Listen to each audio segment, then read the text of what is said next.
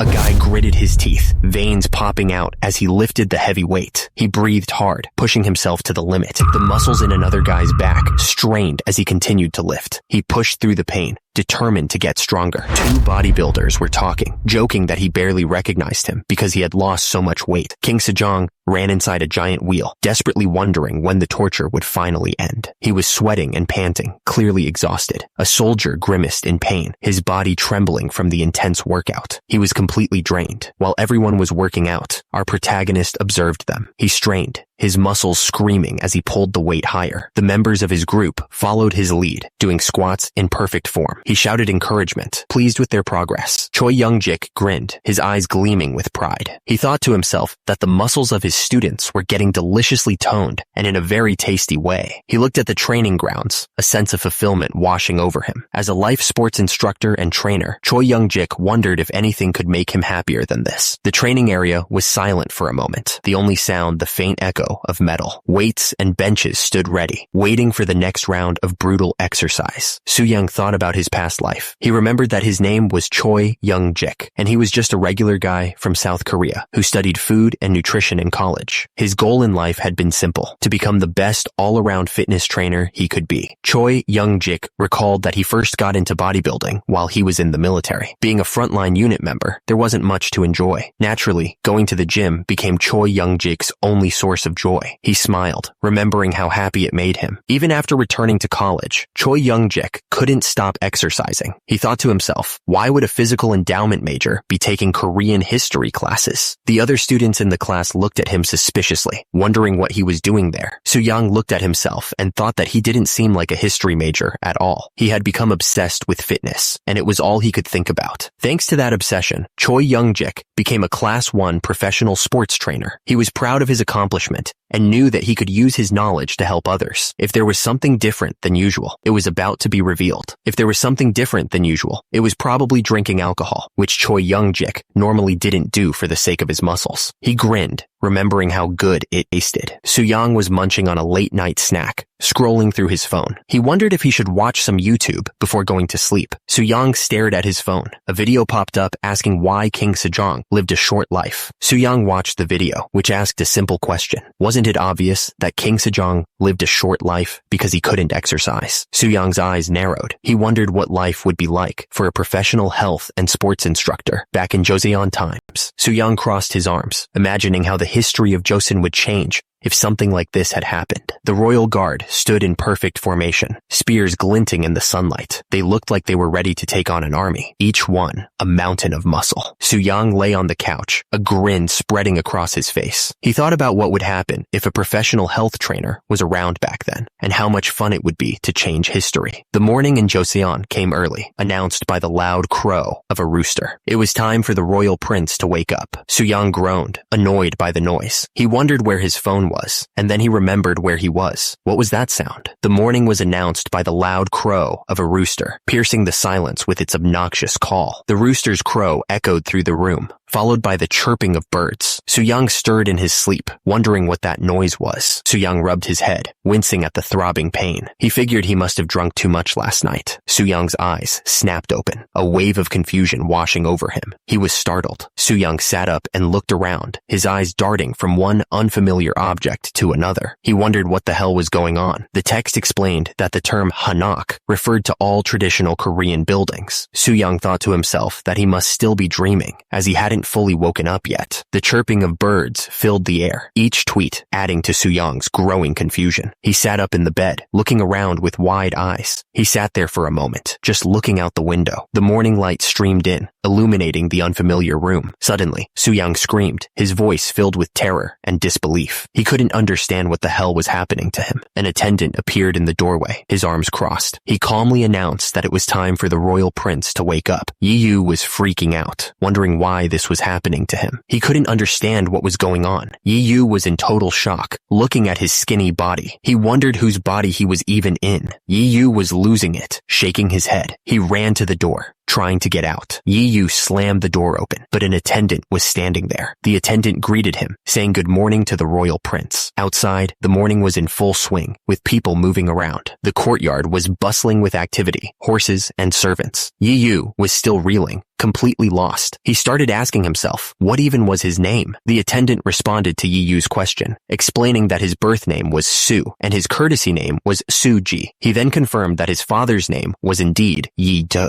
Yi-do, a name with heavy significance. The fourth great king of Joseon, a legendary figure in history. It finally clicked for Yi Yu. If his father was King Sejong the Great, and his name was Yi Yu, that's insane. Yi Yu stared blankly, trying to process the information. Turns out, in history, he was known by a different name. Yi Yu's mind raced, trying to catch up with what was happening. He asked himself, why was he even here? Yi Yu looked up at the palace. The place felt so foreign. He wondered how he ended up in the Joseon time period. All my senses are too real. It seems like I really came to the Joseon era. Your Majesty, Grand Prince Jinyoung has arrived at court. Since I'm still called Grand Prince Jinyoung, this must be before 1445. It's obvious to be nervous as there is nothing familiar about this situation. But thinking about the man I'm about to meet right now, my heart is pounding like crazy. Historically greatest and popularly most revered figure of South Korea. To think I'm going to have an audience with the great King Sejong. As a history student, this is such an overwhelming moment. Right, you're here. Look how charismatic his voice and gasping are. I summoned you here because I had an order for you. Sejong demanded. What are you staring blankly at? Are you not awake yet? Suyang's eyes widened. Is this Sejong the Great? Sejong tilted his head in confusion. Huh? What is the matter? Suyang bowed slightly. I apologize. As father has shown a lot of insight in taking care of the national affairs. I was wondering what kind of decree you would bestow upon this dull son. That's why I failed to hold my manners. This automatic translation function is interesting. Sejong replied, don't call yourself dull. I adore your talent. So I'm going to assign you an appropriate task. We're going to rewrite the comprehensive reflections to aid in governance. Sejong commanded him to go to the Hall of Worthies and rewrite it in big letters. Suyang was shocked. The Hall of Worthies? I receive your command. The Hall of Worthies. Suyang mused. Who would have thought I'd come to the Hall of Worthies in my life? Someone commented, if the Grand Prince is the one who will fix the outline, you will be able to see words that are full of power. Suyang replied, please stop flattering me. Grand Prince Anpyeong's writing is better than mine. The other man chuckled. Ho ho, how humble of you. Suyang continued, by the way, it's not just words. I don't have any problem understanding words either, as if the memories of this body's original owner are still here. He flipped through the pages. He examined the text closely. Reading into this, the letters in this book aren't that small though, but the great King Sejong said that he couldn't see it well. Suddenly, Suyang's eyes locked onto a new target, the great King Sejong himself. According to the eyes of a 15-year trainer, he ran an ID index on the king. The results were less than ideal. Severely obese, BMI above 35. Not a good start. On top of that, his face looked too swollen. Even though it was a cool summer morning, he was forming sweat beads on his forehead. In summary, diabetes or impaired glucose tolerance, a previous stage of diabetes, is suspected. The history after this was as obvious as looking at fire. Not long after this, the great King Sejong would pass away. King Munjong would undergo 3 years of mourning twice in a row, then rapidly deteriorate and die. In the end, Donjong would rise to the throne, and after that, Suyang's mind raced, contemplating the grim future that awaited King Sejong. Number 1. I will never let it happen that way.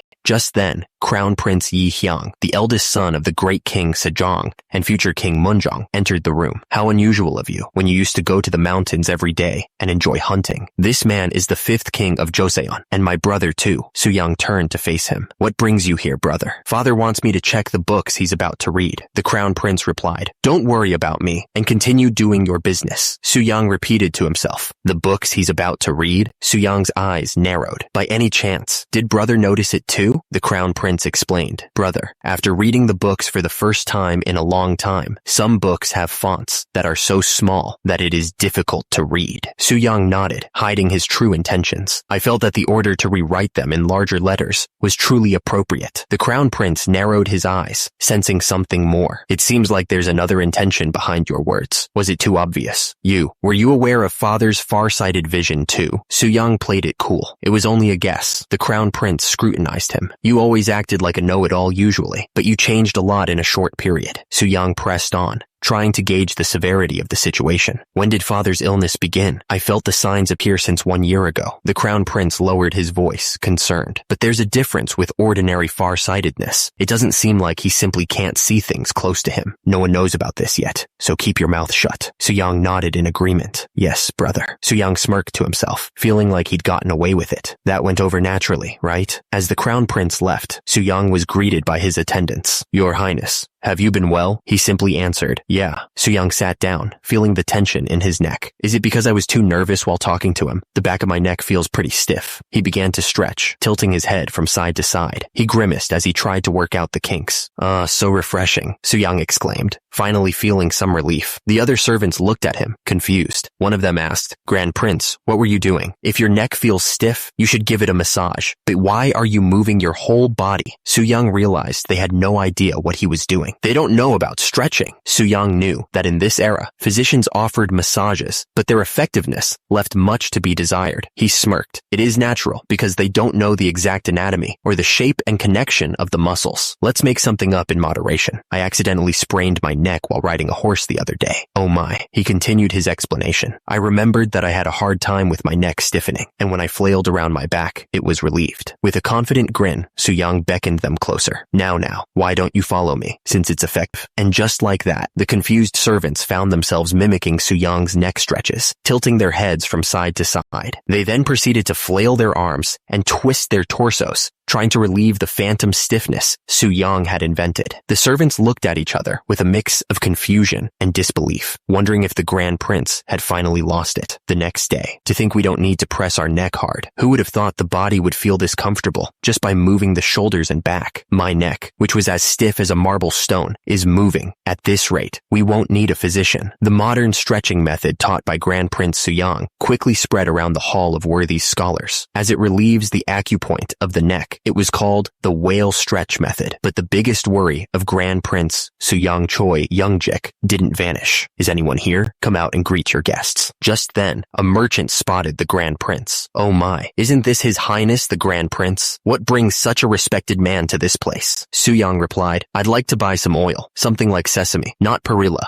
or Paulownia tree oil. Other than sesame oil, we have beef tallow. I can even offer you some horse tallow right away. Suyang tossed him some coins. Collect 5 ml of the poorest quality oil and give it to me. One of the servants watched him, puzzled. Just now, he bought heartleaf, seaweed, and angelica root from the herbal medicine store. But why is he buying so much oil this time? I have no idea what he's thinking about at all. Suyang thought to himself, if my memory serves me right, Grand Prince Suhang would die after suffering from severe dermatitis. Until I find a way to go back to the modern time, I need a countermeasure. Even if it's a simple severe dermatitis, it's something fatal in this era. He clenched his fist. I must make it as soon as possible. Back at his residence, a servant announced, we have arrived at your abode, Your Highness. Suyang nodded. Yeah, great work. Suyang was thinking to himself, if I just resolve this problem, I can. Just then, a voice interrupted him. You have been visiting the streets very often recently. Suyang turned to face the speaker, a smile spreading across his face. That is correct, my wife. He was eager to test something out after looking at a book at the Hall of Worth. But wait, wife? His wife stared back, unimpressed. A few days ago, you were so focused on hunting, and now you are mingling with lowly people. It makes me wonder what you're thinking, dear. Right, he had a wife. He was looking for an object that was used to wash one's body during the Old Song dynasty. Calm down. He must be even calmer at times like this. His wife tilted her head. Is that so? Suyang nodded. Yeah, I thought it'd be worth a try. The thing he needs the most after coming to the Joseon era is soap. Even modern people suffer from various skin diseases if they exercise while wearing clothes that have not been washed properly. What if he did bodybuilding in this era, where soaps aren't around? Full of germs, he'd definitely suffer from various skin diseases. He remembered. He did make a soap in the gym where he used to work before. It was a poorly made soap because the building owner grandma said that she couldn't trust soaps in the mart, but for the most part, soap was soap. Youngjik realized that the production method of a soap is actually simple. You can make it by adding water mixed with ashes from burned rice straw to natural olive oil, mixing it with herbal powder and heating it. That's it. With this method, he thought, I should be able to create soap even in the Joseon era. Youngjik was confused. Your body gets dirty when you get oil on it. I never would have thought oil would be one of the ingredients to wash the body.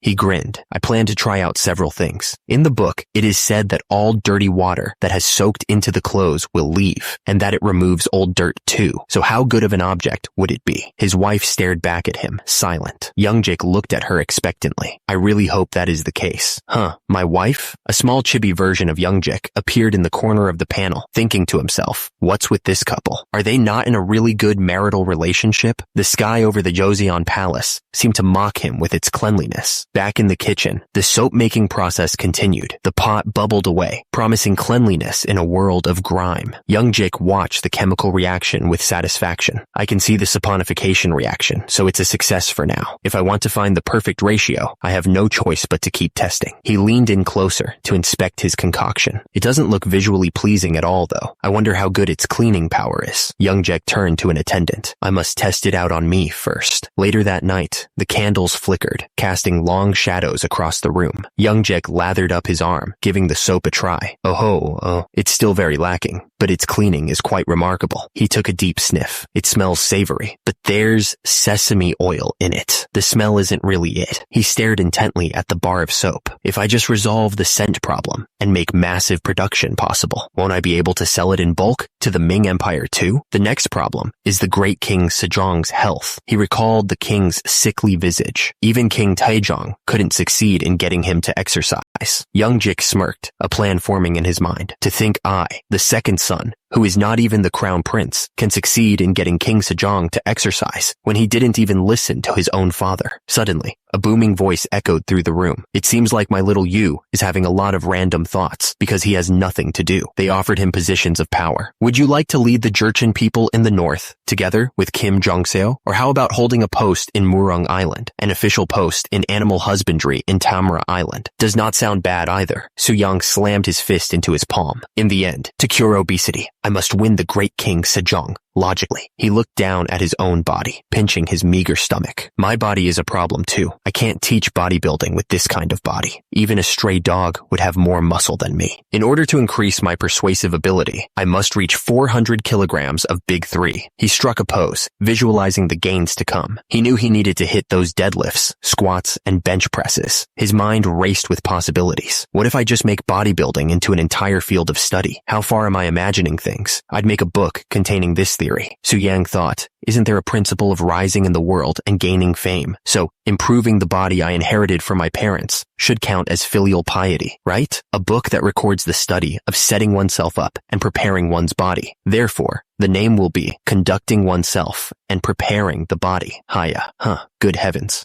With a thud, Soo-young landed back on the ground. Soo-young marveled at his new body's potential. What's with these gifted genes? He pumped out 29 reps of dips with ease. Then, he effortlessly transitioned into 82 push-ups before finishing with a dragon flag. He analyzed his performance. Most of his muscle groups are somewhat natural, but the core and pulling strength are beyond average. Soo-young stared at his physique in disbelief. To think I can do 15 pull-ups with this belly fat. As expected, the narrator chimed in. The bloodline of Yi Seongge, Taejo, doesn't lie. Just then, a servant arrived. Your Highness, I've brought the things. Finally, the small barbells, dumbbells, are here. I shall pay the price right away. It's a relief that you like it, since it was our first time making them. Haha. Grand Prince Jinyang has finally lost it. To think he'd pay bags of rice for those cast iron blocks. Is there a way for us to figure out what those high in status think? Even martial families don't need that much iron. Don't tell me he is gathering soldiers. You, watch your words. We should just get our hands on their pennies. Let's quickly go. Soo-young, eager to get back to his gains, thinks to himself, I haven't been satisfied working out barehanded all this time. How long has it been since I lifted weights? His wife, however, is far from impressed. Even if he's royalty, he's going too far. Bangshil asks, are you just going to sit by and watch, Your Highness? But she's quickly shut down. Forget it, Bangshil. That's enough. One of the servants gossips. He even washed his body with oil. Bags of rice is a few years' worth of living costs for a farmer. To think he'd spend such a fortune on iron blocks. His wife continues to stew. He's been very much into hunting for quite some time, and treating you as if you didn't exist, she finishes, with a look of utter disdain. And he's now into weird things.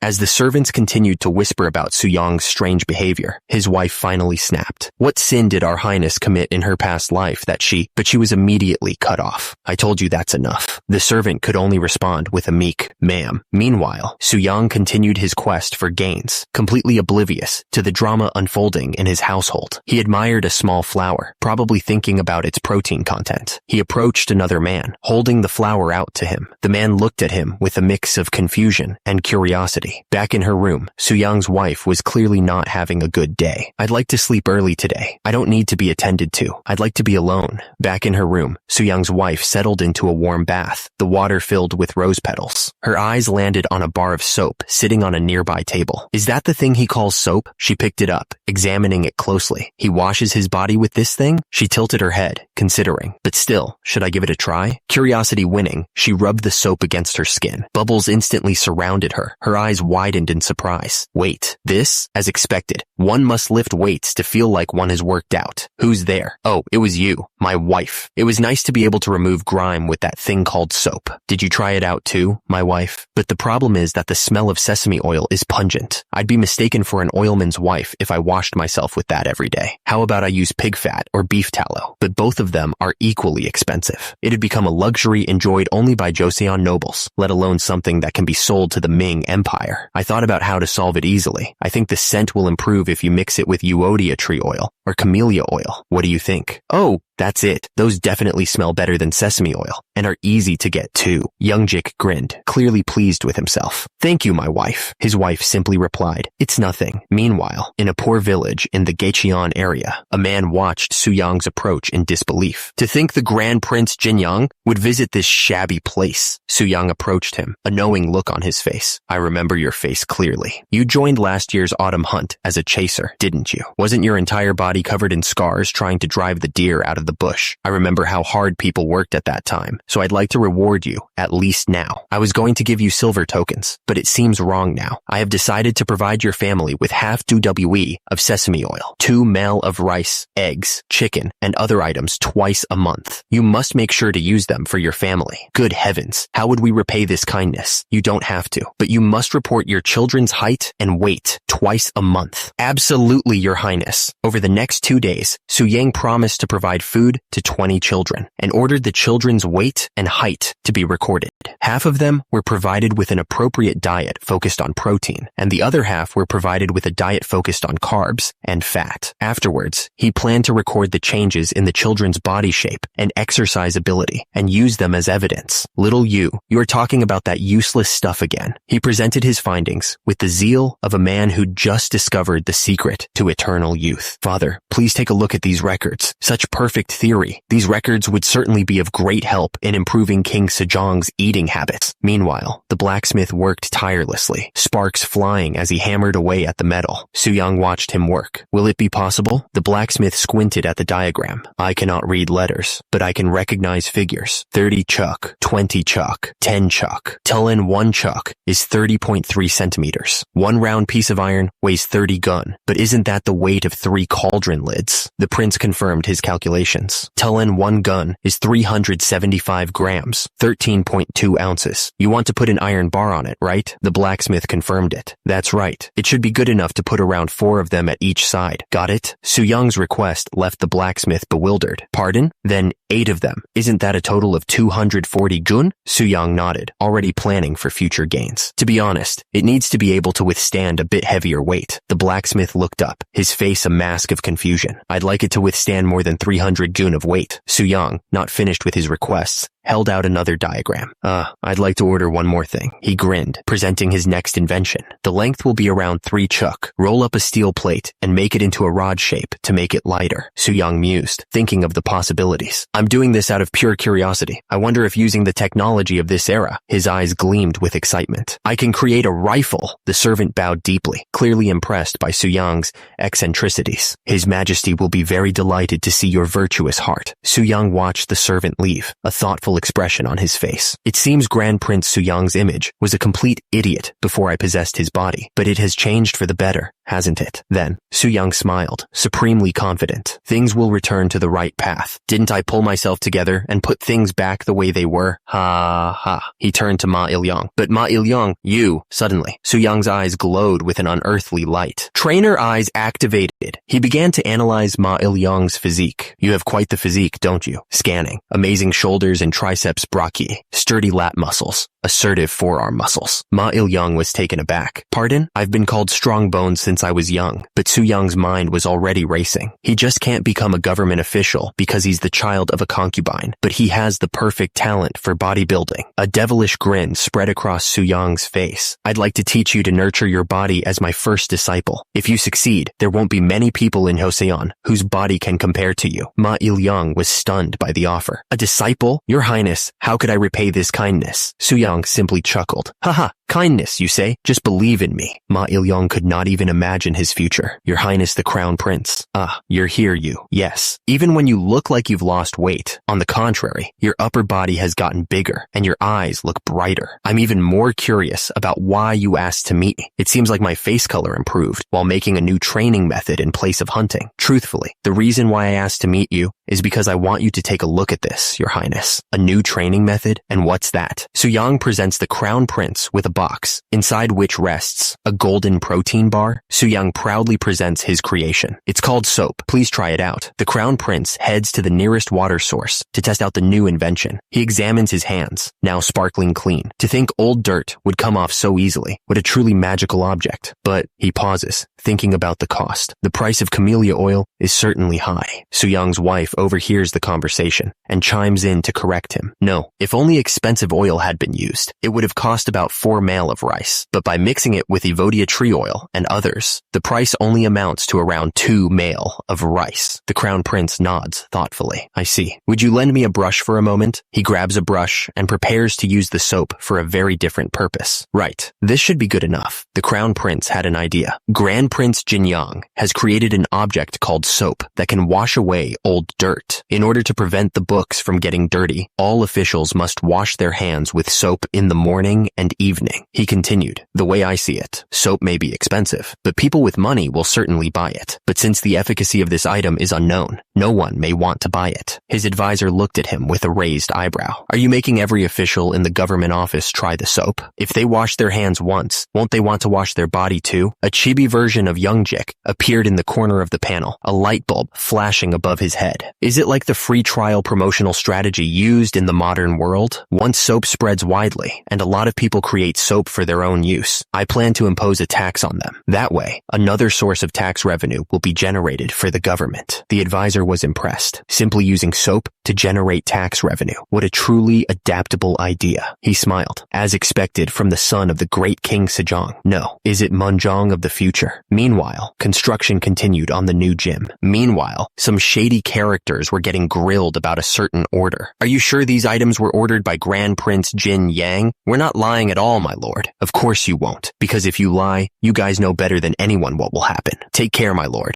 The order was clear. Melt away the items that Grand Prince Jin Yang ordered at once. Pardon, it's just right before the decided date, though. The damage we suffer will be indescribable. The man was furious. Are you saying that mere money is more important than our lives? Hurry and do it, will you? The men denied any involvement. We never met Grand Prince Jin Yang. Whispers began to spread throughout the court. The second prince who couldn't become the crown prince spent his wealth to gather a large amount of iron and was also busy training his body all day. The name on everyone's lips was clear. Grand Prince Jin Yang. A sinister smile spread across one of the court officials' face. You're finally revealing that dark. Have you heard that story? When I washed my hands with a thing called soap, the ink disappeared in an instant. Do you think it washes away only the ink? Even the facial grease disappeared right away. It's truly an odd item. However, do you know who created soap? Obviously, it's His Royal Highness the Crown Prince, isn't it? Hold on to your hat. It's none other than Grand Prince Jin Yang. What? But I thought he was only a troublemaker with a knack for miscellaneous matters. What an unbelievable story. Meanwhile, back in the gym, Su Yang pushed himself to the limit. 8, 9, 10 reps. 10 reps of bench press with 120 gun, or 45 kilograms. Soo-young mused that this progression made him feel like a bodybuilding deity who had descended to earth. One of his swole disciples watched in awe. "You increased the bench press weight again, Your Highness." Soo-young wiped the sweat from his brow. "How can I reduce the amount of effort I put in when training the body is an act of filial piety? Muscles are best. Muscles rock." He glanced over at his makeshift weights. "The current appearance of my weights reminds me of the rusty barbell in the army gym, but they are still quite usable. There were some issues in the making process, though." A blacksmith bowed apologetically. "The rest of the big barbells couldn't be completed due to urgent matters, Your Highness. I will return all the silver tokens you paid." Soo-young considered the blacksmith's words. "I heard he never misses deadlines. Was it difficult because of the new design?" He turned to another craftsman. "Now, it's your turn." The craftsman stammered nervously.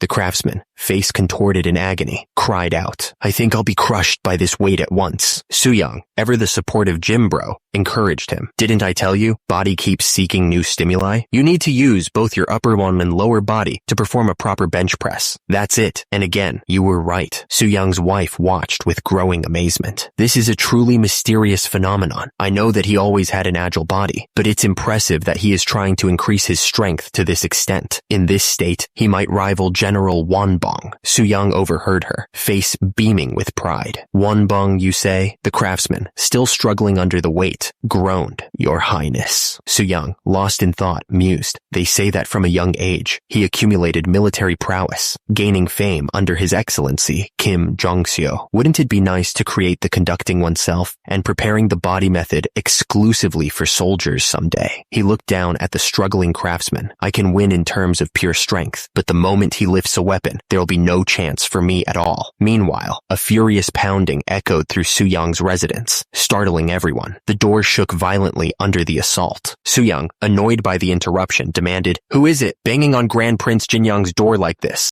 The doors burst open, revealing a group of officials, their faces grim. Their leader, a stern-faced man with a feathered hat, looked ready for a fight. The uninvited guests startled Soo-young's wife and servants. Soo-young's wife, caught off guard, asked with concern, "What's going on?" The official, seemingly unfazed by the chaos he caused, declared, "Don't you know this is the Grand Prince Jin-young's residence?" "Ma'am, ha!" Soo-young's wife stared back, a mix of shock and defiance in her eyes. "Knowing it well, and yet acting like this, you must have fallen into it too, Your Highness." Startled, she gasped, caught off guard by the sheer audacity of the intrusion. Suddenly, one of Soo-young's swole guards intervened, effortlessly shoving the official aside. The official, sprawled on the ground, sputtered in disbelief. "How could someone of my physical strength, from the very office of the Inspector General, be pushed away so easily?" Soo-young stepped forward, his expression hardening. "Don't you dare open your dirty mouth carelessly." Before Soo-young could continue, more officials charged into the courtyard, swords drawn and ready for a fight. "Hey," the official, clearly regretting his life choices, pleaded. "Oh my, that's enough." Another official chimed in, trying to sound reasonable. "It's been a while since the hunting competition last year, Your Highness." Soo-young, flexing his newly acquired muscles, glared at the men. "What on earth is going on? Your Excellency, Yi Suk-chi. If you recklessly touch my people, I won't stay quiet." Yi Suk-chi,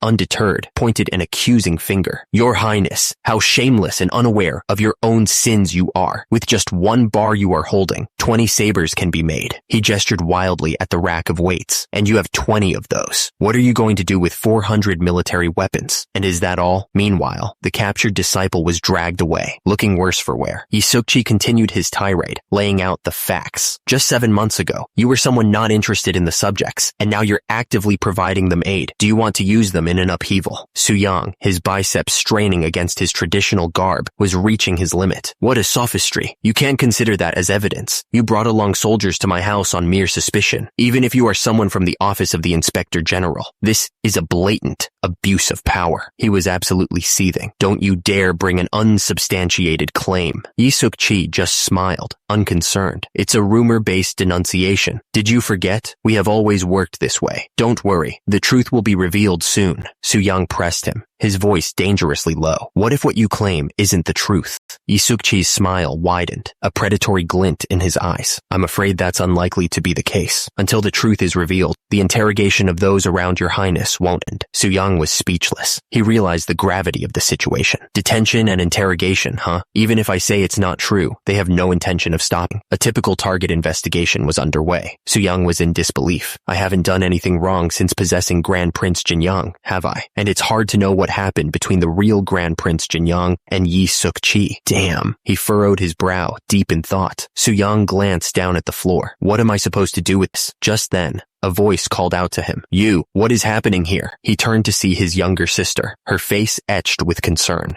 Elder brother! Just then, a voice booms out, interrupting the tension. I heard negative rumors about you, so I came by in person. Your Royal Highness, the Crown Prince. The Crown Prince eyes Su-young warily. Although I believed that you had figured out a method for training your body. Don't get too close. If that person dreams of an upheaval, who knows what he might do? Su-young looks back, confused. That person? The Crown Prince's advisor steps forward, his gaze sharp. Watch your words, Inspector General. He's not that person, but his younger brother. The Crown Prince turns his attention back to Su-young, gesturing towards the gym equipment. It's a common law for those who are unsatisfied with their relatives to use their wealth privately. You, try to convince me about these devices. Su-young's brow furrows as he responds, his voice firm. Even if one is family, the sin of going against it cannot be forgiven, and the same is true for someone who defames my sibling. The Crown Prince's threat hangs in the air. You too should risk your neck. The Crown Prince's threat hangs in the air. You too should risk your neck. With a resounding thud, Su-young's feet hit the ground. Su-young turns to the Crown Prince and his advisor. It's great that you are here. I needed to talk to you anyway. Su-young gestures to one of his attendants. Bring me the conducting oneself and preparing the body. Yes, master. Su-young explains his grand plan. The reason why I made and trained my body was to put it to use for something really important. He hands the book to the Crown Prince's advisor. First, please check my regimen. What is so important about it that you made a book? The advisor skims through the pages. So you have concluded that nurturing a good body shape is an act of filial piety. Well, that isn't wrong, but the Crown Prince eyed the gym equipment with suspicion. I don't understand why you need such huge devices. He continued, clearly not impressed. Why would you go through such an inconvenience just to make one regimen? Su-young turned to the Crown Prince, his expression serious. I think we should talk privately about it. As they walked, Su-young lowered his voice. You also know that our father's health is deteriorating with each passing day. I shouldn't say this, but I'm sure he has a disease. The Crown Prince scoffed. It's just his age. You are overthinking it. If you really have medical knowledge, tell me what his illness is. Su-young's advisor chimed in, equally concerned. Yes, your highness. You must have noticed that these days, his face looks feverish, and he sweats a lot, even when it isn't hot. I'm sorry to say this. Su-young's face darkened. I suspect he has high blood sugar. Su-young continued to explain his diagnosis. The cause of high blood sugar is excessive accumulation of yang qi. He elaborated. It's likely due to him consuming an excess of food beyond what is necessary. The Crown Prince listened intently as Su-young laid out the facts. He doesn't even indulge in physical activities, so there is no way to release the yang qi. What's more, the high body temperature has affected his eyes and worsened his eyesight. Is that why you have been out to help people? I heard you were making a record after distributing food to the children. Is that act also related to our father? Su-young confirmed his suspicions. Yes, I've concluded that a few bowls of rice and eggs are enough to make someone obese. What's going to happen to our father is quite obvious. That's why I am trying to make a record related to eating and working out, he added, and make our father see it himself. The Crown Prince, now understanding Su-young's motives, addressed the Inspector General. Inspector General, get your men to step back. It seems like Prince Jinyoung didn't have a bad intention.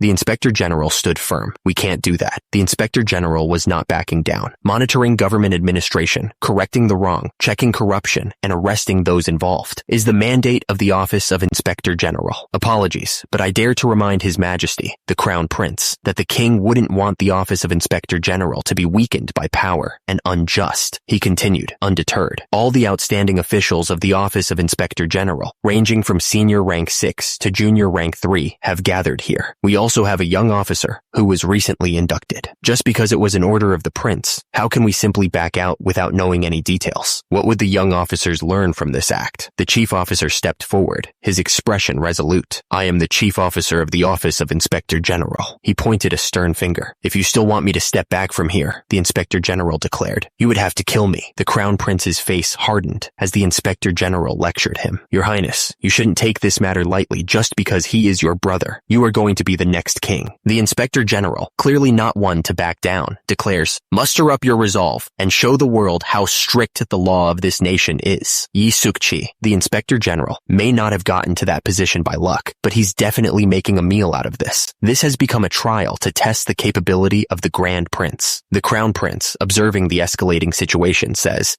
I don't know about other things, but I think you have to explain why you need so much iron and so many devices. Su-young, seeing no other way out, responds, since push has come to shove, yes, your highness, I will show you myself. He declares with unwavering resolve, I will prove it with my strength. Su-young explains his methods. Too much yang qi has accumulated in father's body and is now manifesting as the signs of aging. If we remove the excess qi through working out, he will get better, but we all know that he doesn't like moving. So what if we show him a strength he has never seen before? Don't you think it would motivate him? For example, showing the strength of Xiang Yu. If I can't convince them, it won't work for father either. So, I understand. Su-young, now with a clear goal, shouts out, listen, Prince Jin Yang was inventing a regimen for the people's health. Those irons are his inventions to help that. You mean he really uses those to train his body? Those lumps of iron that look heavier than most of the cauldron? Just then, an idea sparked in the Crown Prince's mind. I've got a great idea. The reason why he is being suspected is because we don't understand how all those are used. He continued, then, if he shows you how he trains himself with those, he can't be falsely accused anymore, right? What do you think? Anyone who would like to come forward? An official, face obscured by his hat, declared, let me challenge him. The man's eyes glinted with confidence. I have never lost to someone in strength. If he is found weaker than me, it'll prove that everything he said until now was a lie. Su-young cracked his knuckles. Stepping forward, the crowd murmured in anticipation, eyes glued to his bulging biceps. He flexed his arm, muscles straining against his white robes, as the officials looked on with a mix of apprehension and excitement. The challenger, gritting his teeth, struggled to bench press the weight. Su-young explained the exercise. This training is called bench press. He elaborated on its benefits. It's for training arm, and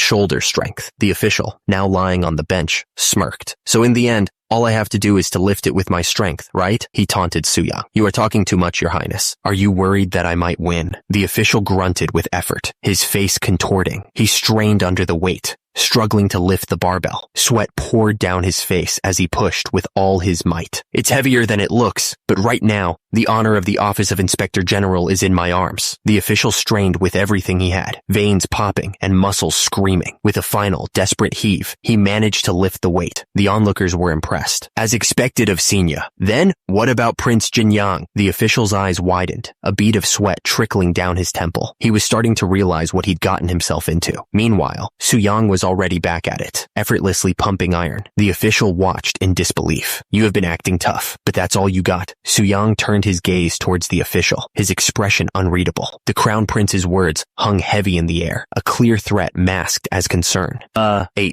9. With a clap of his hands, Su-young was ready to drop some knowledge. That was a really great performance, Joel, your highness. This is absurd. The defeated official was beside himself. I, who is invincible in the Office of Inspector General, lost in a contest of strength. Su-young began to lecture the crowd on the finer points of fitness. In physical fitness training, the number of repetitions depends on the goal of the training, and I can lift up to 175 gun at once, which he helpfully translated. 105 kilograms. The crowd was shocked. What? The official scoffed, trying to regain some dignity. Nonsense. Even if you won the contest, you can't just say such nonsense. That's enough. Let's go. We are leaving for today, but that doesn't mean you are out of suspicion. I will keep doing my job with all my effort. Su-young watched them go. So, the Inspector General was going to keep his eyes on him. He narrowed his eyes, a spark of determination in them. I will do the same.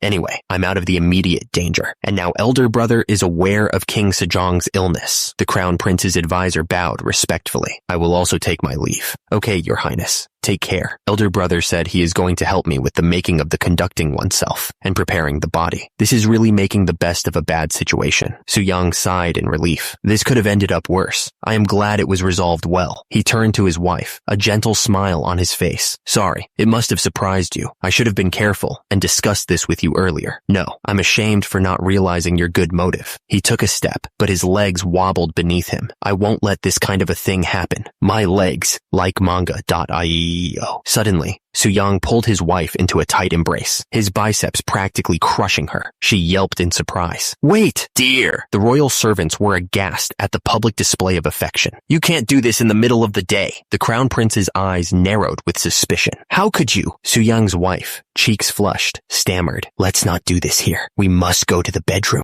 Even the peanut gallery in the corner was shocked. What is this atmosphere? Don't tell me. This is probably... The scene cuts away, transitioning to a tranquil, peaceful village at sunset. Back in the palace, the Inspector General stood firm, unwavering in his resolve. I'm sorry about what happened. I will take full responsibility. Forget it. The Crown Prince, however, seemed unfazed by the whole ordeal. It's not like we didn't gain anything. What, among those devices, was an unusually thin and hollow item. It looked like a miniaturized and elongated chong-tong. I have observed that he is interested in weird objects, so I'm sure he has ulterior motives. What if he is improving Sei Chong-tong to develop a new form of artillery? A year ago, during the hunting contest, I clearly saw the true colors of that beast. That very grand prince Jin Yang is creating, conducting oneself, and preparing the body as an act of filial piety? Ludicrous. I will be watching you to uncover what you are hiding in that dark mind of yours. While Prince Jin Yang was going about his daily life as usual, after a few days, news came that the smithy had resumed the construction of the devices. 3 months after. What did you just say? I wasn't feeling well, so I went to see a physician, and he said I'm pregnant. I think I got pregnant that day. Pregnant? My kid is 3 years old. I don't have the time to work out. The official continued to rant about fitness. Trust me, bro. Your life will change if you exercise. Post-workout freshness is the ultimate nectar of life. It's all nonsense. I don't want to get nagged by a bastard who couldn't get married, even until the age of 40. Su-young was taken aback. What are you saying? Don't you know I am married? I even have 2 wives. Honey, dear Barbell, and Dumbbell, he reminisced. A few days ago, I had such a life, but now I'm a father? The woman beams, cradling her stomach with both hands. Su-young was stunned. Pregnant? Did you say pregnant? Dear. The official's eyes widened with excitement. We must inform His Majesty the King of such great news right away. The Crown Prince's advisor smiled serenely. It gives me immense pleasure to see you so happy, my dear. Let's go together and offer incense to deities. She declared, I have to be healthy in order to give birth to a healthy child. So I was also thinking about learning conducting oneself and preparing the body. We can start with simple posture to not wear you out. She instructs Su-young. Take in a slow and deep breathe.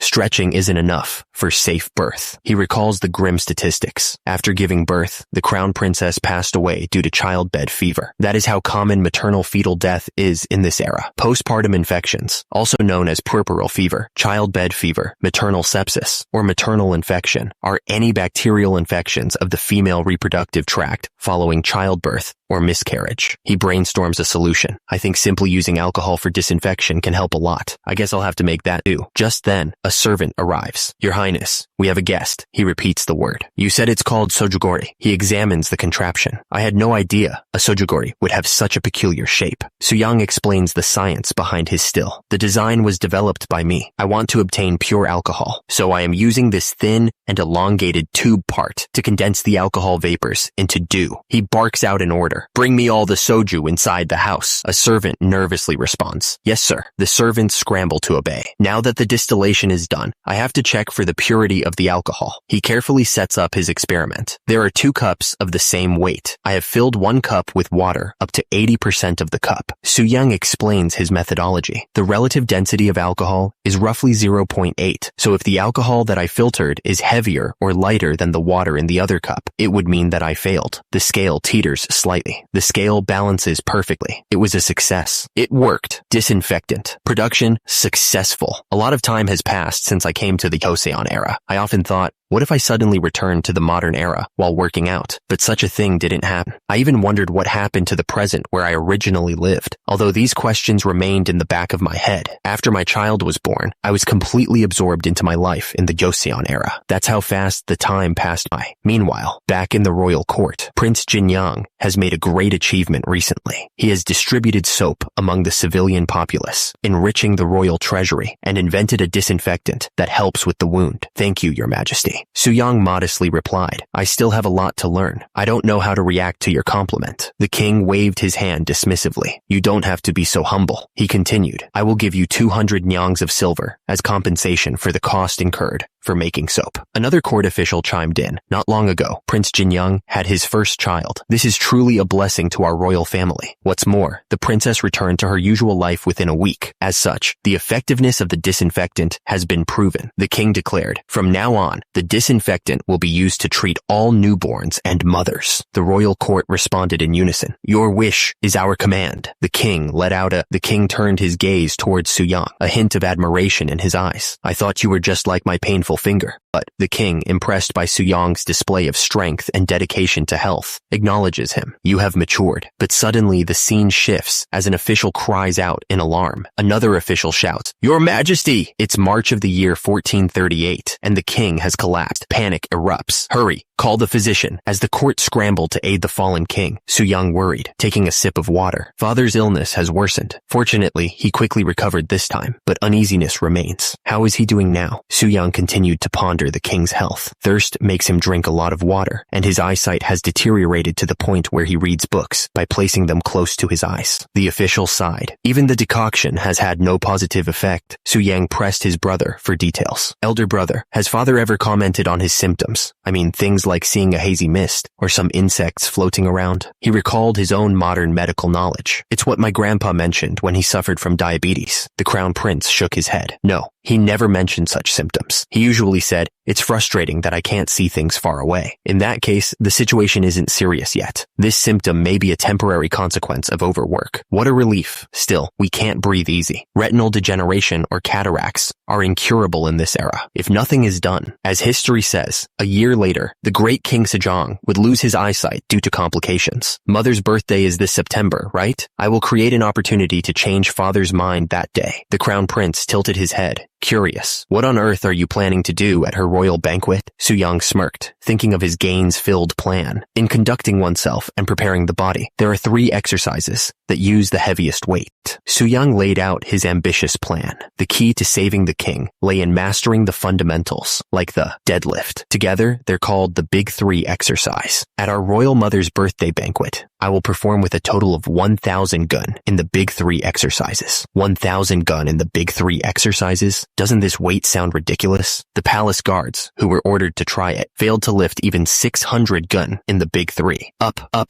How miserable, Your Highness. Right now, I'm only at 900 gun. Achieving 1,000 gun is challenging even with all my strength, but I will make sure to succeed for father's sake. If that's your wish, I will also do my best to help. The current conducting oneself and preparing the body lacks a lot academically. I will make it a book that father will be satisfied with. So you must also devote yourself to your studies. Huh? Devote myself to studies? Didn't you write conducting oneself and preparing the body out of filial piety? At least you should incorporate the content of all 13 classics. And as the author of Conducting Oneself and Preparing the Body, you also need to thoroughly understand them. Hold on. The only scriptures I inherited from the Grand Prince Suyang's memory are the 4 books and 5 classics. Is the difficulty suddenly increased to the 13 classics? But I'm doing it all for the great King Sejong. Suyang's face was a mask of determination. You can count on me, elder brother. When I achieve 1,000 gun in the Big 3 exercises, we will raise the topic of conducting oneself and preparing the body in front of father and make sure he experiences your method. For the sake of our father's well-being, cheers. Suyang steeled himself for the challenge ahead. Now, I have to take on something really crazy. Increasing weight in the Big 3 exercises by 100 gun in 6 months is already a questionable thing to do. But even if I succeed, this body, laden with fat, won't be a compelling argument for the great King Sejong. Suyang glanced at the mountains, a plan forming in his mind. I guess to flex my muscles in all their glory, I need to drop body fat by about 8 gun. And the the best way to burn calories in this era is, of course, hiking. He began his ascent, his loyal companion struggling to keep pace. I hope this body's boundless potential will come handy, because from now on, all I can do is special training. The days blurred into a montage of sweat and study. From early morning hiking to working on conducting oneself and preparing the body, I don't even have the strength to turn a page. Man, I'm going to die. Memorizing all this sounds absurd. The king's collapse has thrown the palace into chaos, but Suyang is focused on the real issue, his gains, the cause of this situation. Ha ha ha. Father's blood flows in your veins, doesn't it? I finished the 3 classics in just 2 weeks, so you, considering your remarkable talent, should do it in 1. He looms over you, a glint in his eye. Don't tell me. You have complaints, you. Meanwhile, the sun sets on another day of hard work. Back in the palace, the dinner menu is revealed. Napa cabbage, cucumbers, beef rump, rice oatmeal. Suyang stares at the less than optimal meal, his wife looking on nervously. Is this really acceptable for you? He sighs, knowing what he has to do. Oats are something eaten to unavoidably fill the stomach. I have to prove my filial piety through the conducting oneself and preparing the body at mother's birthday. He clenches his fist, thinking of his mother, how much she must be worried, seeing my extra flab. Suyang's eyes blaze with determination. I'll eat like this until my filial piety is proved. His wife, witnessing his dedication, feels a pang of guilt. I'm only ashamed for not understanding your great ambition, my dear. Fearing that the beef rump might be bland without seasoning, I salted it apparently. It was all for nothing. She calls out to the servants. Are you there, Bangshil? Take away the table that has been served for my dear now and bring a new one. Make sure never to add seasoning to the food my dear will eat in the future. Never. But the damage is done. Blur. Suyang stumbles outside, barely holding it together. Hugh. Despite the setback, Suyang is back at it, deadlifting with a vengeance. Undeterred by salty beef, Suyang decided to try some good old-fashioned rock climbing. Meanwhile, the crown prince was still plotting, poring over documents by candlelight. Back at the training grounds, Suyang and his men stood silhouetted against the sunset, their physiques more impressive than ever. His gains were undeniable, and time flew by quickly. Queen Sohaeon's birthday banquet. Suyang struck a pose, showing off. Look at the fast body of this humble me. The king watched Little Gu, showing off his horseback riding skills, and chuckled. Little Gu's horseback riding talent has reached a new level. How commendable. Zooming in through the king's eyes, we see Little Gu on horseback. The king watched with a smile. Meanwhile, the crown prince was still plotting. Your turn is the last. Even among the royalty, everyone thinks you're going to show off your body, like street performers. Elder brother, have you mentioned conducting oneself and preparing the body to anyone else? Suyang listened intently. When I told the crown princess in the morning that you carried 300 gun, she didn't believe it and even got angry. So, just make our plan work out. The crown prince continued. And then, father will surely show interest in conducting oneself and preparing the body. Suddenly, a gust of wind blew. A voice echoes out. A thing I ask of you, you, the hooded figure, you, stands before a high-ranking official, his expression unreadable as he listens to the request. The royal banquet is in full swing. Next is Grand Prince Jinyang. Suyang steps forward, ready to show off his hard-earned gains. Royal Mother, I sincerely offer you my congratulations on your birthday. The fact that I exist in this world is all thanks to the divine kindness of His Majesty, the King, and Your Majesty the Queen. With this in mind, I have created conducting oneself and preparing the body, which means a healthy discipline for self-establishment and development of a fit body. You, that huge iron object behind you, what exactly are you trying to show? I have prepared something small, just to repay your kindness. This humble me is overwhelmed with myriad emotions. What I show you today is something bestowed upon me by both of you, my royal parents. I present to you this outstanding body, Queen Sohyeon's birthday, in the year 1438. The ceremony that altered the entire course of Joseon's history unfolds right here and now. The courtiers gawk, completely bewildered. I've never seen such a body in my life. Is this person the same Grand Prince Jinyang we know of? Suyang steps up to the bench press, a predatory glint in his eye. Well then, let's begin. The peanut gallery whispers in confusion. Begin what? What is he trying to do? Suyang lowers the gargantuan weight, his muscles straining against the load. He pushes with all his might. The onlookers are astonished by the sheer size of the weights. Those plates, aren't they even larger than when I struggled with them? Suyang lowers the weight, his muscles screaming in protest. Huap! He pushes the weight back up, completing the rep. The courtiers are losing their minds. Wait, what? Where does he draw his strength from? His strength is incredible. The weight clatters back onto the rack. Sweat glistens on Su Yang's chest as he sits up, invigorated. He explains the exercise. One of the important activities in conducting oneself and preparing the body is this exercise I call bench press. Through this movement, you can train your chest, shoulders, and arms. The Queen Mother clasped her hands together, still reeling from the display. I don't know what I just saw. An official nervously calculated the weight. How much does it all weigh? The iron bar is 40 gun, and the cylindrical plates combined are 240 gun. Altogether, it's 280 gun. The king's eyes widened in disbelief.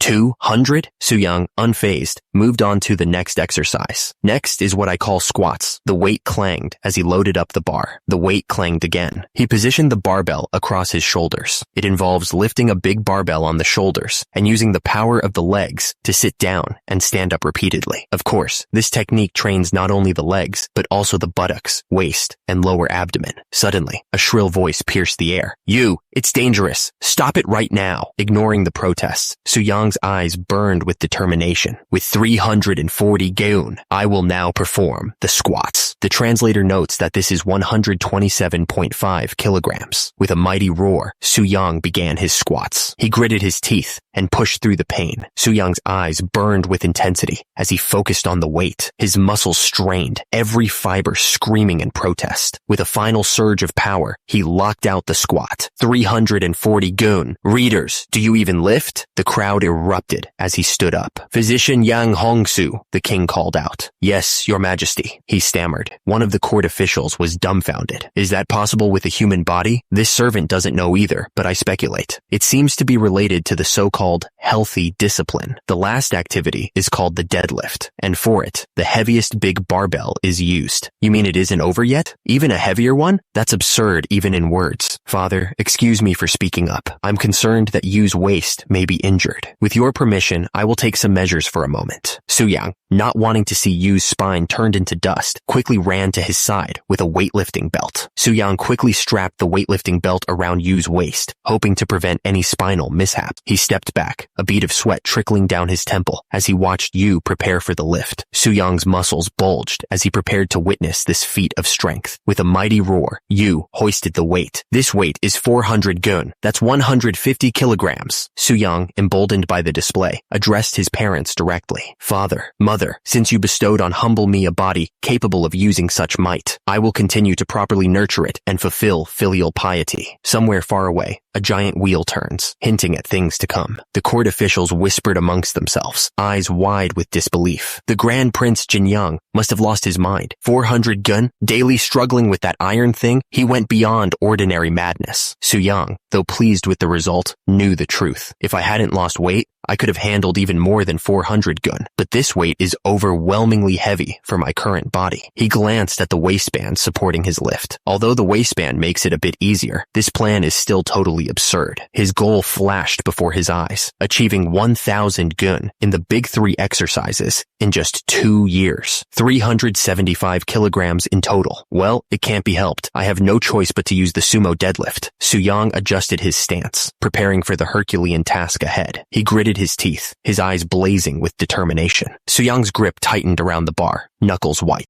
The weight strained against gravity, groaning under the pressure. It's going up. Is it really possible for that heavy mass of iron to be lifted solely with one person's strength? And with a final surge of power, the weight crashed back to the ground. Su Yang's hands, though victorious, dripped with the price of his ambition. The crowd was left in stunned silence. With the weight down, Su Yang stood tall, a monument of muscle against the Joseon skyline. The crowd was silent, unsure what to make of this display of strength. Su Yang's hands, however, were screaming in pain. Blood dripped from his torn palms. The queen, witnessing this madness, gasped, "Royal Mother!" The weight crashed to the ground with a resounding boom, shaking the very foundations of the palace. The force of the impact pulverized the stone floor. The court officials looked on in stunned disbelief. The queen's attendant looked like she was about to faint. The queen, utterly bewildered by the display of raw power, could only stammer, "My dear." Su Yang stood there, a mountain of muscle, the very embodiment of physical prowess. He turned to his mother, realizing she was inspecting waving his torn hands. Royal Mother, the queen, holding his bloodied hands, began to speak. You've been using those irons daily for 2 years, so your hands are like this now. What do you mean by that talk of filial piety? But then, a surprising change of heart washed over her face. In all my life, I've never seen a greater manifestation of it than yours. Tears streamed down her face as she continued. Seeing you train your body to this extent makes my tears flow incessantly. Su-young, touched by his mother's unexpected reaction, responded softly. Mama, the queen's praise wasn't the only reaction. One of the onlookers was still reeling from the visual feast he had just witnessed. I know that those who have mastered martial arts may show visible muscles on their abdomen, but to have such distinct texture, look at how the muscles inside are moving. King Sejong, visibly impressed, chimed in. Indeed, you have personally proved the conducting oneself and preparing the body regimen. You've truly worked hard. But then, the king's expression turned serious. I have one thing I want to ask. What is the purpose of the healthy discipline you demonstrated on this occasion? Su-young, with a confident smirk, replied, to establish myself and perfectly prepare the body you both bestowed upon me. The king raised an eyebrow, a hint of concern in his voice. Perfectly prepare the body, huh? Is lifting 1,000 jun like you did today the standard? In that case, I'm afraid that conducting oneself and preparing the body might persecute those lacking strength. Su-young quickly reassured him. There's nothing like that. I started this discipline to get rid of the excess fat hanging around my abdomen. My strength only naturally increased during that process. He flexed his arm, veins popping. In just 3 months, my limbs moved smoothly and fatigue disappeared. King Sejong nodded thoughtfully. Yes, I know that you and the Crown Prince authored books on this. I will read it and distinguish between right and wrong. Let's discuss conducting oneself and preparing the body at the palace later. Su-young beamed, clearly pleased with the king's response. Your royal grace knows no bounds. The king continued. Besides, your royal title, the Grand Prince Jinyang, doesn't seem satisfactory. He gestured regally. Since you invented the healthy discipline and reached its peak, I suggest taking Su from Su-youngbu to name you. And with that, a new title was bestowed upon the swole prince, the Grand Prince Su-young. Under the silent gaze of the moon, the palace stood still, unaware of the seismic shift that had just occurred within its walls. The king picks up the book, clearly impressed. This book is truly extraordinary. He looks up at his son, a flicker of suspicion in his eyes. Even though you lend him a helping hand, since when did you read widely to become this knowledgeable? Su-young bows slightly, maintaining his innocent facade. This humble son of yours has also read this book and marveled many times. I simply compiled the regimen you've managed to create into these books. The king's eyes narrow as he flips through the pages. Unlike other books, there's a diagram he specifically put at the end of volume 1. Alright, today I'll check just this one. He begins to read. Changes in eating habits and body as seen through the growth records of children in Gaichen. Gathering and analyzing data when making policies is quite like me. The king continues to read, his brow furrowing in concentration. If you cook rice with 1 mal of grains, 17 liters, 6 kilograms, an adult can eat it for 10 days, while children can fill their stomachs for twice as long. On the other hand, overeating results in excess fat. A spoonful of sesame oil every day overflows children's bodies with strength. The king's eyes widen in horror as he finishes the passage. Meanwhile, a person with a full stomach gains over half a gun of excess fat in a month. Excess fat. Excess fat. The king had been swayed. But what did the crown prince think? How was it, elder brother? What did father say? Well, he decided to give the conducting oneself and preparing the body a try. Is that true, elder brother? Su-young grinned, gesturing to his makeshift gym. As you can see, I'm fully prepared, Su-young continued. Today is the first day, so I will only explain the posture. However, with national affairs overflowing at the moment, it was suggested to wait for an auspicious day before continuing further discussions. The crown prince looked utterly deflated. Huh? Su-young's face darkened. What auspicious day is he talking about when after a few months, his eyesight will deteriorate to the point of blindness? I'm tired today. Bring me a plate of grain syrup. He knew what he had to do. There is a saying, the hardest part of a fit lifestyle is getting started. If the great King Sejong won't come to me, I have no choice but to visit him myself. With that, Su-young stormed off. You, wait for me. He arrived at the palace. Your Highness, what is this? The guards tried to stop him. There are do's and don'ts in the palace. Please stand up. Su Yung was not having it. Force me out with all your physical strength if you can. The guards struggled, but Su Yung was immovable. Grand Prince, don't do this. His Highness will be arriving at the palace soon. Just then, a booming voice echoed through the palace grounds. What's the mess going on here? The king arrived, his face a mask of royal disapproval. He glared at Su Yung. Creating a disturbance in the royal palace in broad daylight? Have you forgotten your dignity? Su Yung wasn't deterred. Father, there is something that really needs to be discussed. The king sighed, already knowing where this was going. I'm certain it's about conducting oneself and preparing the body, isn't it? Besides, I've already read it, and I'm sure I express the will to experience it when I have time. I shed tears of gratitude for Father's immense generosity. However, Su Yung cut him off, undeterred. The right approach to conducting oneself and preparing the body is starting from today and doing it consistently. The king recoiled, sparks flying around him. Let's start exercising, he repeated, exasperated. I said I'm busy. The king narrowed his eyes. Tell me, Grand Prince Su Yung, did you write conducting oneself and preparing the body, suspecting that I had an illness? Su Yung stood his ground. I meddled because signs were appearing. It says in books that the most proper thing is to treat the illness in advance.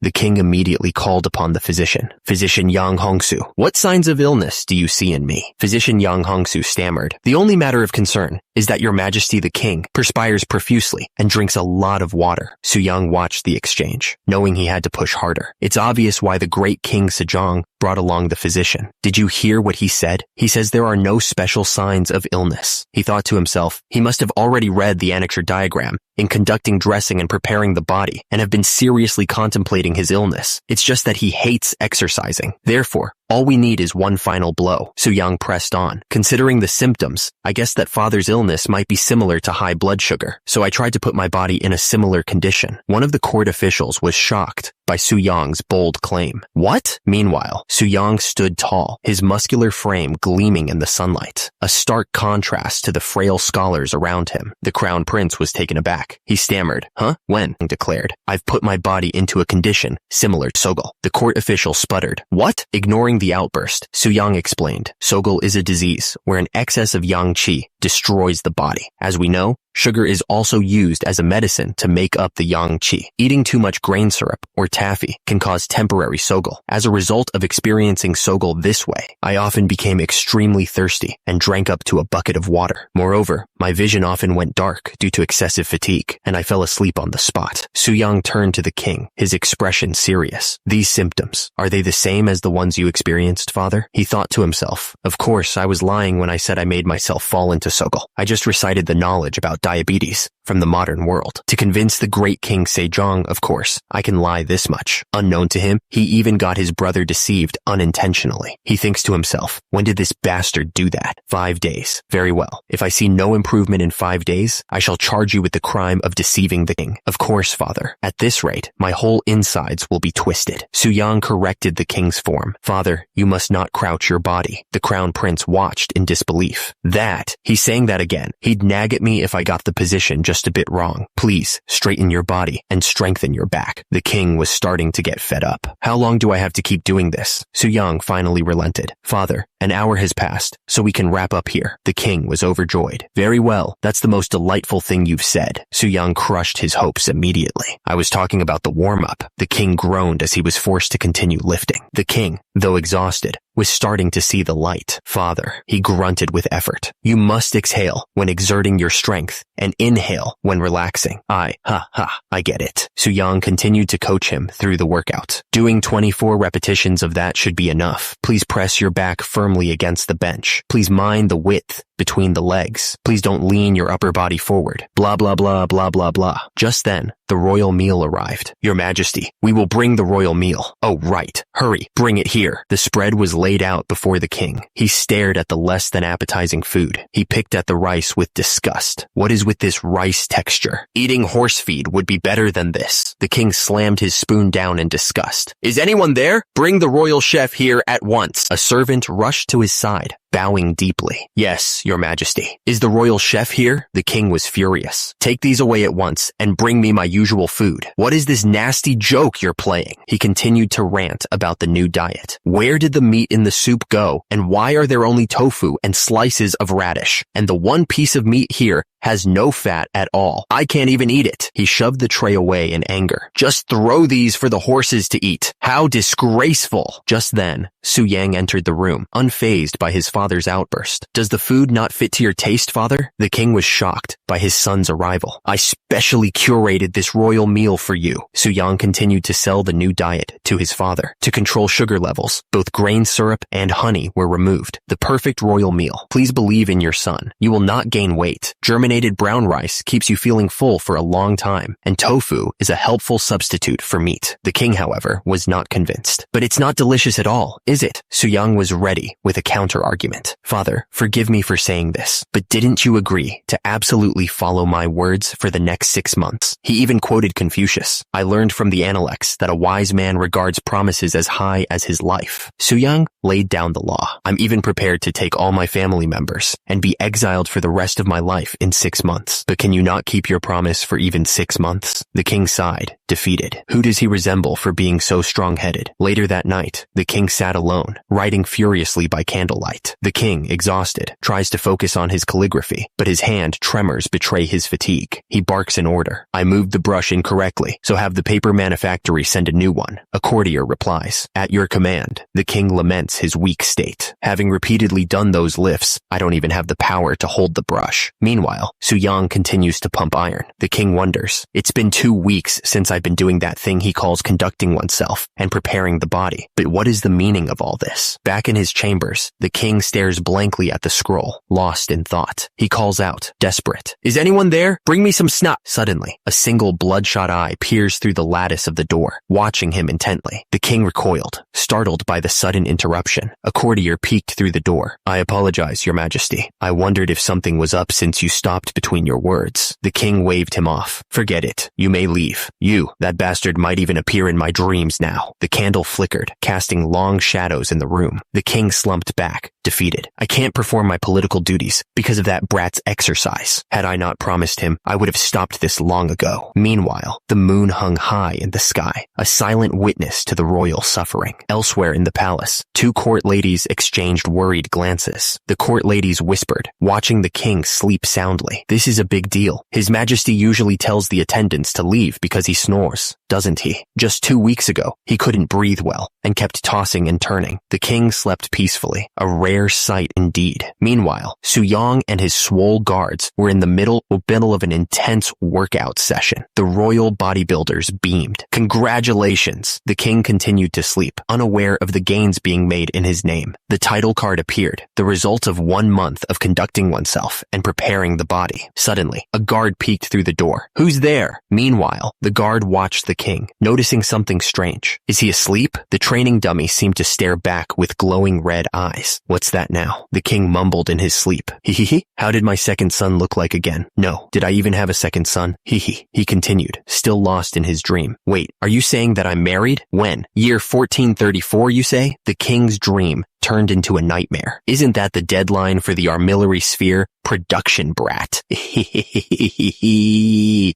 was clearly terrified of something. His Majesty, my Majesty. Once the self-striking water clock is done, he's going to kick me out, isn't he? No? The king's eyes snapped open, a manic grin spreading across his face. I knew it. Aren't you the subject of His Majesty the King? The king, still shaken from his nightmare, wondered, where did my life go wrong? He suddenly snapped to attention, bowing obsequiously. Your grace is immeasurable, your Majesty. Second Deputy Commander Zhang Yongshil, a true genius who went from a slave to being promoted very quickly to the position of a third-rank official. As a royal engineer who contributed significantly to the development of Joseon, Sejong the Great. Even in modern times, He's often mentioned as an excellent scientist, but somehow his image looks different from what I imagined. Are scientists like this? POV of a history major. I'd like you to make something for me. This is a royal order by His Majesty the King. Royal order, royal order, royal order. Royal? Did I say something wrong? Calm down. I haven't even gotten to the main point. Who wouldn't? I clearly saw how your highness looked at that time. You were truly amazing. This will make the talking fast then. His Majesty is learning, conducting oneself, and preparing the body. But the problem is, days are getting colder, and he can't go outside. We must prepare for the upcoming winter too. Since he says he can't go outside, I'd like to request you to create something that can make it feel like he's running in a field, even when in the room. Jang Youngshil explained, it's a device that I've never made in my life, so I need some time to understand it. I have a mountain of backlog work, so I may only be able to make it after a few years. Even if it's Jang Youngshil, it will be hard for him to reenact the treadmill of the modern day. Suyang sighed. I guess I'll have to find a better way if it's going to take that long, because His Majesty is suffering greatly from conducting oneself and preparing the body. Suyang pictured the king collapsed on the floor, thinking about the pain that His Majesty is going through. It may still be too early for him to use the steps device. The pain? Jang Youngshil tilted his head. Isn't the regimen of conducting oneself and preparing the body a method of making the body healthy? Don't get me started. The weights increase the higher the level. Suyang shuddered, remembering his own training. There were many times when I felt excruciating pain in my arms and legs, and my stomach turning upside down and vomiting. Even now, thinking about back then makes me shudder. Jang Youngshil gulped, sweat beading on his forehead. Wait, is this thing called conducting oneself and preparing the body that agonizing? I'd like to refuse it if it were up to me. Jang Youngshil shrugs, a bead of sweat trickling down his temple. But ho, I have no choice but to get it done quickly because it's a royal command, don't I? He turns to Suyang with a determined look. I am going to draw the draft right away. Why don't you follow me? Suyang raises an eyebrow, surprised by the sudden change in pace. Huh? Didn't you just say it'd take a few years for you to start making it? Jang Youngshil explains the limitations of the materials. If we make it with a wooden board, like in the picture, it will break quickly. But if we make it with a steel board, it will be 10 times heavier. Unless it's someone as strong as you, it'll be difficult to even make it move. He presents his design. So this is the shape that I think. Suyang examines the drawing, a thoughtful expression on his face. As expected, Jang Youngshil confidently states, very well, it'll take around 1 month, won't it? Without fancy decorations, 10 days will be enough. Suyang is taken aback. It only takes 10 days? You said you had a mountain of work to do. Jang Youngshil, dripping with sweat, assures him, since a royal order is strict, I must work until my bones break. Just leave it to me. 10 days later, Suyang and the crown prince stand before a massive contraption. So this is that thing you call the steps device, the crown prince observes. He places a hand on the wood, testing its sturdiness. It's a relief to still be able to exercise inside the palace in the middle of winter, but I'm worried because father is the first one to use it. Suyang flexes, confident in his creation. You don't need to worry too much, brother. I've tested it in advance, and there's no problem with the device function at all. How long has it been? The crown prince sighs. It'd be nice if everyone was like you, but it hasn't been long since father started learning conducting oneself and preparing the body. It'd put my mind to rest if someone who usually does not train could try it in advance. Suyang grins. An idea forming. I happen to know someone perfect for that. The crown prince's eyes narrow suspiciously. Don't tell me. Are you talking about me? You should not make jokes like that. Jang Youngshil's face contorted in a mask of forced agreement. I don't know about anyone else, but I resemble father in the sense that I detest exercising. Time seemed to blur as Jang Youngshil continued his workout of doom, sweat pouring down his face. He cried out, is it enough now? It feels like 1 hour has passed since I'm using this. Suyang was unsympathetic. Only a quarter hour has passed. We still have another quarter left. Only that much time has passed. Jang Youngshil was then forced onto the bench press. Why do I have to do the bench press too? Suyang beamed, completely ignoring the man's suffering. To think someone with a good figure like yours isn't conducting oneself and preparing the body is such a pity. Just 3 more presses. Let's add 3 more! Jang Youngshil's face turned red with exertion and despair. Is this brat set on butchering me? 12 added with 3 makes 15. But how could you want me to add 3 more to that? Suyang loomed over Jang Youngshil, who was struggling with the bench press. Your muscles tell me you can do it 3 more times, brother. I'm going to send you to the teaching official and make him teach you how to count. The camera panned up to the palace roof as Jang Youngshil, utterly defeated, could only plead. Tell me honestly. Jang Youngshil, now doing squats with the barbell, questioned Su-young's motives. I did 12 repetitions of squats earlier, but you're planning to deceive me like during the bench press and keep increasing the number, aren't you? Su-young grinned, his eyes gleaming with maniacal fitness energy. My calculation method changes depending on how your muscles look, brother. If you maintain the right position, the number will never increase. There's no calculation method like that in this world. Suddenly, Jang Youngshil's form faltered. Brother, your knees gave out. Again, Su-young continued to berate him. Your back is tilted too far forward. Again,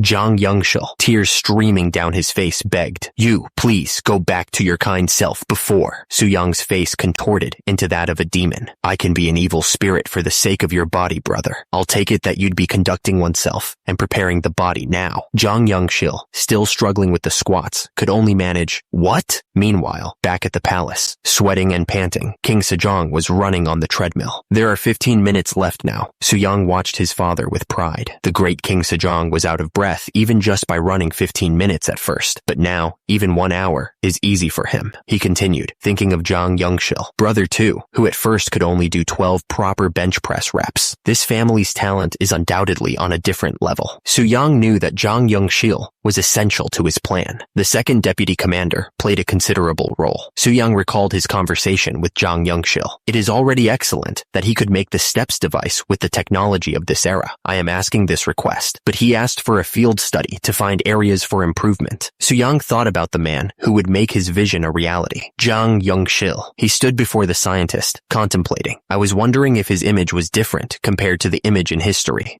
He watched Jang Youngshil tinkering with the armillary sphere, but as expected from the best scientist of Joseon, Su-young observed Jang Youngshil's dedication. He's got an extraordinary sense of responsibility. Meanwhile, two concerned court officials whispered among themselves. Didn't His Majesty lose a lot of weight recently? One of them continued, his brow furrowed with worry. I'm worried if he's sick or something. Is that all? Meanwhile, one of the court officials was getting worried. He thought he was so tired of exercising with Grand Prince Su-young that he didn't put the political affairs on the back burner. Another official chimed in. It is His Majesty's nature to learn any new subject of study so that he feels satisfied. Grand Prince Su-young is making good use of that trait. The Crown Prince overheard their conversation. Everyone is speaking that way, Your Highness the Crown Prince. I didn't tell Your Highness in case you'd be worried, but His Majesty may have progressed to Sogol. To think his body has become so emaciated even before 3 months have passed. The Crown Prince tried to reassure him. Please don't say things like that. Not only you, but I also lost some extra fat since I started exercising. Father is just going through the same thing. But the official was not convinced. But isn't the symptom of Sogol also rapid loss of fat? That's, the other official agreed. As expected, I can't believe this. To think the regimen for the body's health actually harms health. We must put up a remonstrance, asking His Majesty to stop it at least today. Just then, a booming voice interrupted their plotting. What is all this fuss about? The two officials turned to see who was approaching.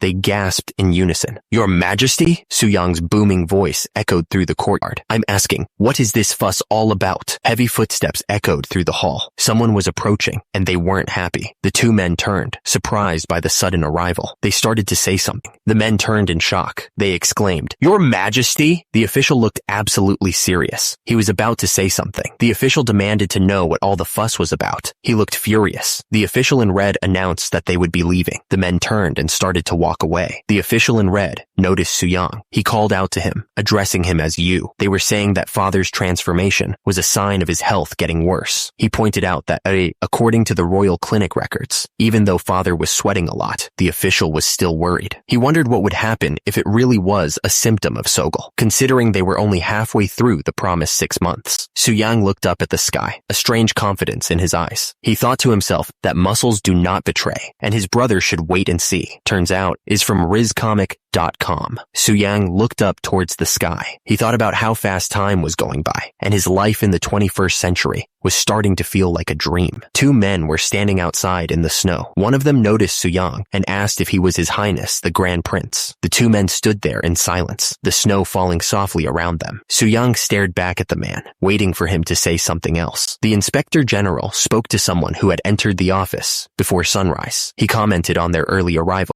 The person in the office, likely likely His Majesty based on context, asked the Inspector General what brought him so early today. The Inspector General explained that His Majesty had been complaining of fatigue and had less time for political affairs. He said he came to lift His Majesty's burden, even if just a little bit. The Speaker told the Inspector General that he was working really hard. The Speaker asked if the Inspector General had any plans in conducting oneself and preparing the body. The Inspector General looked serious as he explained that he had important work to do. He added that as an official, he couldn't only be thinking about his own safety and didn't have time to put effort into the regimen. His Majesty replied that he wasn't as well versed as the Inspector General when it came to public service, but he argued that if the Inspector General just spent 2 hours exercising, he'd be able to devote himself even more to public service for the remaining 22 hours. The Inspector General pushed back, saying that it might be the opposite case. He said that 22 hours of public service might be ruined because of those 2 hours. The Inspector General responded that he was just wishing the best for His Majesty's health, too. The snow crunched underfoot as someone walked away. The meeting was over. His Majesty stood in the snow, looking up at the sky. He thought about the 6 months he'd promised. Someone reminded His Majesty that the time he promised would be over soon. The Office of Inspector General was an organization that investigated the wrongdoings of all high-ranking officials. They made sure to call out anyone who stepped out of line. The sound of footsteps echoed through the halls. Someone was walking with purpose. Impeachment could be based on nothing but rumors. High-ranking officials could be kicked out of their positions, even without any real proof. The Office of Inspector General followed only the principles and were feared by the other officials. Their power was absolute, and they were not afraid to use it. The official looked concerned. Tomorrow was finally the day of the military training. The official looked down, urging His Majesty to make a decision right away. The officials kneeled before His Majesty, begging him to reconsider. They were desperate to change his mind. His Majesty, still holding the dumbbells, asked what brought them in such a hurry. He seemed annoyed by the interruption. The Inspector General begged. The Inspector General explained that all disciplines take time, but the issue was different. He said that political duties were more important than anything, and exercising was just a light matter. The officials continued, saying that although His Majesty had never neglected his political duties, the king must always set an example for his officials and ministers. The Inspector General said that we are worried. The wind rustled the leaves, carrying their worries into the sky. The tension in the air was thick enough to cut with a knife. His Majesty spoke sternly, pointing out that the Inspector General always stuck to his principles. He wondered aloud if the inspector was showing loyalty or challenging the king. A heavy silence fell over the courtyard, broken only by the rustling of leaves. Everyone waited with bated breath, wondering what His Majesty would say next. His Majesty continued, his voice rising with passion. He declared that the reason he learned about conducting oneself and preparing the body was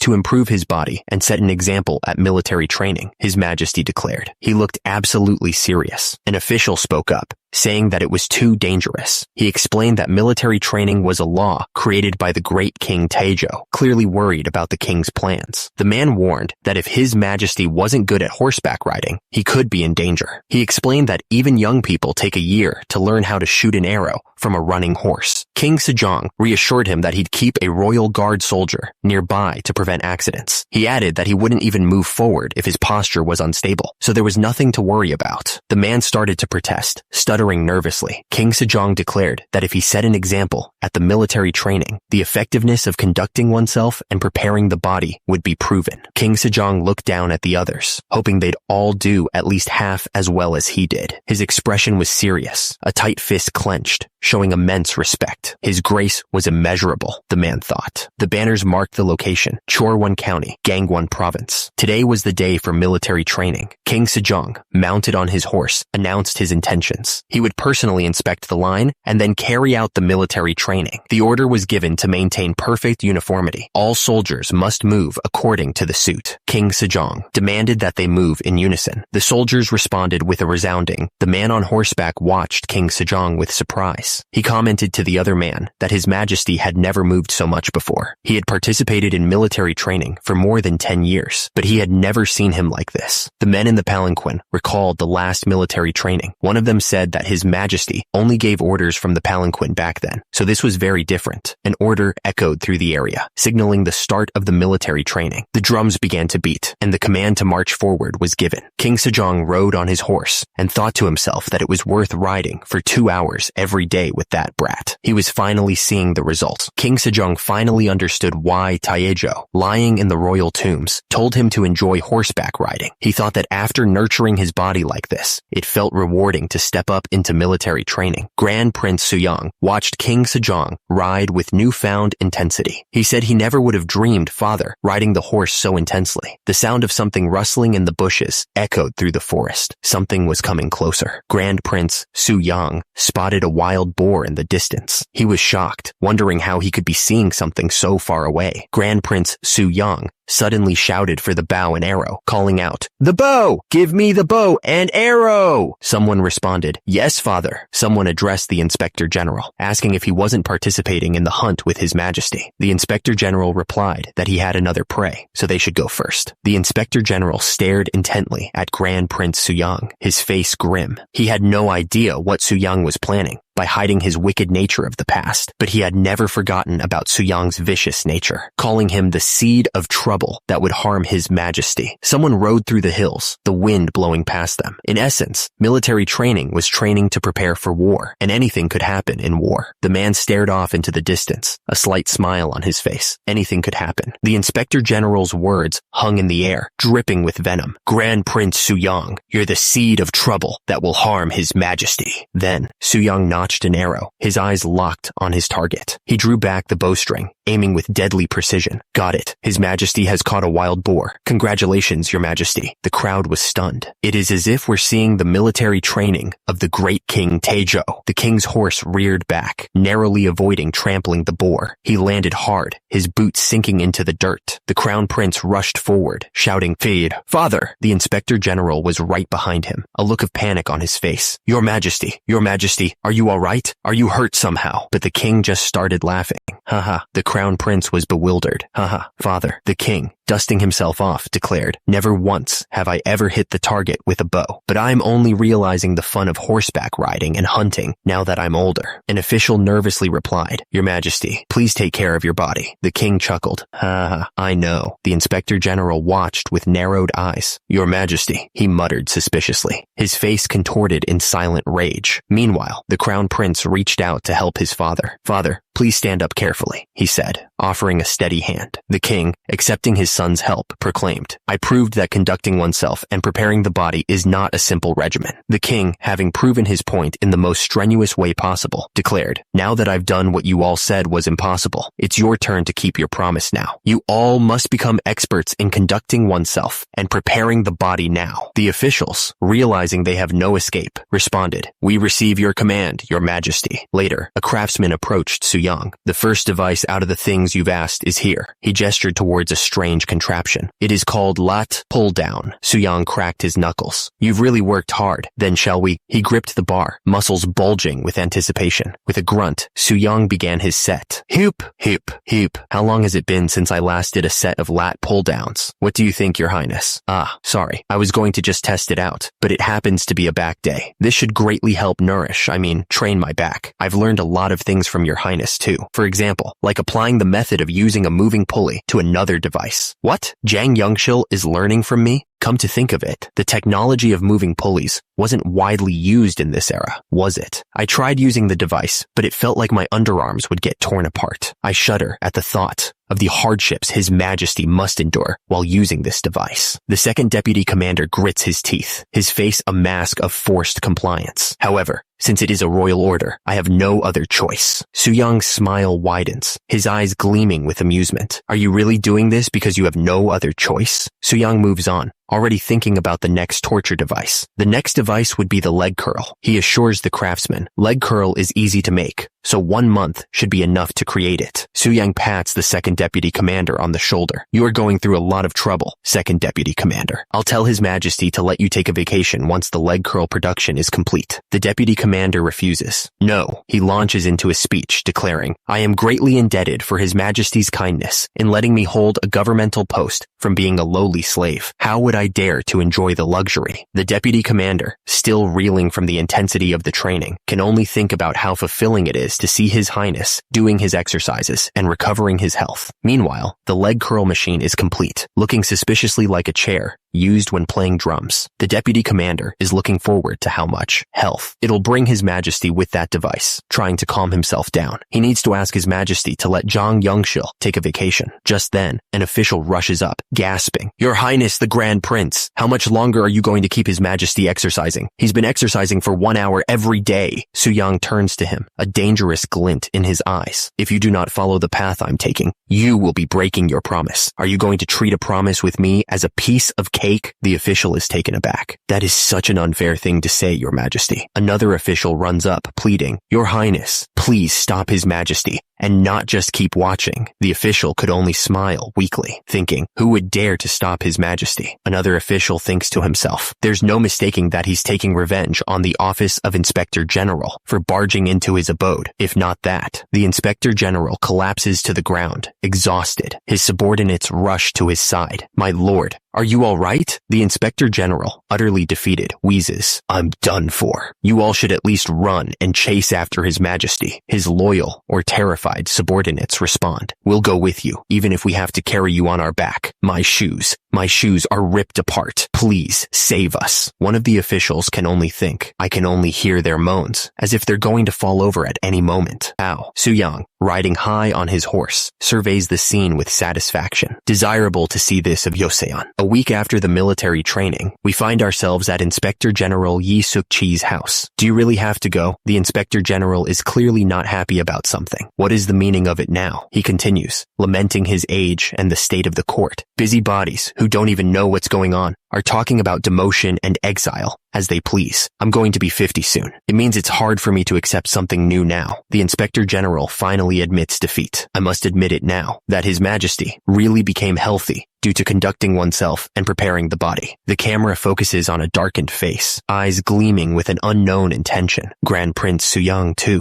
The Inspector General realized that Suyang had become a completely different person, even from his eyes, unlike back then. Although it is not a part of primary affairs of the government, recently, the movements of the Jurchen people have been unusual. He plans to go to Hamgyal province as their provincial governor and watch over them. Meanwhile, back at the palace, tell Grand Prince Suyang to be careful about the Ming Empire's Ministry of Rights visit. The Ministry of Rights is an institution in charge of imperial affairs. I've heard that during their last visit, eunuch Chang Sheng tried the soap and bought about 100 of them. Given the case, it is certain that those soaps have ended up in the hands of Wang Zhen. Rumors say that guy is raising a hungry ghost within his body. Someday, he will Was Grand Prince Suyang a time traveler? It's a question that's been on everyone's minds. Last mid-autumn, Harvest Festival holidays, the whole family gathered together to enjoy the traditional folk game of powerlifting. The grandfather was as happy as a child when his grandson lifted 20 kilograms more than last year. Conducting oneself and preparing the body took root in our country, starting from Grand Prince Suyang,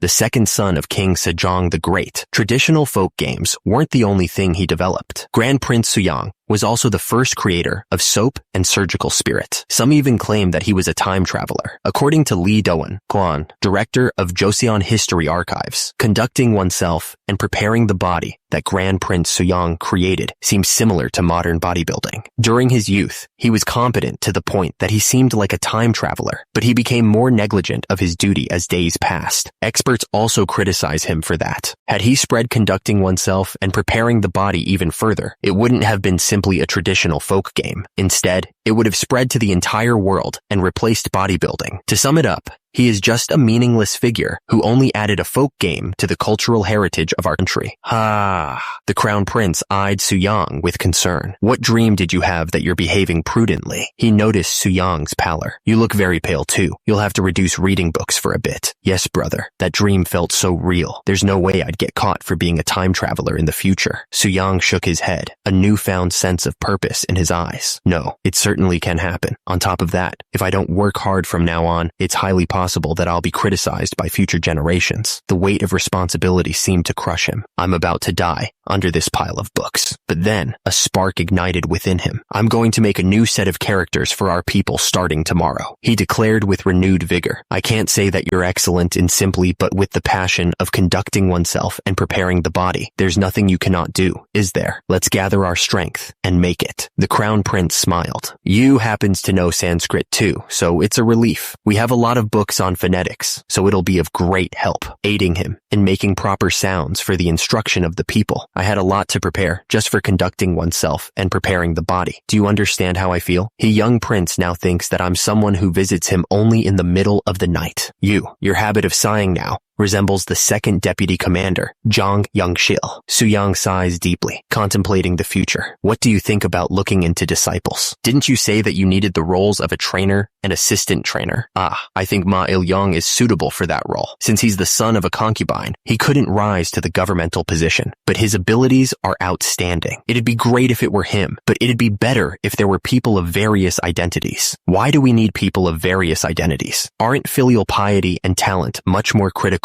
in conducting oneself and preparing the body? No, we certainly need someone of high status. In order to perform conducting oneself and preparing the body at the East Palace, we must have a member of the royal family. A disciple that is a member of the royal family. I can only think of one person, but I don't know if he'd want to perform conducting oneself and preparing the body. Prince Siosan, the third son of the deposed Crown Prince Yang Yang. He stood silently, lost in thought. Grand Prince Yang Yang, who was the original crown prince during King Taejo's reign, committed several acts of corruption and infidelity while riding on the backs of the royal family. In the end, he was deposed, and the great King Sejong rose to the throne. I heard that Prince Seosan grew up doing scoundrel-like deeds. What brings you here to see me, brother? Prince Seosan, personal name Yi Hye, third son of Grand Prince Yang Yang, asked. Su Yang sized him up. He's more normal than I thought. Su Yang thought back to what he knew of the prince. I know the reason Prince Seosan went crazy was because his father, Grand Prince Yang Yang, insulted his concubine. Is he still doing fine because that hasn't happened yet? Su Yang decided to cut to the chase. Have you ever heard about conducting oneself and preparing the body? Seosan replied. Yes, I know it's a new discipline founded by you, brother. Even His Majesty recommended it to the office of Inspector General. Su Yang extended an offer. I'd like to take you in as my disciple and transfer the knowledge of conducting oneself and preparing the body. What do you say? Seosan bowed slightly. I would just like to thank you for your consideration, brother. Su Yang grinned. How refreshing. Mr. Ma, the man bowed. Yes, your highness. Su Yang turned back to Seosan, a glint in his eye. We shall begin after having you relax your body with a wooden bar. Su Yang's offer of swole enlightenment was met with resistance. Don't come any closer. The prince recoiled in disgust. My head is hurting already with the smell of sweat. How dare you try to touch me with your dirty self? The prince continued his rant. I'd love to learn conducting oneself and preparing the body, but I'm a member of the royal family too. Brother, how do you expect me to function with a lowly son of a concubine? Suddenly, a royal scolding rained down from above. What are you doing? Hurry and get down at once. The prince's legs gave out. I really can't do it this time. I can't feel my thighs anymore. Su Yang watched the prince struggle, unimpressed. You're making such a fuss. Isn't it easy for Mr. Ma to carry 60 gun and even more? The prince, face contorted in pain, could barely choke out. I was wrong. Please decrease the weight, he begged pathetically. Please, brother. Su Yang, however, was unmoved. As expected, the answer was right here. The prince collapsed to the ground, gasping for air, utterly defeated by the weight. An official watching the scene unfold couldn't help but speak up. Haven't you been mistreated all your life because you have the blood of a deposed crown prince? He continued, his voice laced with disapproval. How could you give him the same unfair treatment you experience regularly? The official berated the prince, questioning, when you know that such injustice would be compounded because Ma Il-yong is a concubine's son. Tears streamed down the prince's face as he confessed. It's because, without doing such things, I can't bear the injustice done to me, he continued, lamenting his position. What can I possibly achieve by learning this discipline when elder brother and second elder brother are already more excellent than me in it? I've never been involved in government affairs, let alone held a government post. He sobbed. I've lived my entire life under the watchful eyes of others, with people worrying that I, with an impure heart, would threaten the throne. I can't do anything, and I am always frustrated. I remain anxious no matter what I try to do, he whimpered. The official remained stern, replying, even so, as a member of the royal family, you ought not to behave like that. Don't you know how scary the wrath death of a royal family is to a commoner. Finally, the prince relented, tears still streaming down his face. Ma Il-young, I was wrong. I will behave well in the future. The prince seemed to be taking his words to heart. As Su-yang continued to plot his next move, Su-yang declared, learn the 3 basics of bench press, squats, and deadlift from Mr. Ma. Su-yang peered intently at the prince. Once you reach a combined weight of 650 jun, I'll consider putting you in charge of conducting oneself and preparing the body inside the palace. The prince was shocked. Me, conducting oneself and preparing the body in the palace? Hasn't His Majesty proved the effectiveness of conducting oneself and preparing the body himself? Su-yang began to lay out his vision. Someone who goes back and forth in the palace must master conducting oneself and preparing the body just like the 4 books and 5 classics. The person teaching, conducting oneself, and preparing the body will be called trainer. Su-yang continued, I need someone other than me who can perform the conducting oneself and preparing the body hall in the East Palace. What do you think it is, if not being the king's teacher? Su-yang finished his thought. If you rise to the position of the king's teacher, do you think the people around you can still point their fingers at you? The prince looked utterly defeated, sprawled on the floor after his workout. A single tear rolled down his cheek. Is there really hope for me? I'm embarrassed to say this, but I was so scared of the other's eyes that I haven't even learned the 13 classics. Su-yang and Mr. Ma stood side by side, a united front. Mr. Ma and I will help you, Su-yang continued, reassuring the prince. And His Majesty is creating a new set of characters, which will immensely help learning the scriptures. These new characters were called the proper sounds for the instruction of the people. Meanwhile, the newly buff royal guards bowed in unison, a testament to the effectiveness of Su-yang's training. King Sejong, ever the benevolent ruler, declared, our country's language is different from that of the Middle Kingdom, and many people cannot express their will. For this purpose, I am creating a set of 28 new characters out of compassion. He presented the new script with pride. This is a set of characters to teach the people correctly. With a flourish, he emphasized the importance of this new system, correctly engraving the voices of the people in itself. The king finished with a flourish, will widely benefit the world. Just then, the young prince came running in, calling out, Father. King Sejong smiled. Young prince, what brings you here? The prince beamed, holding up a cat. Father, now I can carry the cat too. Sejong chuckled. Ho ho, how amazing. The prince tilted his head, a child's innocent curiosity shining in his eyes. But father, why is Uncle Jung-ho always lying down whenever I see him? The other day, he was begging to have his life spared. Is he sick? Meanwhile, on the training grounds, Ma Il-young was completely spent. He wheezed. There is no gain without pain. Muscles get sore while growing. Oh, back with the king. The young prince looked up to Hye, impressed. Uncle Hai, you are amazing. Uncle Jung-ho is always lying down, but you're always sitting. Hye sighed, wiping sweat from his brow. It's nothing amazing. I'm starting later than the others, so I can't lie down even if I want to. Young prince, you should learn any discipline early.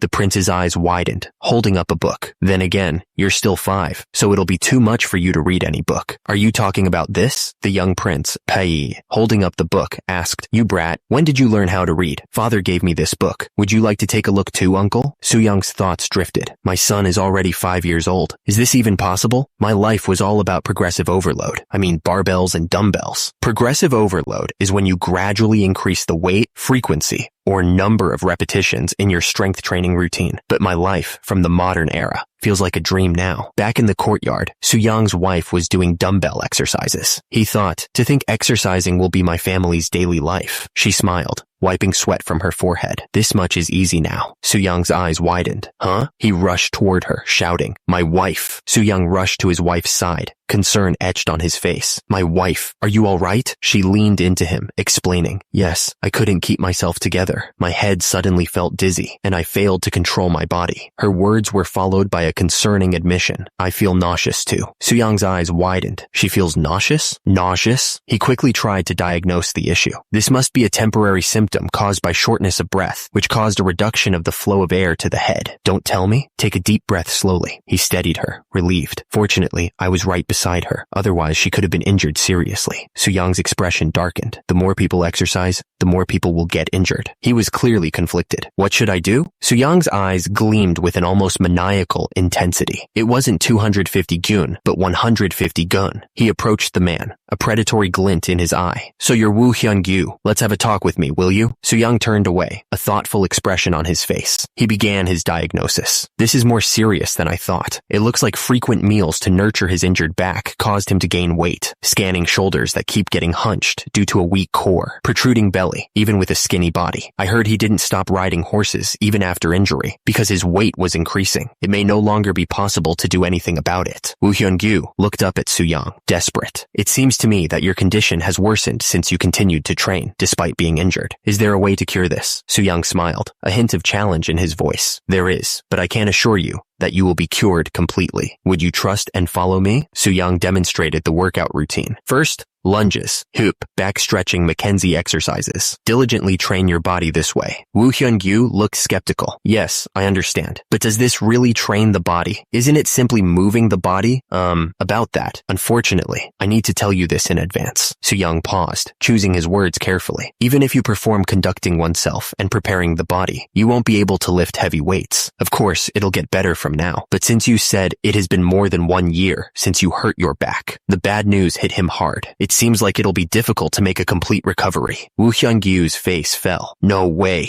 Despair washed over him. Is there another way? Are you telling me to live this way without being able to act like a man? I'm ashamed to see my wife now. Woo Hyun-gyu's world had just crumbled, but then he heard a voice. A wife. My wife, are you all right? He rushed to her side, a wave of emotion washing over him. I couldn't keep myself together. Soo-young watched the scene unfold, then spoke. So I'd like to ask you, Woo-jong. Soo-young continued, laying out his plan. I'd like you to find ways to cure yourself based on conducting oneself and preparing the body. Woo Hyun-gyu was dumbfounded. Are you asking me to become a physician? I've never even read any medical books. Soo-young countered with logic. Even physicians don't know about muscles in detail. He elaborated on his reasoning. That's why many people like you receive wrong prescriptions. A rehabilitation physician must understand the relationship between muscles and skeleton. The royal physician was moved by Soo-young's dedication. I see. To think you'd be this deep thinking. I won't let anyone speak badly of His Highness now. Soo-young chuckled. Haha. I think everything will be fine as long as you keep your mouth shut. Meanwhile, the royal guards continued their intense training, lifting weights and performing calisthenics under Soo-young's watchful eye. Soo-young mused to himself. By the way, I'm slowly gathering disciples. Through the invention of Hangul, the concept of conducting oneself and preparing the body would spread rapidly, and at this rate, people would start exercising naked outdoors. He realized the need for appropriate workout attire. I must find a fabric that anyone can easily buy and wear, regardless of whether they are nobles or commoners. He examined a sample. Oh, you created this in a hurry, but it's not bad. It's a fabric that is easy to obtain, so even if it gets torn and dirty, it will be easy to wear again. One of the court ladies examined the fabric closely. Even so, isn't cotton mainly worn by commoners? Soo-young flexed, showing off the gains. There are other fabrics too, but why does it have to? What do you think, my wife? The queen was visibly shocked by the sight. Good heavens. What kind of clothing is it? It's my first time seeing this type of clothing. Soo-young explained his vision. This is an outfit exclusive for exercising, designed by me, although it's just a normal t-shirt in the modern era.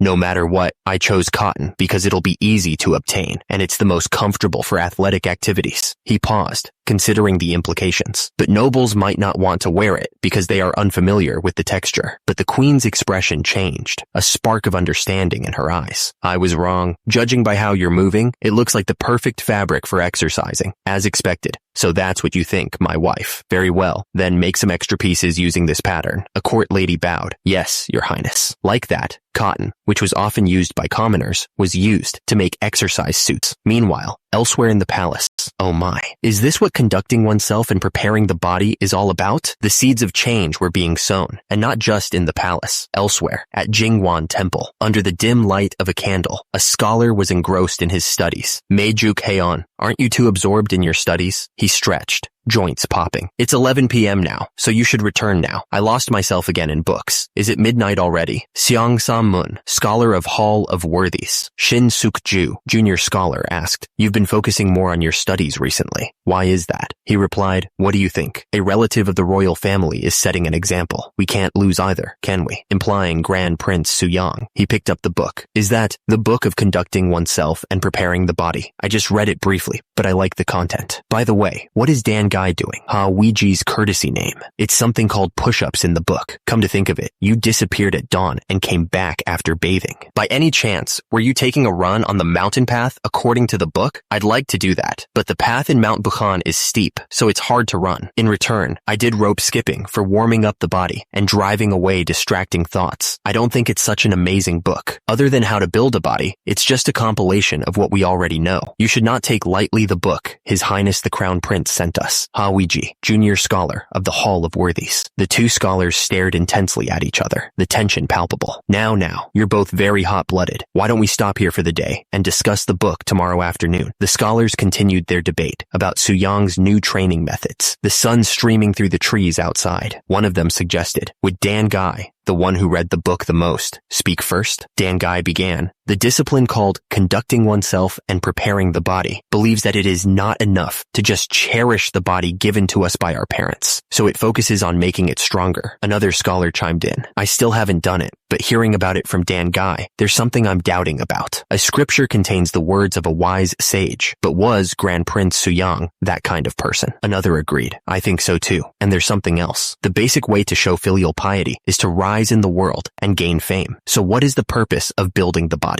The first scholar continued. According to the first volume of Conducting Oneself and Preparing the Body, it is said that minor illnesses would disappear, and one would not get tired easily, even in extreme heat and cold. But I'm doubtful if it's correct. He concluded, while I do not think focusing on cause and effect is a bad thing, what bothers me more than anything is that it is a discipline that uses expensive hardware. The scholars continued to debate the merits of Su-Yang's fitness revolution. One asked, it is said that the body can change correctly, but how many people have been transformed? Another scholar responded, don't you know it too? He revealed the shocking truth. It's His Majesty. The others were stunned. Don't tell me, are you guys? They panicked, vehemently denying any ill intent. Trying to disdain His Majesty? There's no way we would. One of them pointed out the obvious. He rapidly transformed ever since learning conducting oneself and preparing the body. The eunuchs say he's even more active than during his youth. He continued, not all theories of the book may be correct, but doesn't it definitely make the body stronger? He paused, considering the implications. If we immerse ourselves in a book all day and can still move normally the next day, won't it help with our studies too? One of the scholars was aghast. Are you implying that we should bring the hardware into Jingguan Temple? Su-Yang, ever the pragmatist, suggested alternatives. If the situation is not conducive, we can use stones or logs of small weight, 15 kilograms. Su-Yang shrugged, unimpressed by their lack of commitment. If you don't like it, you don't have to do it. 8 days later, a log slammed onto the temple floor. Hey! One of the scholars collapsed, utterly spent. It's so hard that I can't take this anymore. What's so good about this? But it wasn't long before the scholars started dropping like flies. I can't take this any longer, one of them argued. We can read one more book within this time. Another scholar wiped his brow, utterly defeated. Su-Yang watched them go, unfazed. In the end, everyone is quitting, huh? He grabbed the pull-up bar, determined. I saw people changing due to conducting oneself and preparing the body, so I'm going to perform it diligently and make a healthy body out of myself. August 1441. Back inside, the king approached Wu Hyun-gyu with a smile. You've worked really hard. Su-Yang watched his subjects working hard. I thought creating a shoulder press device and seated row device would be difficult. He grinned, scribbling notes. It's all thanks to working day and night. If I add more weight here, what will happen? One of the workers, clearly regretting his life choices, muttered, isn't it natural for a subject who receives a stipend to obey the royal orders? Another added, panting. Men of the office of Inspector General were the ones working hard because they even provided resources to test the stability of the device. Just then, a familiar voice called out, You! I came here to see the completed devices. Brother! The workers scrambled to attention. Your Highness the Crown Prince. They bowed deeply, eager to report on their progress. We would like to make a report, Your Highness. We have proven the stability of the devices. The Crown Prince was practically begging.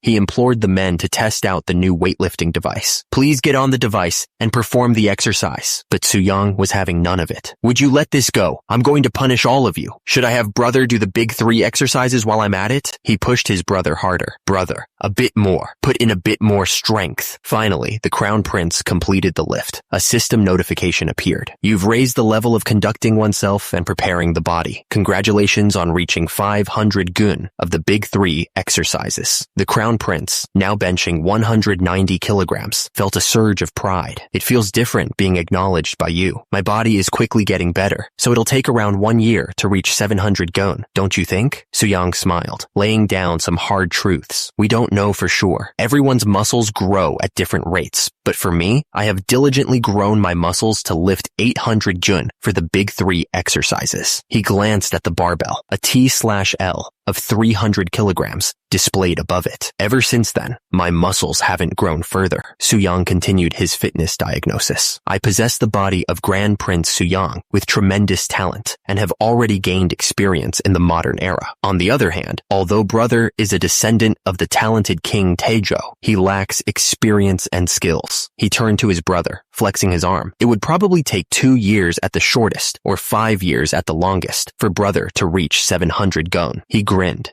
Don't you think my arm has grown thicker? Suddenly, Suyang's expression turned serious. But is it important if it takes 2 years or 5? He loomed over the crown prince, a mischievous glint in his eye. The most important thing may be somewhere else. Brother, would you like to do another set? He chuckled darkly. Above them, the sky was clear and empty. The palace was quiet, but inside, the queen wasn't feeling so well. Suyang rushed to her side. My wife, are you all right? She replied weakly. I made you worry. I've been having morning sickness for a while and can't even eat. Suyang frowned, realizing her dietary needs weren't being met. I apologize, but there's meat I haven't had in a while. You're talking about pork. Come to think of it, you've only been eating beef and chicken that are not oily due to conducting oneself and preparing the body. He balled his fist, determined. I can't just stay still. Just wait. My wife. With newfound purpose, Suyang sprinted out of the room. I'm going to get you some pork right away. Oh my.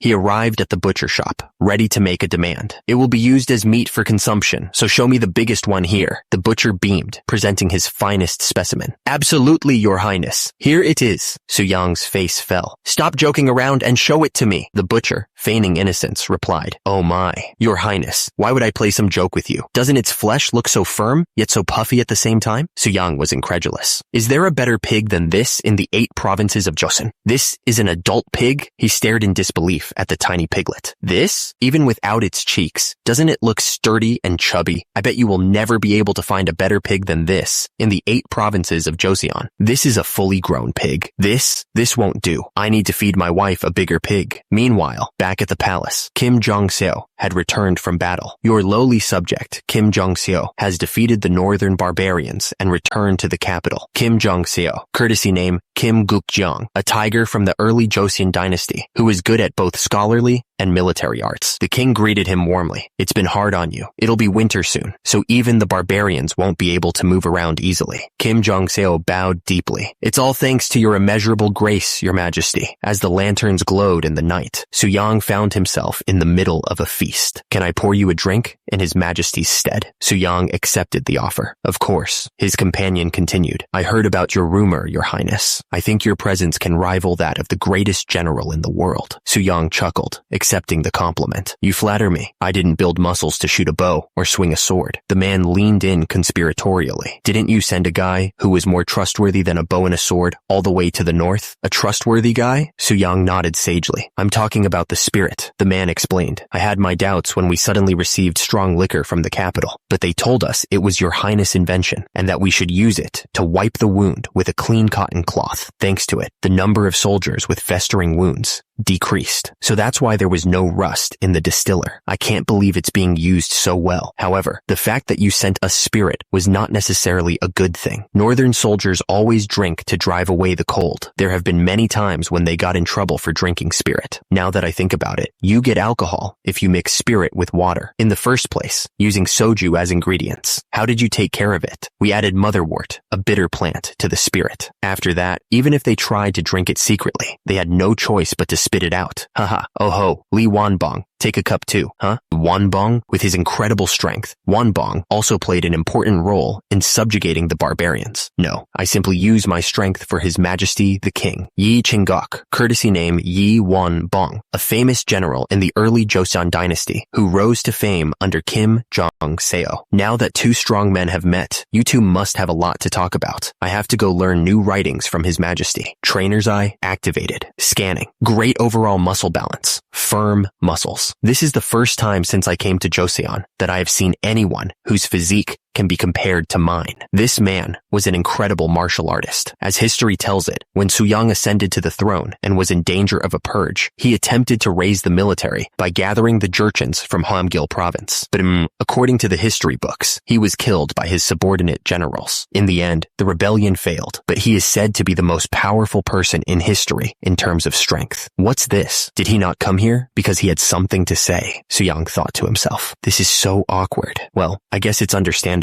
because if history goes the way it was, he would end up dying at my hands. The general stammered. The news of your mighty power spread all the way to the north, Your Highness. How embarrassing. He continued. I have a lot of questions about conducting oneself and preparing the body. Would it be all right if I visit your house later? Suyang smiled, realizing the general was trying to spare his feelings. Oh, competing for strength here would make a lot of people feel uncomfortable. Did he say that out of consideration for me? Of course. He reevaluated his opinion. This person may not be as bad as I thought. Meanwhile, two soldiers approached Suyang's residence. Is it His Highness the Grand Prince's house? They stared up at the massive prince in awe. Is he truly a human like us? Inside, the general examined the equipment. I've already read conducting oneself and preparing the body. Is that thing called a small dumbbell? That's right. He reached out cautiously. May I take a look at it? Suyang cautioned him. Since it's made of cast iron, please be careful as it is quite heavy. It definitely weighs a lot more than it looks. The general watched Suyang casually curl a dumbbell. I can barely do dumbbell rows with a 25 gun small dumbbell, yet he's doing dumbbell curls with it? Another soldier chimed in, having heard rumors of the prince's strength. I heard that Your Highness used 1,000 gun for the 3 major exercises. The general's competitive spirit flared. If I were to do the 3 major exercises, how much could I lift? Meanwhile, Suyang continued to push his own limits, grunting with each rep. The general watched in awe as Suyang lifted the massive weight. This definitely takes quite a bit of strength. I've been learning for 6 months, and I can't even dream of lifting that heavy yet. The iron slammed back down, the impact shaking the room. The soldier was impressed. You are incredible. For someone who is doing body training for the first time, you can already lift 690 gun in the 3 major exercises. In this day and age, it wouldn't be strange if someone called this divine power. What's wrong? Is there something you don't like about conducting oneself and preparing the body? No. Thanks to it, I learned a lot about how to train my body. Please be honest. Since I came up with this study on my own, I think it has some shortcomings. His Majesty the King said that Grand Prince Suyang invented a method to perfect the body, and it could be used in military art. However, you are thinking that it would be difficult to use the conducting oneself and preparing the body in the military, right? Suyang nodded, waiting for the general's honest opinion. When it comes to conducting oneself and preparing the body, the emphasis is on bulking up the muscles, but I don't think you need to be muscular to wield weapons. After all, you need a specific body type for using weapons. I've heard this a lot somewhere. Bodybuilding muscles are for decoration. That's some great insight. Please continue. Also, the book said to eat meat and get enough exercise. Would it be possible for average soldiers to eat meat daily? As military literature and academics have different paths, conducting oneself and preparing the body can only be applied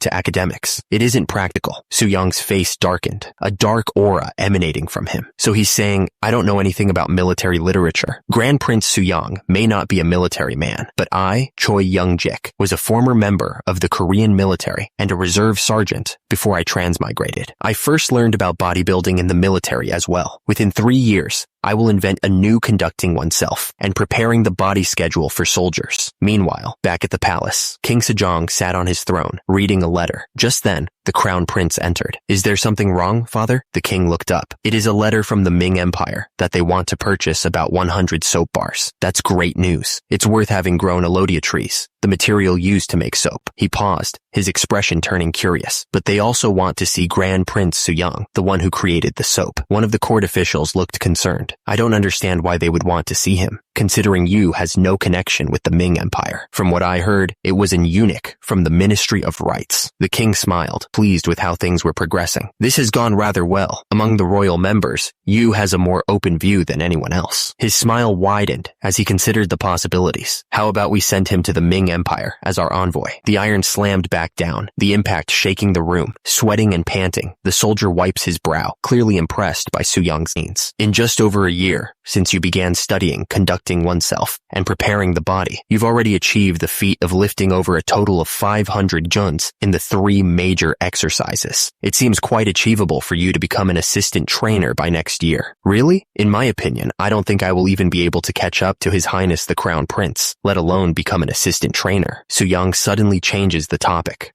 Brother, do you remember when I tried to take in a concubine before? I guess so. You wanted to bring in a concubine. However, you gave up, saying you wanted to focus on conducting oneself and preparing the body. Actually, I brought in a concubine again. People around me were apprehensive because I didn't have children. The Crown Prince looks shocked. What? I see. Soo-young continues. Yes, that's why I ended up taking the daughter from the Yoon family of Hamyang. In this era, people usually have children before age 20. It is a prevalent practice to have a concubine if you are childless, even after age 20. King Sejong the Great was also very concerned until Big Brother had his first child at 23. Is there a problem? About that. Soo-young leans in with a devious grin. Would you believe me if I told you that soon your father would attack your wife? So, he raises a finger, a glint in his eye. I read your fortune based on the Book of Changes. It is said that if you take a second wife, a man-made disaster will befall her. The Crown Prince looks back, concerned. A man-made disaster? Not a natural disaster, but a man-made one. Soo-young smirks, knowing he has his brother's attention. Do you know how to prevent a man-made disaster? Using your physical strength, of course. He flexed his bicep for emphasis. Oh, makes sense. Something like stopping a man-made disaster caused by a thief with your strength. But the method for a woman to develop her strength, there's one. Look carefully. This is the martial art that I will teach your concubine. Try grabbing my collar, brother. When you beat someone, don't you always try to grab them by the collar first? He adjusted his grip, ready to demonstrate the devastating power of his new martial art. The man grinned, completely unaware of the pain that was about to be unleashed. It's true that I've grabbed many people by the collar. I really didn't want to do this again, so let me apologize, brother. Soo-young's fist clenched, muscles bulging as he prepared to strike. You're grabbing it well. The martial art I created saw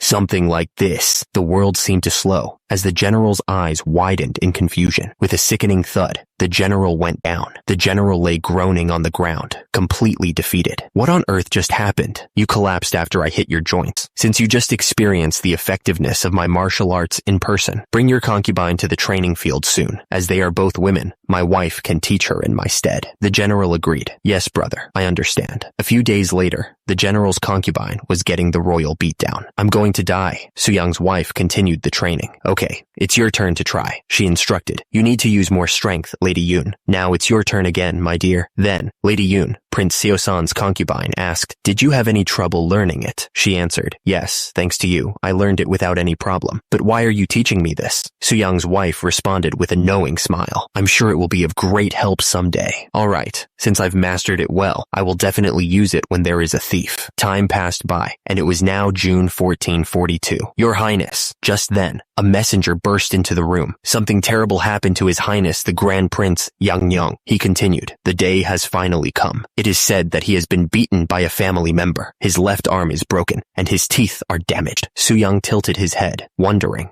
Even though she learned only the elementary self-defense art, she still managed to injure that Grand Prince Yangyang. That seriously, what on earth happened? Meanwhile, Prince Seo-san was relaxing in his room. To think Prince Seo-san studies this hard. What a surprise. He called out, new child, are you there? Bring me some tea. A girl responded, yes, father. She entered the room with the tea. Father, your tea is hurt. Prince Seo-san erupted in fury. You wench. The teacup goes flying. You only know how to take care of your husband, while you no longer feel the urge to take care of this old man anymore. Do you? Did you bring the tea here after growing the tea leaves yourself? How much time has passed since I told you to bring it to me? He continued his tirade. You mannerless wench. The girl looked up, tears streaming down her face. Just then, the king appeared, a lecherous grin on his face. Seo-san has brought in quite a beautiful child. His taste in women is exactly like mine. Seo-san grabbed her roughly. Hyarg! The girl cried out. No, don't do it. She pleaded. Please let go of me, father. The king's lecherous intentions were cut short as Seo-san's nose exploded in a shower of blood. You bitch! The girl, surprisingly strong, had grabbed his arm and twisted it. Seo-san screamed, I told you not to come closer to me. When did I come close? Have you gone out of your mind? With a sickening crack, his arm snapped. He howled in agony. Save me! Meanwhile, back in the forge, the metal continued to heat up. The king, now in a wheelchair and with his arm in a sling, sat surrounded by court officials, the girl kneeling before him. The chief inquisitor stepped forward. Tell me what the Royal Investigation Bureau has discovered. Yes, your majesty. We have concluded that Grand Prince Yang was beaten by a concubine. He has suffered severe injuries. There's something I'd like to ask. How can concubine Yun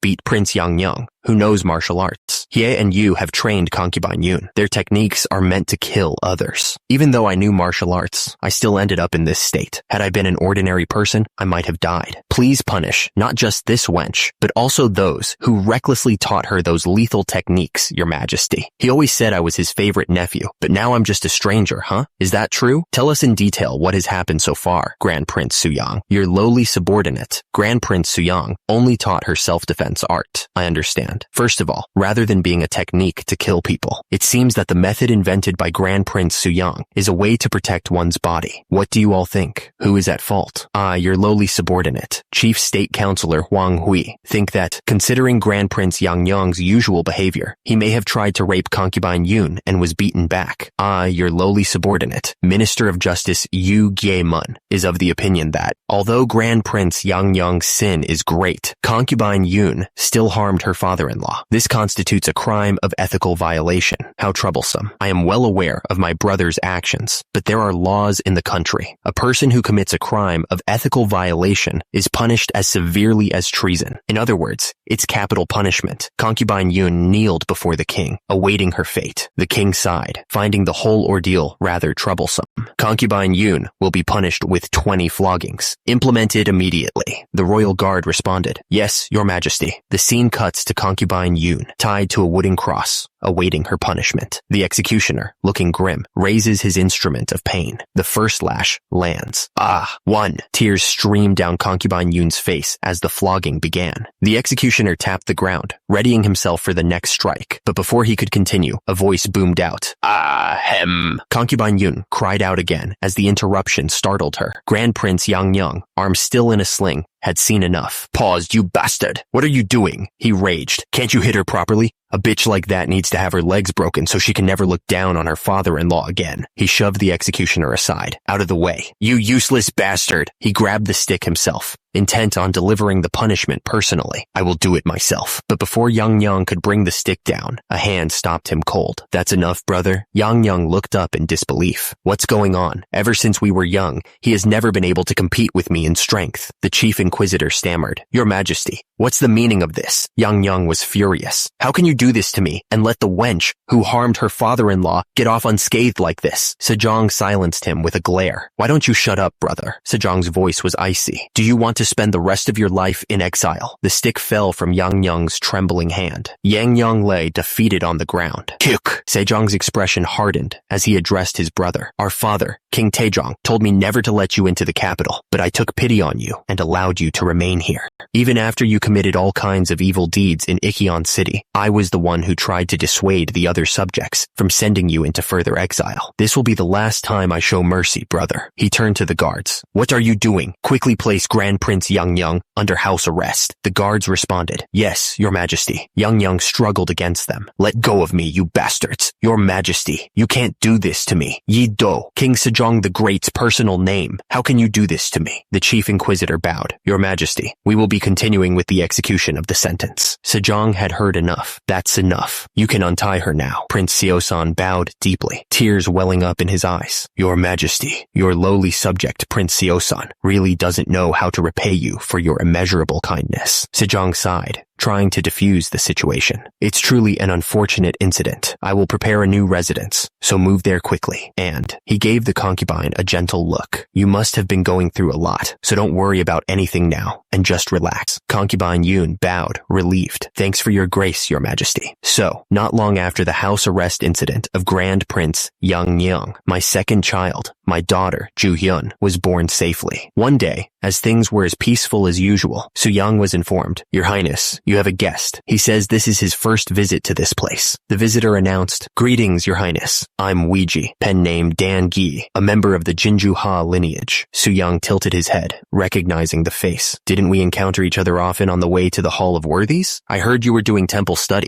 so what are you doing here?" Ouija grinned. "What's more, your physique has changed so much that I almost didn't recognize you." Ouija explained, "My body was weak when I first started my temple study. After sitting around reading books for a long time, my back would hurt so much to the point that I couldn't sit any longer. So I started doing the conducting oneself and preparing the body." He continued, "I felt like collapsing at first, but I got used to it after a while, so I wanted to come to say thank you." Su-young waved his hand dismissively. "There's no need for that. It's not like I taught you anything." Ouija asked, "On that note, would it be alright if I join you in conducting oneself and preparing the body?" Su-young could only respond with a confused, "Huh?" Su-young tapped his chin, deep in thought. "I would have agreed in a heartbeat had it been somebody else, but Ha Ouija is one of the 6 martyred ministers. Ha Ouija is a man of great ability, so our country will suffer losses." Su-young voiced his concerns. "I'm just worried that such a talented man like you seems to be taking an arduous path." Ouija responded, "Pardon? There is no need to worry." He continued, "Compared to other friends, my talent is nothing special. Aren't the people you are comparing yourself to all geniuses?" Su-young looked him in the eye. "Do you truly want to become a trainer?" Ouija responded with a determined look. "Yes, I do." Ouija declared, "I have already told His Majesty the Lord that I am withdrawing from the Hall of Worthies." Meanwhile, back at the Gain's dojo, Su-young's fitness revolution continued to unfold, one pull-up bar at a time. A new disciple arrived, ready to embrace the path of iron. "I am the new disciple, Ha Jiwi. It's my pleasure to meet you, senior brothers." One of the senior disciples responded, trying to put on a brave face. "All right, although you have started your career as a government official, your experience in conducting oneself and preparing the body seems lacking, so come watch us and learn a lot." Ha Jiwi bowed respectfully. "Yes, please guide me." One of the swole disciples flexed his biceps, eager to show off. "It's embarrassing, but I'd like to show you what I've accomplished so far." He approached the pull-up bar, ready to demonstrate his mastery. "I'll start with pull-ups first." He paused, confused. "Huh? Pull-ups?" The senior disciple struggled on the bar. "Don't overdo it. It is difficult for those who are new to conducting oneself and preparing the body to do even one pull-up properly." He grunted with effort. "I have studied it for half a year, but I still can only do 3 or 4. Another disciple took over, exploding with reps. 5, 6, 7, 8. The first disciple, humbled, yelled, "Your arms aren't fully extended. It's the correct form that matters, not the numbers."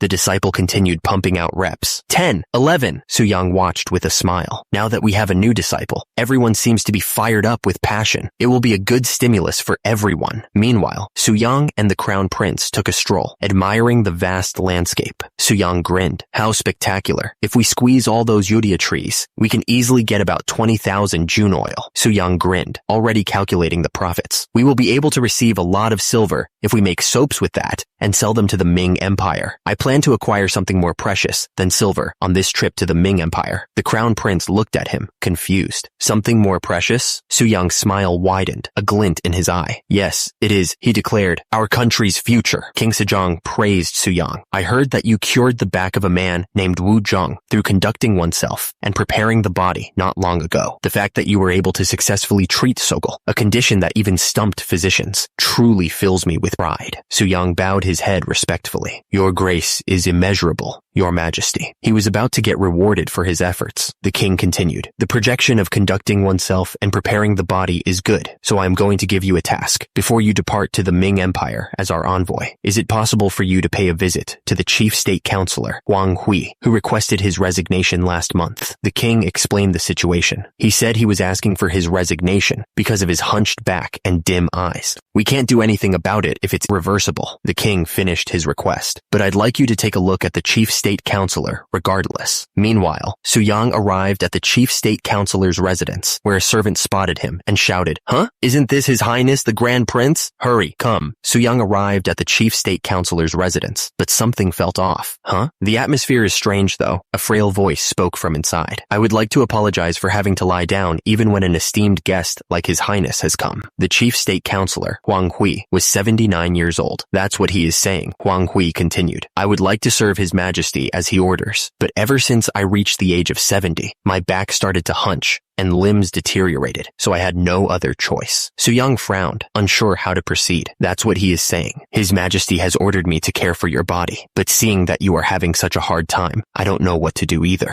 Su-young sighed internally. A royal order is a royal order, and you must know about your body the best. Huang Hui chuckled weakly. Then you won't be able to play Go comfortably, even with such a high-quality Go board. Su-young smiled slyly. It seems like a good idea to let Sir Mang-chung use this beautiful Go board. Su-young's expression suddenly shifted. He placed his hand on the Go board. The Go board is warm. Su-young realized. It's as if someone was just playing Go just a while ago. Huang Hui sighed. All I can say is that it's impossible to restore your body's aging with my power. Su-young smiled, ever the picture of health and vitality. However, I'd like to tell you about a way that helps in taking care of the body, rather than curing it. Huang Hui chuckled, a weak sound in the room. Oh, to think you'd put such efforts for this old man. I feel apologetic that my body isn't following. Huang Hui bowed slightly. Ho, I'm ashamed to meet His Majesty, but I'd use this exercise method to keep my body fit. That is what he is saying. Su-young maintained his polite smile. I too hope that the Chief State Counselor can recover his health. Su-young watched the sleeping Huang Hui for a moment longer. Su-young offered some final advice. It is a good idea to keep the room warm to protect the body, but anything too much will become poison. Su-young frowned slightly, noticing the unusual warmth. I was wondering why the room was so hot that even the Go board was warm. He glanced at the sleeping Huang Hui, noting the lingering signs of activity, as if someone was playing Go just up until a while ago. Su-young,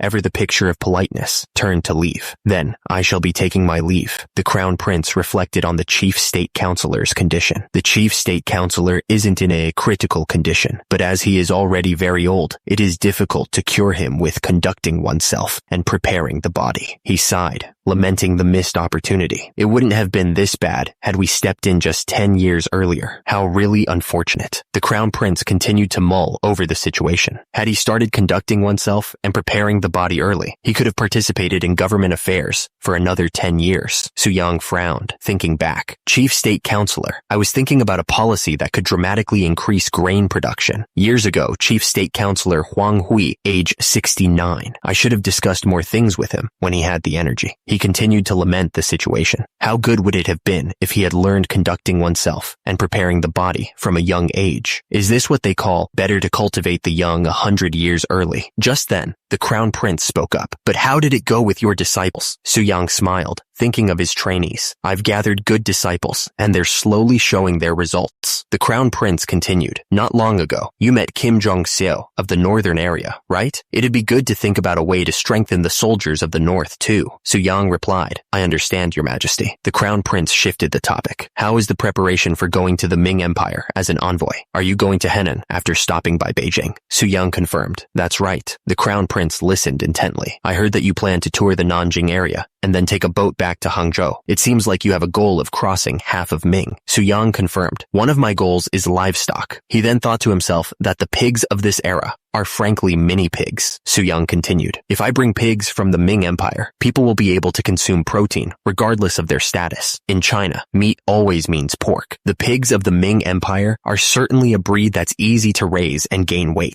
He knew that it's not enough if he's just trying to look for livestock. He must have another goal. Su-young thought that, as per the king's perspective, he'd be away from his son for about 1 year, so he thought he'd be easy to convince. But was he mistaken? He continued, the Ming Empire has a vast land and a large number of people, so I'd like to grow countless grains and vegetables. With that, Su-young added, he'd like to stop by Nanjing to pick up some books as well. The king replied, books, you say? Nanjing is a capital that has been passed down for generations from the southern Song dynasty, so there are probably many rare books. Su-young asked him if he thought the chief eunuch of the Ministry of Rites who selected him would help him on his journey, and then answered his own question, I do. He explained that Wang Zhen is already someone who enjoys power to the extent that he is called father by the ministers. Su-young explained that if it is an offer is harmful to the country, he will reject it. But if it is beneficial, he will gladly assist in our journey. The king warned, I haven't met him before, but he is a man of evil reputation. Be careful. Su-young replied, Yes, your majesty. The king then inquired, right, come to think of it, my granddaughter Ju-hyun was born not too long ago, right? Have you talked with your family members? Su-young confirmed. Yes, of course. The waves lapped against the pier. Su-young turned to his wife and said, then I'll be back, my wife. Su-young's son tugged at his robes, calling out, Father, father.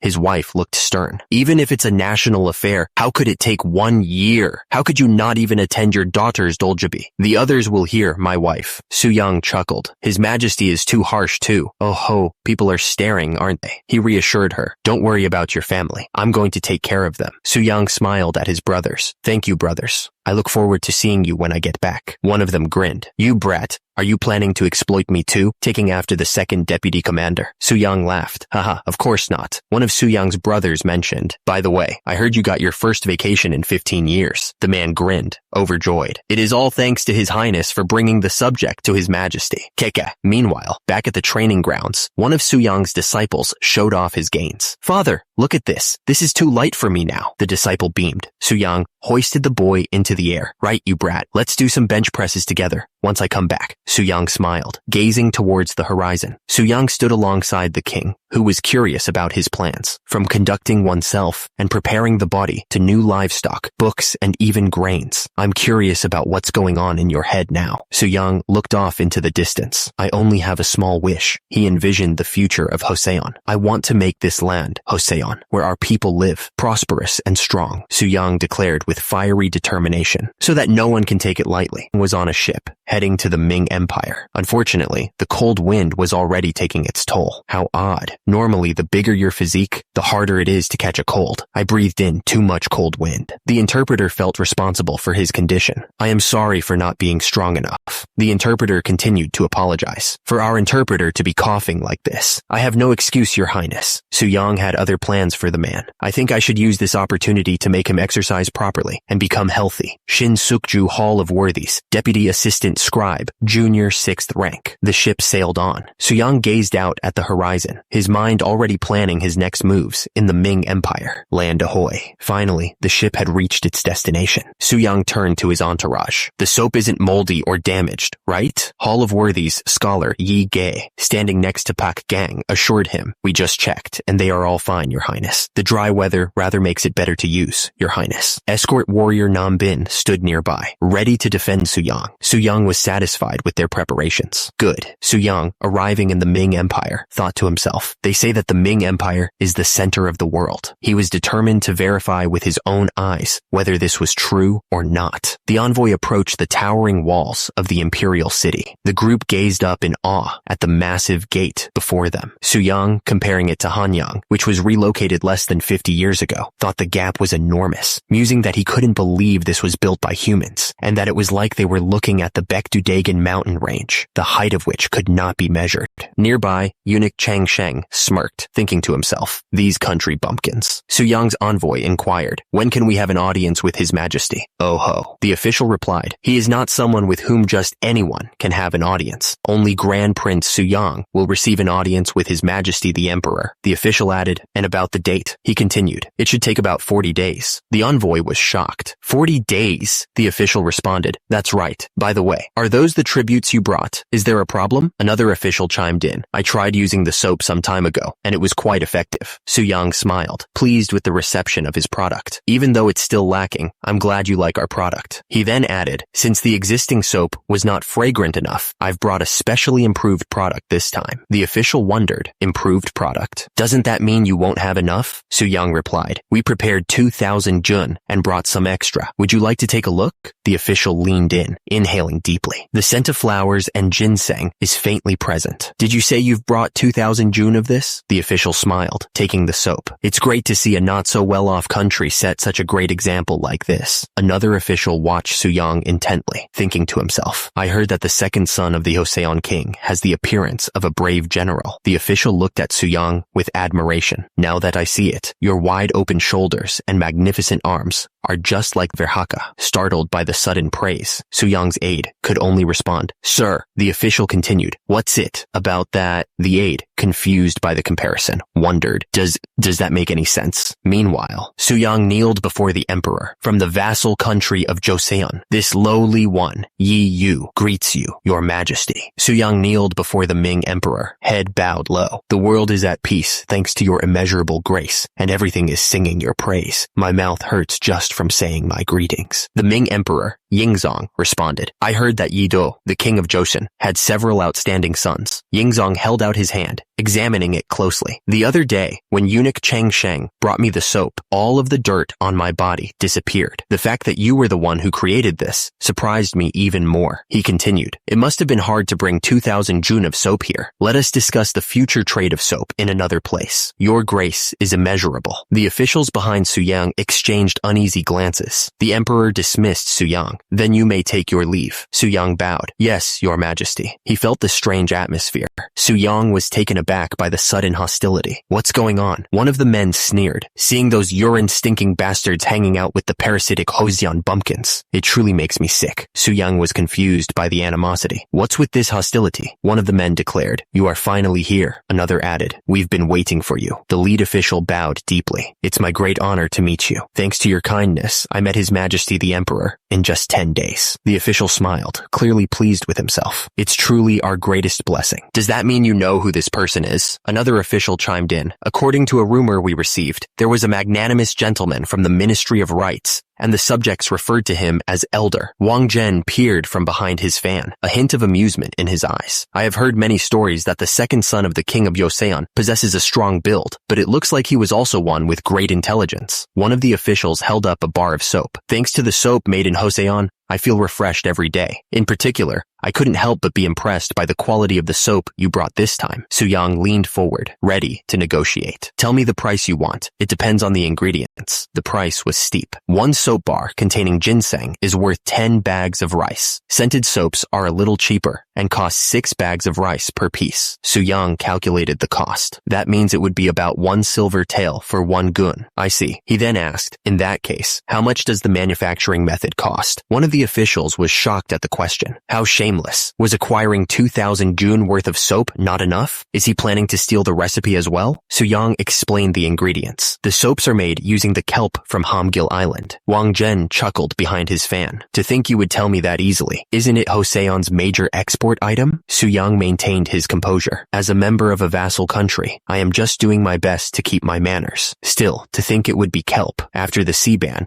the yield is practically non-existent." Wang Zhen sighed. "Sea-ban policy, Ming's trade policy. It's a shame, but please keep making the soap bars in Joseon." Wang Zhen, holding his fan, asked if it was possible to increase the amount of soap and bring in as much scented soap as possible. Suyang asked how much he wanted. Wang Zhen responded with a demand for 10,000 gun. Suyang then requested that the new soaps maintain the same quality and to slowly increase the quantity as circumstances allowed. Wang Zhen needed to know who he was dealing with, so Suyang revealed that he was the Joseon king's second son, Yi Yu. Wang Zhen introduced himself as Wang Zhen, Ministry of Rights Chief Eunuch. Wang Zhen, the Ministry of Rights Chief Eunuch, made sure to introduce himself. "My name is Wang Zhen, Ministry of Rights Chief Eunuch Wang Zhen." Wang Zhen expressed his satisfaction with the deal. "I'm glad the deal concluded smoothly. Is there anything you want? I shall listen to anything you want." Suyang took the opportunity to make a request. "I apologize to say this, but I would like to travel around the Ming Empire, find products, and take them back to my country." Wang Zhen seemed taken aback by this request. "Huh? Products, you say?" He then suggested a much simpler solution. "But if you had just asked for money, I could give you 50,000 nyang silver at once, though." A nearby official gasped, flabbergasted. 50,000 nyang? Suyang remained calm, knowing the long-term value of his plan. "Calm down. Grain, seeds, and livestock will one day be worth more than getting money here." Suyang responded to Wang Zhen's offer. "Thank you for your kind words. Since you are bestowing your grace upon us, we in Joseon would do our best to send more soap." Wang Zhen seemed pleased. "That's a good idea too." Wang Zhen assured Suyang, "I will make your first trip to the Ming Empire as comfortable as a cruise." Suyang changed the subject. "By the way, I think I understand why the eunuchs were so absorbed in the fragrant soap." Wang Zhen looked at him, curious furious. What do you mean? Su-yang explained the difference between Joseon and Ming eunuchs. In Joseon, the phalli of the eunuchs are left, but in the Ming Empire, even their phalli are chopped off. These crazy motherfuckers. Su-yang grimaced. Testes. I mean, if you lose your male parts, it'll be difficult to build muscles. The reason for Wang Zhen's request became clearer. Are muscles the important point now? I heard that they can't stop urinating, so it's said that it leaks out as it pleases. The speaker continued, revealing the source of the issue. So their entire body reeks the stench of urine. The problem was worse than Su-yang imagined. Sachets and lotions are useless in the presence of an unpleasant odor. The eunuchs nearby seemed to agree, their faces screwed up in distaste. Su-yang realized the true purpose of Wang Zhen's request. So this was why they wanted to get a lot of soap. The next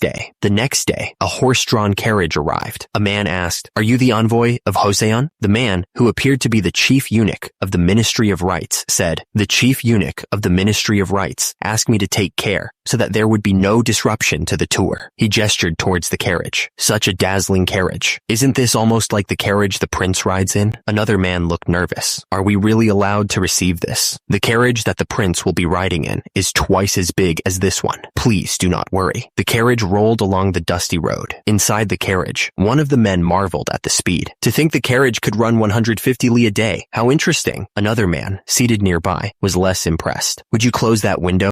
Dust billowed into the carriage. This trail of dust is the same whether it's Joseon or Ming. Another man coughed, agreeing with the sentiment. Yi Gai's words are not wrong either. Su-yang reached over and slammed the window shut. The man continued, explaining the lack of paved roads. Because, excluding ancient Rome, proper paved roads did not appear until the 20th century. One of the men in the carriage looked up at Su-yang, sweat beading on his brow.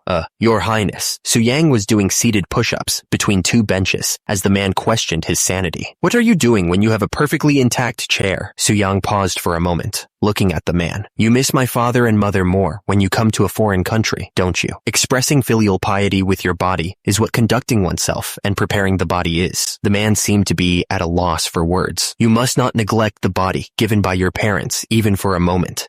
Yes. Suddenly, Su-yang's eyes widened. Come to think of it, you. He pointed an accusing finger. Your thick belly fat sticking out of the belt. Pardon? Su-yang berated the man, pointing out his flaws. You're still young, but you've already got 3 folds of chin fat, huh? Su-yang continued his tirade, listing the man's ailments. You were coughing a lot when we were on the sailing ship. Once we arrived at land, your knees started to hurt, and you couldn't even walk for a long time. You sweat and get out of breath, even with a bit of walking. Don't you think you need to improve your physique? The man collapsed under the weight of Su-yang's critique. Su-yang towered over the man, a glint in his eye. Now, I've prepared something for you. Su-yang smiled, thinking of the journey ahead. I heard we have to cover 1,500 li until our destination, Chang'an. Su-yang clenched his fist, a determined look on his face. The 12-day body-shaping miracle. If it's you and me, we can definitely do it. The man could only scream in despair. No. 12 days later, they arrived in Chang'an. The man, looking considerably healthier, expressed his gratitude. You've worked hard. I don't know how to repay your kindness. Su-yang waved his hand dismissively. It was nothing. I was just following the strict order of the chief eunuch. A figure in red robes approached. You are the envoys from Joseon, right? I received a message from the chief eunuch about your arrival. The governor general of Chang'an smiled warmly. You've come a long way, so let's begin with a meal. The governor general of Chang'an presented the meal. Enjoy your meal. The envoy examined the dishes with curiosity. I've never heard or seen these cuisines. Oh, the noodles look odd. The governor general explained the origin of the dish. It is called knife-sliced noodles. This dish was born during the reign of the Yuan dynasty. Another dish was presented. Next cuisine. The envoy picked up his chopsticks. It's boiled beef meat. Let's see. He chewed thoughtfully. The pork in the noodle dish is excellent, but the beef tastes terrible. Su-yang grimaced at the beef. It's like eating beef that died from malnutrition because the farmer didn't feed it properly. He shook his head, lamenting the poor preparation. To think they'd cook a precious meat this way. Tisk, tisk. Su-yang tried to lighten the mood. There must have been some kind of mistake. Haha. Instead, doesn't everyone agree that pork tastes good, eh? Of course. He declared his love for the other meat. If it's this kind of pork, I won't get tired of eating even if I eat it daily. Meanwhile, back in the Ming Empire's capital, Beijing, a message arrived. We have received a message from the Governor General of Chang'an. Wang Zhen spoke of the man who had escorted Su-yang, hoping he could put in a good word about him to the Son of Heaven. He wondered aloud, in any case, why are you taking care of those countrymen of a small nation? Wang Zhen reminisced. Back then, when I became a eunuch, I had just 1 silver nyang. He held up a small dish, remembering his past. But now, I've ascended to a position that can offer them even 50,000 nyang. Wang Zhen tossed the dish into the air, the coins inside jingling. The small dish landed on the roof, coming to rest among the branches. Wang Zhen looked forward to something. He smirked, musing about the true value of his offer. How much do 50,000 nyang worth to the second son of Joseon King? Stared at the massive pig. Is this really a pig? Done big, one of the men with Suyang observed. It is so big to the extent that it can rival a wild boar. It's clearly a pig because it doesn't have tusks. Another man chimed in. The pigs we raise can get as big as 200 gun in just a year. That's impressive. Another man suggested, please cut off a piece of this big guy so that we can recognize its quality. Suyang stated, even if we only bring in that pig, it seems there would still be enough to serve a nation. What are you still worrying about bringing in these good pigs? One of the men replied, we have to be careful about bringing in the pigs here into Joseon. We must look into other pigs and compare first. Suyang stressed the importance of carefully selecting the pigs they bring into Joseon. If we bring in all kinds of pigs without any hesitation, their blood will mix, and they will become a mixed-up mess. The group continued their journey. They arrived in Luoyang, a city in the Ming Empire. So Luoyang has as much crowd as Beijing, Suyang thought. Suyang observed the bustling crowds. In the capital, it's hard to find people engaging in such activities. As expected of the Ming Empire, he overheard snippets of conversation, but the way they speak is a bit strange. I heard someone saying something about Joseon, the savage country or something. Just what are they talking about? Suyang paused, overhearing something that piqued his interest.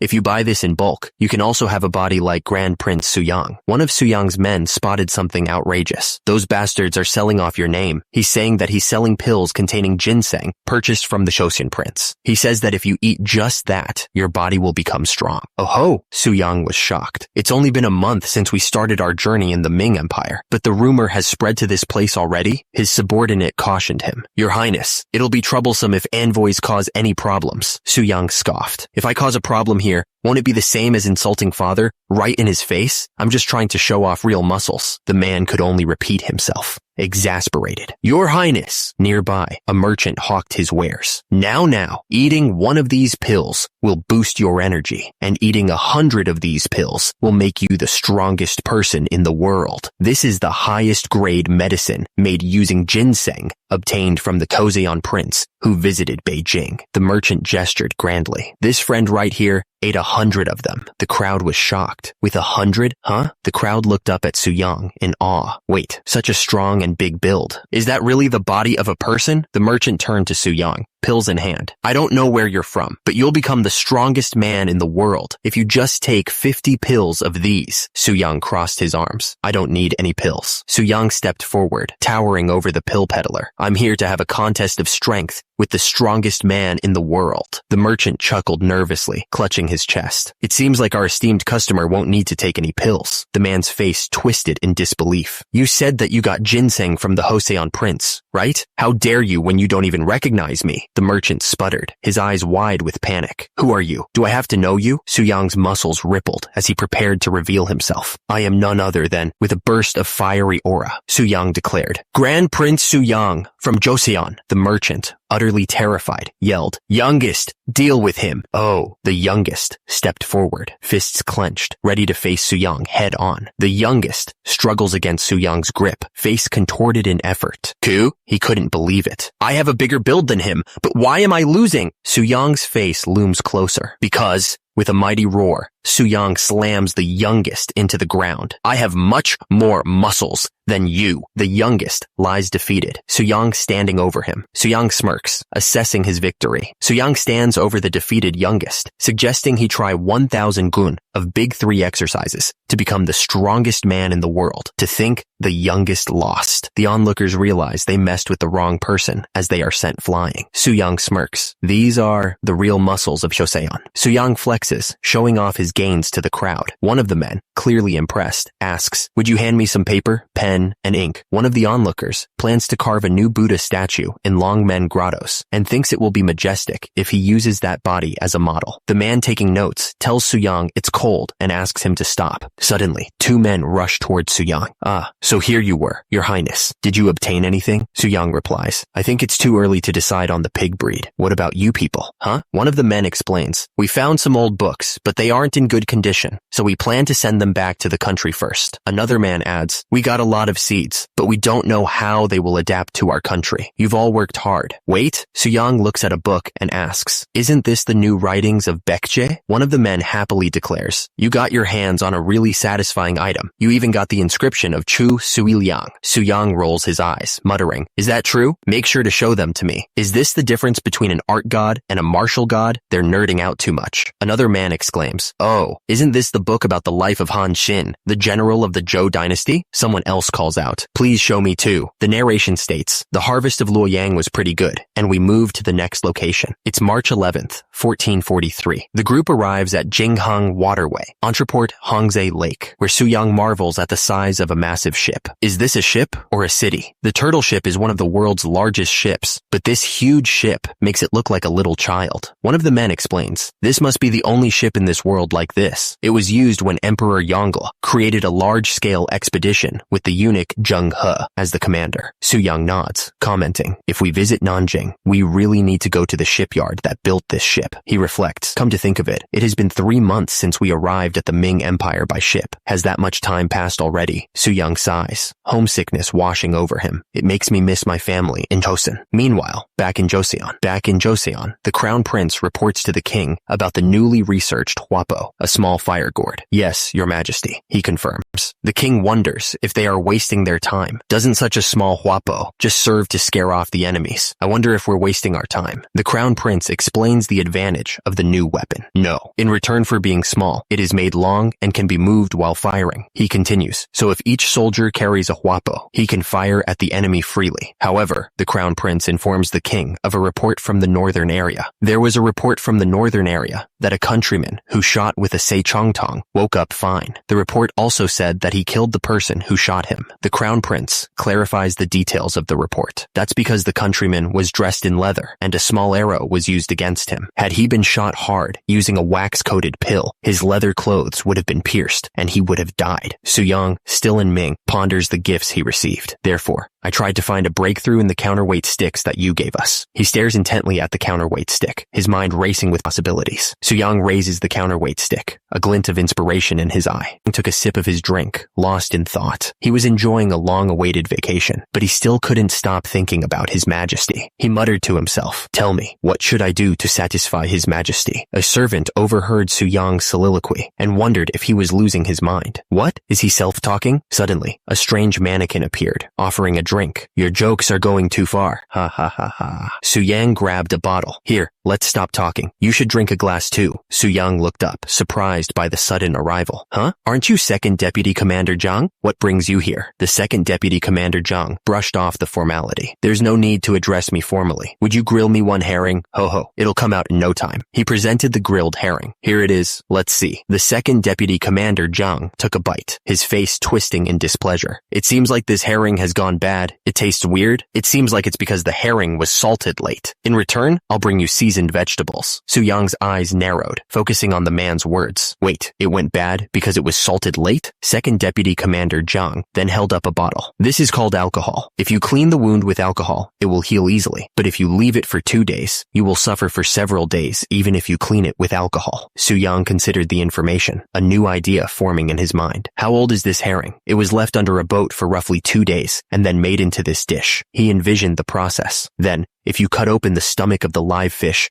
and immediately salt it, wouldn't it last for half a month? With a burst of energy, Suyang turned his attention to the sea. He shouted his orders. "Bring up the net using the crane." The crane began to lift the massive net, water cascading down. Suyang directed the crew with renewed vigor. "The people on the back keep rowing. Those in front, open up the fish's stomach and salt it immediately." "Yes." Suyang points to the lat pull-down machine. "We will be using the moving pulley that I learned while making the lat pull-down here. The fish are piled high. One of the fishermen asks, if we salt it quickly like this, will it really last for half a month? Suyang confidently answers, yes. One of the fishermen is amazed by the sheer volume of the catch. This is the first time in 30 years of my life as a fisherman that I have harvested this many fish. The fisherman continues, just 100 fish are enough to make us fully loaded, but this is well over 1,000 fish. Another fisherman realizes the implications of this bounty. As the harvest of fish has increased, the storage facilities for fish have also increased. If it's done properly, rather than dried fish, the 8 provinces of Joseon can enjoy raw fish. Suyang realized that they needed a strong fishing boat that could venture out to the far sea here.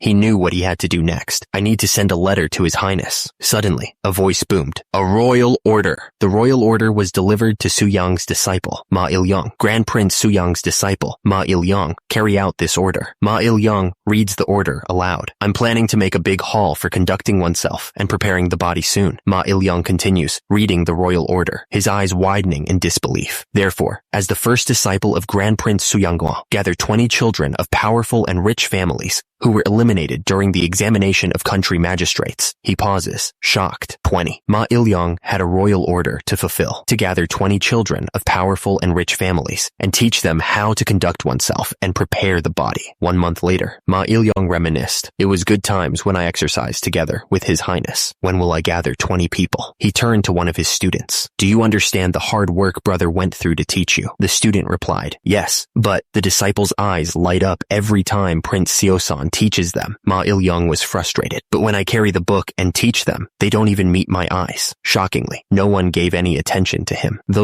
Ma Il-young pondered. It is said that those who do not pass the annual exam by next year will be sent to Hamgil province. They still haven't got themselves together. The courtier seemed shocked at the news. To Hamgil province? Yes? Ma Il-young's face fell. Suyang looked at the courtier. Really? So, all the disciples went to Hamgil province. Ma Il-young looked concerned. Hamsil province, you say? Isn't it cold there? Just imagining it makes me shiver. Your Highness. Suyang, ever the enthusiast, grabbed a dumbbell. Let's warm up together. Ma Il-young's face crumpled in dismay. Suyang declared, I can't bear to see disciples living with the countrymen. Then, a thought bubble appeared. As expected, for someone who lacks learning, the scene shifted to a shot of weights. Wouldn't weightlifting be the answer? A distant scream echoed. Suyang, struggling with a barbell, demanded, what have you learned all this time? Are you still unable to answer the question? Sweat dripped from his brow as he stared intensely. This won't do. Suyang, arms crossed, demands, add 1 more plate. The disciple, struggling with the weight, shouts, I know.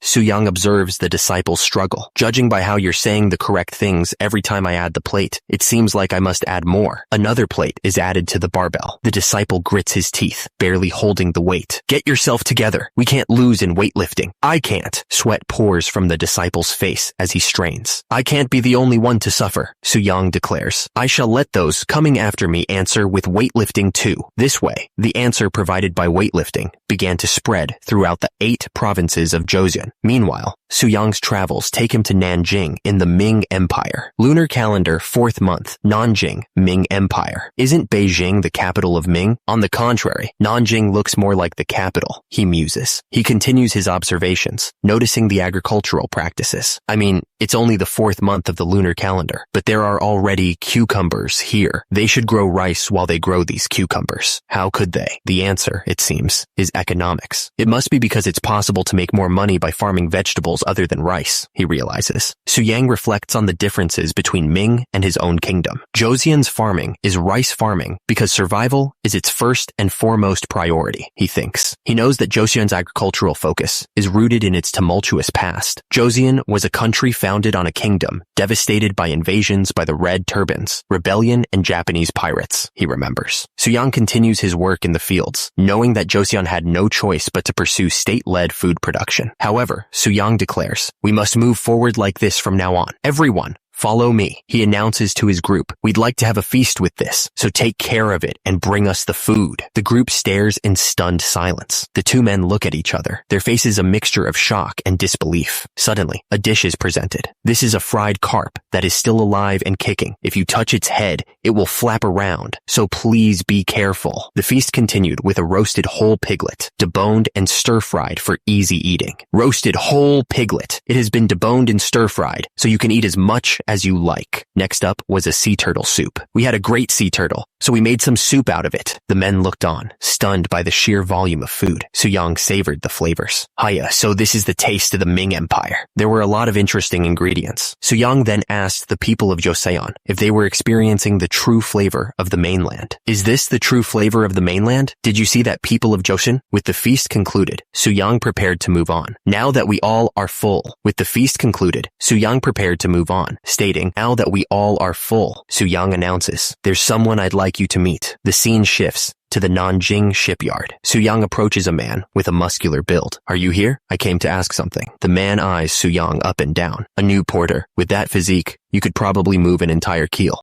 Suyang replies, I am Grand Prince Suyang, a member of the envoy from Joseon. The man responds, oh, I see. Suyang waves off the almost faux pas, then asks, I heard you designed the ship for court eunuch Zheng He's expedition. The muscular man beams. I did. The sight of that massive ship setting sail was truly impressive. He introduces himself as shipbuilder Fang Jiju. Fang Jiju continues, we built a 2000 Rio 1 specifically designed to escort the flagship. I didn't know then that it would be my last achievement. There were no more expeditions, and the flagships I built one by one also reached the end of their lifespan. He sighs. After that, I made a living by building simple merchant ships. Miserable. Fang Jiju's face scrunches up in frustration. Isn't building massive ships a natural matter, of course, for a man? Suyang leans in, intrigued. Have you ever built other types of ships? I learned a lot by living and being obsessed with them. Fang Jiju boasts, I had a hand in the Fuchuan Fujian province's ship, the Guangchuan Guangdong province's ship, and naturally, I am familiar with the Niaochuan Zhejiang province's ship in the vicinity. Oh, ahem. Suyang looks thoughtful. You seem to like shipbuilding. Do you have any plans to build a new ship again? It's a pity to let your skills go to waste. Fang Jiju's eyebrows furrow. You're suggesting moving to Joseon and building ships there, aren't you? The shipbuilder scoffs. I appreciate the offer, but the life of a true man is about building a large ship to conquer the ocean. Fang Jiju's voice rises in disbelief. How can I go to Joseon to build a smaller ship? Suyang sighs, knowing that some things are universal. Engineers never change wherever you go. Suyang presented Fang Jiju with a draft, saying, well, would you take a look at this draft? Isn't this just a small fishing boat with only one sail and oars for rowing? He pointed to a specific part of the Fang Jiju with a draft, saying, well, would you take a look at this draft? Isn't this just a small fishing boat with only one sail and oars for rowing? He pointed to a specific part of the design. But what is it here? Windlass. Suyang explained the device's purpose. This ship catches 4 times more fish than a same-sized fishing boat. The drawing showed a pulley system in action. Indeed, to pull up the net with the windlass, you only need one mast. Fang Jiju looked thoughtful. While you may not know how to build a ship, you sure know how to create devices. Suyang smiled, hoping to sway the engineer. If a small boat surpasses a large ship, that would also be the pride of an engineer, right? Please think it through until we head to Joseon. Suyang left Fang Jiju with an invitation. And if you feel like working on it with us, visit our lodgings in 10 days. Meanwhile, Suyang's party arrived at a farm on the outskirts of Nanjing. Suyang examined the produce with a discerning eye. These Napa cabbages are truly unique. They're large, packed, and taste good. Just having these Napa cabbages will last us throughout the winter. He held one up, marveling at its size. It's like the great-great-grandfather of the Napa cabbage we eat in the modern era. Suyang turned to address the owner. Well, all right. Hey, owner. The owner scurried over, a bit flustered by the sudden attention. Select the best seeds. Make sure they're worth the money. Oh my, nobles from Joseon have come. Just a moment, please. Suyang inquired about the pig's growth period. The owner replied, years, you ask? I grew it for a little over 1. He explained that the exceptionally large pigs weighed over 240 jun. Suyang was surprised to learn that even after being raised for over 2 years, Joseon pigs only weighed around 70 jun, and that was considered the highest rank in terms of size. He asked, can you sell us 100 piglets? The owner seemed hesitant. 100?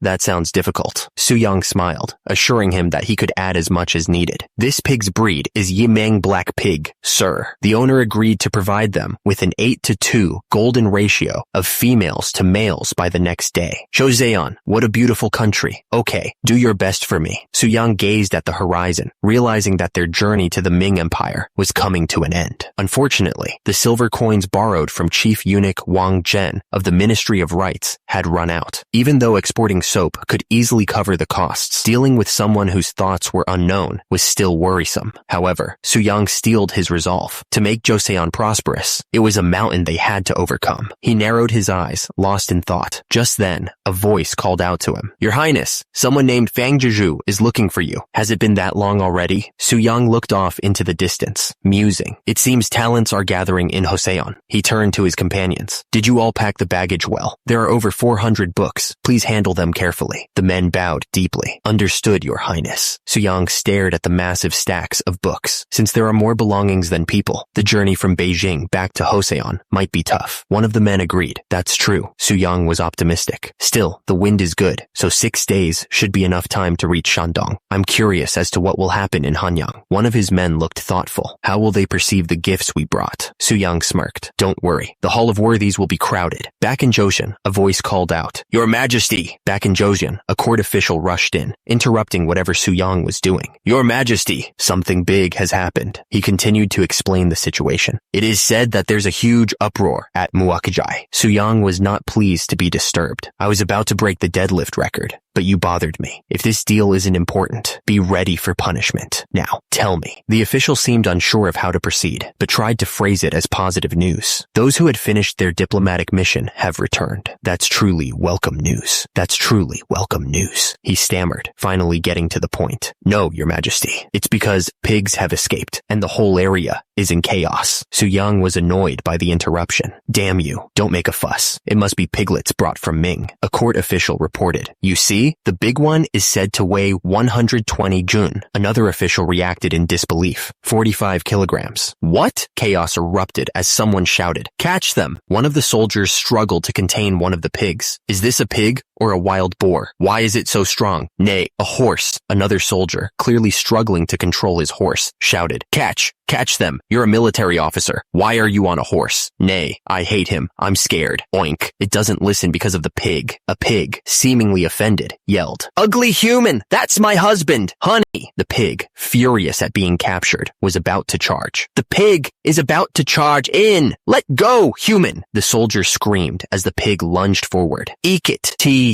But then, another soldier grabbed the pig. Here you go, rascals! Oink! Soo-young watched the chaos unfold, a wry smile on his face. Although it's been a year since I left Joseon, if this continues, what will become of my dignity? The Yimeng black pig piglets, finally settling down, began to snort contentedly. But 2 of the piglets, with furrowed brows and narrowed eyes, seemed less than thrilled with their accommodations. Soo-young, observing the pigs, chuckled. Oh ho, look at these wreckers. Their fiery temper, and even their build, resembles a wild boar's. One of the disgruntled piglets turned its gaze towards Soo-young. Hey! Soo-young approached the pen, a bundle of straw in his hand. You guys have been through a lot, coming all the way to the distant land of Joseon. He held out the straw, a warm smile on his face, hoping to appease the grumpy pigs. The Yimeng black piglets, finally settling down, began to snort contentedly. Soo-young chuckled, observing the pigs. Ho. I guess the hunger in your belly wasn't ordinary. Soo-young, pleased with their appetite, grinned. Given their size and vigor, it seems I don't have to worry about the future. One of the piglets thought to himself. Oink, oink. It seems we can trust that human. Oink, oink. That human. Something's different about him. Soo-young, his eyes gleaming with anticipation, declared. Present the fattest pig among them for the celebration. Soo-young walked away, flanked by an attendant. Considering that many books were lost during the Goryeo dynasty, I have brought some of them. Most likely,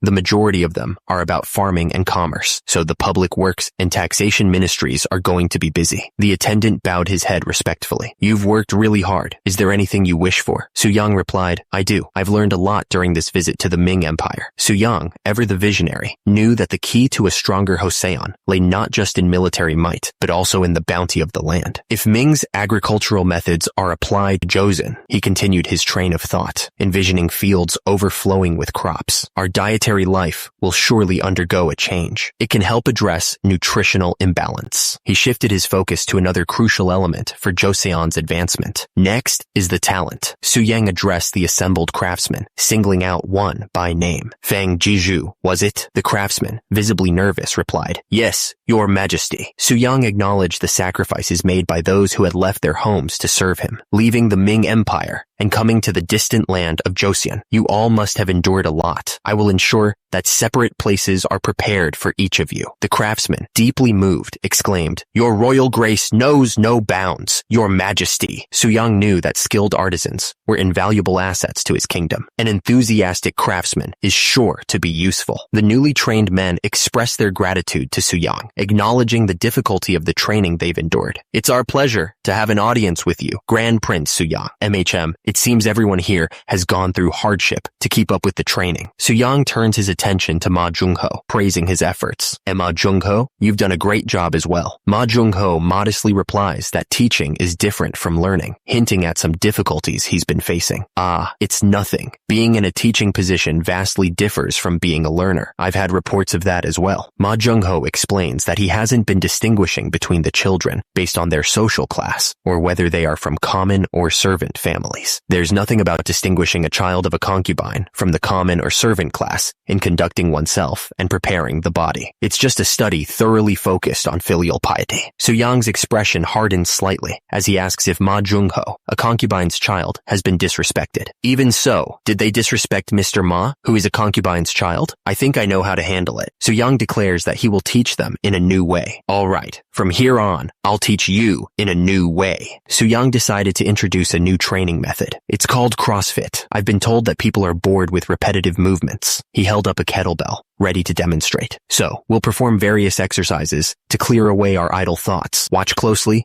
and follow suit." Suyang then demonstrated a series of movements. "This is called burpee, which I invented during my stay in Ming." The soldiers looked relieved at the prospect of a new routine. "Whoa, it doesn't involve carrying heavy weights, right? Count me in. I'll do it 100 times. Hopeful expectations were finally free from that boring barbell. Suyang grinned, pleased with their enthusiasm. "Haha, that's the spirit. Then, try to copy me." Suyang began the demonstration. First is 20 reps of burpee. Second, 20 jumps over a waist-height log stack box jump. Suyang continued to push the soldiers, demonstrating the next exercise. Third is 20 swings with a 20 Jun weight kettlebell swing. That's about 7.5 kilograms. He moved on to the final exercise. And finally, 20 squats without weights. Do this twice, take a break, and then repeat it twice. One of the soldiers asked hopefully, "Will today's training really be over with this?" Suyang grinned ominously. Of course, it approaches with the force like a storm after the silence. The soldier blinked in confusion. "Excuse me? What storm?" Suddenly, a screech echoed through the training grounds. The soldiers collapsed, utterly defeated. I can't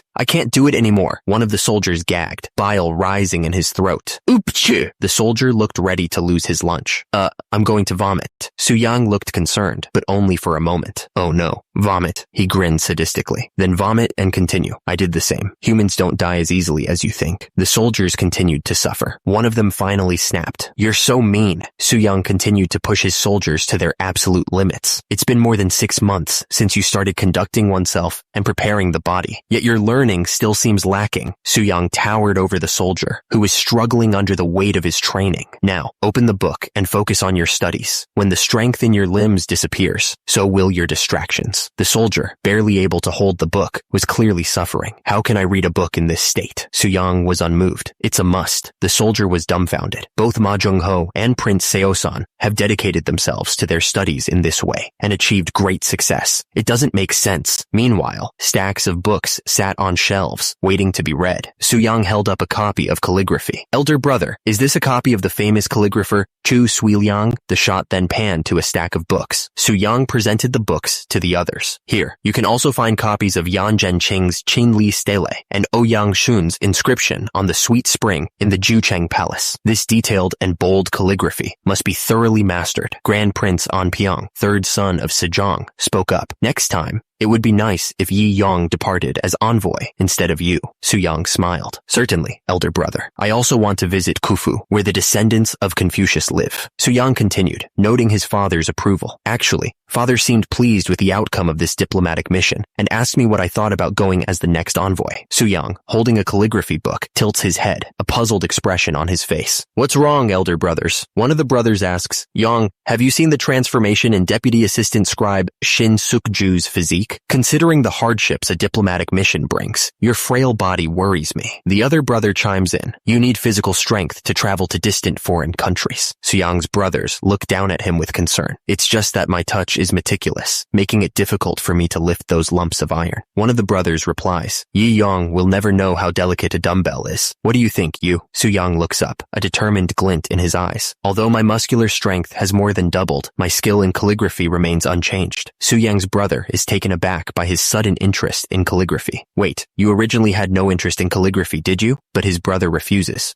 Suyang introduces his latest invention, a weapon for the common soldier. This thing is my newly created firearm, the kind even an ordinary soldier can use. He demonstrates the weapon, aiming it toward the sky. The weapon fires with a burst of smoke and light. Suyang explains the firearm's capabilities. Its power pierces armor up close and leather from a distance. The firepower is enormous. The firearm demonstration leaves the officials wondering, in your opinion, what improvements does it need? A masked figure appears, ready to give his input. If you ask me, meanwhile, in the Ming Empire, a man asks, so, is the spy we sent to Joseon performing the mission without any issues? Yes, that's right. He continues, noting Suyang's knack for innovation. The Prince of Joseon has a talent for developing various items, like soap. He leans forward, offering an incentive for information. If he creates something unavailable in the Ming Empire, inform me through a letter. Describe it in writing, and you'll get 5 silver niang. He concludes with a promise of even greater rewards. The more detailed the drawing, the higher the price will soar. Suyang reclines, holding out a silver coin for emphasis. Whether it's Ming or Joseon, is there anything as valuable as silver coins? He explains that to penetrate the leather, the range shouldn't exceed 100 bow. He elaborates on the firearm's design, mentioning that at first, it was supposed to be lifted on the shoulder or propped up under the chin, but when he made it that way, it became unbearable for a human to endure the recoil.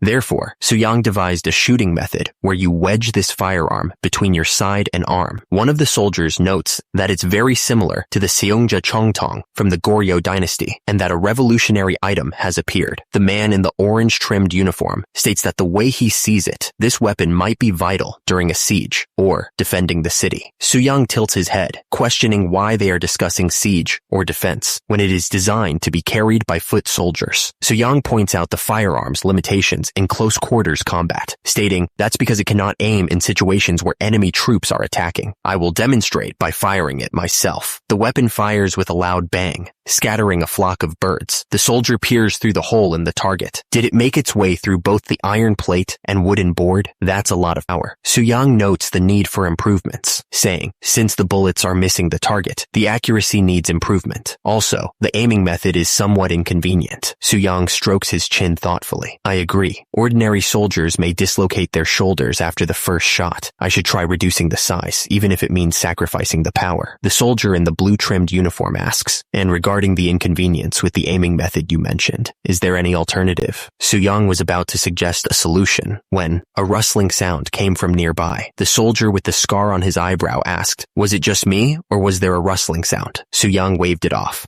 It's nothing. You asked about a solution to this firearm's aiming method, right? Just then, a voice called out, hello, is Pak Gang here? A soldier replied, yes, your highness. Suyang turned to Pak Gang. Weren't you the one who drew the blueprint of the Ming Empire's crossbow and disassembled the actual ones several times? Do you think you can recreate the crossbow's structure? Suyang was on a roll. Of course. As a matter of fact, I've also been improving the previous design. Let me show me right away. Suyang gestured enthusiastically. Elder brother, I'll shoot the crossbow myself to showcase the issue with this firearm. He took aim, his expression serious. The crossbow fired with a snap. The arrow struck the target dead center. Suyang turned back to the group. As one would have guessed, Suyang explained that high accuracy requires the eye and huapo to be in a straight line. He then described another challenge. 2 hands are not enough, and losing the aim when the huapo is held with one hand and lit with the other. Another man agreed, stating that it may not be apparent if the enemy is passive, but when both sides are in motion, everyone will face difficulties handling such a weapon. Suyang had an idea. In that case, combining the frame of the crossbow and huapo would solve the problem. Suyang then ordered Pak Gang to stop what he was doing and make this first. Pak Gang was surprised, but agreed. Suyang noted that with each shot, ordinary soldiers lose strength and may get injured on their faces. Suyang considered the design. How about extending the wooden board to the back and attaching attaching it to the shoulder, it might burn the head. So change the place so that the smoke comes out to the side. And what do you think of attaching a dagger to the end as a precaution? Not bad. It would be even better if a huapo could be used as a short spear. 3 months later, on March 2nd, 1444, today was the day the crown prince and you would present the new huapo. The military officials had been gathered inside the royal palace. They seemed to have prepared very thoroughly. One of the men worried that although the crown prince and you didn't do anything lightly, huapos had been prone to malfunctions.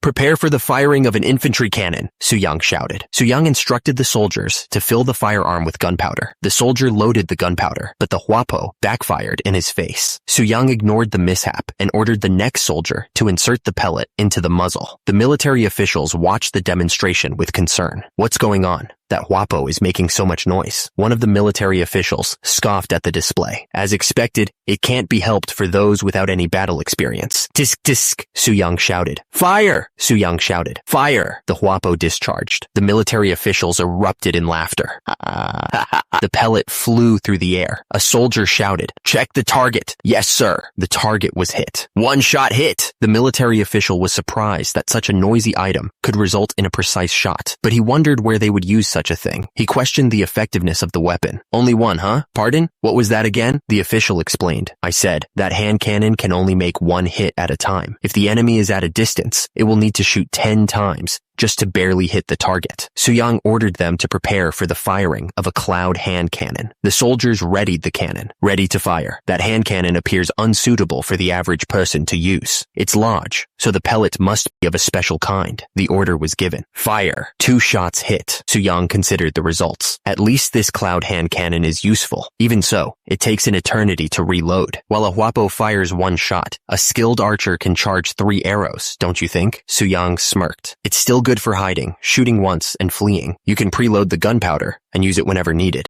Just then, someone called out to him. Crown Prince. The Crown Prince spoke, unimpressed. The first one, the infantry hand cannon you displayed, was difficult to consider as a firearm, and the second, the cloud hand cannon, is much slower than a bow. The Crown Prince looked down at Suyang and asked, how would you make use of those? Suyang responded, the infantry hand cannon is not a replacement for the bow. It takes 10 years of practice to raise a skilled archer. The Crown Prince looked skeptical. However, those we've prepared for this demonstration have only trained for a mere half a month. Half a month. Are you really saying they acquired this skill in such a short period? Suyang confirmed. Yes, Your Majesty. Half a month is barely enough to learn how to hold a bow. The Crown Prince seemed even more dubious. And to hit the target properly, it takes at least 6 months of practice. Suyang smiled, knowing he had him. Then, Your Majesty, since I've shown you the marksmen who have only trained for 15 days, Suyang declared. From now on, he continued, allow me to have the skilled marksmen demonstrate their skills. He pressed his point. Then, Your Majesty, since I've shown you the marksmen who have only trained for 15 days, from now on, Suyang declared, allow me to have the skilled marksmen demonstrate their skills. The newly trained soldiers raised their firearms, ready to show off their skills. Get ready, Suyang gave the order. Fire. The bullets hit the target's dead center. Suyang's demonstration yielded impressive results. 19 out of 60 shots hit the center. The prince explained that the marksman now had a 30% chance of hitting a target 60 bow away, and that the speed of reloading had also increased. The emperor was floored. How surprising. That was definitely not something that could be learned in a short period. Suyang continued to lay it on thick, boasting that even an ordinary infantryman who had only trained for 2 months could demonstrate the same strength as an archer who had practiced for several years. Suyang then gestured towards a small cannon. Lastly, let me show you the 2-inch cannon. Are you ready? You, standing proudly by the cannon, responded, Yes, Your Highness. The emperor eyed the small cannon with skepticism. Eh? What's that? Isn't that a huapo? That can't be considered a chongtong, given its size. Suyang addressed the emperor. What kind of pellets does it use? It uses slugs, Your Majesty. We will show you what kind of power it has right away. The 2-inch cannon fired a devastating shot. The blast echoed through the courtyard. The onlookers gasped at the sheer force. The emperor's eyes widened in amazement. Incredible. With your Sejongtong, and 2-inch cannon, let alone the barbarians. Even the northern Yuan people who used to trample on Goryeo will be crushed instantly. Su Yang smiled, basking in the emperor's praise. It's my honor, your majesty. He thought back to the man who helped him. You helped me a lot. Meanwhile, back at the Ming Empire, Wang Zhen's residence, one man asked another, who was seated and writing. He even developed those firearms, huh? Should I ask the spy to send us a copy of the blueprints? The seated man considered the idea. No, it will be difficult to reproduce it exactly if it's drawn by an outsider. He resolved to take matters into his own hands. It's best if we can get our hands on them ourselves. Regarding the hand cannon and the cannon that you and the crown prince created, one man explains that there's a problem when they try to mass produce it, prompting the other to ask if there's a problem, your majesty. The emperor reveals, we received a letter from the Ming Empire. He continues, reading from the letter. Inside the letter, it is said that they heard about the objects made in Joseon and requested that they be sent as tributes since the emperor is very interested in them. Su Yang realizes, I think the objects that they talked about are likely the Seichongtong and the 2-inch cannon. He wonders how they found out about them, then considers that since the letter only says objects, it's possible that they are referring to something else, not the firearms. Su Yang considered the emperor's request. It's possible. However, he knew that if they sent something else, and the Ming discovered their new firearms' existence and made a big deal about it, the situation could escalate. They would think they were hiding them on purpose. Su Yang realized, to think they called them objects, even though they already knew about their existence. He deduced that no one but Wang Zhen could think of a plan like this. In that case, please send 2,000 pieces as tribute. The other man was taken aback. 2,000. That's too many. Sending 500 per year seems more appropriate, though. Su Yang was firm. No, please send 2,000. Meanwhile, inside the Ming Dynasty Forbidden Palace, the emperor considered the tribute. Oh ho, 2,000 pieces. An advisor spoke up. It is said that the third prince of Joseon will personally bring 500 pieces himself within this year. There's no way a small country on the border can go against the Great Ming. Another official inquired, but may I ask why you wrote objects in the letter? The first advisor replied, if Joseon sends another object, it means they must have another plan. He continued, if that happens, we can pressure them to receive more tribute. The emperor mused, well, since Yi Do, the king of Joseon, is a smart person,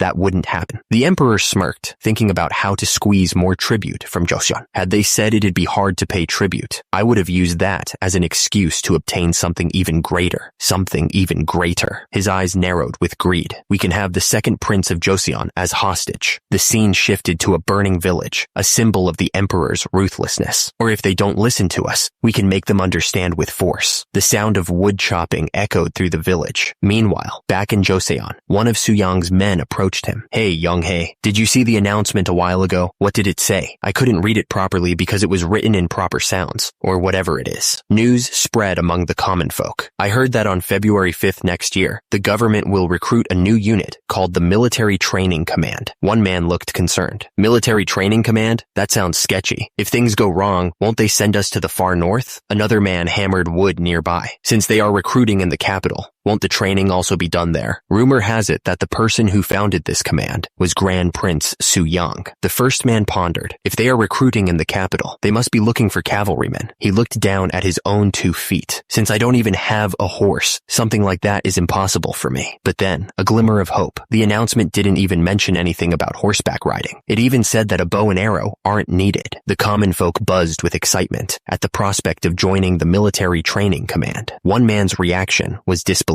Are you serious? The announcement continued, promising that all one needed was an identity tag, a strong body, and a strong will, regardless of their current status. Furthermore, those who completed the training, along with their families, could become commoners. A lord spoke sternly to a man groveling in the snow. I am sending you to the capital out of generosity, but you know what will happen if you run away, right? Your mother and father will be punished in your place. The man kowtowed deeply, his voice filled with gratitude. Thank you so much, my lord. One man, burdened by his past, trudged through the snow, praying for his family's safety. I will pray every day that my parents are safe while I am visiting Hanyang. That's how hundreds of young people from all 8 provinces across the country, regardless of their social status, believing that as long as they had a strong body, they could become a military officer, made their way to the capital, where Grand Prince Su Yang. That's how, regardless of social status, hundreds of young people from all 8 provinces across the country, believing that as long as they had a strong body, they could become a military officer, made their way to the capital, where Grand Prince Su Yang awaited. On February 5th, 1446, Suyang surveyed the scene at Nodulnaru, now Noryangjin. He muttered, 1,052 people, huh? Suyang crossed his arms, unimpressed. That's much lower than I was expecting. It can't be helped. He knew that these people didn't even know exactly what their military training command was. Suyang addressed the crowd, thinking, considering what benefits the members of the military training command will receive, it's truly a shame. The Minister of War hid behind Suyang, prompting the prince to ask, by the way, why do you keep hiding behind me? The Minister of War trembled. Can you speak in my stead, Your Highness? But aren't you the Minister of War who will command the army? The minister stammered, tears welling up in his eyes. I can't do it. I have only been carrying out administrative tasks in the first place, so please calm down. His Majesty must have appointed you knowing you would do well. Suyang cleared his throat, ready to address the crowd. Now then, since everyone has gathered here, Suyang took a deep breath and boomed. We all sincerely welcome you all who have endured the cold winter to make it to this place. Suyang addressed the crowd, introducing himself. I am Grand Prince Suyang, who is in charge of the military training command, under the command of His Majesty, the King. He explained that joining the ranks wouldn't be a simple matter, because the military training command will use completely different training methods and weapons than the existing units in the capital. Unfortunately, not everyone can receive it. Suyang continued, setting the stage for the trials ahead. Only those who pass the test will be able to join the military training command.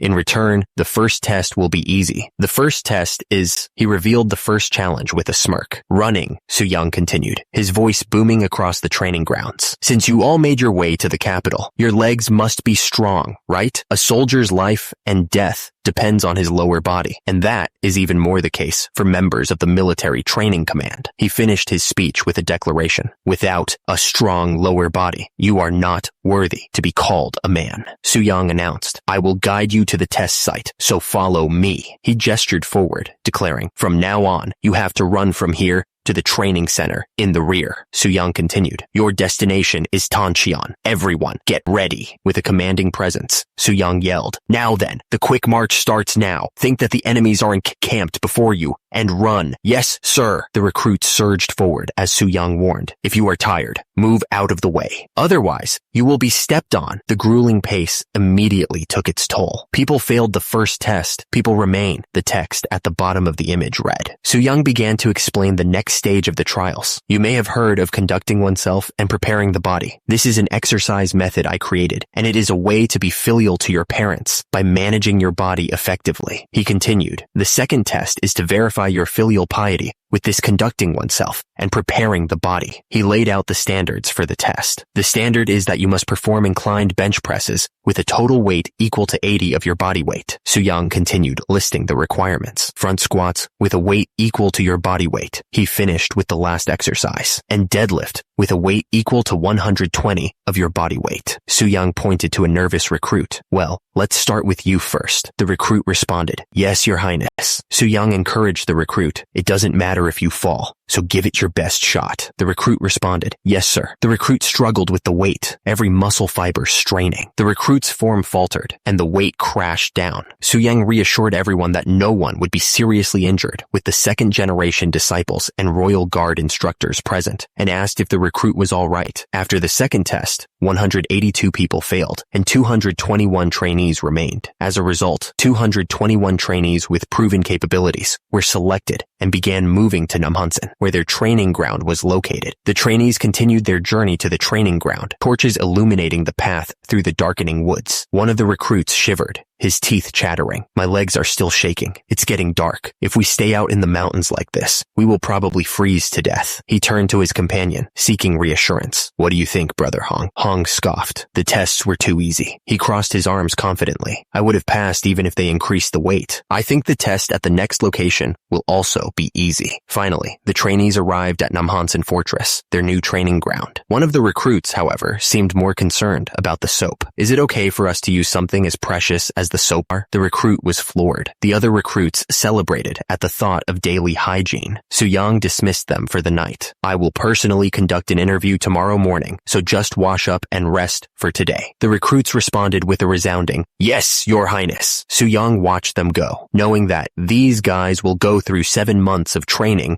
before becoming a junior, third-rank officer. Su-young's attendant informed him that the next candidate was ready. Your Highness, I will tell the next person to come in. Su-young responded. All right, let him in. Su-young grimaced, the interview process dragging on. The interview is almost over. There are only 2 left from the Hong family. Su-young learned that the first of the Hong family was named Hong-san. The first one must be Hong-san. He was a slave in Gangwon-do and came here to upgrade his lowest class. The young man explained his motivations. Why did you apply for the military training command? Hong-san answered, Our Lord said that if I became a military officer, my parents would also acquire a higher status, so I applied. Su-young considered the applicant. He is short and weighs too little, and Hong-san continued, I thought it was my duty as a child to free my parents from slavery, so I worked hard in training to practice filial piety, and Su-young mused to himself, oh, the training so far must have been quite arduous for him. Su-young considered that the military training command's training would be tough. However, if someone with such a strong will, like Hong-san, participated, Su-young thought about how much Hong-san would change. The young man bowed deeply. Thank you so much, Your Highness. Su-young nodded. I understand you may leave now. Su-young turned the page in his book, ready for the next candidate. Let's look at the next person. Su-young read the file. Hong Yun-seong, nicknamed Yong-hae, born in 1425. Year of the Snake? Su-young's eyes widened slightly as he recognized the name. Wait a moment. That human butcher Hong Yun-seong? The next applicant stated, I am from Hoin District, Chungcheong Province. I have a healthy body, but because my family wasn't well off, I couldn't learn horseback riding. The next applicant stepped forward, stating, I applied because I want to be successful. Su-young considered the man before him. They say people can't be changed, so can I change the 22-year-old Hong Yun-seong? Do you know what you are doing here? I was told to become the infantry leader and take care of them. Su-young replied, those who lead people should know how to handle their men without using harsh tactics. It's not about beating and suppressing people to make them listen. He challenged Hong Yun-seong. Can you lead your subordinates like that? Hong Yun-seong paused for a moment. He stated with conviction, if they can't use harsh tactics, why do soldiers exist in the first place? Hong Yun-seong stood firm, arguing, if they can't use harsh tactics, why do soldiers exist in the first place? Su-young paused, considering his words. Su-young responded with a slight smile. I hope you find that answer by the time you finish the training. With that, Su-young dismissed him. You may leave now. The door slid shut. Su-young was confident that even the stubborn Great King Sejong changed, so Hong Yun-seong, who is even younger than him, will definitely change. Meanwhile, the training at the military training command was underway. Left turn, march, left, left, a loud voice barked. Stop chit-chatting. 2 soldiers watched the training. One of them asked, what an interesting way of training. What do you think, Brother Hong? Hong-san replied, it is a training of adaptation to make the team perfect. There is nothing more important than loyally carrying out orders on the battlefield. The scene faded to black, with a question hanging in the air. Isn't this the place where people who were just alive turn into lumps of meat? Su-young declared that from now on, all command systems used in the military would use the proper sounds. He emphasized that those who would lead the soldiers must also master the proper sounds.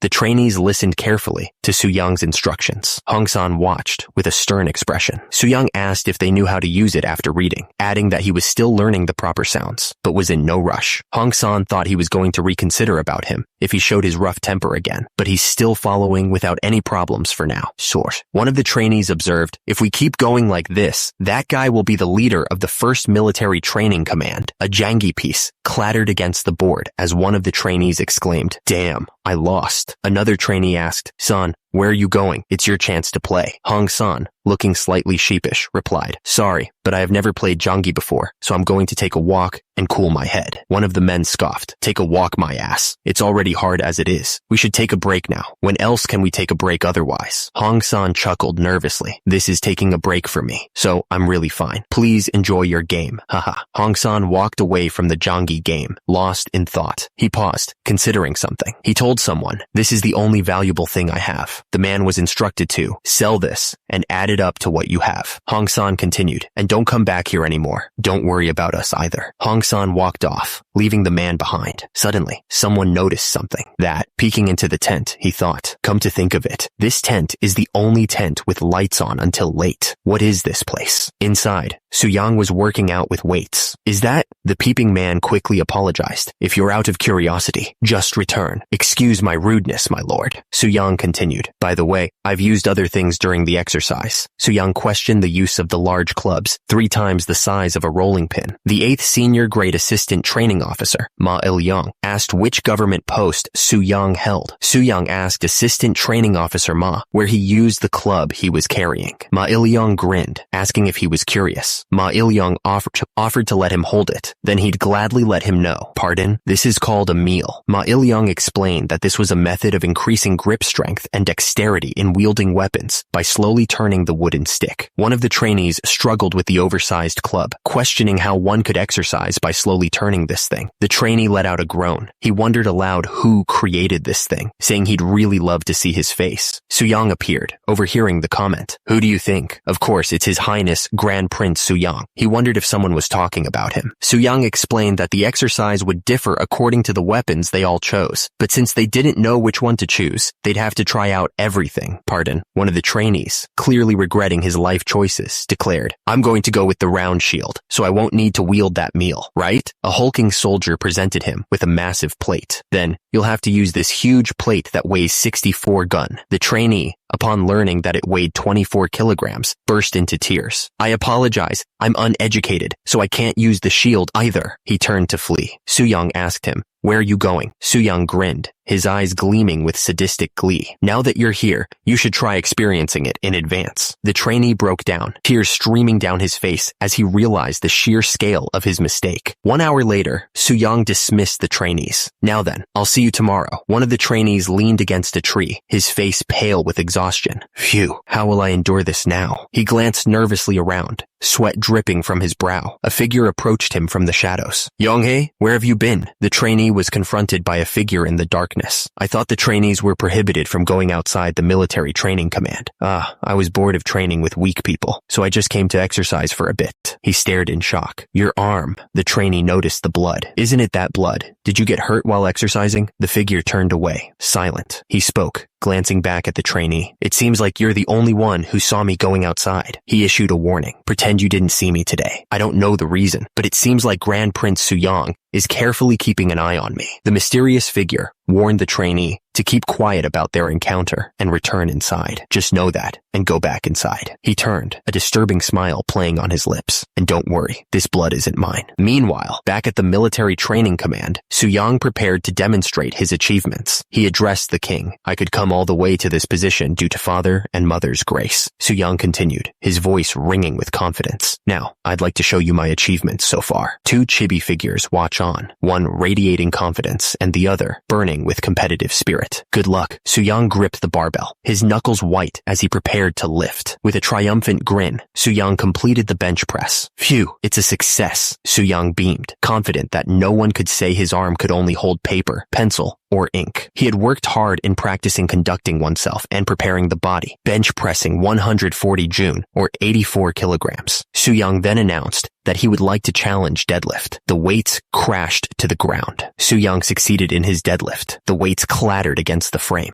The king and his advisor looked on as Su-yang totaled his squat, bench press, and deadlift. With 180 gun, it made a total of 500 gun. Su-yang beamed. You may have started late, but you're quick in learning, so I'm very satisfied. Thanks to both brothers, I could make a trip to the Ming Empire with a healthy body. King Sejong replied, but you can't be satisfied yet. The king continued, you still have a long way to go, so you must never stop moving forward. Now, he can no longer be satisfied with goon of Big 3 exercise. Then again, even the great King Sejong can handle that much weight now. Sejong added, right, while we're at it, I'd like to see you's further achievements in conducting oneself and preparing the body. Su-yang's face fell slightly. I heard that you recently raised your level of conducting oneself and preparing the body by a lot. I'm screwed. I've been busy with the military training command. He trailed off. Su-yang finished. So I've only done it 6 times a week. Su-yang continued to train, his back muscles rippling with each movement.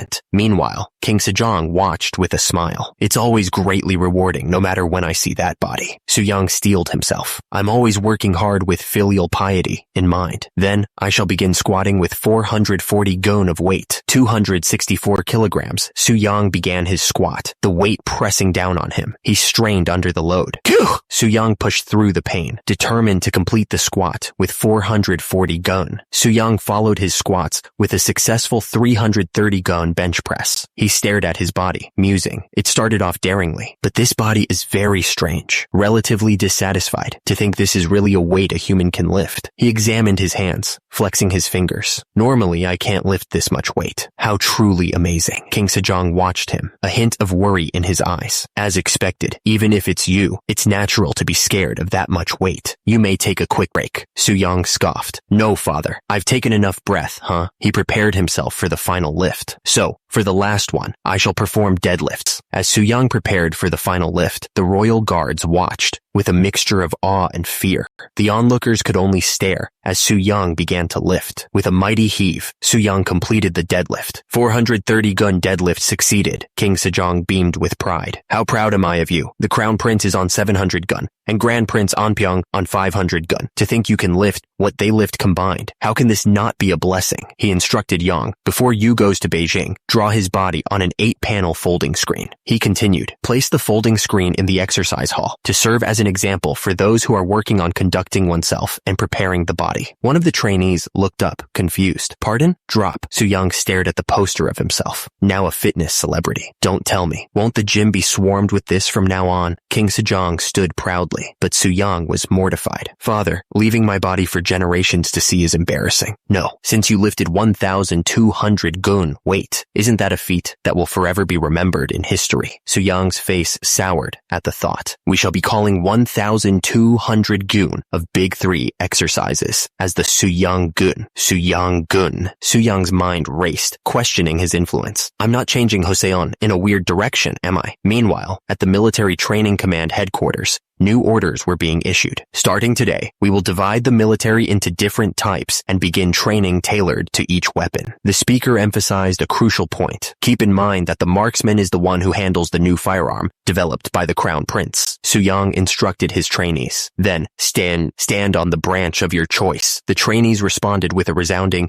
yes. Back at headquarters, a man reported to Suyang, Your Highness, the number of military trainees desired has been organized. The numbers were broken down as follows: 41 shieldmen, 51 spearmen, and 63 long swordsmen. The report continued, and, lastly, 66 marksmen. Suyang noted with a thoughtful expression, there are not a lot of marksmen. I guess it's because people are still used to cold weapons. Suyang was still worried about designating proper training for the trainees. He inquired about the shields that the shieldmen would be using and received confirmation. Suyang observed that the shields seemed sturdy enough to withstand even an attack from a mountain tiger. Before yelling, You there! Suyang demanded to know what they were doing and ordered them to get to their positions and get ready. The trainees apologized. Suyang asked if everyone was ready. He announced that the first training exercise involved turning the shield in all directions. One of the trainees looked at the shield in disbelief, noting that it was already heavy enough just to carry. Suyang commanded them to stop talking and quickly follow his moves, and the trainees responded affirmatively. He explained that while the shields might be heavy now, they had no other choice, adding that the primary reason the shield was made big and blunt was to increase the defense range, and the secondary objective was to block the enemy's march. Meanwhile, a figure in a mask mused that they didn't know where the cannons that would be sent to Ming might be used for. RizComic.com. The masked figure continued that they should prepare in advance. Back with Suyang, he declared that only those with the greatest strength would be able to become a shield man. Suyang explained that it was because, in order to avoid being penetrated by a hand cannon at an effective range of 100 feet, the weight must naturally be increased. Two of the trainees watched Hong San, impressed. They commented that he was really getting better as time passed, wondering where he got such strength. One of the trainees told Hong San he could stop now. Sweating, the trainee asked if Hong San remembered how many times he turned it. Hong San looked back, confused. Hong San, still sweaty from his workout, spotted someone. That guy? The two trainees strained under the weight of the logs they carried, but 1.5 months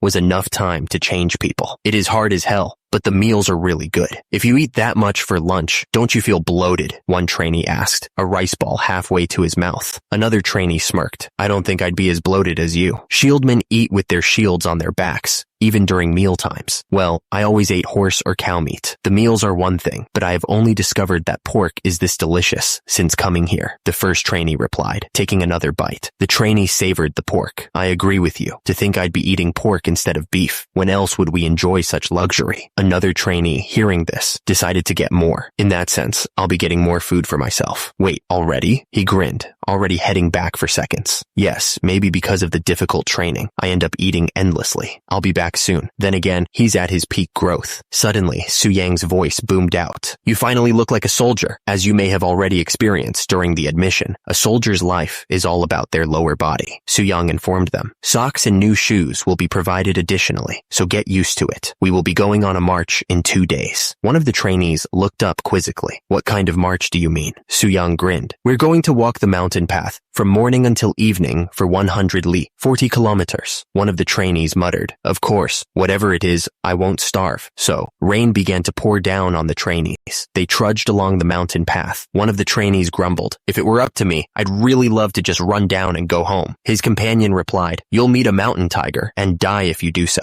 Su Yang announced, let's take a short break. Replenish your stamina here. The trainees cheered. Su Yang had already run out of taffy. Here, take a sip of water at least. Everyone, eat a grain of salt when you drink water, he added. Su Yang continued, and those who ran out of water should not worry either. You'll be provided with water once we arrive at the next hill. One of the trainees smiled. At least, it's worth fighting when we have someone like that as our superior. His companion agreed. You're right. The rain continued to pour. Now, let's begin the match again. Get in a row, Su Yang shouted. There was around 1 month left for the military training command. The rain continued to soak the trainees as they trudged along. Hong Yun-sung was an extraordinary man from the beginning, but Hong San, that guy may have looked weak, but when did he grow that fast? Not only those two, the others, who were all over the place at first, changed too. Su Yang smirked, pleased with the progress. He thought to himself, I want to quickly show these strong figures to father. It was September of 1445 in Beijing of the Ming Empire. A man on a throne welcomed, welcome, third prince of Joseon, Yi Yang. The man continued, to think the third prince would come after the second. I understand how passionate Joseon's education is. I heard you have a knack for calligraphy. He asked, would you write a phrase for me? A phrase. He examined the calligraphy. Right. I'm satisfied with this calligraphy. He then stated, I'd like to talk about your tribute next. The man on the throne questioned, you called it hand cannon, but I'm curious why you did not use it in the fight with the wild men Jurchen people. As a civilized country, we are embracing a cultured country, so we can't use it as we please. He continued, just as it is a child's duty to show respect to their parents, won't it be appropriate for us as a civilized nation to do the right thing? Another man interjected, then, did you send us a weapon that is yet to be proven, without even using it in real battles? Su Yang responded confidently, but it pierces through armors, so it is extremely excellent. Moreover, the soldier will become proficient in it after 1 month of training, so the Ming Empire will have nothing to fear in the world. The man on the throne stroked his beard. Seeing how confident you are, I'm curious about its power. He then stated, let me see it for myself. A soldier aimed the hand cannon with precision. 3 out of 8 shots hit their mark. The king watched intently. Since it penetrated the armor at the chest and abdomen and became lodged inside, anyone would have died instantly. He examined the results closely. As it consumes less gunpowder than our cannons and can shoot faster, we can say that it is an excellent weapon. Another man beamed with delight. I thought there was no sibling better than the older brother, but they're right here after all. To think Joseon would make a better firearm than the great Ming, their brother. The king's advisor spoke up. Would you pay 1,000 hand cannons every year as a tribute? We need to drive out the ferocious Tetters. How could we dare to do that? A man in fine robes pleaded. We came here prepared to present 2,000 hand cannons as tribute. Please consider our sincerity. Meanwhile, at Joseon Military Training Command headquarters, a trainee was sent flying by a brutal punch. His comrade looked on in shock as the trainee fell to the ground. The shocked trainee's face was a mask of terror. The trainee who delivered the blow wiped blood from his mouth, looking displeased. It was September 1445. Su Yang was dismissed from his position due to abusive behavior. Su Yang's legacy was already being carved in stone, literally. The Luoyang attraction, Longmen Grottos, stood as a testament to art and history, and Gyeon, an early Joseon dynasty painter, was clearly impressed. What a sight. There are stone caves and thousands of Buddha statues along the cliff, he remarked. Grand Prince Anpyeong pointed towards a new addition. Grand Prince Anpyeong, there is a newly carved stone Buddha over there. He examined the statue closely. Maybe because it is new, it seems slightly different from other stone Buddhas. It seems like a bold attempt to express another aspect of the four heavenly kings. Anpyeong gestured further into the grottos. As you go further back, there are more stone Buddhas like this. He squinted, noticing a peculiar detail. But why do their faces resemble that of Grand Prince Su Yang? As the group admired the stone Buddhas, one man turned to his companion, asking, "Hey, do you know who carved these stone Buddhas?" The scene cuts to a flashback, revealing the reason behind the question. 2 years ago, there were con men who sold fake drugs to people. The flashback intensifies, with a brutal display of justice. Please refer to chapter 25. The narrator explains the divine intervention. It's said that Virudaka, who could not bear to witness such a scene, came directly from heaven and punished them. The explanation continues, clarifying the deity's significance. One of the four heavenly kings, and a major deity in Buddhism, the style of the stone Buddha slightly changed afterward. Back in the present, one of the onlookers mused, "Ho, isn't this story about Grand Prince Su Yang? He will definitely find this interesting." Su Yang's face contorted in fury, veins bulging. "Take those words back immediately. How can my brother's muscles be full of fat like this?" A nervous attendant tried to calm him down. "People will gossip, Your Highness. Please lower your voice." Su Yang was not to be reasoned with, staring at the offending statue. "How am I supposed to stay still now? What kind of muscles are that, flabby?" His rage was palpable. "To think they would dare to insult my brother's muscles.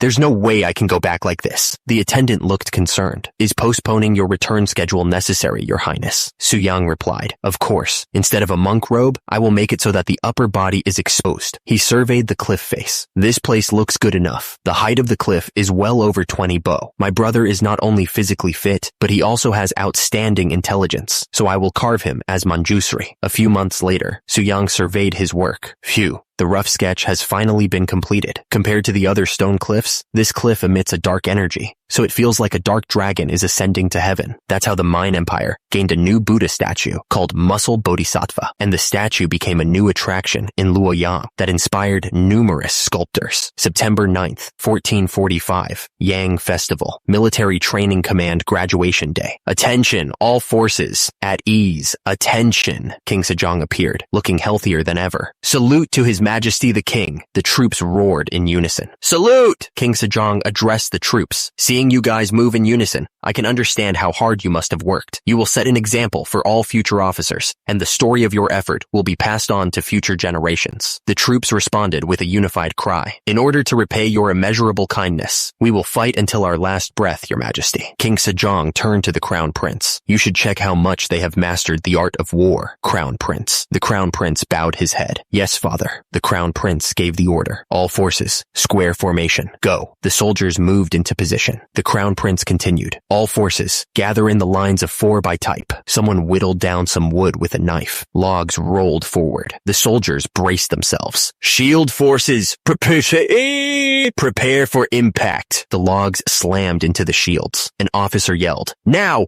push and come out." The logs scattered. Su Yang continued to drill the soldiers. "Next, spearmen." He called out the next group. "Next, longswordsmen." His gaze was intense. He stomped his foot, signaling the next part of the exercise. The spearmen thrust forward. Su Yang barked out orders. "Marksmen, 2-rank formation, 2 ranks formation." Su Yang ordered the soldiers to prepare. 5 fire carts, shooting formation. He explained the weapon's origin. "Brother made this weapon specially for the soldiers of the Military Training Command. Should I call it Joseon's version of multiple barrel firearms?" He gave the order to unleash the volley. "Fire!" The fire carts erupted in a massive explosion. The king clapped his hands together, impressed. "Splendid. That was incredible." The king beamed with pride. "I don't think there will be any foreign enemies that will dare dare to attack our country from now on. The first military review of the military training command that day was a great success. By order of King Yang, the townspeople from the towns had their statuses upgraded, and Hong San was given a new name, Jung Byomsu. A man held up a document, seemingly in disbelief. Did they really complete all of these? Another man in a blue robe responded. It is said that His Majesty the King personally confirmed this. The king sat on his throne, looking over the report. If everything in this letter is correct, they are truly talented people. Normal soldiers won't even be able to compare to them. However, a voice echoed in the room. They must all be greenhorns with no combat experience. Yes, my lord. No matter how strong and agile those soldiers are in training, some of them might still run away during a real war. The man mused over the mountain range. They have never trained in the middle of winter, right? They might have climbed the mountain quite a lot, but there is no way they'd know how cold the mountains can be during the winters. He lowered his gaze, lost in thought. The military training command must have been created to stand at the forefront of the war. Another voice broke the silence. Then shouldn't we get ourselves some experience as well?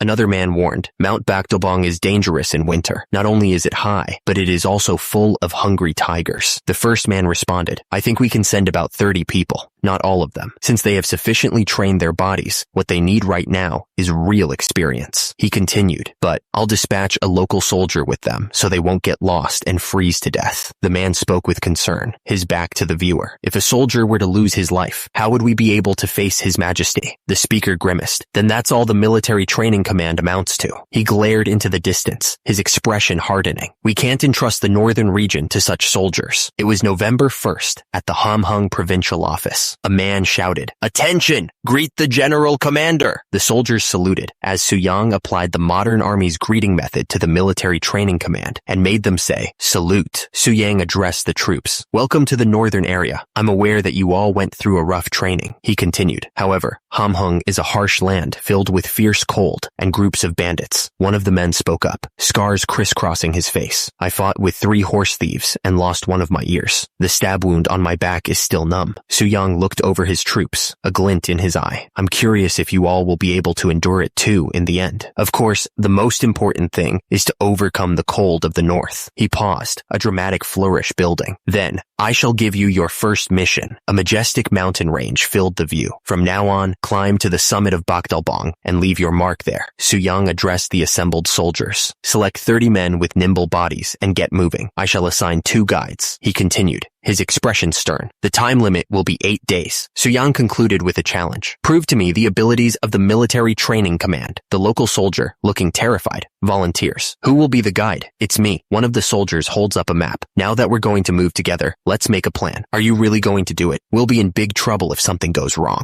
The local guide looks up at the soldiers. Is there a law saying that bandits must not barge in during winter? Soldiers must carry out orders given to them. One of the soldiers replies, That's true, but the view shifts to the mountain range. All this time, you would have spent a day on the mountain near the capital city at most, but this place will really be different. The soldier holding the map expresses his concern. It's common for even seasoned hunters to cut off their fingers and toes there. Have you prepared a solution to that? A hand reaches out to grab a bag, presumably containing the solution. Suyang's face darkens. Are you going to just keep babbling about? You can join if you want to go. Otherwise, forget it. One of the soldiers speaks up. One of the instructors who taught us in Mount Namhan was from Kapsan. We learned a lot of hiking thanks to him, so it'll be of help to us. The soldier's face tightens. There is no time to waste. Those who have packed their equipment should go first. The soldiers murmur amongst themselves as they watch the group head out. He's tall and has a good physique. But what? One person leads 15? Another soldier scoffs at the departing group. I don't know about the general commander. How funny. Do those guys even know how to fight? Shall we have a bet on how many toes they'll lose off in total? I'll bet on 20. As the group set off, one of the soldiers eyed the hand cannon strapped to Suyang's back. By the way, what's that iron bar? Another soldier noticed the load he was carrying. Shields and even weapons. Aren't you carrying too much weight? Suyang smiled confidently. Don't worry too much about me.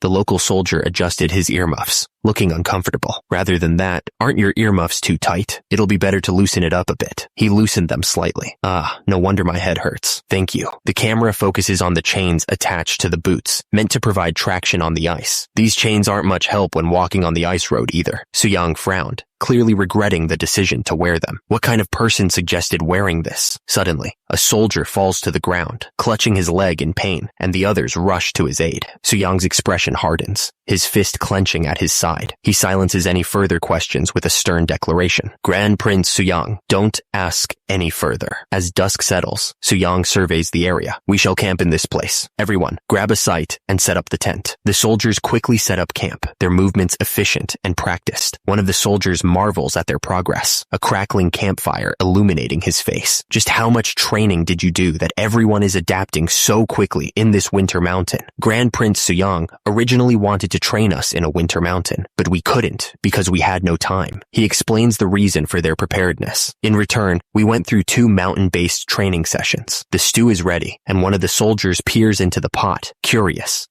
I think it's done now. What did you put in? Is it like steamed rice? The cook offers him a bowl. It's an assorted stew that we eat in the military training camp. It's not that delicious, but it'll give you energy. Thank you. He takes a tentative sip, his expression thoughtful. He chews slowly, savoring the unexpected flavors. It tastes unique, and the fruit scent is unique. How did you make this? After roasting the pig, it is dried well and ground. Then I added dried and chopped cherries, seaweed, and apples. Just then, a soldier approaches Suyang. Officer Hong-san, we've installed the tents. Suyang replies, oh, already? Suyang nods in satisfaction. Very well. 6 people for night watch should be enough. Suyang barks out orders. Stand by in groups of 2 at a time on 3 sides, and be sure to carry a whistle. Understood. The night deepens. A soldier sits by the bonfire. Suyang approaches him. Is the bonfire all right? It's not your turn yet, is it? The soldier smiles, looking up at Suyang. That's true, but I'd like to talk with you. Won't it be a good idea if you can speak more kindly to the other soldiers? Suyang looks back at the fire, his expression hardening. We may be comrades, but I'm the one who leads them. Humans will seize any given opportunity. Suyang's face is stern as he confronts the soldier. If you're dissatisfied that I'm the same junior 3rd rank officer as you, you should have told me directly. Junior 3rd rank officer leader of a 15-people squad. The soldier's eyes widen, sweat beading on his brow. What are you talking about? Never once did I have that kind of thought. Suyang's expression hardens, his gaze piercing. Haven't I always been a thorn in your eyes? Suyang continues his accusations, his voice low and dangerous. That's why you secretly went to Grand Prince Suyang to talk about leaving the camp. Do you sleep comfortably talking behind your comrade? The soldier stumbles back, his face a mask of panic.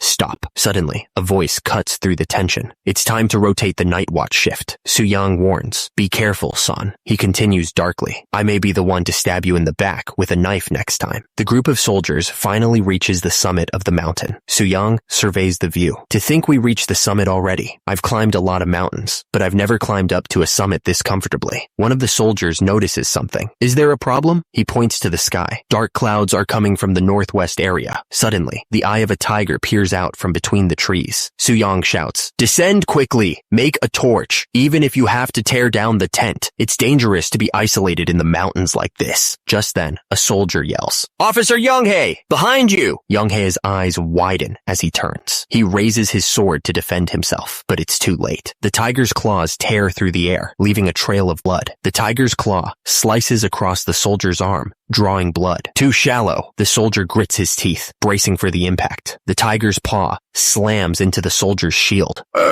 The force of the blow sends the soldier stumbling backward. The other soldiers look on in horror. The soldier loses his footing and plummets off the cliff. Someone shouted. Officer orders the soldiers to perform the 8th posture of PT gymnastics, preparing them for 31 repetitions of the lying leg twist. The soldiers look up at Suyang, aghast. The 31? Suyang glares down at the men. Don't start from the final count, you lazy slouches. He demands they get their muscles moving. The soldiers begin the exercise. 1, 2, 3, 4. Suyang watches them closely. Maintain your posture. Until your posture is correct, the repetition won't count. The soldiers struggle to complete the 8th posture, their legs trembling. My legs! Suyang watches them with a stern expression.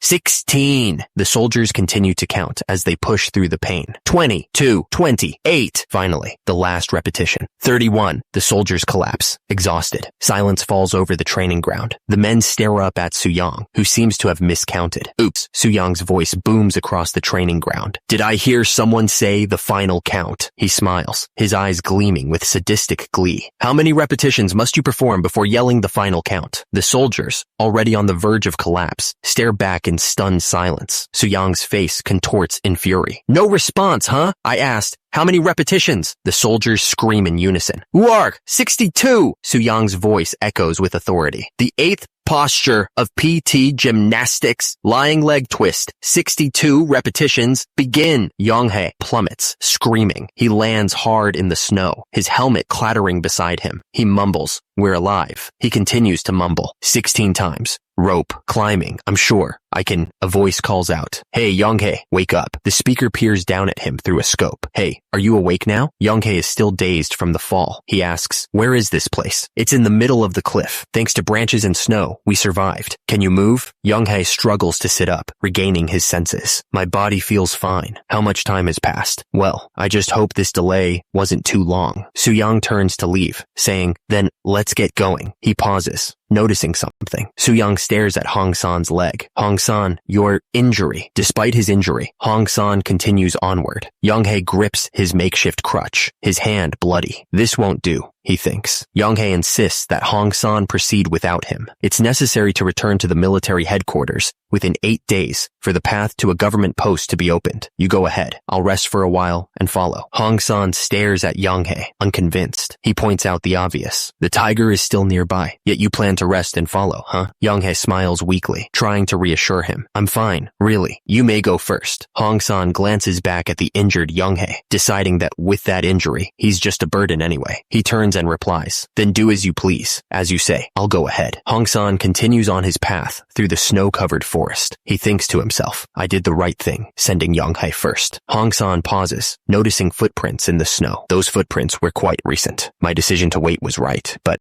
suddenly, a tiger emerges from the trees, stalking him. To think we would meet like this beast having starved all winter will chase Yonghae the moment it takes my life. Hong San knows there's no turning back now. He aims his rifle, realizing that his shot will barely make the tiger flinch. The tiger's face is marred by a wound, possibly obscuring its vision, and Hong San sees this as his only chance. He thinks, come closer. A headshot is my only way to survive. The tiger lunges. Its massive paws crash down through the snow. The tiger's fangs close around Hong San. Indeed, it was impractical to deal with it all alone from the very beginning. Suyang finishes the tiger off. He looks down at Hong San, whose face is marred with blood. Hey, don't get me wrong. I didn't come back because of you. He explains his true motivation. Any dropouts will raise doubts about the competence of the military training command. That's all. Suyang looks down at Hong San, a thoughtful expression on his face. I see. Hong San looks up in confusion. And do you still hate His Highness? What? Suddenly, a voice booms out from the darkness. Where have you been? I thought the trainees were prohibited from going outside the military training command. The speaker pauses, searching for the right words. Like, the man's eyes widen as he takes in the scene. Hong San, and is that Hong Yun-song covered in blood? The man's accusation rings out. We must expel Hong Yun-song now. He leaves the camp at will, pretends to be a military officer, and fights with the subjects. Suyang is told that his behavior will only tarnish the military training command's reputation. Meanwhile, Hong Yun-song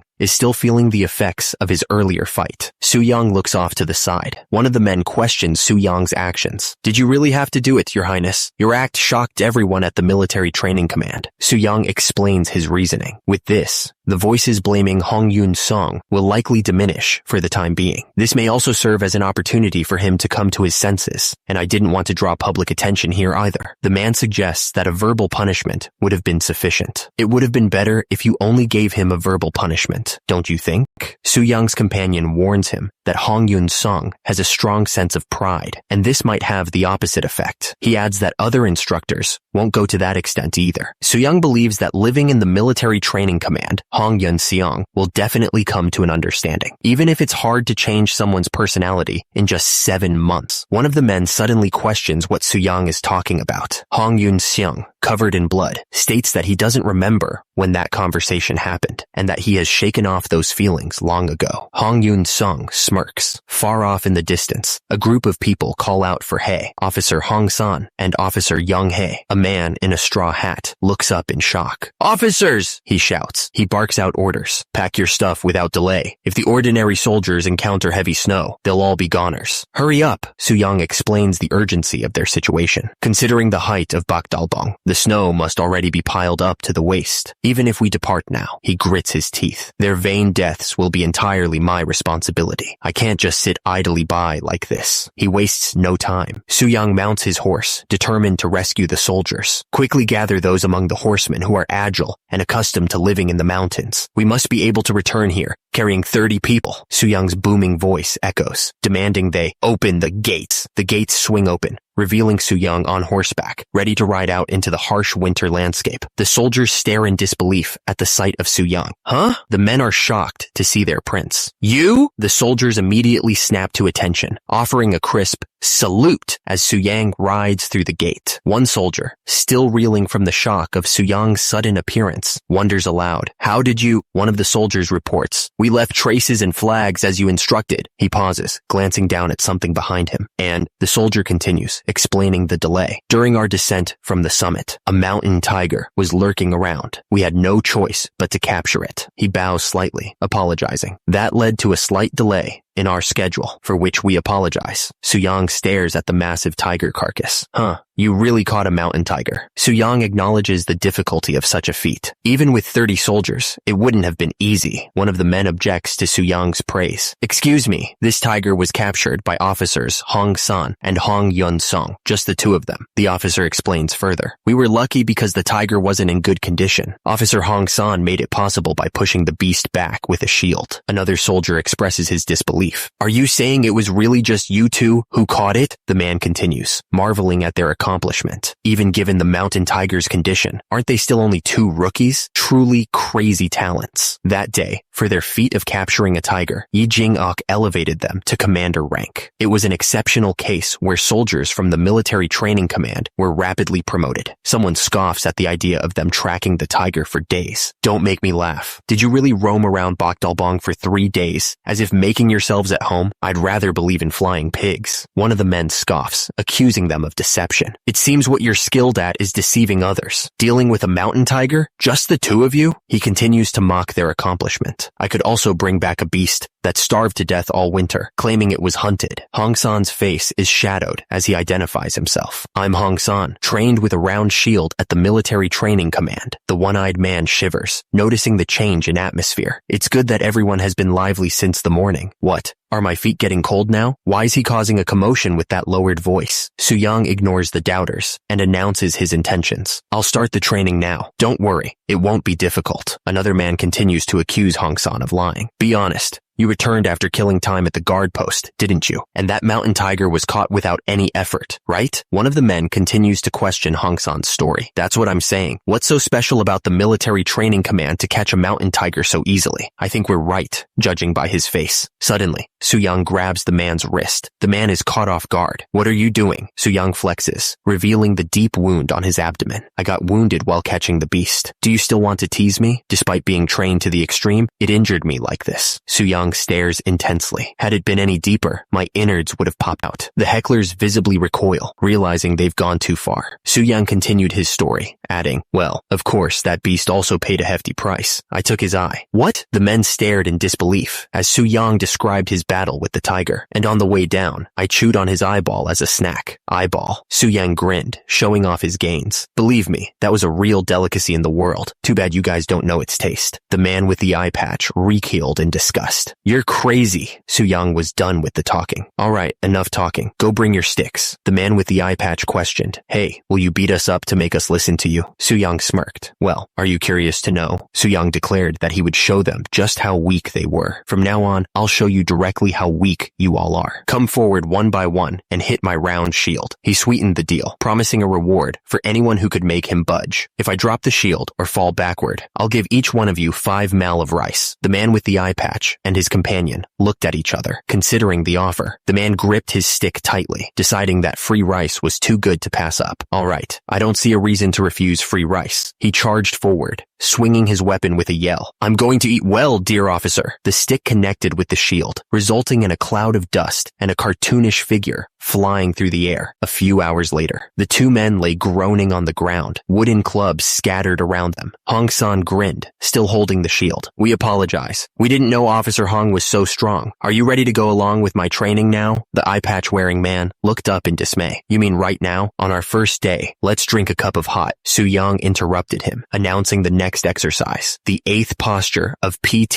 gymnastics. The screen flashed with the name of the new exercise. Prepare for the lying leg twist. The cold attitude toward newbies suffered a complete setback against the military training command's teaching method. Meanwhile, in the capital of Hanyang, Grand Prince Anpyeong, who went to the Ming dynasty, returned, thanks to Joseon, offering the infantry hand cannon. A significant reduction in the annual tribute to 2,000 horses was achieved during this visit. How amazing! Yi Yong was walking down the street when he heard someone call out to him, "Hey, is that you, Yi Yong? Elder brother." Yi Yong's elder brother approached him. "Your shape seems better than before. Was it a nice trip?" Yi Yong smiled. "It was, elder brother. I had discussions with the descendants of Confucius about the study of conducting oneself and preparing the body." His brother replied, "Oh, really?" Yi Yong explained that their thoughts had been influenced in terms of respecting parents. He then offered a gift. Yi Yong's elder brother examined the gift. "Isn't this a depiction of Longmen Grottoes?" Yi Yong confirmed it was, and that it represented his elder brother. He told him to stop by Luoyang if he ever revisited the Ming Empire, because he made a new one. Yi Yong recalled how those bastards had filled his beautiful muscles with fat, and he still felt super angry just thinking about that moment. How could he remain indifferent when it came to his duty as a younger sibling? Yi Yong's elder brother sighed. He expressed his gratitude, saying that Yi Yong was the only one who thought of his muscles. He promised he would definitely stop by Luoyang. Suddenly, an urgent message arrived. "Sir, someone has arrived at the royal palace." Su-young, mid-workout, paused, a dumbbell in each hand. "Who's paid a visit?" He looked surprised. One of the men looked at Su-young, concern etched on his face. "Didn't His Majesty the King say he would go to a hot spring with His Highness the Crown Prince?" "That's correct." The man wondered why someone was here. A small child stood nearby, looking distraught. "Has His Excellency the grandson come here?" and was asked about his trip to Ming. "Okay, so you're curious about my trip to Ming?" "Yes." The child asked if ships cross mountains in Ming, but Su-young corrected him. "Is it true that ships cross mountains in Ming?" "No, they don't cross the mountains, but follow the river between them." The child's eyes sparkled with curiosity. "How was something like this made? I'm really curious." Su-young explained the origins of the Grand Canal. The initial Grand Canal was originally created by Emperor Yang of Sui. The child listened intently as Su-young continued. To confluence the Yellow River and the Yangtze River, he exploited his subjects cruelly. Su-young finished his explanation, painting a grim picture of the canal's construction, to the point where a lot of people broke their limbs just to avoid forced drudgery. "Your Excellency the grandson, scholar of the Hall of Worthies, Li Ha-jip, announced, 'It's time for the evening study, so please hurry and get ready.'" Su-young stood before the child and the scholar. The scholar's face was tense, a bead of sweat trickling down his cheek. The child looked devastated. "Oh dear." Su-young grinned, thinking, "Did you say the evening study? I wonder if I could teach him a little." The scholar relented. "All right, just for an hour." He sighed in relief. "Sure. Thanks." Su-young declared he would be right back with something. As the child called out, Uncle," the scholar sighed, reminding the child to mind his dignity. Su-young returned, holding a badminton racket and shuttlecock. "So, this is called badminton." The child on the court looked up at Su-young, who explained, "Do you know that His Highness the Crown Prince practices conducting oneself and preparing the body to refine both body and mind?" He added, "Yes." The child responded, "Conducting oneself and preparing the body should be done after celebrating one's coming of age ceremony when the bones have become firm. It's not right for young children to exert too much force, so I developed a new exercise." Su-young grinned, ready to demonstrate his new form of learning. "It's also a form of learning, right?" Su-young put all his weight behind the swing. The shuttlecock rockets towards its target. The child's eyes widened as the shuttlecock pierced through the paper window. The child cried out, "I don't think I can do this, Uncle." Su-young grimaced, realizing his error. Oops, he thought to himself that after practicing the test version of badminton with Mr. Ma,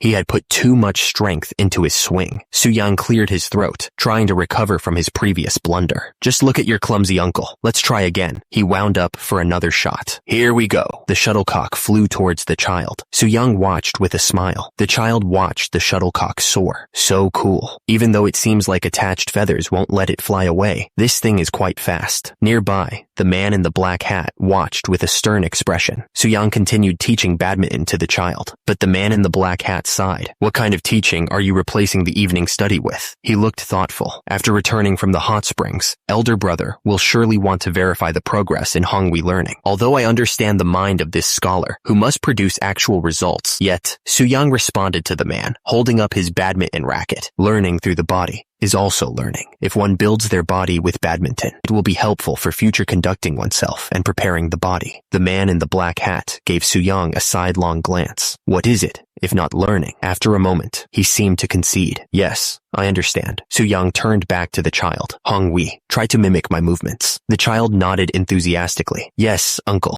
Soo-young smiled, explaining that skipping the basics is like trying to understand advanced scripture without elementary learning. The child peeked out from behind the wall, and the king asked if the young prince would like to try it as well. The child responded, asking if his father was serious. The shuttlecock flew through the air. The young prince took a swing. Soo-young also took a swing. The king announced the scores, revealing that the grandson scored 9 points and Prince Doan scored 11. The attendant suggested, Your Excellency, the grandson, how about we stop for today and go inside? The young prince's face appeared, suggesting Soo-young try badminton himself, but the attendant refused. Why don't you try badminton yourself? Absolutely not. I'm here just to serve His Excellency the grandson. Oh, come on. Just once, the young prince insisted, grabbing Soo-young's arm. The attendant was shocked. What are you doing? The attendant scolded Soo-young, his face contorted with disapproval. Your Highness the Grand Prince, even you shouldn't exceed your authority. His Highness the Crown Prince will also be greatly disappointed that the grandson skipped the evening study. After a while, Your Excellency the grandson, Soo-young called out, a touch of sweat glistening on his brow. Please move your feet more diligently, all right? The young prince suggested it was time to return to the palace. Soo-young agreed, noting the young prince's exhaustion. I think now's the time to go back to the palace. That's right. He seems exhausted, so it's better to continue tomorrow. My dear young prince, go have your dinner. Soo-young suggested that his wife should also try exercising with badminton, stating it's good for everyone, including women, but conceded it was getting late and they should have dinner. After a while, Soo-young declared he'd hit the line, claiming a point for himself and stating he saw it clearly. Soo-young, with a touch of awkwardness, told his wife that they may now go have dinner. However, the question remained, did the popularity of badminton end there? Meanwhile, it was mentioned that the young prince often visited his uncle's place. His companion pointed out that missing so much of the evening study meant he must have known his father would scold him severely. Suddenly, the young prince appeared, demanding more badminton. Father, it's evening study time. I haven't tested all the learning yet. Hurry up and hit. Another prince watched from afar, growing envious of the attention Soo-young was receiving. You, damn you! When you develop a new exercise, you naturally should present it to me, your elder brother, first, out of our brotherly bond. It seemed that badminton was taking over the royal court. Has badminton become the only authorized drug in Joseon? And just like that, with the gentry at the center of the trend, badminton spread even among the common subjects, and thus, Joseon acquired a new traditional game. Back at the palace, the king was ready to put the cannons to good use. He addressed his minister. Excellent. I will ask Kwang Ye from the Ministry of War. How many infantry hand cannons have been produced so far? Kwang Ye bowed low. We have received 3,000 pieces of those from Joseon, while the current mold production amounts to 8,000 units. The king stroked his beard, considering the report. How are the molded infantry hand cannons? The performance is similar, but being much heavier, they cause fatigue in ordinary soldiers more quickly. He grinned, a solution already forming in his mind. If weight is an issue, let the sturdy soldiers carry them. The king nodded, pleased with his own genius. Ah, that's right. When subjugating the northern Yuan, use the infantry hand cannons. The king declared, I'll follow the imperial order to produce far more of them. What? Kwang Ye looked up, startled. Your Majesty, did you say subjugate? The king confirmed, I did. His face hardened with resolve. I will take this opportunity to wipe out those infinitely arrogant northern Yuan bastards. Meanwhile, Soo-young's influence was being felt in unexpected places, starting with the military supplies department. The king addressed the department head. So, after several failures, you finally managed to improve the infantry hand cannon? The official bowed deeply. Yes, Your Majesty. He continued, it's all thanks to His Highness the Grand Prince. Without his inventions, I wouldn't have been able to make it. Soo-young looked surprised. My inventions? The official elaborated. Do you remember when the axis in the steps device I was using recently bent and had to be remade? He marveled at Soo-young's impact. With that kind of strength, Soo-young had an idea. I thought, why not peel the barrel as well? He demonstrated his idea with a burst of strength. Just like this, the apprentice inside the barrel peeling device was sent flying. Sparks flew as the blade spun, carving away the metal. Soo-young asked, what do you think? This is the way to make infantry hand can. Nons. In a short time. He explained the original method. At first, the apprentices rotated the blade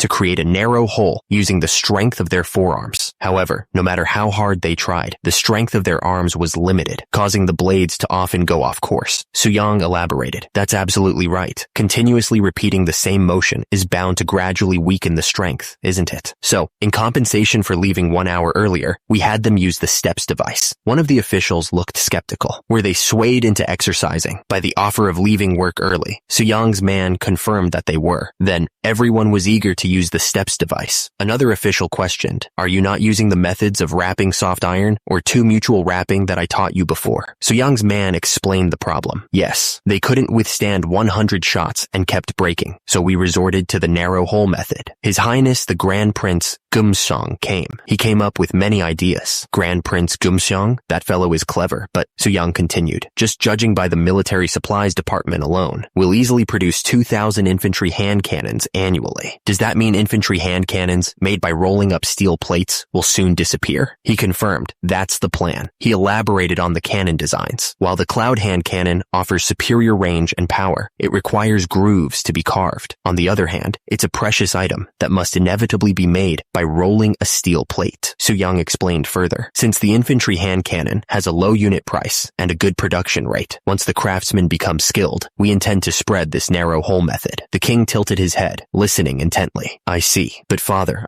is there a reason you're paying so much attention to firearms like this?" The king listened intently to Suyang's explanation of firearm production. Earlier this year, an imperial rescript was issued from Ming. One of the men questioned, "Is it not the Jurchen people, but the Northern Yuan?" The king confirmed, "Those who call themselves Great Yuan? Yes. It is said that they have resolved to punish those who increasingly belittle the Great Ming." Another man asked, "Did they even demand reinforcements from our country for their military campaign?" The king replied, "Correct." The king's advisor explained that the Ming dynasty had ordered 20,000 mounted soldiers and 80,000 regular ones to be stationed in Uiju and strike the Northern Yuan from the rear. Suyang observed that if 200,000 soldiers were stationed in Uiju, the country would be emptied out, since the term regular soldiers referred to a number excluding supporters. The king announced his decision to gather individuals knowledgeable about the frontier to exchange opinions, inviting Suyang to join them. Suyang accepted his father's invitation. He thought that the timing wasn't good. Another advisor exclaimed that 500,000 was clearly an exaggeration, questioning how even the Ming Empire could supply that many people. One of the advisors argued that ordering them to send 20,000 mounted soldiers was unreasonable because even though they replaced tributary infantry hand cannons, there was a deficiency in war horses. He continued that sending 80,000 regular troops as infantry would require mobilizing all the soldiers except for those in the Samnam area. The king seemed weary due to the turbulent state of affairs. He declared that he was appointing Right Minister Kim Jong-seo as the Frontier Affairs Minister. Right Minister Kim Jong-seo listened intently to the king's announcement. Kim Jong-seo responded that since the king had entrusted him with such an important role, he would work his fingers to the bone to fulfill it. With Kim Jong-seo appointed as the Frontier Affairs Minister, one of the advisors asks, "How does the Frontier Affairs Minister view the situation in the north?" The king receives an update. Recently, Yoyan, Muchang, and Uye have abolished the ruler, causing unrest in the surrounding areas. The advisor continues, "Looking at Yi Jing-ok's disciplinary action the other day, I heard there were no issues at that frontier." The report continues, "Hamgyal province is just in good condition. The 4 counties area has fiercer barbarians, and half of them are thieves." The report singles out a specific threat. Especially unusual is the force of the barbarians from Li Manju's gang around the Pajeo River. Close up on the face of one of the barbarians, a sinister smile twisting his lips. The king considers the request from Ming. "It's impossible for us to reject all of Ming's demands. So, how many troops can we send?" One of the advisors responds to the king's query. Altogether, about 60,000 regular troops and supporters. However, dispatching such a large force poses the risk of the northern border collapsing. Suyang grimaces at the thought. If the north collapses now, it'll suck. The barbarians' joint forces can reach up to 100,000. The advisor continues to paint a grim picture. If we send troops and they exploit the opportunity to invade Uiju, suddenly, a crow caws in the night. The crow carries a bloodied message in its beak. The advisor's words hung heavy in the air. Pyongyang will turn into a wilderness. In that case, Suyang stepped forward. "Your Majesty, your humble son has an idea. The king listened intently as Su Yang began to speak. The Ming Empire, Forbidden Palace. Uncivilized Joseon suffered many losses from the Northern Yuan during the Goryeo dynasty. Su Yang continued, since the Ming Empire has declared that they will no longer tolerate the Northern Yuan and intend to punish them, we will put all our efforts into supporting you. Su Yang's proposal hung in the air, and the king, adorned in golden robes, inquired, the number of troops they can send is 60,000. But how does the Ministry of War view this? The advisor, with his stern expression, replied, from Joseon's perspective, it is considered a full effort. The king pressed on. We can't nitpick the numbers. Keep reading. The advisor responded, yes, your majesty. Due to the activity of the barbarians, including Li Manju, there are precarious places. The advisor continued, therefore, we must suppress them and secure the rear to accompany the great emperor's personal expedition. The king, looking up, questioned, Li Manju? The advisor confirmed, he's the Jurchen chieftain who recently received the position. The king, from his throne, asked, who? The advisor smiled faintly. Is it that Jurchen guy we sent off with some government post before? The chieftain of the Uryankai tribe, right? He affirmed, that's right, your majesty. He was given the position of vice commissioner-in-chief. The king, reclining on his throne, was not pleased.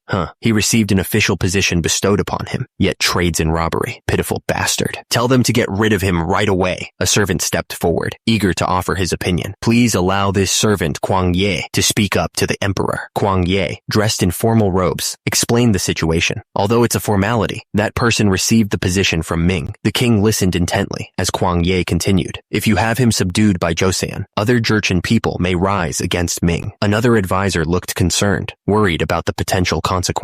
I'm worried it could lead to an internal confrontation. Wang Zhen stepped in to counter the argument. Your servant, Wang Zhen, apologizes for speaking up, but the Ministry of War is overly concerned. If other Jurchen people resist, Ming can simply claim ignorance. And one more thing, there's a reason to allow Joseon's subjugation. The king's advisor waited patiently, head bowed. The king turned his gaze to the advisor. What is it? The advisor explained that their support in the war against the Northern Yuan depends on the request to subjugate Manju. It would not only provide the opportunity to tidy up the troublesome north, but also to test the military training command soldiers and the newly developed infantry hand cannons in actual combat. The king's advisor explained that they could test the utility of the infantry hand cannons in actual combat by pitting Joseon against Li Manju. It was about engaging in battle with the Northern Yuan people beforehand without their direct involvement. The king considered the advisor's words, while Su Yang's face was shown in the reflection. Even after the Yongle emperor subjugated the Northern Yuan, complete expulsion of nomads was impossible. Thus, the Yongle emperor eventually permitted tributary trade with the Northern Yuan, and later, this form of trade came to be called horse markets. Ming bought up horses to diminish the Northern Yuan's power, while the latter reluctantly complied with horse markets due to the scarcity of daily necessities. And strange things began to happen at these horse markets. One man asked, didn't you buy a horse worse than this one for 40 silver nyang last year? The other replied, don't be ridiculous. Where did you ever get 40 silver nyang for a single horse? Someone offered, I have some wool left these days, so would you be kind enough to turn a blind eye to this? Su Yang's face contorted in fury, his voice booming. Who do you, Tatar bastard, take me for? Daring to offer me a bribe. The man's face twisted in confusion. What? What's with this noxious attitude today, after you used to gladly accept it? His eyes widened in disbelief. The soldiers surrounding Su Yang raised their weapons. What are you doing? Don't move recklessly, or else we'll blow your head off. The man in the gray robe looked back at the soldiers nervously. It's madness. If SN Taishi finds out about this, he'll be furious. Su Yang remained unfazed by the threats. It can't be helped. You have to pay for the pots we brought, don't you? The man in the gray robe sputtered. I can't afford to live by giving away so much like this. The prices have gone up, don't you see? He gestured at the pots. The same goes for the price of iron, so we also have no choice. And think about what you scum have done. Meanwhile, Oirat's chief statesman Arlok spoke with an acquaintance. I just heard from an acquainted military officer. Oirat's chief statesman Arlok. They say Joseon is taking a lot of iron as trade goods. The man with the scar scoffed. A small country like Joseon wouldn't take enough to affect the market price. He paused, considering the implications. We need to check what's going on. Elsewhere, at the Northern Yuan Sen Taishi's abode, a man lamented, I'm ashamed to face you. The man in the black hat declared, the Ming Empire unilaterally violated the customs of the horse market and persecuted us. Someone asked, because of Joseon? The ruler slammed his fist on the armrest in anger. The ruler of the Northern Yuan Sen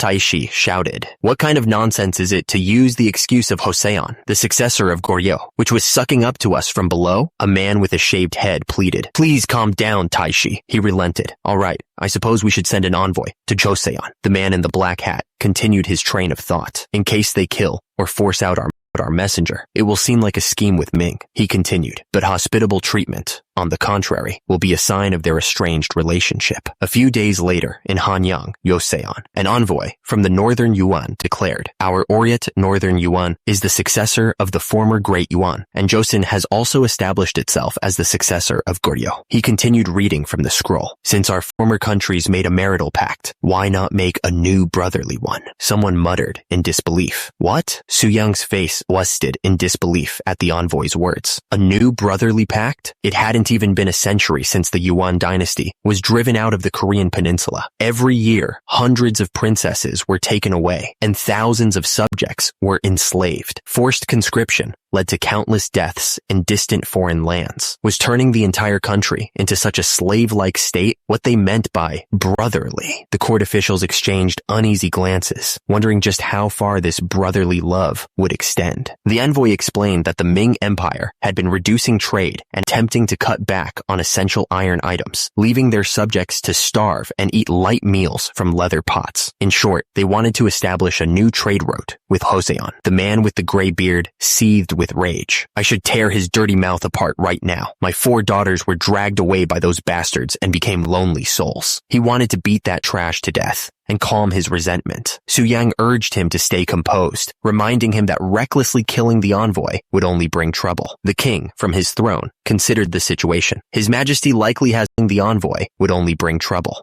The envoy would only bring trouble. The king, from his throne, considered the situation. His Majesty likely has his own considerations as well, so let's just see. The king declared, let them have 1,000 rolls of cotton and 50 iron pots. The gray-bearded man was aghast. Don't do it, your Majesty. Please don't give those wicked Tatars anything. The envoy smiled slyly. Your Majesty, to think Joseon is presenting us with such valuable gifts, Taishi will be pleased. The envoy's smug expression seemed to confirm Su Yang's suspicions. Su Yang addressed the king. Your Majesty, could it be that the reason you gave gifts to those people is as your humble son guesses? The king confirmed his suspicions. If I hadn't, they would have easily discovered our cooperation with Ming. Su Yang realized the implications. They came to probe us, then. Su Yang grimaced, knowing the reprieve was temporary. We bought some time, but soon they'll get to the bottom of it anyway. Su Yang knew that to prevent future problems, they needed to deal with Li Manju swiftly. Before it happens, we must expedite the subjugation of Li Manju. Meanwhile, the scene shifts to north of Joseon, Kangye. A soldier remarks, it's been 13 years, a truly long time no see, hasn't it? I'm also old now. The man he is speaking to is Minister of the Military Affairs, Kim Hyo-seong, who replies, hopefully, this will be my last time going out into the field.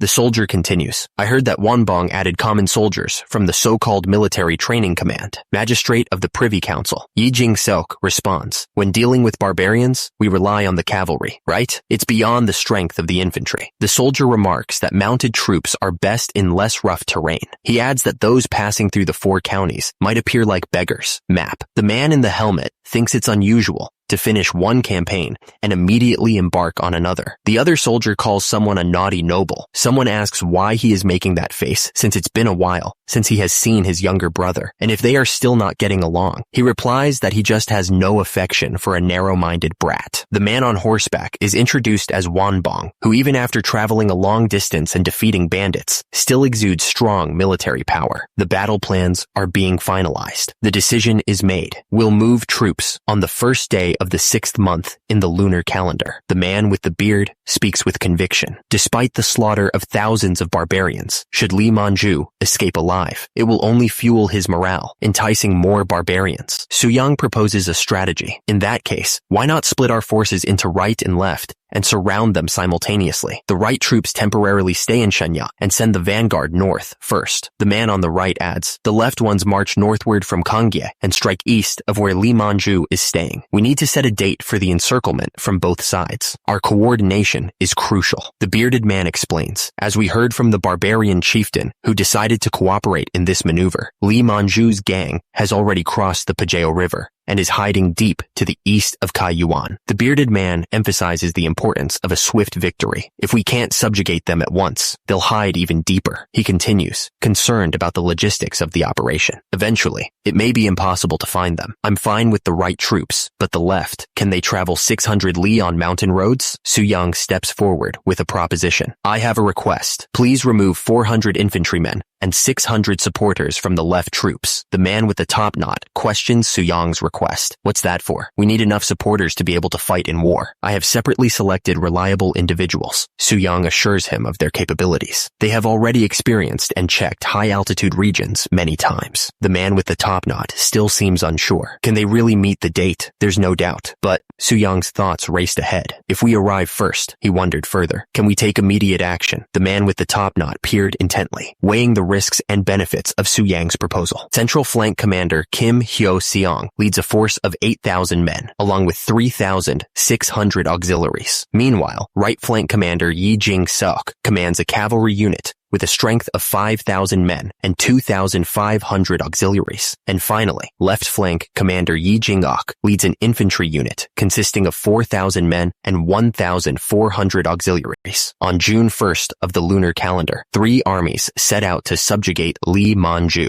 It's reported that Joseon's soldiers have set out from Uiju. One of the men asks, set out? Does that mean they've crossed the river? The other confirms, that's correct. The man in the fur-lined coat reports, we heard the news 4 days ago, so by now, they've probably advanced quite a bit. The scarred man grits his teeth, listening intently. The report continues. One cavalry unit is heading towards Shenyang. Another is departing from Uiju, while the soldiers are marching northward from Joseon's Kangye area. The news hits like a punch to the gut. What? The scarred man's expression darkens. Despite how many times we've killed and plundered those Joseon bastards, shoot, never before have they moved a unit on such a large scale. He seems to be deep in thought. The man in the yellow tunic hears some terrible news. It seems the Ming dynasty has abandoned us. He is met with a shocked response. Pardon? The man listening to the report is clearly shaken. Then shouldn't we flee immediately? The man in the yellow tunic explodes in anger. And what face will we have left by doing so? If word gets out that we fled from a small fry like Joseon, even our already unsubstantial position will be lost. He regains his composure, a sinister plan forming in his mind. Even if we flee, we must fake holding out for a short while. Before the Joseon army finds me, I need to absorb the scattered Jurchen people. He believes that he can turn things around. After that, even one success in battle, he is confident that he can regain his power. Only one successful halt of the Chosun army can build up my military power. The man panics, his voice rising in desperation. So what should we do? Staying like this will only lead to us being surrounded. His superior barks back, gesturing towards the landscape. You moron, what do you see before you? From Kangye to here, it's all rugged mountain valleys. The subordinate is quickly reassured. Sending troops that way? We don't need to worry about those infantry idiots. He marvels at his chief's insight. That's our chief. The chief continues his strategy session. Now,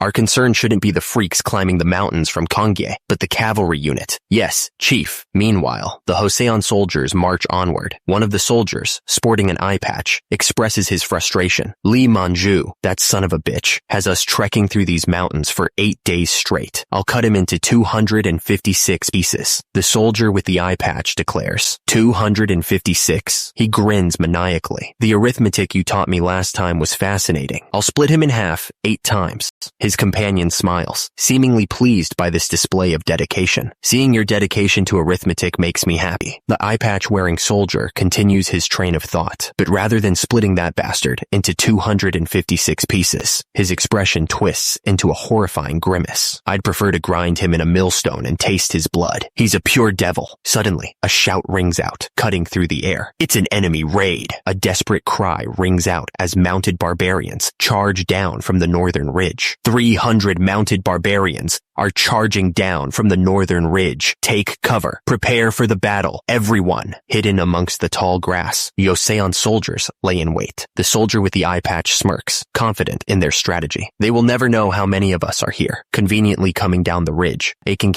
making themselves perfect targets. Su Yang shouts an order. Don't kill them all. We need captives. The order is given, and the soldiers respond in unison. Fire at will. The hidden hand cannons unleash a volley of fire, catching the charging barbarians completely by surprise. These Joseon dicks had hand cannons hidden, scatter, and roll back. The mounted barbarians continue their charge, unaware of the danger that awaits them. One of the Joseon soldiers shouts, Fools, our hand cannons can annihilate you from 300 bow away. We've come to our mortal enemy, Lee Manju, so if you guide us, there won't be any charges. The barbarian leader scoffs. What a load of bullshit. Chop off the heads of everyone in the Joseon army. Another barbarian rider laughs. Haha, hand cannons that have a range of 300 bow. Don't make me laugh my socks off. The first barbarian leader starts to shout, I'll chop off all of your hate. Suddenly, his eyes widen in shock. What's this? The barbarian leader's mind races, utterly floored by the sheer audacity of Su Yang's plan. Insane. He quickly changes his tune. I will guide you loyally. The scarred barbarian grins, relieved to be spared. It worked out well. We have no reason to rob those who are not the mortal enemy, Lee Manju. He lays out the options. So, traveling along the main road takes 3 days, while it's 4 for the mountainous route. Exactly. However, since the mortal enemy Lee Manju is also vigilant, marching along the main road would immediately exist you. Su Yang considers the information. Swift soldiers can traverse the mountainous route within 2 days. Gather the fast-footed ones. The barbarian warns him. That path isn't easy though. We only take it when pressed for time ourselves. Su Yang is confident in his battle plan. Even so, to the incomparably brave Joseon troops, it's going to be child's play. Haha, he urges his men forward. Good. Just 2 more days along the mountainous route, and we'll reach Lee Manju's base. Speed up! The soldiers respond with a resounding cheer. As boss commands, they're all Joseon people. Meanwhile, on Yi Jing-seok's right flank, the journey is proving treacherous. The horses struggle through the muddy terrain. One of the soldiers laments their situation. Another horse has broken its leg. As expected, the army mustn't be moved during this period. Su Yang considers the difficult terrain. There's no need to rush excessively. Even trying to escape, wouldn't Lee Manju similarly flounder in the mire? He clicks his tongue, noting the muddy conditions. The situation at the left flank may not be any better than ours. Then why go through unnecessary hardships, brother? Su Yang's expression hardens. He scoffs at the situation. That's not stupid perseverance. It's pure foolishness. 2 days later, the scene shifts to the southern mountains, Shifang. Su Yang addresses his troops. You've all followed me very well. Isn't it tough? I'm dying. The soldiers look around, clearly confused. Su Yang addresses the troops. Since the schedule has been prolonged, I'll provide each of you with 5 mail of rice. Don't worry. One of the soldiers expresses his gratitude. One soldier asks, but what should we do now? His companion responds, first, wait until the right flank arrives. One of the soldiers panics. The guard isn't usually strict, so those bastards might not notice us for a while. We have a big problem. The soldier shouts, the barbarian we brought along as a guide has gone missing. Suddenly, the barbarian grins, revealing his treachery. What? You fell for my perfect acting, didn't you? The treacherous guide has clearly rushed to Lee Manju, making it too dangerous to stay still. Su Yang realizes they have no other choice. He draws his sword. Su Yang commands his troops to get ready to attack, and grimly declares, so, we have no other choice. He draws his sword, the polished steel glinting in the sunlight. Sword in hand, Su Yang commands, everyone, prepare to attack. The army moves out, traversing the snowy mountain terrain. The scarred commander barks orders. Feed the horses until they're full, and pack your stuff, so you're ready to leave at a moment's notice. Another soldier confirms. It's a pity, but the sorghum and barley have to be dumped. He receives an affirmative response. Yes, Chief. Chief, those Joseon assholes are on the mountain. Hey, you scared me. Another man, with a shaved head and wearing a fur-lined coat, demands, what are you talking about? How could their cavalry bastards get up to that high summit? Well, the scarred man repeats the information. It's Joseon bastards. What? Meanwhile, Su Yang's army advances through the snowy mountain pass. The soldiers march forward, their faces grim and determined. The scarred man is shocked to see the approaching Joseon army. How the hell? He shouts orders to his men. Shit! Mount your horses, y'all! Yes! The scarred man observes the approaching army. They must be tired after the climb. Move! But their formation seems a bit unusual. He wonders about their strategy. Why have they put an extra line of soldiers behind? He speculates. They are probably archers. Joseon bows are weak against rain, and it seems the glue has softened during their march. He realizes the danger a moment too late. moment. So, they're standing in the back as a reser. The cannons roared, and the barbarian troops were blown away. That's oof. The scarred man surveyed the scene, his eyes widening in disbelief. Gosh, were those not bows, but real hand cannons? His face contorted in a mixture of shock and frustration. A Joseon soldier reloaded his cannon with practiced efficiency. Again, load the cannons. Load. The order to fire echoed across the battlefield. Now! The scarred man knew they were in deep trouble if they didn't act fast. It takes time to reload their cannons. If we don't charge now, those damn cannons will fire again. The barbarian guide's betrayal had led them right into a trap. The bastards are approaching! Infantry hand cannoneers! Forward! Suyang's commander roared the order. Fire! The cannons unleashed a devastating volley of fire. The barbarian cavalry charged headlong into the line of fire. The result was a scene of utter carnage. The scarred man watched the scene unfold, his face a mask of disbelief. No way! The enemy commander urged his troops not to panic, declaring that the distance had narrowed significantly. He ordered them to grab anything that could block the hand cannons, whether shields or wooden boards, and close in on those bastards. The barbarian cavalry began to charge. Chief, are we really charging? I sent some troops to the west just a bit earlier. The commander grinned, confident in his strategy. When returning, they'll break through that damn formation from the flank. As expected, you've thought of everything. He knew their unit was all infantry, and one cavalryman could take on 10 infantry. He commanded them to wipe them all out, sending the horses ahead together, as the ones on horseback would be hit by the hand cannons. Suyang recognized the barbarian commander's error and seized the moment. Bad move, asshole. Infantry hand cannoneers, stick tightly to the formation and prepare for volley fire. The first row of cannoneers raised their weapons in unison. First row, volley. The volley tore through the charging barbarian cavalry, leaving a trail of blood and chaos in its wake. The second row stepped forward, ready to unleash another devastating barrage. Second row, volley! Despite the heavy losses, the remaining barbarian soldiers pressed on, shields raised against the continuing fire. Hang in there! Now, they're before us! The hand cannoneers braced themselves, preparing for close quarters combat. From here on, it's our battlefield. The barbarian soldier charged forward, screaming, "Go to hell!" But a spear found its mark, piercing through his armor. The spear thrust forward with deadly force. The barbarian warrior cried out as the spear pierced through him. Two Joseon soldiers high-fived each other, celebrating their victory. Great job. One man down. Let's do this next time too. The foot of a soldier stepped onto the snow-covered ground. What is? Suddenly, a soldier spotted the incoming threat. Over there, the officer shouted. The barbarian cavalry has been flanking us. Infantry, hand cannoneers. Yes. One soldier questioned the plan. Wait, they are supposed to fire at the other bastards, right? I'll take care of them. A mounted barbarian mocked the Joseon forces. Ha ha!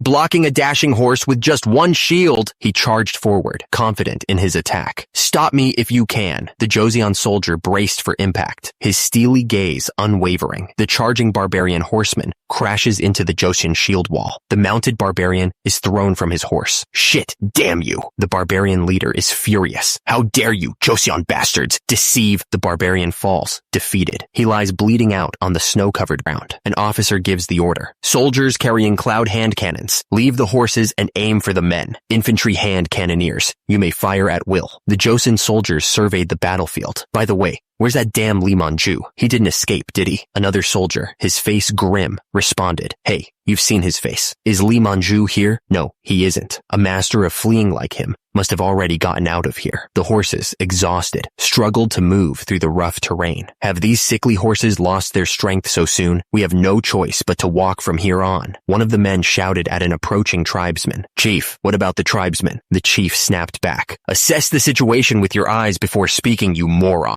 Suyang listened intently. Suyang declared, generally, it's the leader of foot soldiers who must take responsibility for the consequences of their actions. The bald tribesman, his face contorted with fury, roared, "You bastard!" But Suyang was unmoved. Don't beg for your life, Suyang continued, his voice steady and resolute. Or if you are going to do it for your soldiers who are dying. The soldiers urged each other forward through the carnage. Move, move, one of the armored soldiers exclaimed. At this rate, we may be ambushed again. If the left flank gets to Lee Man-ju first, my dignity will be nowhere near fine. From behind the trees, a voice questioned, "Is that even possible?" The soldiers on horseback turned to face the newcomer. "Who the hell are you?" Suyang's face appeared, a look of slight surprise on his face. Oh, the soldier recognized him. Aren't you the right flank commander? The soldiers eyed the newcomers warily. You guys, are you from the Joseon army? From the left flank, to be exact. We're messengers on our way to the right flank. The armored soldier's eyes narrowed. Messengers, he stammered, realizing who they were. This is really...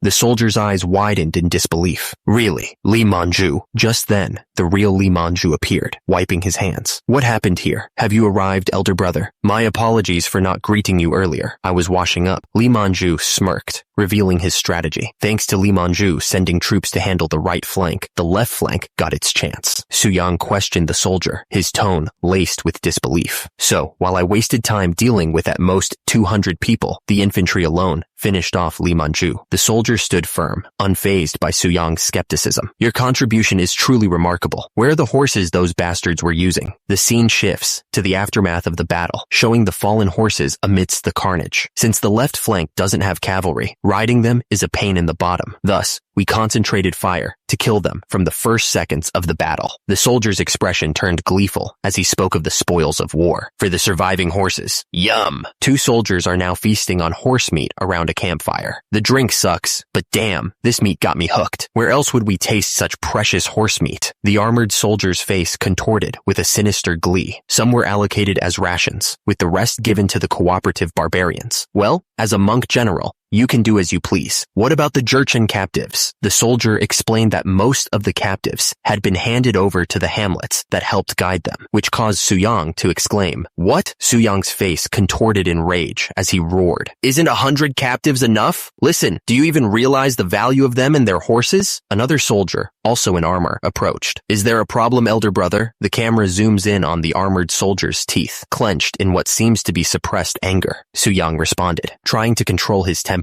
"No, not at all. How could there be?" The armored soldier, through gritted teeth, said, "It's only natural to distribute the merits under the monk general's single utterance. Thank heavens, I have a younger sibling with much to learn from." Even then, the right flank commander, Yi Jing-suk, displayed tact, admirable and praiseworthy. July, the Lee Man-ju subjugation army returns. The left and right flanks swiftly advanced, executing their mortal enemy, Lee Man-ju, while the central flank, through the conquest of the barbarians across the region, spread the valor of the Joseon army far and wide. The king declared, "I confer the noble title of the Yonsangin and bestow 80 rolls of silk upon Minister of Military Affairs, Kim Hyo-seong." The minister responded, "Your royal grace is as vast as rivers and seas. I don't know where to hide my extreme delight." The king continued, "Yi Jing-suk, magistrate of the Privy Council, led and annihilated Lee Man-ju's forces, which was also a great contribution. In this regard, Yi Jing-suk will be promoted to second minister of the Privy Council, senior second rank." Finally, the king announced General Commander Yi Jing-uk traversed high mountains and rugged terrain, thereby striking Lee Man-ju from behind and making the greatest contribution. The king declared that Yi Jing-uk's promotion will elevate him to the first junior rank Grand Chancellor, and he himself will soon assume a new position. One of the ministers responds with awe, "Your royal grace knows no bounds." Su-yang looks on, impassive. The minister continues to shower the king with praise. Su-yang watches the scene unfold, a slight smile playing on his lips. Outside the palace walls, the snow-capped mountains stand tall in the distance. The speaker reflects on the military training command soldier's journey into Namhansan, recalling his initial concerns about their ability to handle fierce battles. When the military training command soldiers ventured into Namhansan, I was concerned about how they would handle fierce battles. However, now they have built up enough strength to be considered a powerful army. Su-yang turns to the speaker, who addresses him respectfully. "Your Highness, the Grand Prince." The man explains that he's heard Su-yang contributed to the training of ordinary soldiers in the military training command. "I've heard that you contributed to the training of ordinary soldiers in the military training command. So, there's something I'd like to appeal." He pauses, gathering his courage. The man continues, suggesting that the armored soldier's inability to earn merits stems from a lack of proper training. "It struck me that the reason our armored soldiers couldn't earn merits is due to a lack of proper training."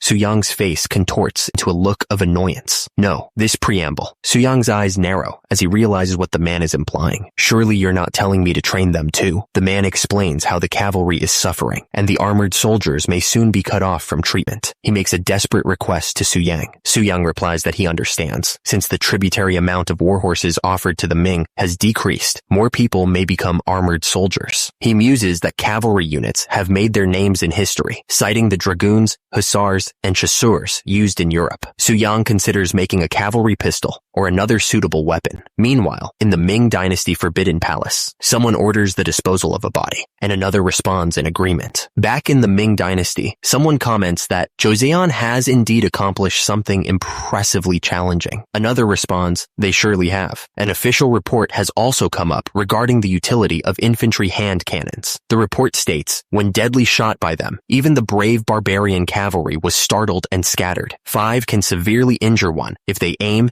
and shoot at the enemy from a distance 60 biso. The first man adds that the distance is about 100 meters, and the loud sound of infantry hand cannons startles the horses, which was an unexpected effect. He concludes that even if Tatar riders come in hordes, they can use the weapon. The second man reiterates that an official report has also come up regarding the utility of infantry hand cannons, and that they can make them resort to aggression first. The first man finishes by saying that even if they don't react to their provocative acts, starvation will cause internal discord, and that is the opportunity they will grab to begin the conquest. Back in the Ming Dynasty, Yu Qian, a servant, makes a request to the emperor. Since infantry hand cannons have proven to be effective weapons in Joseon, ordinary soldiers should be proficiently trained before the conquest. The emperor, sitting on his throne, considers the proposal. However, if even one soldier of Ming is taken captive, they might turn the infantry hand cannons against us. Don't you think? Another official interjects, agreeing with the emperor. No, your majesty. The words of the vice minister of war are indeed correct. In order to acclimate to the roar of hand cannons, all ordinary soldiers must fire 10 shots. The emperor wonders, what? 10 shots? Is it really enough? He suspects a conspiracy. That damn eunuch wouldn't possibly plan to conserve gunpowder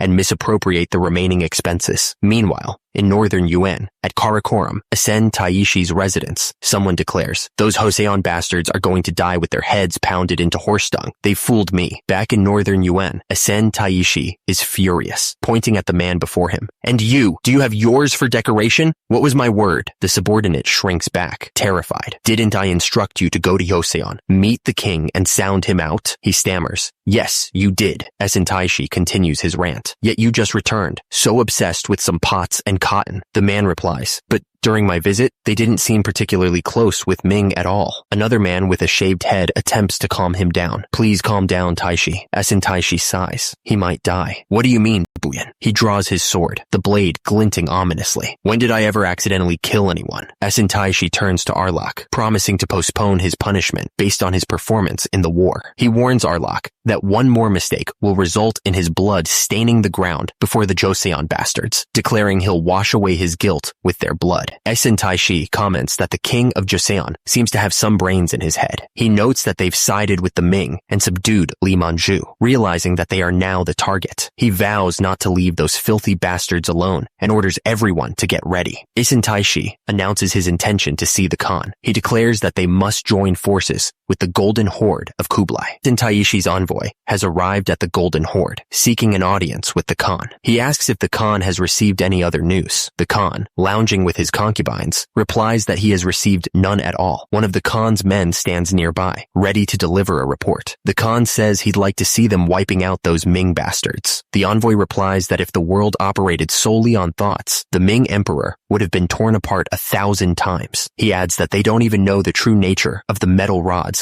the Ming bastards have been consistently using against them. The Khan pauses, mid-bite, and asks what he means by metal rods. The envoy confirms that the Khan doesn't know, explaining that they've been using strange weapons for several years. The envoy from Asen Taishi orders Arlok to draw what he witnessed. Arlok quickly sketches the weapon. The Khan asks if the soldiers carrying these weapons have a matchlock, or rather, straw rope, to ignite the fire. One of his men confirms that they do, explaining that it's extended and attached to the iron on top of the weapon. He states that this must be the answer. The Khan slams his hand on the table, realizing that this must be a firearm. He recalls that this weapon was used to massacre the dregs of the Jin dynasty, the Jurchen tribe, and conquer every nation. The Khan is astonished by the weapon Arlok sketched, stating he's never heard of a portable hand cannon before, and that, according to the elders, a small iron bead exceeds a crossbow in terms of power. Power aside, he continues, those refined hand cannons fire with an explosive sound. He recalls that during the conquest of the Song dynasty, it was said to be as loud as thunder, frightening the horses to the point where they fell sideways. One of his men asks how such a small hand cannon could produce that sound. The Khan thinks aloud that while one person's voice may be weak, when thousands gather to shout, it shakes the plains, and asks what would happen to the horses if thousands of hand cannons were fired in unison. He tells them to imagine thunder striking right beside you. The Khan scoffs, suggesting, what about waiting for gale force winds or rainy weather? He continues, you must know why those bastards don't come to attack first. On windy or rainy days, they're determined to stay inside the fortress. One of his men proposes a solution. If the explosive sound startles the horses, couldn't we simply plug their ears? Then they wouldn't focus on commands and might get even more nervous. Su-young suddenly shouts, that damn explosive sound. I feel like I'm going to explode first. She looks around, confused by the sudden outburst. Huh? Suddenly, a massive explosion erupts nearby, sending her flying backward. Su-young suddenly shouts, hey, bonehead, don't you know that putting wet charcoal in the brazier leads to an explosion? The Khan's eyes widen in surprise. Su-young realizes something. Right. Why didn't I think of that? He recalls the history books. The soldiers of Kublai Khan, intending to punish the Tron family, burst bamboo to drive away the surrounding mountain animals. The Khan looks puzzled. Bamboo? Is there a tree that explodes when put on fire? Su-young nods. That's what I'm talking about. The Khan's face contorts with a sudden realization. He barks an order. Arlok,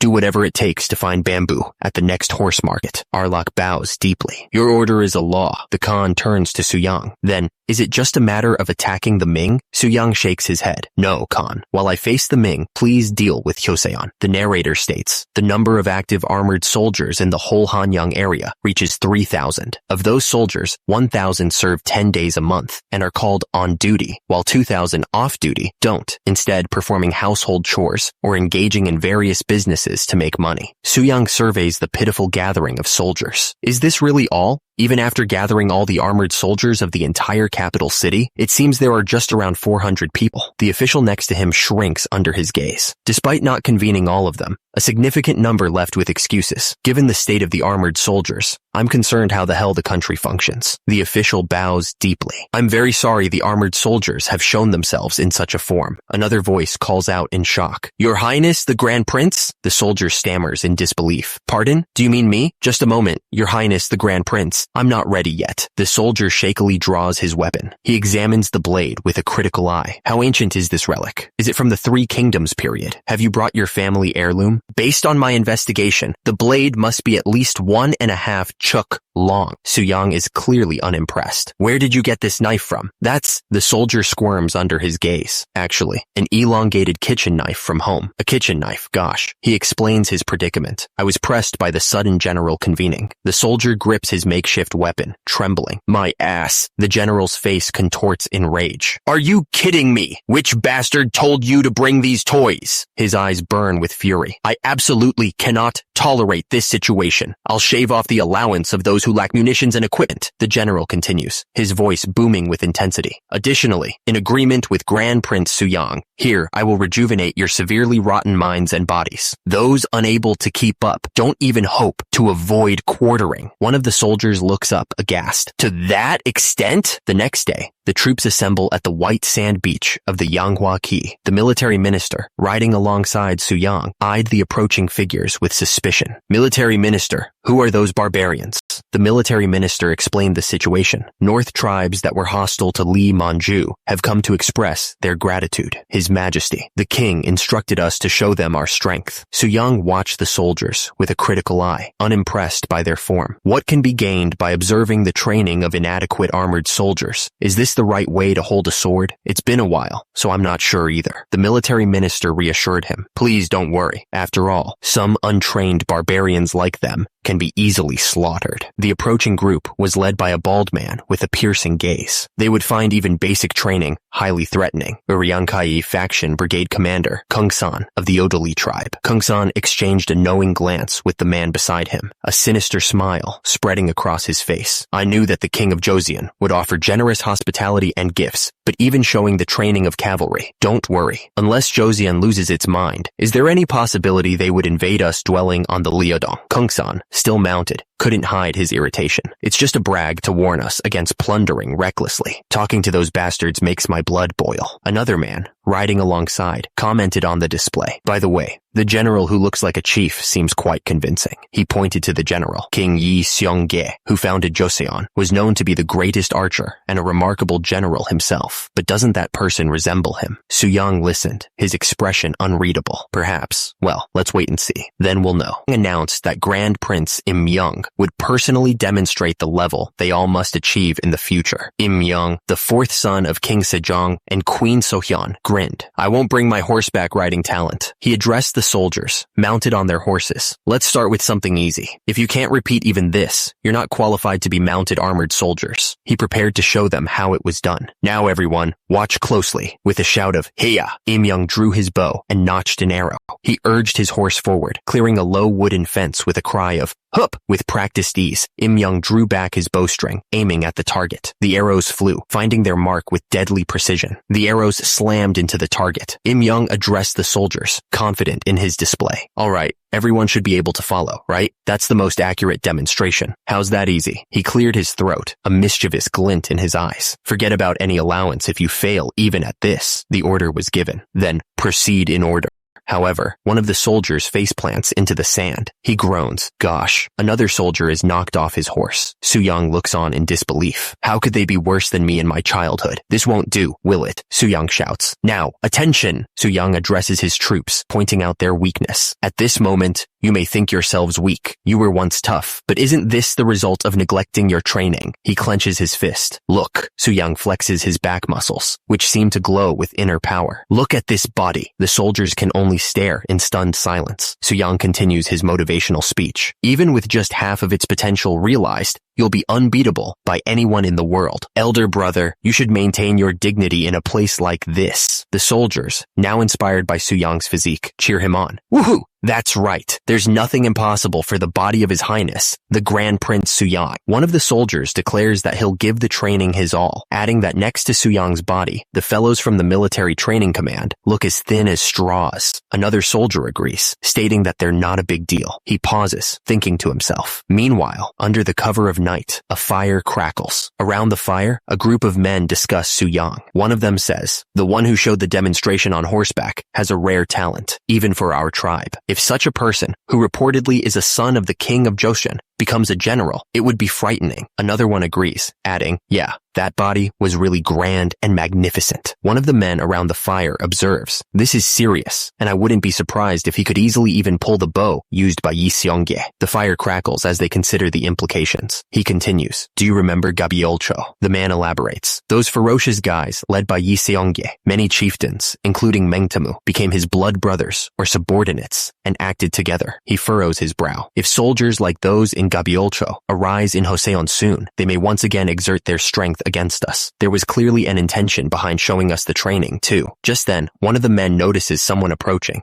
Excuse me, we have a guest. The guest announces, I've come by order of the Khan, Keshig of the Northern Yuan Khan's bodyguard. The Uriankai brigade commander replies, to think that the Khan needs something from the lowly me. It's an honor. The Kashig scoffs. Brigade commander of the Uriankai is calling himself lowly? That's a good one. Anyway, the reason I'm here is, he declares, because we're soon going to strike Joseon. The bald commander is taken aback. Wait, I don't get it. By siding with the Ming dynasty, they betrayed their faith. But to teach them a lesson, we must first raise an army. The mustached man states, there are 40,000 soldiers. That's enough. Just add 5,000 of your troops. The Keshig of the Northern Yuan Khan's bodyguard continues. And since you have connections with Joseon, report everything happening there. Their army, any changes in the regime, and even defensive preparations along the way. Everything. The bald commander agrees. I will follow the Khan's order. Joseon sent 20,000 troops to subdue Limanju. He continues. However, due to a lack of internal stability, they didn't achieve proper results. The mustached man is confused, but the bald commander corrects himself. That's right. Joseon had many stragglers because of the rush. He adds, we guided those we saw, which is why the king of Joseon invited us. The Keshig asks, how did Joseon capture Li Manju with such an army? The bald commander explains, caught by a fever at the worst time, he couldn't even escape. Li Manju toughed it out for 4 days in that condition. Quite a tenacious guy. A fever in the summer? Such dreadful luck. The bald commander scoffs at the suggestion of sending 5,000 troops. And as for the 5,000 troops you mentioned, it's impossible in our current situation. What? The mustached man retorts, suggesting an alternative. You could easily muster that number by bringing into the fold surrounding tribes. The bald commander admits that is not an option. You are not wrong, but there are issues related to my uncle. The mustached man presses. You mean Funka? As I heard, he died recently. And couldn't you even absorb subordinates under his command? Meng Temu's younger brother looks ashamed. I'm ashamed of myself. Believe me, I would like to rush at them right away, but mustached man decides to change the assignment. Then I'll assign you the task of assisting and supplying our troops. Instead, don't even dream of receiving any trophies. The bald commander is clearly displeased with the current turn of events. How humiliating for a warrior. The bald commander's younger brother, feeling ashamed, decides to reveal all. Since I've decided to reveal everything, the Khan should also let us know the details. The younger brother asks a pointed question. Isn't this war a diversion? The mustached man grins, revealing his teeth. What a bright guy you are. He reveals the grand strategy. The 40,000 troops under Taishi's command and the 40,000 led by the Khan will launch simultaneous strikes on Joseon and Ming. The mustached man turns away, confident in their victory. You can look forward to it. He rises, his face contorted with rage. Those bastards are trying to oppress us again. The bald commander's eyes widen with urgency. Prepare the horses. We need to go to Joseon immediately. Inside the palace, another man speaks. Kishig from the northern Yuan paid us a visit not long ago. He continues, relaying the dire news. He's going to conquer Joseon and is forcing us to help. According to him, they also plan to invade the Ming dynasty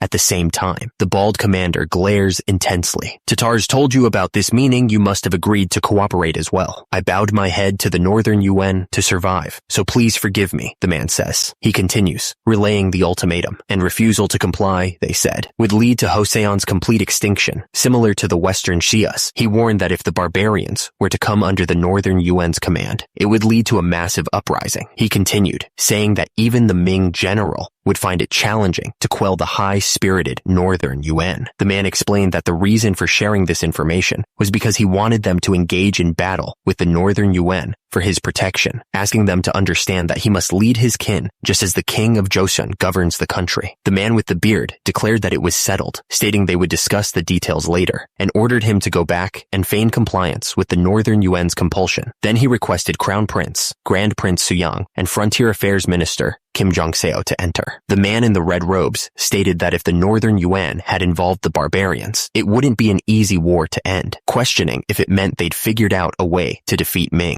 He continued, saying that while it might not be a sweeping victory, they must have prepared to deal a serious blow, perhaps even devising a method to counter the infantry hand cannons, and that they may also be planning to raid during a rainstorm. But relying on the weather was not a wise action for a general. He declared that since early times, a strong army had been an unchanging element to prevent all disturbances. The man in the red robes then addressed Grand Prince Suyang, ordering him to prioritize training the twin frontier armored soldiers, and then ordered the Frontier Affairs Minister Kim Jong-seo to come forward. The man in the red robes ordered the ordinary soldiers participating in the expedition to head towards Shenyang. The army traversed the harsh desert landscape. The man on horseback addressed the assembled soldiers, telling them to listen up and that they all must have gathered there bearing a grudge against the Ming dynasty. He continued, declaring that he, too, wanted to tear the Ming emperor to death. He reminded them of how much the Ming had persecuted them, and that they had forgotten their ancestors' feats, seeing them as nothing more than servants riding horses in the grasslands. The winds of war were gathering speed. One of the men wondered what the northern Yuan was planning with all that bamboo, questioning if they were trying to cook rice in it instead of using pots. He speculated that it could be preparation for a siege, explaining that bamboo filled with charcoal and oil could easily burn down a guard post if set on fire. Chief Eunuch Wang Zhen respectfully greeted the emperor, informing him that the preparations to sow chaos in the northern Yuan, as desired by the emperor, had been completed. He added that he would come forward himself, and that all government officials of or above the rank of ministers were to participate. The man wondered if Joseon would come out to defend the Shenyang region, or if they were worried about his potential defeat. He declared that Joseon was doing this for their own survival, as it would be infinitely difficult to drive them out if they bypassed Shenyang and entered Joseon. He scoffed, believing such thoughts would vanish in the presence of his royal dignity. He wished he could summon King Yi Do of Joseon to personally lead the army. He had a good idea. With the emperor's favor, the second son of Yi Do had visited their country recently and gained much knowledge. He suggested that while the eldest son must inherit the throne, the second-born could participate in the war. Yi Qian apologized to the emperor, explaining that he might be a royalty from an uncivilized country, but it was still not logical to compel him to participate in another country's war. The emperor slammed his fist on the table, declaring that even if the will of heaven aligned with his, he determined what was logical. He ordered his servant to quickly write down his words, stating that Joseon had received Ming's letter of credence, and that Grand Prince Suyang, representing the uncivilized country,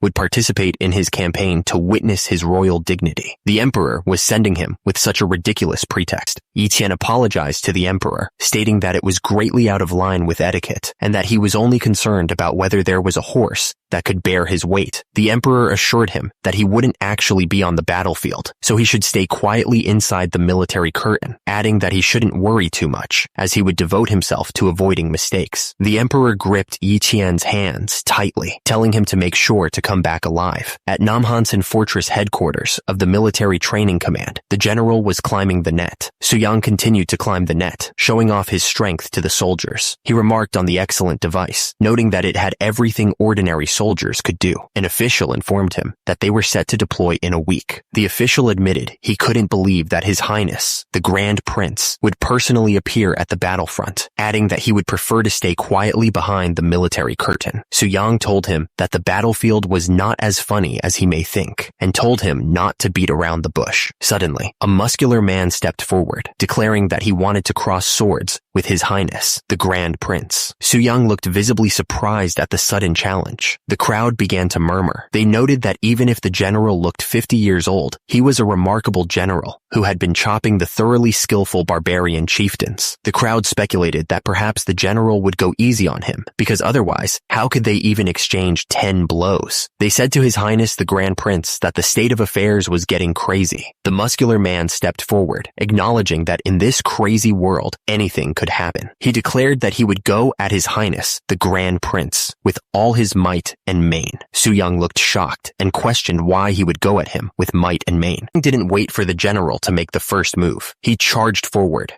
wooden training sword raised. The sound of wood on wood echoed as Suyang's training sword met the general's. The fight intensified as the two traded blows, neither giving an inch. Suyang pressed his attack, bringing his sword down with overwhelming force. Suyang took a decisive step forward. He raised his wooden sword high above his head, preparing to strike. The wooden swords collided with a resounding crack. An observer marveled that the general was kind enough to match the level of His Highness, Grand Prince Suyang, wondering who else could handle such strength. The force of the collision sent the wooden sword flying out of his hands. The wooden sword landed with a thud at the feet of the assembled crowd. The man in the black robes looked on in utter disbelief. Martial arts prowess is the foundation. The man in the red robes admitted that he had been worried because Suyang had been devoted to conducting himself and preparing his body while neglecting the sword for so long. He declared that his concern had been unfounded. The man in black robes cautioned Suyang that even the most skilled commander could not single-handedly defeat an entire army. Therefore, he urged him to stay away from the battlefield as much as possible, explaining that even Yi Jing-uk wouldn't dare harm a member of the royal family, despite his immense strength. Suyang realized that the original owner of the body he now possessed must have been extraordinarily skilled in martial arts to react so quickly. The man in black robes insisted that Suyang was talented and vital to the country, far more so than himself. At almost 50 years old, the muscular man with the practice sword apologized to the Grand Prince, explaining that if he were injured during their sparring match, it would be unlikely for him to be dragged into war. He added that he spared no effort and determination to land a breaking blow. Suyang smiled, realizing that the man might be made of sterner stuff than he originally thought. Meanwhile, on July 14th at Yanheku, Ming's military base, General Wu Kejong had already died and Datong had fallen. The man with the white beard asked what had happened, incredulous that they were attacked unarmed or if they had any infantry hand cannons. He then demanded to know the enemy's situation. The man in the red helmet explained that while the enemy's military forces were said to reach about 40,000, the actual number on the front lines was only half that. He suggested luring and striking the enemy, pointing out that they couldn't even match half their numbers. He added that those who fled from Datong were exhausted and demoralized and assured them not to worry. Just then, a shout rang out. The enemy was attacking. The soldiers were ordered to prepare spears and infantry hand cannons. However, one of the soldiers was confused, wondering if they had put gunpowder in the cannons. He suggested the other try first, and he would follow. The commanding officer bellowed at his troops, demanding that they get their cannons ready at once. The soldiers on horseback were ordered to shoot arrows, to force the enemy to fire their hand cannons. A hail of arrows rained down upon them. They shouted a warning to avoid the incoming fire. The order to fire the hand cannons was given. One soldier questioned if that was how much gunpowder they were supposed to use, but he was told there was no time to measure and to just fire. The soldier cried out in pain. He called out to Buyan. He wondered if the order to fire the grand cannons meant they were supposed to use these toys, asking if Buyan was okay. He realized it was a lead pellet that had gotten stuck in the leather armor and stopped. The soldiers noticed that their enemies were not stopping their dash, and they needed to act quickly. They shouted for gunpowder to be poured into the ignition hole, ready to pull the trigger. Suddenly, one of the soldiers looked at the hand cannon in his hands, confused. The hand cannon exploded, leaving the soldier injured. Another hand cannon went off as well. The order was given to withdraw the infantry hand cannoneers to the rear, as the casualties were already too high. The enemy was charging. The man with braided hair commanded his soldiers not to spare any sword, but to trample and kill their enemies. He demanded that they calm down and questioned what the rear archers were doing. The man with braided hair pointed and declared that one of the enemy soldiers was the leader. The bearded man ordered his troops to capture him. The man in golden armor noted that the vanguard unit had arrived at Datong, but it had been over 2 weeks without a single messenger. He wondered if his dignity alone had compelled the enemy to retreat. He declared that there were signs that the enemy had temporarily stayed 20 li ahead and demanded why they hadn't met him at the drop of a hat, given they knew he was coming. One of the men began to speak, but before he could, the scene shifted to a sky filled with birds. 2 men stood atop poles, overlooking a landscape bathed in a fiery red glow. He declared that it was now on the horizon, but the person who had to become a governmental eunuch for just 1 silver nyang was nowhere to be found. He commanded them to watch, and behold the powerful figure standing on the battlefield. He acknowledged that the heavens may have made him the son of a poor man. He asked if he had not risen to the highest position among most men. He vowed that through this war, he would ascend to a spot higher than even the emperor. He declared that he would stand higher than the heavens themselves. The man with white hair, adorned in a black hat, rode alongside a soldier in full armor. He announced that he had something to ask the eunuch of the Ministry of Rights. The armored man, Duke of Yingjiangfu, questioned the eunuch about a previous statement. He recalled saying that 1 cannoneer could easily match 5 archers. The eunuch explained that out of 5 archers shooting arrows, only 1 shot would injure a person. However, if a hand cannon hit its target, it could pierce through armor right away, making it equivalent to 5 archers. The Duke of Yingjiangfu questioned what kind of calculation that was. The man in the red robes, sporting a black hat, dismissed the previous topic. He declared that they should move to where the emperor resided. Suddenly, a soldier tied to a post urged his majesty to retreat quickly. The ground was littered with corpses and soft horse droppings, indicating the Tedders had been there less than half a day ago. He questioned the order to retreat, especially for the royal family. He argued that Yu County was supposed to be the rear. He commanded everyone to retreat to the Juyang Pass to stop the enemy's invasion, then march again. Nevertheless, the already exhausted soldiers had no way to retreat quickly, and so began the military withdrawal, slower than the long-distance march. The man with the beard scoffed at the laggards. He figured that if they spent 15 days getting there, it would probably take about that long to go back. According to the captives, they had 120,000 soldiers. If they intended to eliminate them all, it should be okay to kill 8,000 a day, right? He then suggested capturing the emperor and forcing him to open Beijing's gates for them, deciding that wasn't bad either.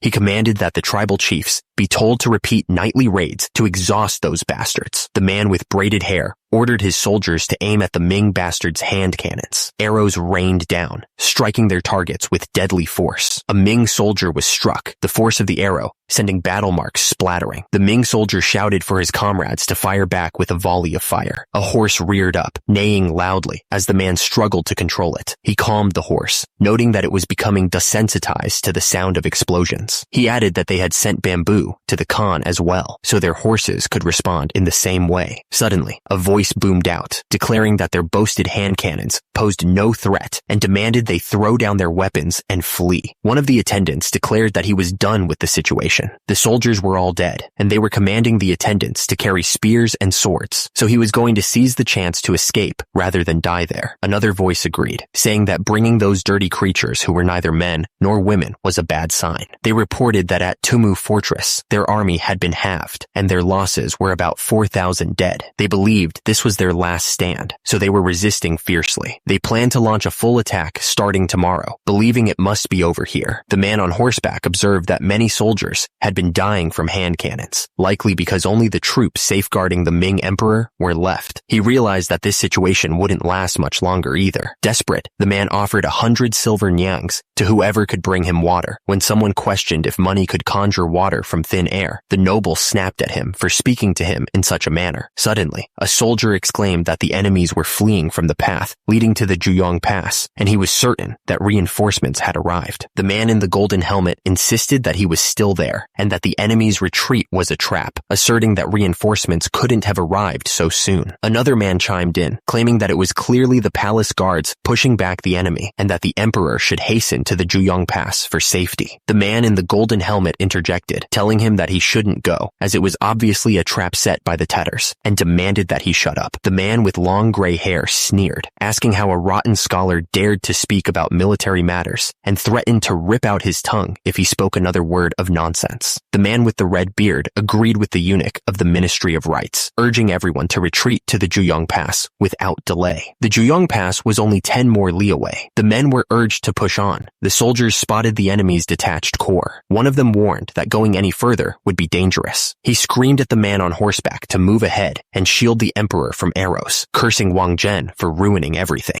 He was furious, lamenting that they could have held out for a few more days until the reinforcements from the Juyong Pass broke the encirclement. He called them a bunch of useless nuisances. The man threw several silver ingots to the ground, promising that it should be enough. He insisted that they safely escort him and the emperor to the Juyong Pass, and he would reward them handsomely. But then, a man with a beard cursed Fan Zhang, realizing that no amount of money could save his life. The man with silver hair, bloodied and battered, insisted that he had only followed the emperor's will, demanding that the man on the ground shut up, calling him castrated scum. With a clenched fist, a man brought forward what he called their beloved soup. He looked up to the heavens, begging the gods to consider his loyalty. The soap connected with its target, splattering battle marks across the room. The man on the left called the other a demon in a human body, remarking on how hideous his face looked without makeup. A man, covered in battle marks, demanded that someone take back what they had given him. He told them to cover the cost of traveling to the underworld, calling them a starving demon, sucking the Ming's battle marks. The scene shifted to August 23rd, 1449, where Wang Zhen, the eunuch of the Ministry of Rights of the Ming dynasty, died near the Tumu Fortress. The flames of war were now The scene opened in Shenyang on August 24th. A man in armor demanded an explanation, asking who had given that order. He explained that Beijing was in chaos, and the Vice Minister of War was hastily gathering forces and preparing defenses. The armored man revealed that the emperor had sent an urgent message, stating that although they had broken the Tatars' momentum, many soldiers were injured and required regular ones from Liaodong. Su Yang pressed the regional commander, sensing he was being deceived. He asked if the man was hiding something, reminding him that Joseon was a loyal vassal state. The commander laughed nervously, asking what he would have to hide. Su Yang leaned in, his expression serious. He asked if there was some terrible event, the revelation of which would cause even the Liaodong soldiers to flee. He swore upon his status as a grand prince to keep it confidential if the commander spoke honestly. The armored soldier finally relented, revealing the devastating news. He reported that 200,000 soldiers, led by the emperor himself, were trampled and shattered by Tatars. He added that all officials above the minister rank were massacred. The soldier grimly revealed that his majesty had been captured by the enemy. The armored soldier explained that 100,000 soldiers from Central and South China were already advancing northward to defend Beijing, so they simply had to protect the city until they arrived. He warned that it would be a grave problem if the enemy shared the tactics that broke down the emperor's army. The man with the helmet leaned forward, demanding to know if they could defend the Shenyang region or not. He reminded them that it would take about 10 days for the news to reach the Liaodong region. He added that if they couldn't drive the enemy out before then, even the friendly Jurchens would turn against them. The man with a mustache insisted that their ordinary soldiers must step up to sweep away the Tatars. He exclaimed that they were ferocious enemies who had crushed the emperor's army and asked if they were really going to wage a full-scale war against them. One of the men argued that staying in Shenyang would only ensure their survival, while the entire northern part fell into chaos. He pointed out that historically, during the Tumu crisis, the Liaodong army remained in place, and Joseon did not suffer direct damage. But Suyang wondered how things could have turned out worse than in history, especially since they had provided the Ming soldiers with hand cannons. The Liaodong regional commander, Gao Yi, seemed dissatisfied, and who could blame him? The extermination of a 200,000-strong army was incomprehensible. The sound of gunfire echoed. A man approached, asking to see the cannon. He identified it as a hand cannon,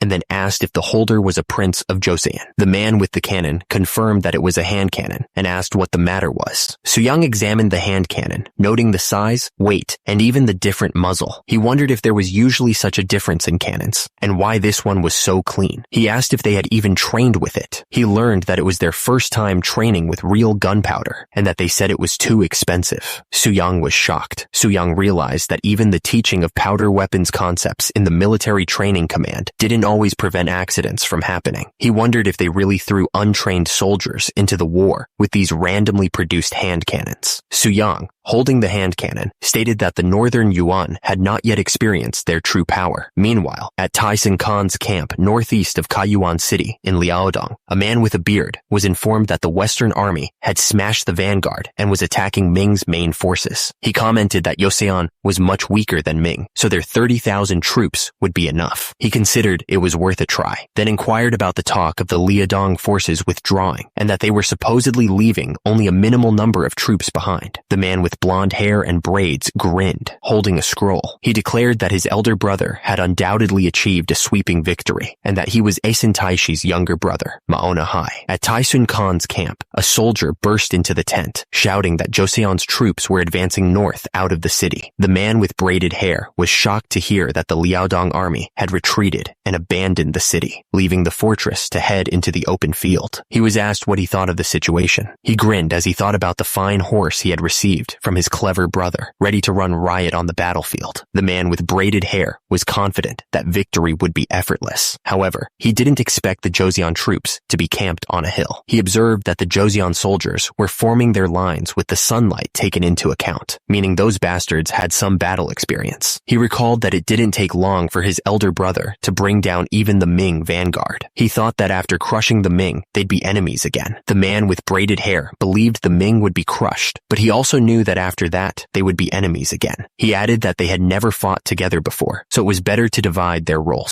He stated that he understood and asked the Khan to charge, promising that his soldiers would step forward and open fire. A bald man with a top knot prepared to fire an arrow. A soldier arrived, announcing that he had brought the bow and arrows for His Highness, the Grand Prince. Suyang thanked him. Suyang was asked if he could really shoot those arrows. He responded that it was just a matter of overflowing strength. He drew back the bow, aiming at the distant Ming army. The Ming soldiers raised their shields just in time, bracing for the attack. "Shield yourselves," they shouted. The man with the beard, observing the shield wall, was impressed by their swift movements, but he thought it was nothing special. He declared they could advance without much worry. Suddenly, his eyes widened, and he stammered, wondering what he was seeing. An arrow pierced through the soldier's armor, causing him to cry out in pain as he collapsed from the devastating blow. The Ming soldiers realized even their cannons couldn't deal significant damage, and they were in big trouble. The casualties among their soldiers were severe, with commanders ranking centurion or above dead, controlling even small squads cannons was becoming increasingly difficult. They decided to pull back for now, fearing the entire formation could collapse. The Ming commander reasoned that since the Joseon soldiers shot arrows well, they must be good with cannons too. He ordered the troops to divide in half and prepare for unmounted archery. The Ming soldiers raised their bows and released their arrows, hoping to turn the tide. The Ming soldiers continued to fire their hand cannons, but the results were devastating for their own troops. The Joseon soldiers urged each other to hold the line, warning that any retreat would cause their entire army to crumble. Another soldier shouted for everyone to remain calm and continue fighting. The battlefield was shrouded in smoke, making it difficult for the Ming soldiers to aim accurately. The commander saw an opportunity and ordered his troops to strike now, then immediately commanded a full retreat.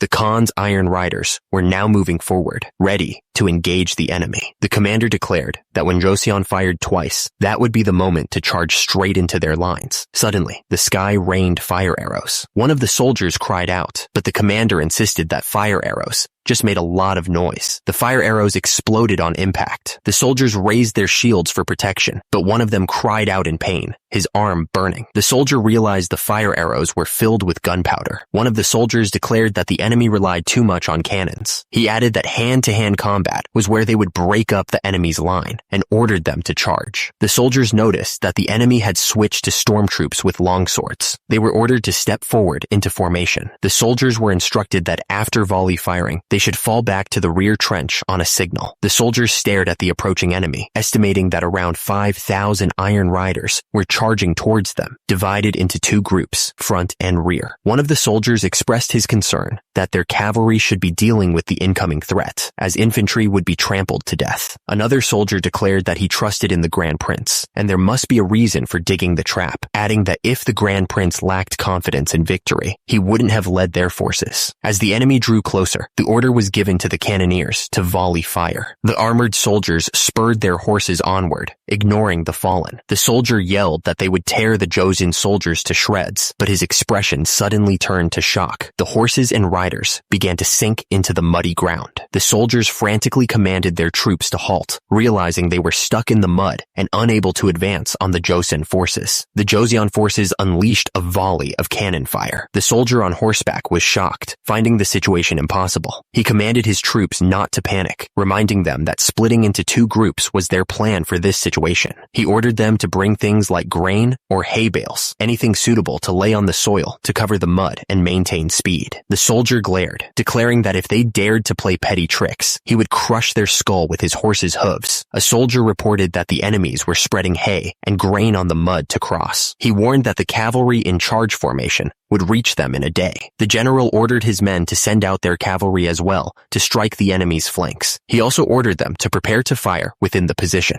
The general roared, ordering everyone to get ready for hand-to-hand combat. The soldiers pressed on, their legs burning as they scaled the cliff face. The soldiers braced themselves, shields raised in anticipation of the coming impact. The enemy cavalry crashed into their lines, sending men flying with savage force. Despite the brutal assault, the general encouraged his troops, urging them to hold their ground. One of the soldiers yelled, accusing them of hiding behind their shields and using cannons. The mounted soldier roared, declaring that it was now their turn. The soldier winced in pain. The battle raged on with a ferocious intensity. The soldier gritted his teeth, determined to endure. Endure! We have to! One of the soldiers spoke with urgency, explaining that they had to endure until those bastards were lured in far enough. Meanwhile, another soldier prepared to strike with his spear. An arrow pierced through the officer's head. Someone desperately called out to the fallen officer, urging him to wake up. They anxiously asked how he was. The desperate soldier continued to try and rouse the officer, shouting his name and begging him to come around. A soldier groaned, struggling to stay conscious amidst the chaos of battle. He screamed in defiance as he charged forward, determined to avenge his fallen comrade. The sword gleamed ominously, ready to strike. With a fierce battle cry, the soldier lunged, his sword aimed at the enemy. A soldier urged Jung Byung-soo to get up, insisting that there was no way he could have lost his senses. Jung Byung-soo insisted that he hadn't lost his senses and had only been startled for a moment. He ordered them to quickly prepare for battle. The soldiers knew that they needed to kill the intruders to survive. The order to fire within the position could come at any time, so the soldiers were ordered to defend the fortifications and trenches with their lives and to not let the formation break. A soldier urged His Highness, Grand Prince Suyang, to to stay back, warning him that he might get hit by a stray arrow. Suyang asked how he could stay back when his soldiers were dying and demanded that they give him the arrows. Suyang declared that he would personally make things hot for those bastards. One of the soldiers exclaimed that he was sick of those Joseon jerks, saying that they had gotten cocky just because a few shallow tricks had worked. He angrily ordered them to kill them all. A soldier cried out in disbelief, realizing that someone on the hill was throwing spears. One of the soldiers noticed that 3 cavalrymen were charging up the hill. He pointed out that the attire of the lead rider indicated that he was a high-ranking general, declaring that whoever took his head would achieve the greatest merit that day. Suddenly, the soldiers realized that what they thought was a spear was actually an arrow. Suyang, riding toward them, drew his bow and aimed. One of the soldiers recognized him and shouted his name. The arrow struck true, and the soldier fell from his horse, impaled. The soldiers' faces were a mixture of fear and determination. One of the soldiers shouted that there was fire within their position. He urged everyone to take shelter in the trenches. The cannon was primed and ready to fire. The cannons roared to life, unleashing a devastating barrage. The order to fire echoed across the battlefield. The man in the helmet stared in disbelief. He stammered that this was impossible. The order to fire echoed, and the cannons roared to life again, unleashing another devastating barrage. The man in the helmet was struck by the cannon fire. The order to cease fire was given, and the soldiers began to reorganize their formation amidst the fallen. The soldiers announced that the remaining enemies would be dealt with by His Highness, the Grand Prince, and cautioned everyone to be careful. Amidst the chaos, one soldier remained, surveying the devastation, his face contorted with rage. He vowed to take at least one enemy with him. Suyang drew his bow, his eyes fixed on the fleeing enemy. He told the man to go to hell. His face contorted with rage. He screamed that the enemy would be the one to die. Suyang released the arrow, aiming for the fleeing figure. The arrow flew true, striking the enemy rider. He looked up in disbelief as the arrow closed in. The arrow found its mark, piercing the enemy rider's head. The soldier in red armor collapsed. Another soldier prepared to fire. The soldiers erupted in cheers, proclaiming that His Highness, Grand Prince Suyang, had taken down the enemy commander. The man with the beard declared that the enemy commander was dead and that they just needed to clear out the remnants, cursing under his breath. The man with the beard in red armor pointed out that they were mixed in with the Joseon cavalry, so the cannons couldn't be fired at will. He ordered them to at least suppress the cavalry before they reorganized. One of the soldiers screamed, drawing his sword. The man with the beard realized the situation was dire and ordered a retreat. Another soldier on horseback warned that if they showed their backs to the Joseon army, the Jurchen barbarians would look down on them. The man with the beard in red armor yelled at his soldiers, calling them fools. He insisted that they needed to retreat before the infantry approached, asking what they thought would happen if they were hit by cannons while crossing the river. Seeing their enemies fleeing, a soldier lit the rocket arrows and prepared to fire. The rocket arrows exploded, sending soldiers flying through the air. The man with the beard yelled that the Joseon bastards were firing cannons again, saying they had all gone mad. He insisted that they needed to get out of there quickly, asking about the detached corps with Kungsun of the Jurchen tribe. One of the soldiers acknowledged that thanks to the Grand Prince's plan, they had minimized their losses. He added that it had been dangerous when the enemy commander survived and went after him, questioning if the commander's horse had gone crazy. Someone yelled at the Grand Prince to keep away from the charging horse. The horse neighed loudly. Suyang braced for impact. Suyang realized the horse was enraged by its owner's death, and it was much stronger than an average horse. The horse neighed loudly as it charged. Someone yelled, warning the Grand Prince. The horse's kick landed with a sickening thud. Suyang staggered, but he refused to yield. He acknowledged that the horse was a tough brute, but he absolutely could not lose. He channeled all his energy, focusing on pumping his muscles to throw the beast off. Suyang's grip tightened, his muscles bulging with the effort.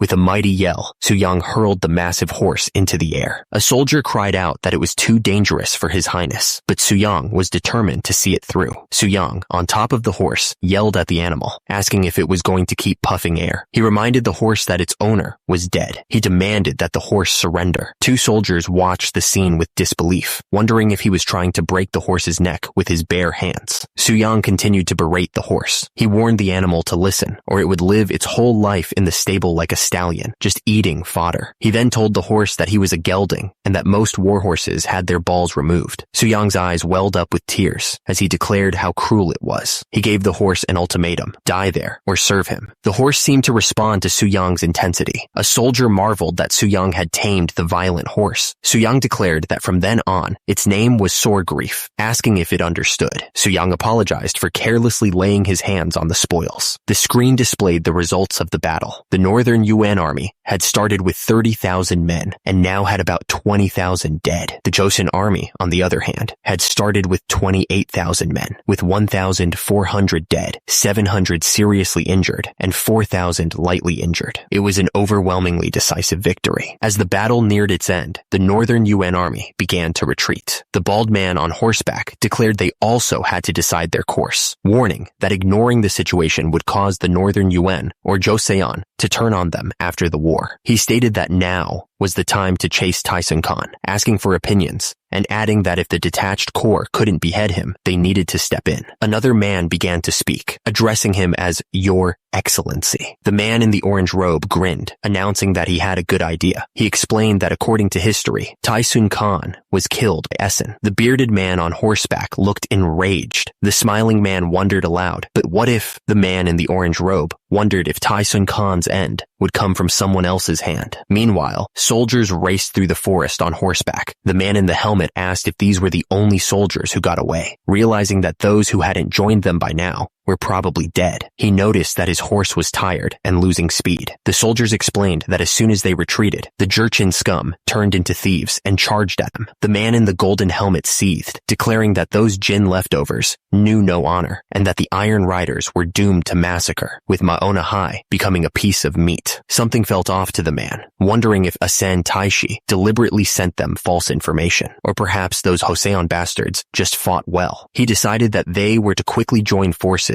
with Asen and strike the Ming, and handling Joseon next wouldn't be too late. The Khan was informed that the Jurchen scum stole horses and fled, and he angrily asked if they were just saying that now. The man in the orange armor stated that Asen, not being of the Golden Horde, would not be recognized, and thus they had to use the Khan. A soldier in orange armor reported to the general. The soldier announced that the detached corps had driven Tyson Khan into the forest, adding that they had finally made it. One of the soldiers suggested that His Highness the Grand Prince demonstrate his strength when capturing the Khan, but the other soldier seemed unsure. The man in the orange armor reported that the barbarians recognized Suyang, calling out the name of Grand King Taizhou. They even recognized the bow he was using. Suyang dismissed the comparison, saying that he was just big and didn't match him in any way. The soldier insisted that His Highness was underestimating himself, and the important thing was that they saw him as a valiant general. The soldier imagined His Highness subduing Tyson Khan in barehanded combat. One of the soldiers declared that the rest would all surrender, making it easier to insist on favorable terms for their country. They would pave the way with all their strength. The soldier urged the Khan to find a way to survive, explaining that they weren't firing cannons in the forest, but as soon as they got out, they'd be covered with fire. The order was given to prepare for the final battle, but something was off. The Joseon bastards were acting strange. The Khan demanded that the disgrace of the Golden Horde show themselves. He wanted to see the face of the one who dared to covet their country with such careless ambitions, claiming to be descendants of the mighty Yeke Mongiol Ulus, yet acting so pitifully. One of the soldiers questioned how they dared to mouth off about the Yek Mongiol Ulus, calling them the Dross of Goryeo. He urged the Khan to muster all their strength and charge, declaring that they must take that bastard's head. The man with black hair revealed that he was the descendant of Grand King Taizhou, the one who shot dead the Northern Yuan commander Maona Hai and the second prince of Joseon, Grand Prince Suyang. The enemy soldiers demanded that Suyang show himself, giving him an hour to come out and fight like a man. Their voices echoed across the battlefield, taunting the Grand Prince. One of the men scoffed at Suyang's silence, wondering if he was even a man or just someone who would quietly listen to the insults. Another soldier declared that they wouldn't even need weapons, suggesting they fight barehanded. One of the enemy soldiers declared that he enjoyed Buch and would like to try a modified version because he was sick of the current situation where they had to fight and die. The man with braided hair demanded that the second prince of Joseon, Grand Prince Suyang, reveal himself. He then asked what Suyang would give them if they beat him. The man declared that if he was recognized recognized as a true man and part of the Golden Horde, Suyang would return 1 horse per person. He added that Suyang would also ensure their safe escape to the Guangxun Pass. The man with the helmet questioned if they could trust Suyang, since no true man of Joseon had ever been as spineless as him, so how could he lie? He demanded that Suyang come out himself, or they would obliterate every one of his men. One of the men wondered if Suyang would come out. Given the situation,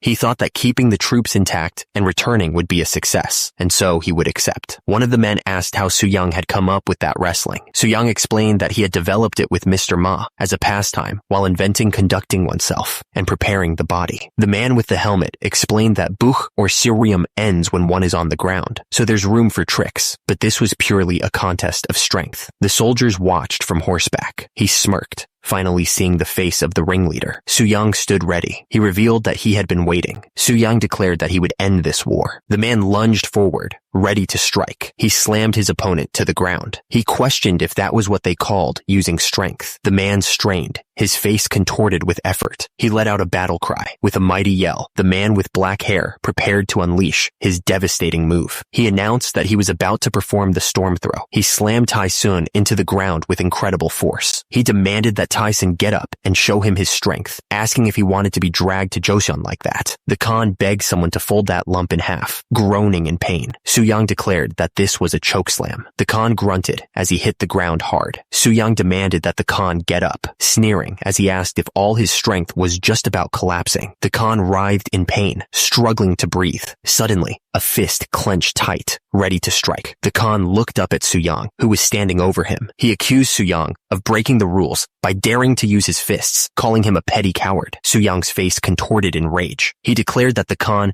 deserved to die. Suyang declared that next was the giant swing, leaving the soldiers looking shocked and terrified. The Khan, battered and exhausted, could barely speak. He questioned if Suyang was up for more struggle, thinking to himself what the hell this brat was. Suyang stood over him, flexing his massive muscles. The Khan admitted defeat, and the Joseon soldiers cheered. Suyang declared that his body had won, all thanks to the meticulous care bestowed upon him by his father, proving his filial piety once again. He then announced that he would now perform the Black Dragon's pose to celebrate the triumph. The soldiers exclaimed that from the front or the back, he truly was the Black Dragon himself, chanting Grand Prince Suyang's name. The commander-in-chief reported that together with Kungsan, they had conquered the enemy remnants, to which he was told, "Well done." Suyang told the captive that they would let him go as long as he accepted the agreement and recited the Gisa agreement. The terms were laid out. First, he had to acknowledge Joseon's victory and pay a ransom of 5 horses per captive. Second, if future trade with Joseon was established, he had to actively embrace it. Third, he had to send a letter about any attempts to invade Joseon by force. Fourth, at the next 2 Yeke Kurilta, he was to treat Joseon representatives on par with Goryeo King Sim. However, the representative didn't need to be of royal battle marks and could be a civil servant of the first junior rank or higher. Suyang questioned if they were insane and asked if they didn't like the terms. The captive man admitted that the first and second terms were fine since they had lost the battle. However, he questioned being treated on par with King Sim at the Yeke Kurilta. The captive man pointed out that King Sim was a Goryeo man with a proper title. He asked if Suyang hadn't once called Joseon the successor of Goryeo and their brother nation, and suggested they treat the Joseon representative like a Kamuk chieftain. The captive man asked if Suyang expected him to approve of the next Khan election while he was still breathing, and revealed that Suyang had no idea what was happening in Beijing right now. The captive man wondered why Asen would kill the Ming emperor, and stated that if he didn't,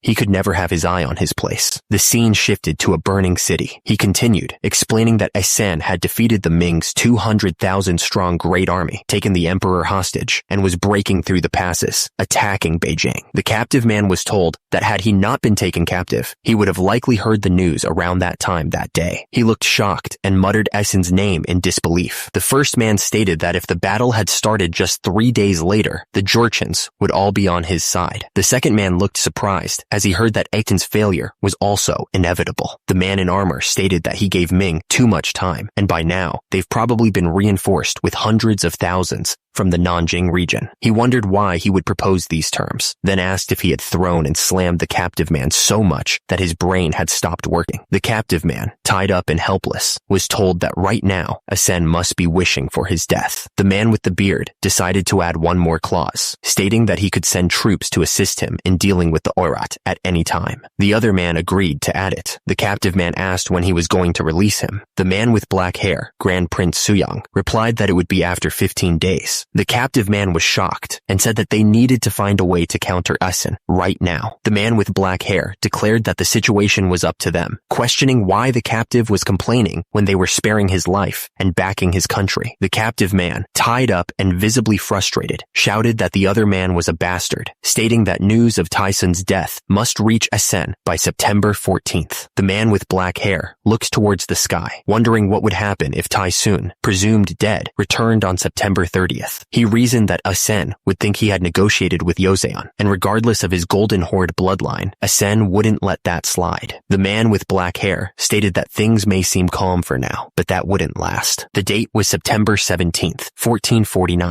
On the battlefield, a man with a shaved head and goatee yelled that everyone was too exhausted. The scale of the battle was immense, with the ground littered with the fallen. Despite the staggering losses inflicted upon the Ming forces, their ranks seemed endless, their soldiers constantly being replenished. The man in the battered armor declared that they would never breach the Forbidden City. Nearby, a warrior reported that Taishi was reporting in. A messenger announced that 100,000 more troops had arrived from the south. The man with long hair exclaimed that they had brought more men than arrows, confirming what they had heard at the Zijing Pass. The man with the winged helmet declared that they had 80 million subjects against their scant 100,000, with 1 in 5 men being a soldier. He asked if they were ready to face an 8 million strong army. The man with black hair grimaced, realizing that they were replenishing faster than they could kill them. A message arrived from the Khoit tribe stating that they would withdraw because of heavy losses, which caused the man to exclaim in disbelief. The man with black hair and a goatee remarked that those bastards were getting more skilled at handling cannons, to a level they couldn't ignore. The man with long brown hair and a goatee declared that even using the emperor as their last resort was proving useless. The soldier looked up, confused, and asked about the emperor. The man with the goatee clarified that he was referring to Yingzong Emperor's younger brother, Jingtai Emperor. The man with black hair and a goatee realized that they had already enthroned a new emperor, solving the problem with a major replacement. The man with the shaved head heard troubling rumors going around and asked what they were. The man with the beard and long hair declared that the Joseon army, victorious in the Liaodong region, was said to have finally killed the Khan, and with this momentum, they were going to march on Karakoram, the capital of the Mongol Empire. One of the men grabbed the other's shoulder and urged him to avenge the Khan and defend the Karakoram first. He argued that if they declared revenge for the Khan, all the tribes would unite, and not even Ming could withstand an invasion by an army of 300,000. At the Ming capital, one of the soldiers rushed to report to the chief eunuch with urgent news. He added that although the soldiers had taken quite a toll, they could still support the 20,000 regular ones left in Liaodong. The man in the red helmet then asked if the Joseon commander was the first junior rank official, Kim Jong-seo, and the other confirmed that he was.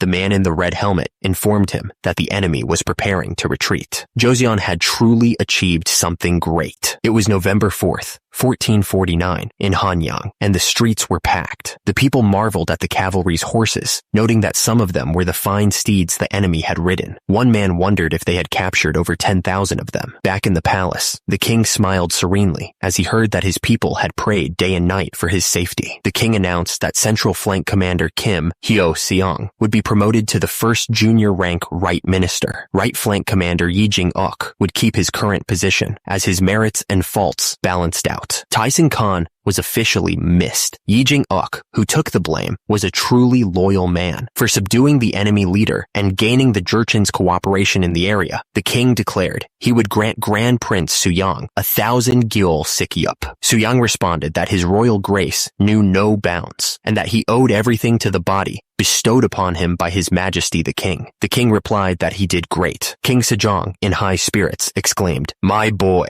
Meanwhile, the crown prince was pushing himself to the limit in the training yard. The trainer watched him with concern, telling the crown prince that he seemed to be pushing himself too much and to please take it easy. The crown prince strained against the weight, saying that since his younger brother had subdued the enemy king, they would now pay attention to the king's body. The crown prince continued pushing himself, lifting weights that were more than most military officers could handle. He wondered if he should be lifting 1,000 gun by now, and how long it had been since he lifted 900. The trainer told His Highness the Crown Prince that he was more than enough, and there was no need to comfort him. The Crown Prince strained to say that he would assist him. The man in red armor stood amidst a field of red. He looked around, disoriented. He wondered where he was. Suddenly, a brutal attack slammed into him. He found himself surrounded by bodies, the scene painted in crimson. The man in red armor looked at his hand, unsure of what was happening. He wondered what was going on as he muttered, "What is this?" Suddenly, he was face to face with a battered man, his face covered in battle marks. The brutal man grabbed the wrist of the man in red armor, declaring that he should feel his pain. The man in red armor's eyes widened, a bead of sweat running down his face. Amidst a chaotic backdrop, someone cried out for their lord, asking if he was all right. Two individuals looked at each other with concern etched on their faces. Su Young, still catching his breath, muttered, "My lady." Su Young admitted that it was no wonder he was feeling shaken. After witnessing such brutal scenes of people being torn apart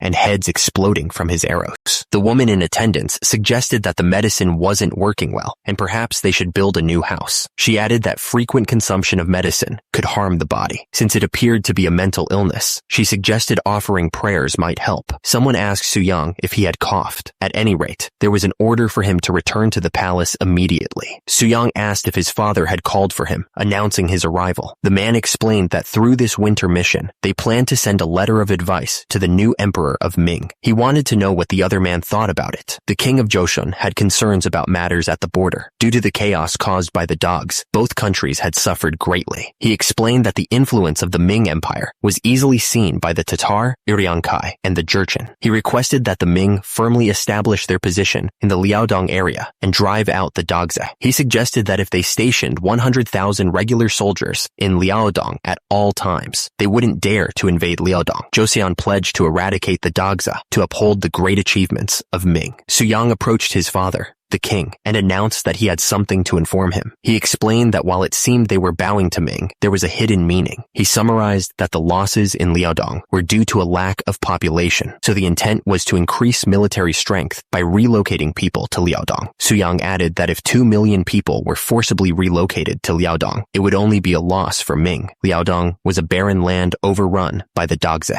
The best they could do in Liaodong was raise millet and horses. Ming would have to continue to expend resources to feed them. The man in the red and gold robes agreed with Su Yang's assessment. If 1 million people migrated, they would have to provide at least 4 million seoka of grain annually. He pointed out that 4 million seoka was an enormous amount, equivalent to Joseon's entire annual budget. Furthermore, stationing such a large force in Liaodong was like aiming a knife at the throat of the northern Yuan, who would constantly launch invasions. Su Yang concluded that Ming could not gain anything from Liaodong, and if they suffered such losses, they would certainly try to shift the burden onto Joseon. The man in the red and gold robes agreed with Su Yang's assessment and insisted that if Ming exerted effort, Joseon would also have to do the same. He stated that Yu's words made sense and that he understood his opinion. The man in the red and gold robes paused, then revealed he had something to tell them in advance. He looked down, admitting that now that he was over 50, he was old and weary and could no longer govern the country. He declared that on March 30th of the following year, he would pass the throne to the crown prince. The man in the red and gold robes acknowledged that Su Yang's help had been significant. Su Yang responded that he had only fulfilled his filial duty and revealed that he had a favor to ask of him. He requested that for a year, Buddhist services be held in the temples of all 8 provinces, deep in the mountains and valleys, for the fallen soldiers. Su Yang emphasized that this was a very important matter and suggested that his uncle, Grand Prince Hyeoryong, who was deeply pious, should accompany him. The man in the red and gold robes acknowledged that Su Yang's help had been significant, and Su Yang responded that he had only fulfilled his filial duty. He revealed that he also had a favor to ask of him, hoping it would help calm his restless mind after the battlefield. The men expressed that they were deeply grateful to His Majesty. The palace stood tall and imposing. The man on the golden throne considered the situation.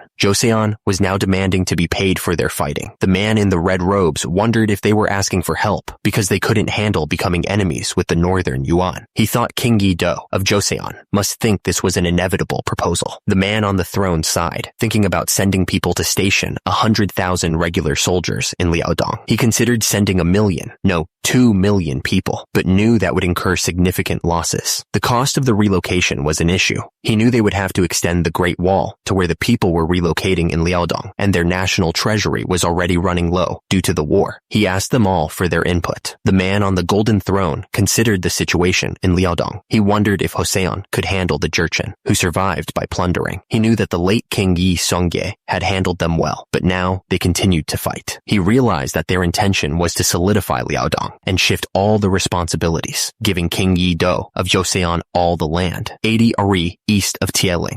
The kneeling man in red robes looked up, shocked by the proposal. "Your Majesty," he exclaimed. The man on the throne explained that upon dealing with numerous northern tribes, including the Jurchen, they would eventually be exhausted. The man on the golden throne ordered that a reply be prepared to send to Joseon. Thus, a new wind began to blow again. On March 1st, 1450, a grand ceremony was held. The fourth king of the Joseon dynasty, Munjong, ascended to the throne. While everyone was celebrating, there was one person who wasn't happy. The elderly man, Huang Hui, was barely able to stand. He lamented that despite the change of kings, he, at the age of 80, was still not allowed to resign. He wondered if he should ask the retired king once again for permission. The next day, Huang Hui requested retirement from King Sejong, who had become the retired king, but his request was denied once again. Deep in the forest, a man wearing a traditional hat seemed to be observing something. The man muttered that the king was using him as a counterweight and that he had a wicked heart. Su-young asked if it wasn't good to make the body strong, which caused the other man to call him an insolent brat. He retorted that if he kept getting stronger, he'd claim he could deflect blades with his abs, which Su-young thought was a bit excessive. The man in the traditional hat claimed there was something similar to deflecting blades with abs. He explained that some people train their abs by hitting their bellies with a rolling pin. The scene shifted. The other man retorted that saying something like hitting with a rolling pin out of nowhere made it seem like his mental illness was cured. He recalled spending enjoyable times visiting famous temples with Grand Prince Hyoryong. Su-young revealed that he had donated new millstones to the temples. Since temples made a lot of tofu,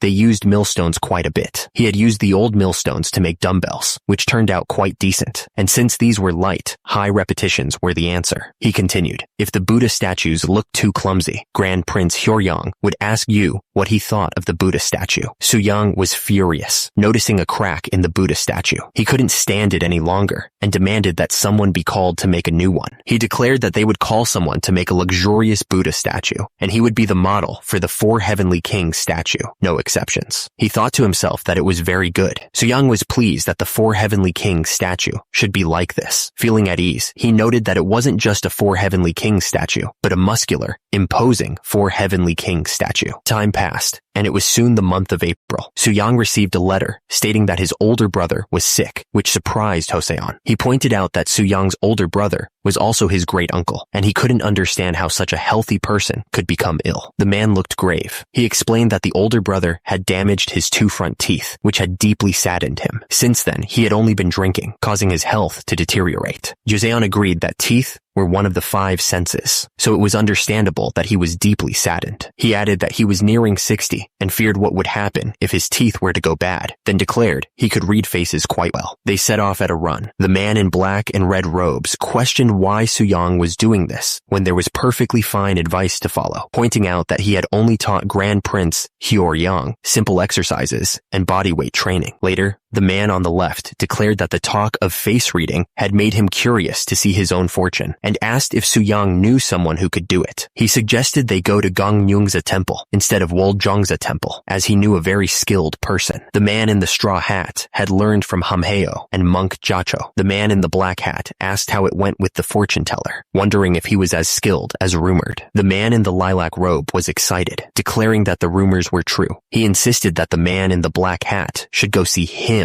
as well, as he was incredibly skilled. He added that this was the first time he'd seen Grand Prince Prince Hyoryong, so excited. Someone peeked through a wooden door and asked if anyone was there. A man in a brown robe sat in front of a golden statue. He said it was truly an honor to have such a distinguished guest, but he wasn't supposed to come at this time. Soo-young wondered if it would have been better if he had come about 15 years later, because by then, the fortune teller wouldn't have the luxury to see fortunes. He continued, saying that in actual history, Saho Soo-young visited Mount Ode around 1465, about 15 years later. At that time, he was already suffering from leprosy or a severe skin disease, and he wondered if the man knew something. Soo-young remarked that the fortune teller took jest as a jest, which was a talent in itself. He mentioned that the fortune teller had seen his uncle's fortune and asked if he could read his now. The fortune teller responded that he wasn't sure if he should say. Soo-young urged him to continue, saying that fortune reading was connected to one's life. The fortune teller revealed that Soo-young would become king. The fortune teller continued, ominously stating that Soo-young would bring battle marks upon his nephew and friends. Soo-young, visibly angered, demanded to know what he had just said. The fortune teller added that having a guest might change everything, leaving Soo-young to wonder if he was saying that he was possessed by a ghost. The fortune teller stated that destiny wasn't something that could be easily altered. Soo-young stood defiantly amidst the chaos, the flames reflecting in his determined eyes. The fortune teller ominously warned that no matter how much a guest tried to guide fate down a different path, it would be difficult to avoid a bloodbath. Soo-young repeated the fortune teller's words, asking if he was saying there would be a bloodbath. The fortune teller confirmed it with a simple yes. Soo-young stared intently at the fortune teller and asked if he could handle it. Soo-young resolved that he must handle the coming challenges. He thought about how he had changed many things with his own two hands. He declared that he would face whatever came next and change those things as well, wouldn't he? The fortune teller seemed to relax, remarking that there was no need to worry with the power of such a distinguished person.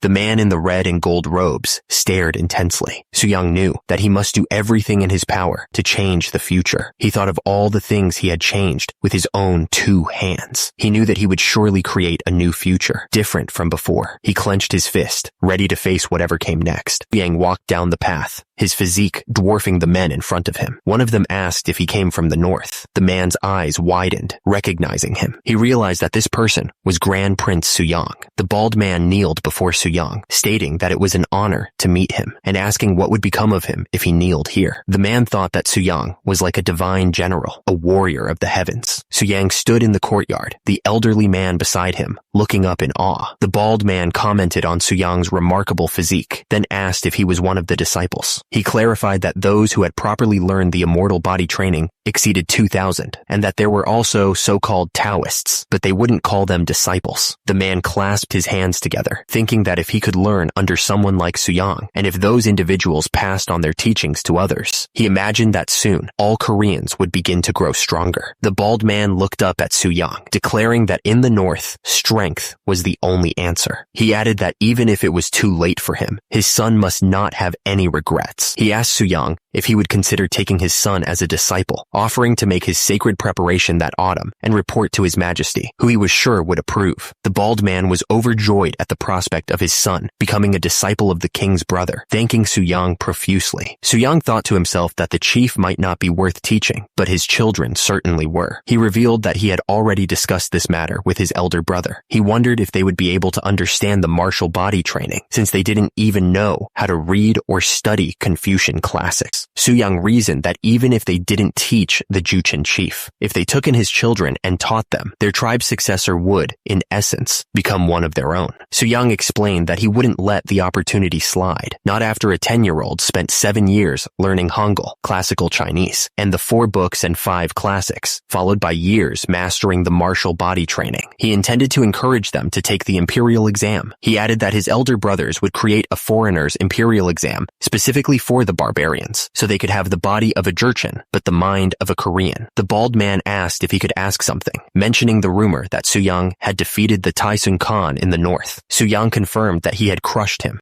Soo-young vividly described how he threw him over his shoulder and smashed him down. Then he grabbed his neck and slammed him into the ground again. He finished by saying that he grabbed his leg and hurled him. The bald man with the goatee asked if he could try something for once. Suddenly, a voice cried out, telling him to wait. Soo-young vividly demonstrated how he would lift him up before slamming him down so hard that his back would surely break. He continued, saying he would grab his neck and slam him onto the ground, but the bald man quickly apologized, saying that he believed him. Soo-young stated that the Jurchen revered strength, so Nichiren was perfect. He added that he would return and prepare to pay tribute that winter, telling them to travel safely. After that, the frontier chiefs of Liaodong came seeking him, but their suspicion crumbled before his muscles. He demonstrated his power by tearing apart armor with his bare hands. The men watching were astonished. They exclaimed that they, too, would pay tribute and asked him to take good care of their sons. Soo-young called for Hukwu, saying he needed to train his waist. He declared that training with his body with such a colossal warhorse was a must. The Jurchen people revered strength, and Soo-young had it in spades. They exclaimed that they, too, would pay tribute, even asking him to take good care of their sons, promising that even their sons could achieve half of what he had. Thus, over 30,000 Jurchen people came to pay tribute to Joseon. Back in the palace, King Munjong was impressed by Soo-young's physique. He told him that seeing his robust physique put him at ease, asking if his sacred preparation went well. Soo-young responded that he had faithfully carried out His Majesty's orders. However, he had closely reviewed the records of the battles fought in their northern borders and realized there were still many deficiencies in their army. Soo-young humbly advised His Majesty not to interfere with matters regarding the northern border and the tributary troops. King Munjong responded that he knew, stating that they fought exceptionally well, so he had no intention of intervening. Soo-young stated that the problem was the musketeers, questioning if any of the non-military officers knew how to use them, adding that firearms were meant for soldiers. One official vehemently disagreed. The officials explained that muskets were to be used alongside cannons, but no one knew how to do that. They pointed out the 7 steps required just to prepare them for use, asking if he could teach them easily. Soo-young declared that they would separate the musketeers into a new unit, the Bureau of Firearms, stating that he had a good feeling about this. Soo-young asked how many members the Bureau of Firearms would have, thinking about 500. He saw the potential, as the firearms enthusiast, King Munjong, was awakening. King Munjong humbly suggested setting a larger goal. He explained that with the compensation received from Ming in the national treasury, expanding from 500 to 1,000 might be reasonable. The king agreed that it was right to increase it. He added that the stallions, promised by the driven, had also adapted, so the number of military horses would surely increase. The official then asked if his total for the 3 lifts was really 850 gun, pointing out that just 2 years ago, it was 700 jun. Soo-young was pleased to hear that listening to him had inspired the king to change his diet and work harder. He told him that he may simply call him Hyung instead of addressing him formally, although he knew that wouldn't be proper etiquette. King Munjong countered that if Soo-young wished to be called Your Majesty, he would first need to lift 1,350 gun, or even 1,500, and then he could do so. He pointed out that the sum of his 3 minor lifts was 1,350 jun. The king laughed, calling Soo-young a monstrous younger brother. But with so many Jurchen people coming, he wondered if they would have enough teachers. Among those fit to teach the Jurchen heirs, King Munjong recommended someone from Gangseohyun. He described him as a man of deep knowledge, with no greed and no official posts. In Gangseohyun, a messenger stood before a man with a long white beard, sitting at his desk. He told the man, who he addressed as teacher, that His Majesty had issued an edict. He urged him to read it, even if he was reluctant. The messenger's arrival was about to bring change, but elsewhere, children exclaimed in wonder. A muscular man carried them effortlessly on a bamboo pole. He told them that once they were done washing up, he would play a high throwing game with them. A woman told everyone to settle down, noting that their hair was in a queue hairstyle and asking if they could wear a braid. She exclaimed in delight, saying their faces were glowing. The children were eager to play throwing games, calling out to the muscular man. He reminded them that they needed to put on clothes first, and not to cry if they got scared. He prepared to launch one of the children skyward.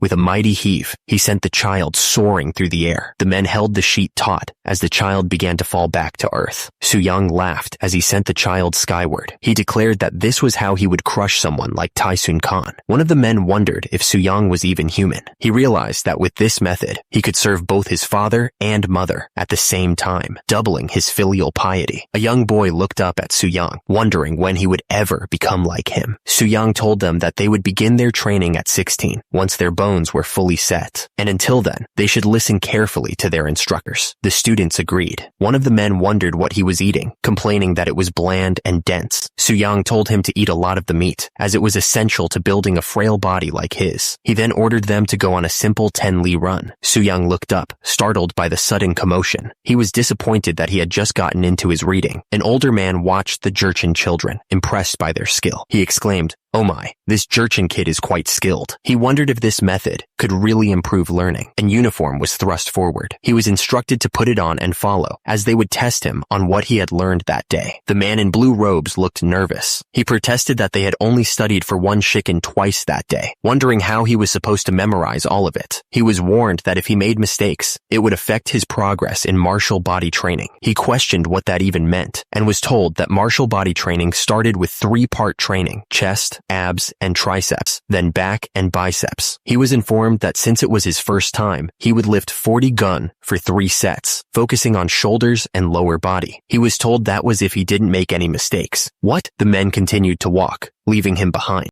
One of the men read aloud, stating that Zilu asked about governing, and Confucius said that he would definitely correct his name, calling a gentleman someone who, wait, the man realized that they had memorized all of that. The more shocking thing was that he remembered it too. A man called out to the king, Huang Hui, now nearing 90 years old, begged for pardon for his grave sin against the former king. King Munjong told him to stand up, saying he was worried about his health. Huang Hui explained that when the king was still the crown prince, he had presented his illegitimate son, Huang Jinho, to the palace and asked if he recalled. The king responded that it had been 11 years ago. The gold that King Yi Do received from the man on the golden throne was being moved. A man in red robes towered over Huang Zhongseng, calling him a sinner. He demanded to know where the rest of the gold had gone. Huang Zhongseng appeared utterly shocked, looked completely stunned. He stammered, demanding to know what was going on. The man in pink robes pointed an accusing finger. He shouted that the sinner had stolen golden goblets and treasures from the eastern palace. The man in pink robes leaned forward, his face red with anger. He demanded that Huang Zhongseng admit to the crime. Huang Zhongseng's eyes darted around nervously. He denied the accusation, claiming he hadn't acted alone. Huang Zhongseng turned to another man in the room, his face a mixture of fear and desperation. He said, "Brother, you too." Huang Zhongseng, still on his knees, pointed to someone else. He insisted that he only received what his younger brother had given him. He looked completely lost and confused. The accuser took a step forward, his robes rustling against the floor. He was ready to deliver his final judgment. The accuser's face was red with fury as he shouted that Huang Zhongseng wasn't even a Huang. He revealed that Huang Zhongseng was the child of some man named Zhou. The accuser pointed a finger, his voice dripping with disdain. He claimed he only took pity on Huang Zhongseng and raised him out of the goodness of his heart. The name Zhou Zhongseng echoed in the air, hanging over the palace. The implications of this revelation were heavy and undeniable. The man in the red robes stared down at Huang Zhongseng. He recalled seeing him at the Eastern Palace and believed he had been executed for his crimes. Then he asked if it was true that Huang Zhongseng was the illegitimate son of Huang Hui. Huang Zhongseng, still kneeling, admitted that he was. The man in red robes turned to the other officials. He pointed out that this was the crime of deceiving the king. There was no way Huang Zhongseng could avoid punishment. The system flashed a warning about deception, deceiving the king. The man in red robes stared intently, his expression unreadable. The tension in the room was so thick you could cut it with a knife. A few days earlier, at the National Confucius Palace, Grand Prince Suyang had paid him a visit. He remembered Suyang asking him something important. Grand Prince Suyang was in the middle of a brutal workout when he turned to the man in red robes. He asked him which law he thought was the most unjust in the kingdom. Grand Prince Suyang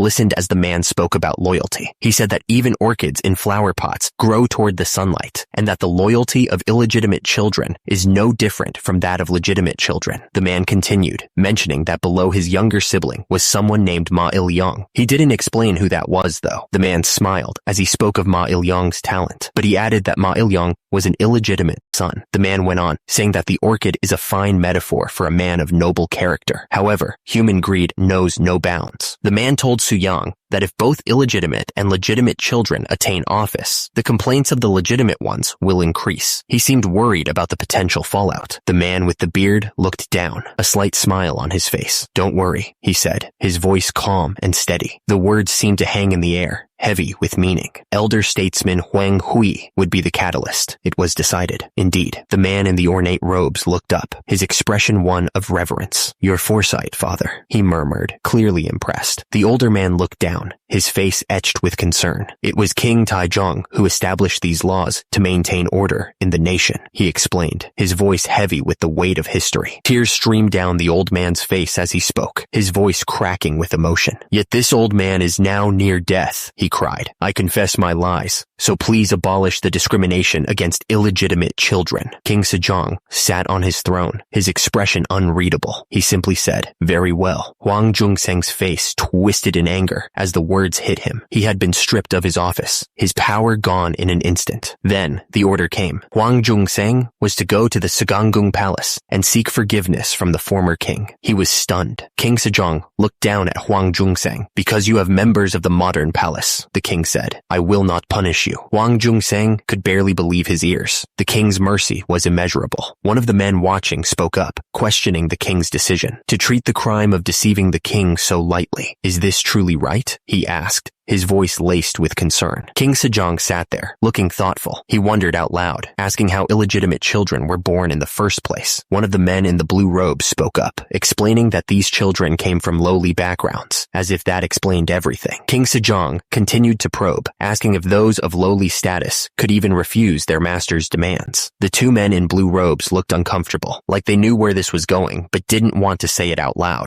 King Sejong stood up, his voice full of conviction. "As a father, can you refuse to let your illegitimate son achieve success?" he asked, challenging the very foundation of their society. He declared that if illegitimate children were capable, they should also be able to rise to success. King Sejong shifted his posture, about to propose something new. The court officials looked up, waiting to hear what the king was about to suggest. King Sejong declared that for an illegitimate child to take the civil service exam, they would need to spend 3 years fighting the cold in the northern regions. They would also have to put in extra effort to educate the barbarians. Those born of concubines would have to do 5 years more. The court officials exchanged glances, realizing the implications of the new rules. One muttered that it should be enough to make even legitimate children complain. King Sejong then added that he was going to open a new path. He proposed that they must learn filial piety through martial body training, and that he would soon publish the Martial Body Training Manual. King Sejong smiled, announcing that it would be added to the civil service exam. Passing the preliminary round would open the way to official posts. The court official looked at the others, bringing up a sensitive topic. He asked if they should address the discrimination against illegitimate children while they were already discussing it. The official explained that the current law stated that if a slave had a child, the child inherited the mother's status. It was just how things were.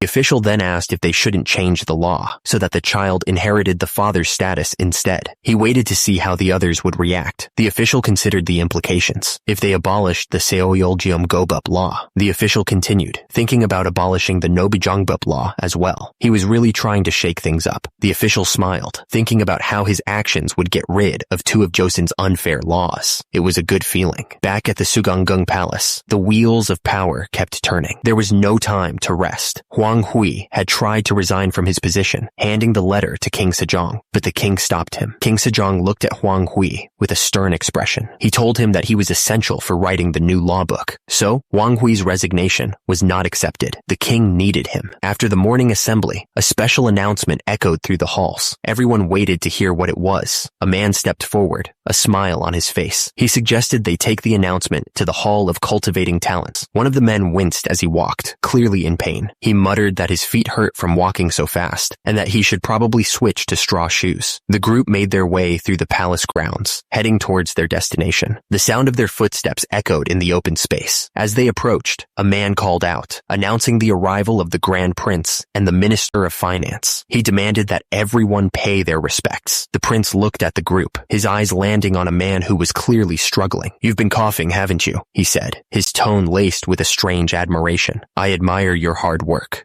The prince didn't stop there. He gestured towards another man in the group. "Even that friend over there seems dazed. he pointed out, his eyes gleaming with a strange satisfaction. The man stared back, his face a mask of disbelief. He couldn't believe what he was hearing. The prince's smile widened as he watched the man struggle. "Sissy-up, stay strong," he said, though it sounded more like a taunt than encouragement. He seemed to relish in their pain. Even after leaving the Hall of Cultivating Talent, the man couldn't catch a break. "Even after leaving the Hall of Cultivating Talent, I still have to complete the martial body training, Sess," he thought, his mind reeling in disbelief. It was too much. A man stood on a platform, his face red with fury. He bellowed, "Bring in the sinners!" The guards wasted no time. They dragged the accused through the courtyard, the rough ropes biting into their skin. The men fell to their knees, begging for mercy. "Spare us," one cried. "It wasn't us. We've been wronged." The man on the platform leaned forward, his voice booming with anger. "Are you the ones who sullied the training corps exam?" he demanded. The accused men looked up, their faces etched with panic. "No," one of them stammered. "It's a misunderstanding." The man in red robes, his voice echoing through the courtyard, shouted, "Call in the witnesses." His command hung in the air, heavy with anticipation. Huang Zhengseng looked absolutely shocked. "Witnesses?" he stammered, sweat beading on his forehead. "Who?" Su Yang stood tall, his gaze fixed and unyielding. He looked like he was ready for a fight, his muscles bulging even under his. The man on the platform pointed at one of the accused, his face red with fury. "Former scholar of Yumjuk County, report in detail about everything that has happened so far. You scoundrel," he yelled. The man looked up, his expression unreadable. He seemed to be thinking hard about what he was going to say. Turns out, it all started some time ago. An agent of the Choi family, who were local gentry in Yumjuk, had come to visit. The man in pink robes approached a muscular man who was stretching with weights. "Are you a disciple of Grand Prince Suyang?" he asked. The muscular man looked up, sweat glistening on his brow. "Yes, I am. What's the matter?" The man in pink robes leaned in, lowering his voice. "You have a knack for physical movements, so could you teach a servant?" The man with the headband looked absolutely floored. He couldn't believe what he was hearing. "A servant? Are you serious?" he asked, his voice laced with disbelief. The man with the hat just smiled back. Turns out, it was the servant of the Choi family, named Chongguk. He looked pretty pleased with himself, but the man pointing knew better. It was only later that they learned that the man wasn't the servant Chongguk at all. He was about to drop a bombshell. The man pointing continued. He revealed that the so-called servant was actually a farmer from the neighboring area. The tied-up men looked stunned. The man with the headband's eyes widened. "No, Your Majesty, I have no connection to the former scholar," he shouted, clearly trying to distance himself from the situation.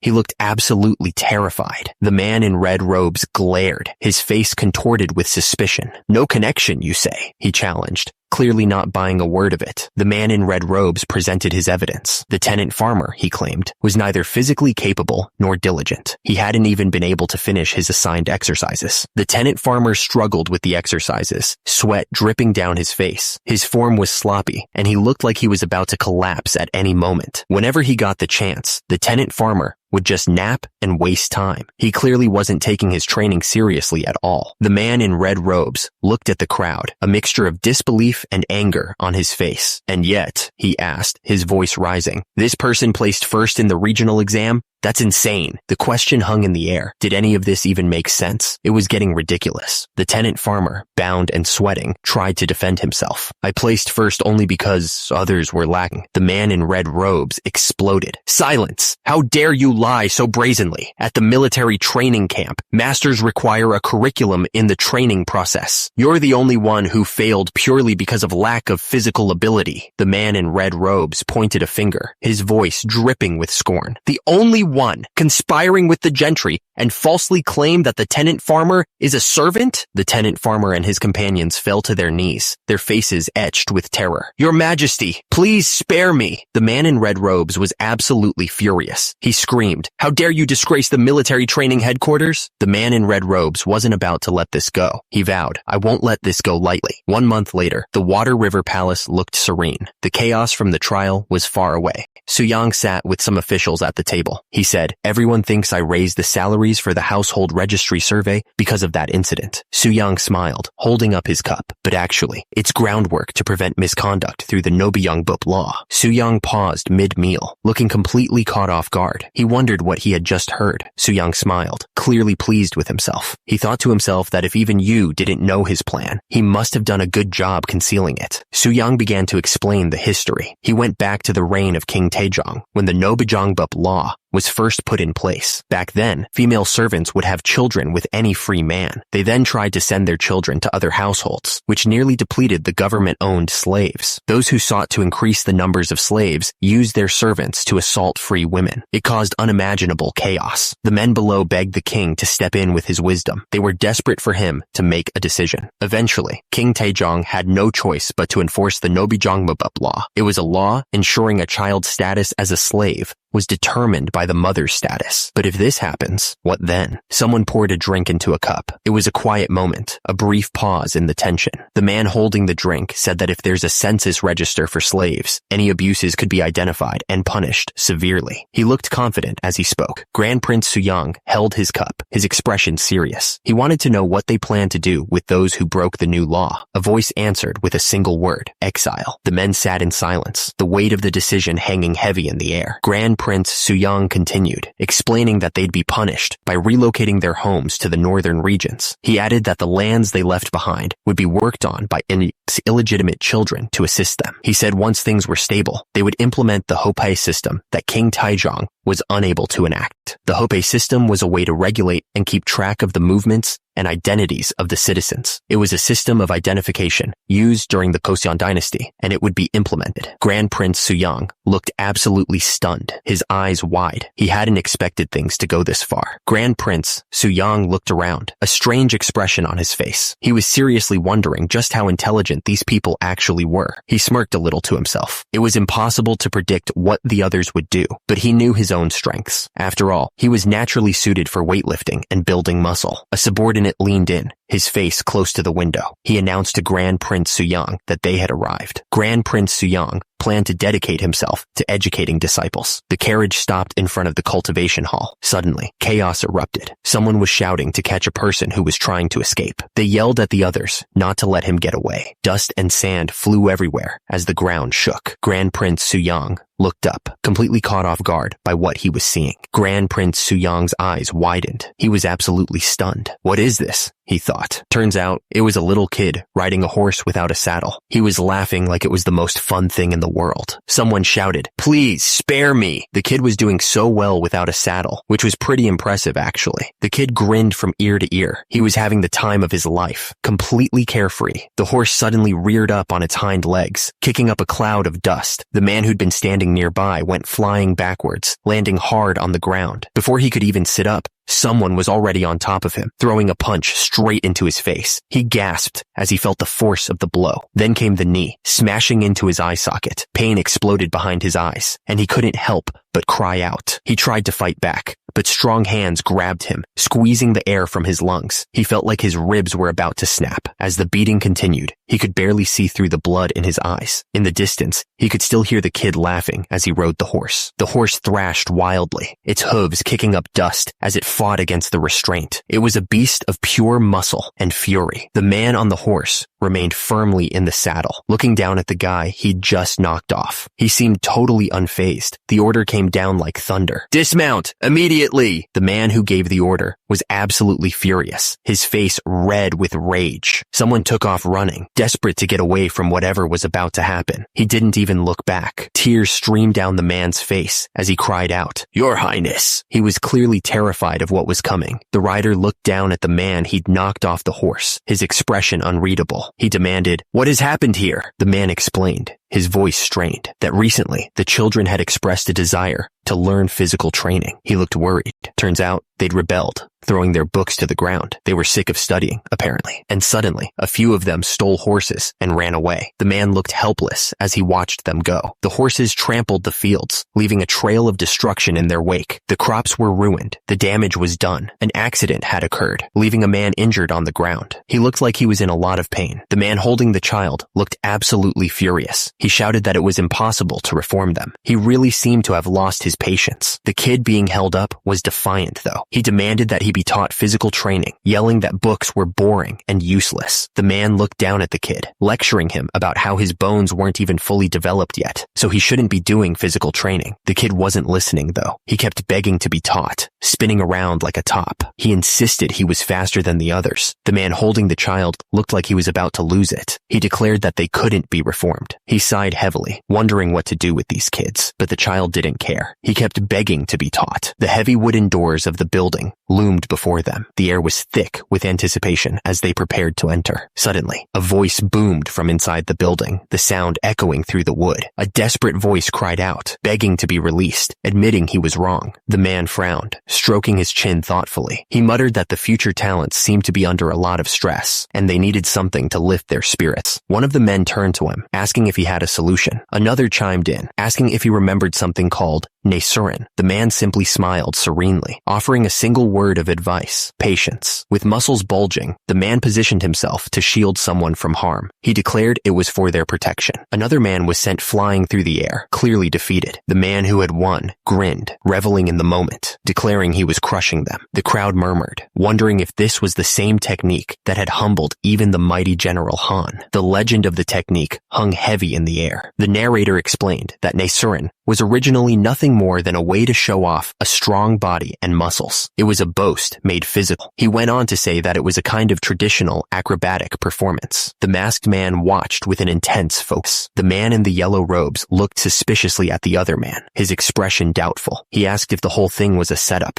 a performance. The man in the red robes grinned widely, his eyes crinkling at the corners. He said that it might be a good way to boost the children's morale, and beckoned them to come closer. The three men leaned in close, their heads nearly touching. The sound of their robes rustling filled the air as they huddled together. The two men's eyes widened in disbelief, their mouths agape. They were clearly shocked by whatever they were seeing. Meanwhile, the Chuseok festival was in full swing at Baedadong. An announcement rang out, declaring that His Majesty, the retired king, and Prince Hyoryong had arrived. The man looked around at the setup, his eyes scanning every detail. He commented that it seemed like the event was well prepared. The man turned his attention to the young boys, a curious glint in his eyes. He asked them, since they were descendants of the Jurchens, how their learning had been going so far. The boys glanced at each other nervously, fidgeting under the attention. One of them finally spoke up, his voice hesitant, as he said that it was interesting. The man chuckled softly, patting one of the boys' heads in a comforting gesture. He said that it didn't seem like it had been going well, but that it was natural, since everyone felt that way at that age. The talk around the Chuseok festival was that Suyang would be showing Nisurin later that day. The town square was buzzing with anticipation, all eyes drawn to the makeshift fighting ring. A voice echoed through the crowd, encouraging everyone to enjoy the show. Two men stood together, discussing the upcoming event. One of them said that Nisurin was supposed to be some kind of play or performance. The man carefully poured a drink, his expression clouded with concern. He wondered aloud if his elder brother would be attending. The man continued to pour the drink, a worried look on his face. He mentioned that he had heard Prince Yangyang hadn't been feeling well recently. He lowered the cup, thinking it would be good for Prince Yangyang to practice some self-discipline as well. Maybe that would help him feel better. From high above, the layout of the building was clear. People bustled around inside,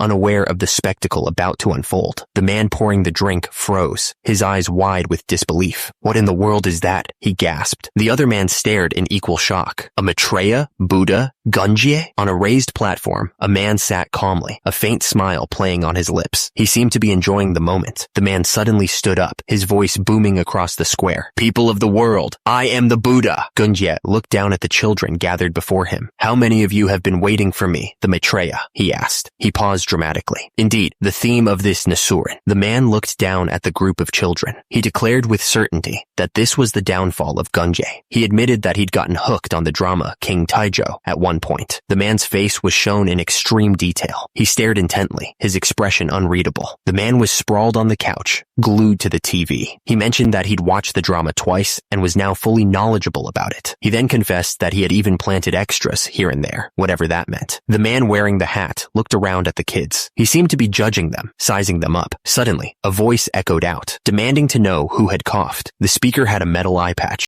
The overseer turned his head slightly, looking around at the children. He seemed annoyed by the interruption. A voice boomed out, accusing someone of having a mind full of evil spirits. The attacker swung a spiked club at the overseer, ready to strike him down. The overseer screamed, begging for his life to be spared. The overseer looked absolutely furious, his face red with rage. He demanded to know who dared to interrupt his clairvoyance with a cough. The man holding the children stepped forward, his voice booming with anger. He warned the overseer that he would not lay a hand on the children. The overseer turned back towards the man, his expression hardening. He ordered him to stop at once, his voice laced with authority. Two soldiers in armor stepped forward, their faces filled with outrage. They declared that they could no longer watch his tyranny, questioning how someone like him dared to call himself Maitreya. Two floating heads appeared, looking utterly embarrassed by the scene unfolding. One admitted that this was so embarrassing, and the other agreed. The children all stared up, their eyes wide with surprise. One of them shouted for everyone to look. A voice boomed out, declaring that what was about to happen was the true mark of the Maitreya. Suddenly, a massive bicep flexed, bulging with power. The crowd was stunned as Gunye shouted, "Haya!" The chest muscles rippled, catching the light. Gunye shouted that this was compassion. The voice declared that this was overflowing grace, leaving everyone confused. Gunye struck another pose, his muscles bulging. He was really trying to impress everyone. The children stared up at Gunye, their eyes shining like stars. They were completely mesmerized by his strength. Armor pieces lay scattered on the ground, ripped apart. The force of the impact must have been insane. One of the men scoffed, declaring that they weren't pushovers. They seemed pretty confident, even after what happened. Two old men were watching, one of them laughing quietly. They seemed to be enjoying the show. The man in the red robes cleared his throat, looking at the group. He asked if one of them was Park Kyung-hui, the famous judge. A man with a long white beard stepped forward, looking a little embarrassed. He confirmed that he was, in fact, Park Kyung-hui, all the way from Surabaya, here to judge the fight. Gunye grinned, looking at Park Kyung-hui. He declared that he would leave the fight to the judge, then stepped back. A heavy wooden mallet was raised high, ready to strike. The air crackled with anticipation. Gunji got into a fighting stance, muscles tense and ready. He was a coiled spring, waiting to be unleashed. Gunji tensed every muscle, ready to unleash a brutal strike. He was about to show Park Kyung-hui just how serious he was. Gunji shouted at Park Kyung-hui to come and defeat him with his so-called clairvoyance. He looked absolutely confident. Gunje lunged forward, his muscles straining. He was about to deliver a crushing blow. Gunje pinned Park Kyung-hui to the ground, laughing. He declared that Park Kyung-hui was so weak that he didn't even need clairvoyance for this. Gunje raised his fist, ready to strike. He sneered that he would teach Park Kyung-hui a spell to escape suffering. Gunje crashed hard against the wooden floor, the air knocked out of him. He was completely helpless. A powerful chant echoed through the arena, filling the air with its ancient sound. It was a mantra of immense power.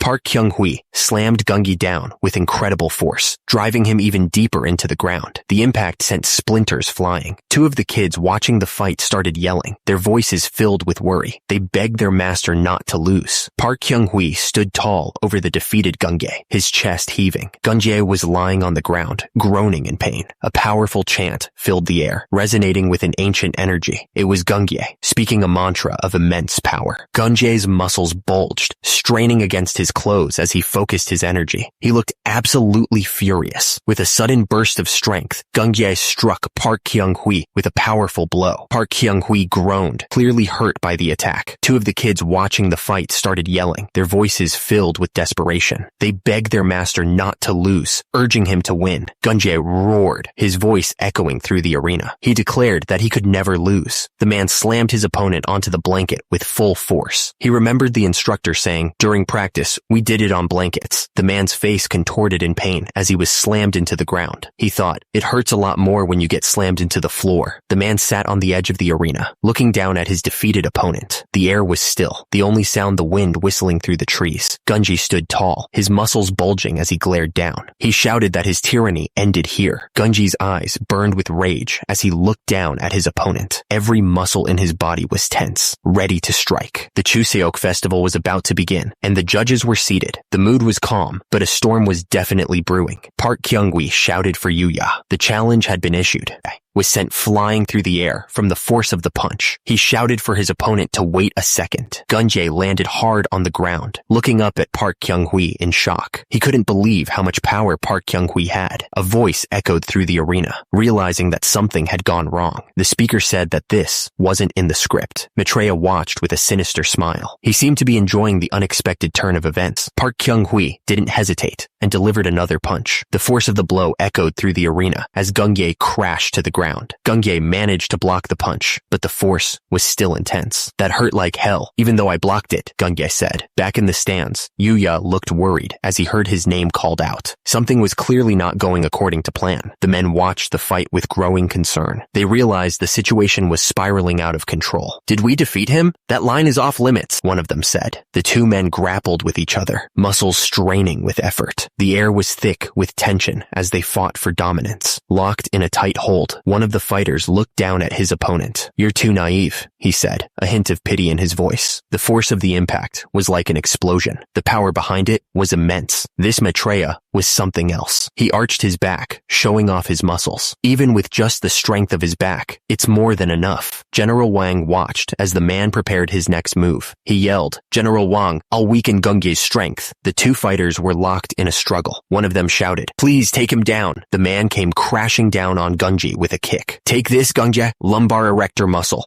So tasty, so eatable, Ming," he yelled. Gunjae crashed to the ground, the force of the kick sending a shockwave through his body. He groaned in pain, struggling to regain his composure after that savage blow. The man in the red robe looked absolutely shocked. He yelled, "This is foul play! Park Kyung-hui, what on earth are you doing?" The man in the black hat looked even more surprised. He stammered, "It made contact. Substitution approved." From above, the arena looked like a tiny stage, surrounded by rows of silent observers. The tension was so thick you could cut it with a knife. Two kids jumped up and down, cheering wildly. "Master, please punish him. Win! Win!" they shouted, standing tall and looking like he was ready to fight. The muscular man with the top knot announced himself. It was Dark Army General Nungsan. A voice echoed in his head, calm and collected. It said, "For now, let's buy some time." Gunjae, face contorted with rage, pointed a finger. He screamed, "You traitor! You joined hands with Wang Jian and betrayed me!" A thought flashed through his mind. He needed to recover his strength. He was in no shape to fight. The muscular man yelled back, dismissing Gunjae's accusations. "Calling me a traitor would be a waste of breath, you beast. Get lost." Behind him, someone shouted, "Well done." The man in the hat stared intently, lost in thought. You could tell something big was about to go down. One of the fighters yelled, egging the other on. "Come at me," he shouted, grinning like a maniac. The attacker crashed down on his opponent. The force of the blow sent shockwaves through the arena. Pinning his opponent to the ground, the man smirked. "Let's wrap this up now," he said, making it clear who was in charge. He didn't waste any time. He raised his leg and brought it down hard, ending the fight with a brutal kick. Gunjae roared, his face red with effort. He was putting everything he had into this next move. Park Kyung-hui didn't even flinch. He launched himself into the air, spinning like a top. His kick was aimed right at Gunjae's head. The two warriors crashed to the ground, landing hard. Both of them were out cold, not moving an inch.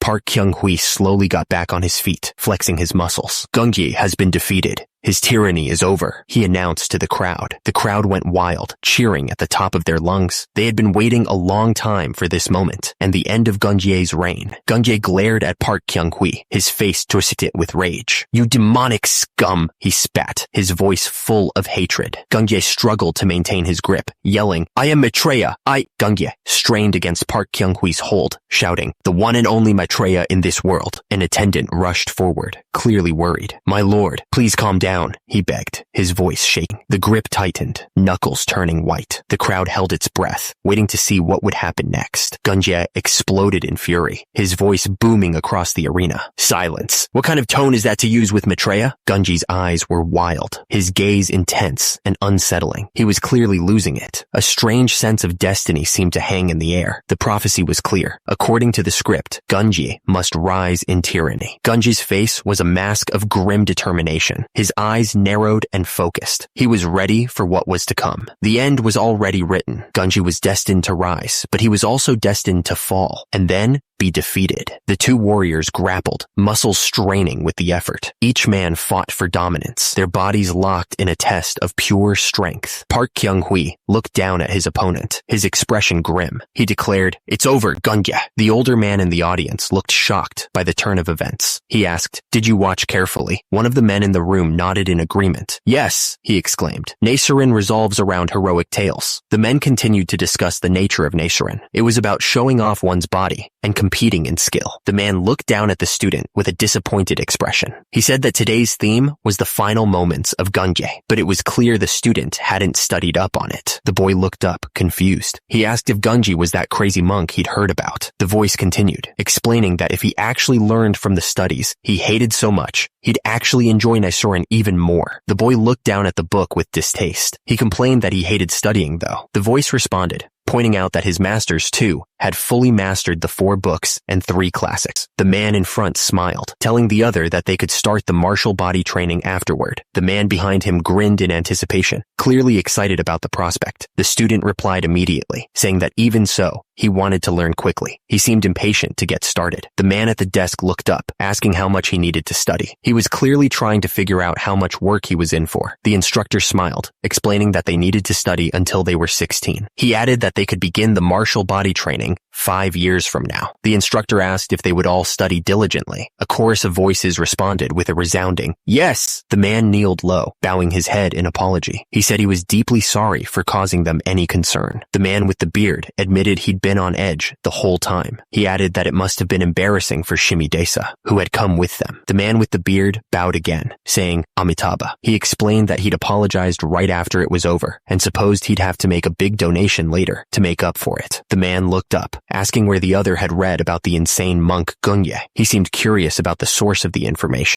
The question hung in the air. Had the history of Goryo not been written down yet? It was a critical question. The man paused, looking a bit unsure of himself. He started to say something, but seemed to be searching for the right words. Turns out, the warehouse had been filled with copies of the Chronicles of the 3 Kingdoms. It was a lot of books. The man stood there, surrounded by stacks of the Chronicles. He looked like he was guarding them. The man confessed that he'd mixed the Chronicles of the 3 Kingdoms with folk tales. He seemed a bit nervous about admitting it. He continued, explaining that while entertainment was good, stories that went against the official history of Goryo could be a problem. He was worried about the consequences. The man's face tightened with disapproval. He insisted that the portrayal of Gunye was highly exaggerated and that it wasn't accurate at all. The man immediately realized he'd struck a nerve. He quickly apologized, admitting that the other guy clearly didn't like what he had to say. The first man quickly agreed, trying to smooth things over. He pointed out that there were plenty of other good stories they could tell instead. Su Yang forced a smile, but it didn't quite reach his eyes. He touched his face, trying to hide his discomfort. The next morning, the air was crisp as everyone gathered for the assembly. The sun shone brightly on the palace roofs. The scroll detailed the events, stating that Prince Suyang had held a Beidang festival during Chuseok. It was a big deal, a way to show his power and generosity. The scroll went on to say that by putting forth the bandit Gunje,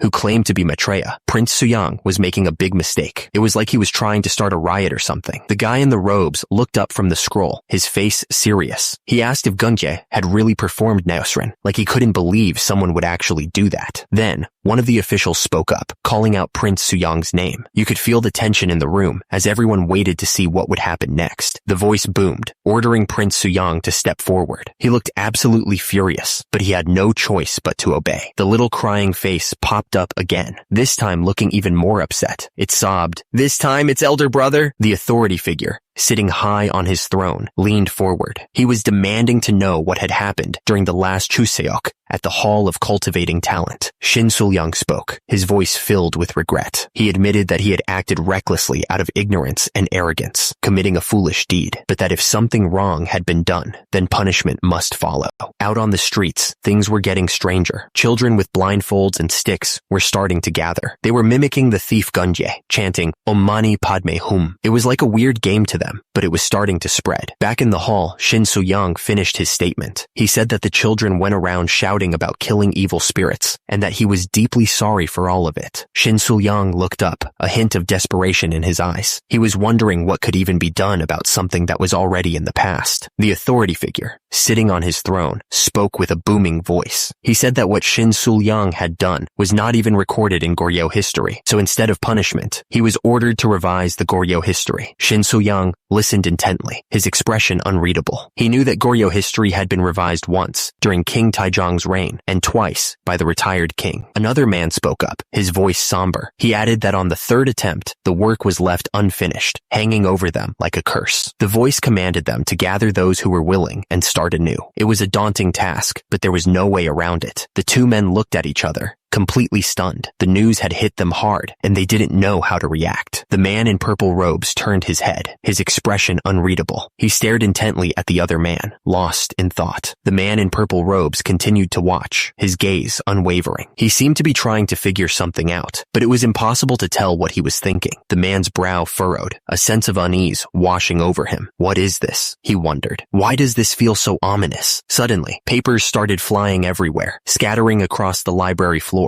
The ominous feeling only intensified, as if something terrible was about to happen. Soo-young stared at the massive stacks of documents, his eyes widening in disbelief. Is this all of Goryeo history? He asked, overwhelmed by the sheer volume of information. Another man looked over at the mountain of documents, his brow furrowed in concern. Are there other prior compilers? He wondered, clearly worried about the task ahead. One of the men pointed to the others, explaining the situation. Kwon Ram is busy writing other books. Kim Ujong, the Goryeo history manuscript, consists of 139 volumes. Who knows how many years it will take? Soo-young stroked his chin, lost in thought as he considered the implications of the situation. The weight of history seemed to press down on him, making him feel uneasy. Soo-young looked down at the ancient texts, a sly grin spreading across his face. For someone who majored in history, this is a convenient situation, he mused, seeing a chance to put his knowledge to good use. The man beamed, holding up the documents with a confident grin. At most, it will take 2 years. At minimum, it can be done in 1, he declared. The two men stared at him, completely surprised by what they heard. What? One of them asked, clearly not expecting such a quick turnaround. The system displayed a diagram, breaking down the revision process. It explained that the manuscripts weren't incomplete, but were already being reviewed for revision, with only the secondary sources needing verification. The man instructed them to arrange the manuscripts in order first. He added that the writing and compiling could be done later. Soo-young's hand touched his shoulder, a look of concern on his face. But it seems you are entirely neglecting physical training while focusing only on reading, he warned. The man on the left scratched his neck nervously.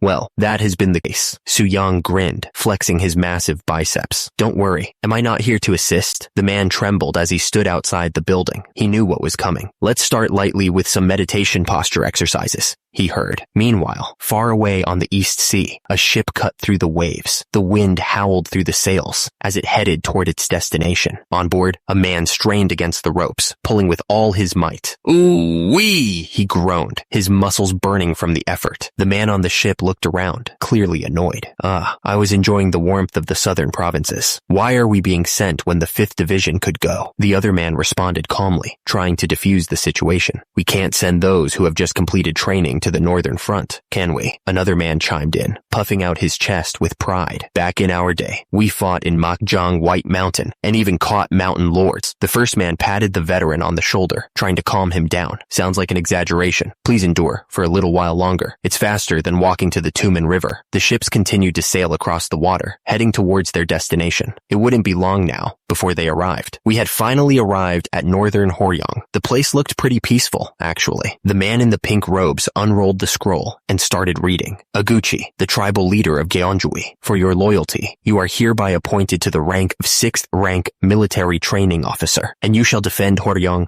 and follow the orders of His Majesty. Aguchi looked a little nervous, like he wasn't quite sure what to say. He stammered, The man in the pink robes seemed pleased with Aguchi's response. He repeated, I will honor His Majesty's command. Aguchi repeated himself, this time with more conviction. I will honor His Majesty's command. The man in the pink robes gestured towards the wagons, making their way down the road. He reminded Iguchi, "His Majesty has bestowed this upon you, so use it wisely." The wagons were packed to the brim, and Iguchi started listing off the supplies. 9 in total. Grains, pots, even cattle. Is that correct? One of the men looked concerned, asking, "Don't we need to farm?" The other man put a hand on his shoulder, reassuring him, "I will send more supplies again in 2 months." The man speaking gave a word of advice. "Organize everything step by step carefully." Iguchi looked surprised by the amount of support they were receiving. He couldn't help but wonder, they're providing this much support? One of the men looked at the list and asked, 300 iron pots? Can you even count? The other man looked absolutely furious. He shouted back, "Do you think I don't know how to count?" The man with the paper corrected him. "It's not 300. It says 400 here." He held up one of the pots, marveling at how well made it was. "The quality is so good. It looks like it could last 10 years without breaking." The man continued to examine the pot, noting the superior craftsmanship. The ones given by the Ming fell apart after just 2 years. One of the men exclaimed that there were 40 bundles of arrowheads. The other man corrected him, saying there were actually 50. One of the men picked up a brick-shaped object, looking at it with curiosity. He wondered aloud if it was edible. He brought the strange brick to his lips, ready to taste it. He immediately spat it out, making a face. "What is this taste?" he asked, wondering if it was medicinal. One of the men stepped forward, looking around at the group. "Is there someone in charge here?" he asked. "We are here to build a house. I am Iguchi, the 6th rank military training officer." The 2 men stood there, looking in the same direction. They were waiting to see what would happen next. Iguchi couldn't believe it. "What?" he wondered. "They gave me an official position, but is it a low one?" The man approached Iguchi, greeting him as the training officer. Iguchi replied that they needed more manpower to build the house, so he requested a few laborers. The other man assured him not to worry. They had plenty of people. Iguchi turned to another man. "Hey," he said, "gather up some strong workers." Iguchi pointed towards the trees. "Help with cutting and carrying the wood," he ordered. "There are good trees over there." Iguchi stared ahead, a thoughtful look on his face. He was starting to think this wasn't just some fake title they gave him. A few weeks later, Iguchi arrived at the construction site. He looked around, checking on the progress. "Is everything going well?" he asked. One of the workers looked at Iguchi with a smile. "The wood has dried and is sturdy," he replied. "We're building it solidly, so don't worry." Suddenly, the worker screamed in terror. The worker pointed up in horror. "Mountain Lord!" he yelled, as a giant tiger paw crashed down. The worker screamed, pointing up at the enormous tiger. The Mountain Lord had arrived, and he looked absolutely massive. The worker pointed in terror at the enormous tiger. "It's the Mountain Lord," he yelled. The other workers scattered, shouting, "Why has the Mountain Lord come all the way here?" Someone noticed the arrows sticking out of the Mountain Lord's fur. "It's been shot by an arrow?" he shouted. The men realized the Mountain Lord had been running from someone. "It seems it was attacked and chased down here," one of them said. "Quickly, get to safety." Iguchi, the 6th rank military training officer, watched the chaos unfold. He looked a little surprised. One of the workers grinned, flexing his arms. "Well," he said, "today must be the day we eat Mountain Lord meat." The feeder tore into the meat like a wild animal, teeth bared, drool dripped from his mouth as he devoured the chunk of flesh. The 6th rank military training officer held up a piece of roasted meat, smiling. "The Mountain Lord, Sir Military Training Officer, do you have any spare seokgum?" he asked. The robed man threw his hands up, looking apologetic. "We've already used up all the seokgum we brought," he announced. The questioner looked completely lost. "Seokgum?" he asked, tilting his head. The washer scrubbed vigorously at their hair, sending bubbles flying everywhere. They seemed completely oblivious to the chaos happening nearby. The robed man watched as the others washed themselves in the river. "Eating it, you say?" he asked. "It seems Manhwa forgot to explain this to you. Seokgum is an item used for washing the body." The robed man continued. "One piece of this is worth 3 mal of rice." The Sir Military Training Officer looked completely shocked. "What?" he asked. The Sir Military Training Officer held up the seokgum, grinning. "Sir Military Training Officer, you should try it as well. It's excellent," he said. A few days later, the Sir Military Training Officer wiped his brow, panting. "Whew, sweating so much again today," he said, out of breath. The Sir Military Training Officer figured he should probably wash up. He was covered in sweat after all.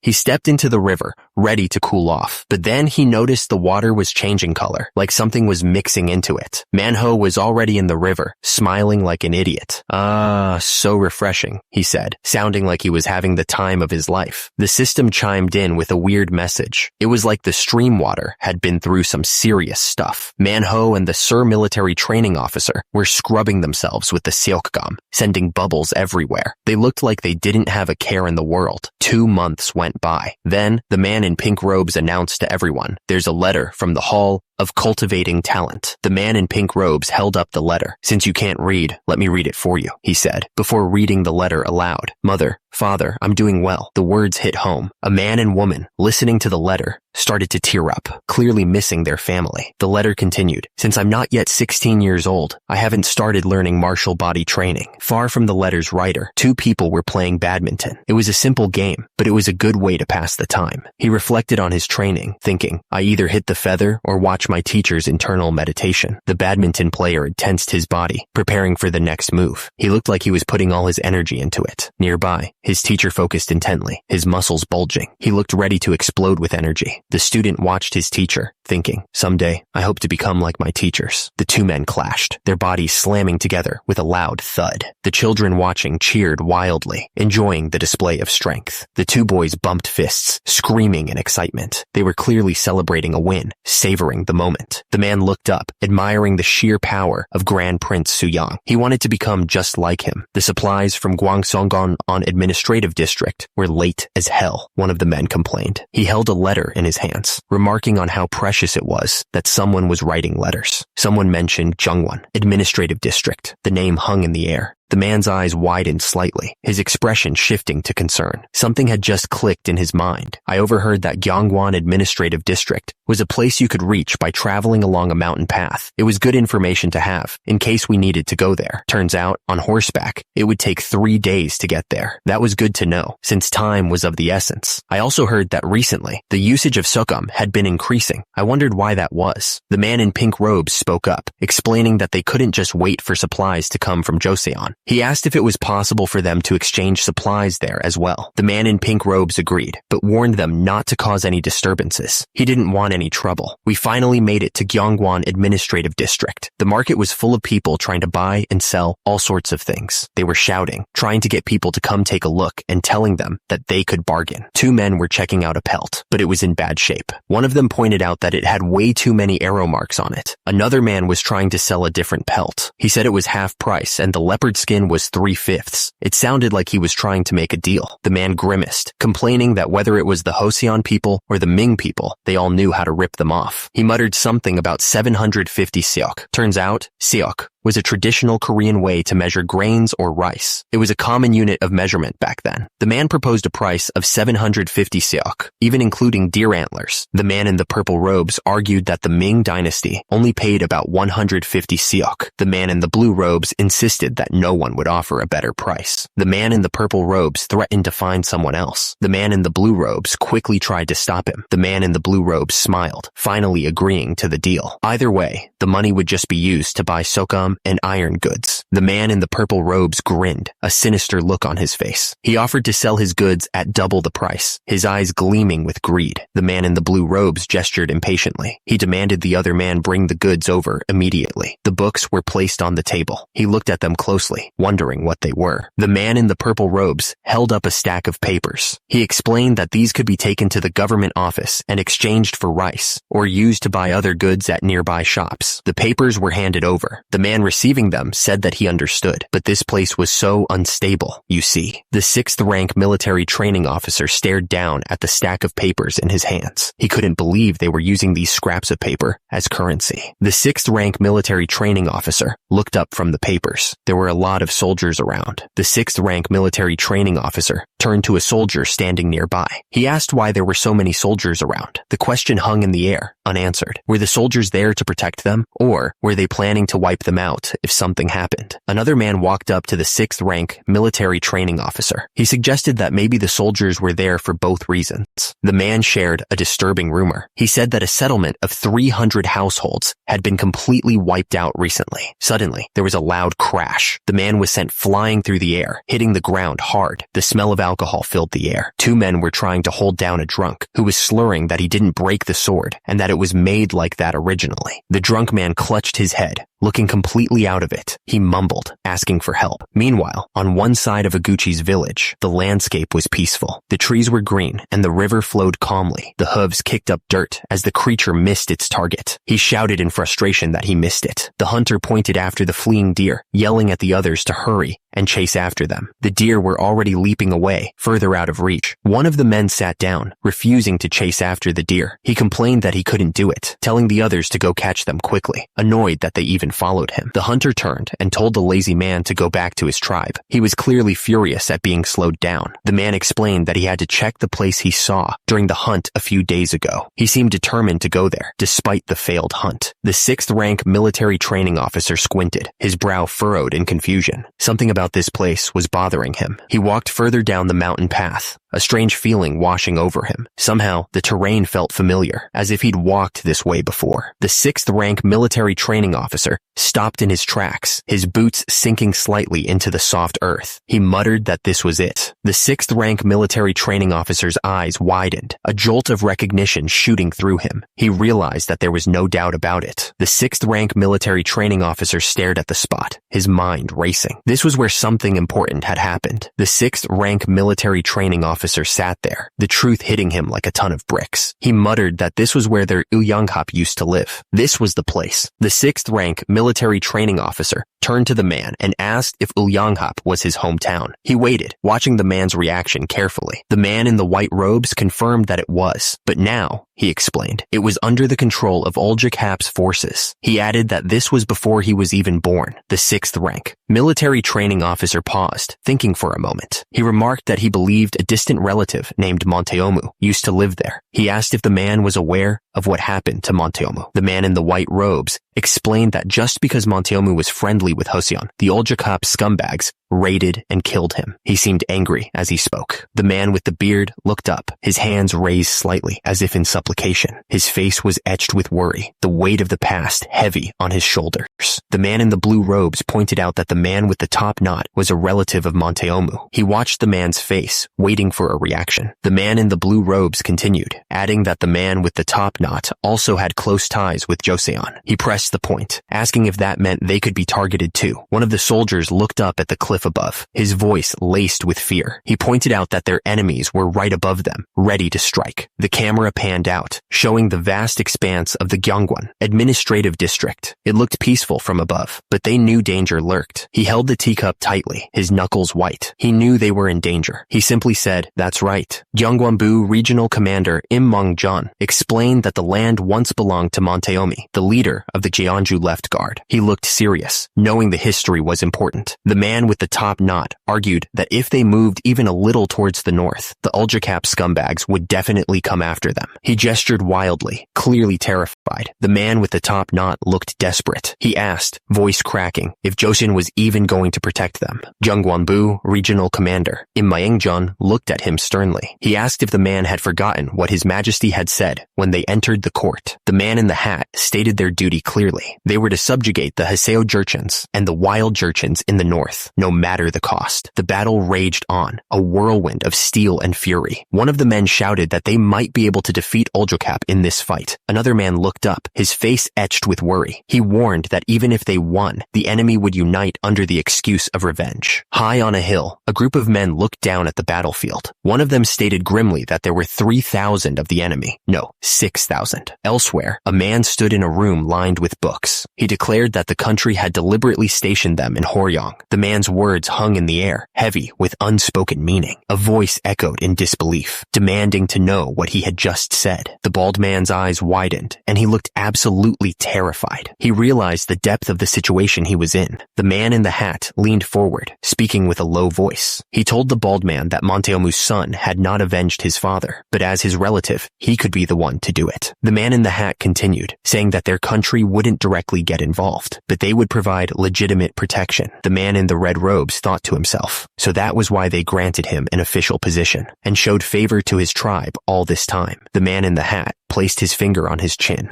looking up. He wondered just how many steps ahead the king of Joseon was thinking. The man in the robes explained that the king had ordered the movement of 1,000 soldiers from the military training command. They were going up against the army of Daijong Han, which was no small thing. And not just any soldiers, but the first group to graduate from the military training command. Joseon's finest were on their way to the front lines. Was all of this enough? The question hung in the air, unanswered. The man stammered, "No, He seemed unsure of himself, but then he straightened his shoulders and said with conviction, "Pledging allegiance to Joseon was the best decision of my life." The soldiers were preparing for war, but life went on as usual back at the Joseon Hall of Worthies. Debates and discussions continued within those walls. One of the scholars looked over the documents with a frown. He asked suspiciously, "Are you really going to compile it this way?" He continued, arguing that even though King Cheongnyeol was obsessed with women and didn't care about the country, he still built Sungkyunkwan, which was the base of Confucianism. The scholar didn't think they could just ignore that.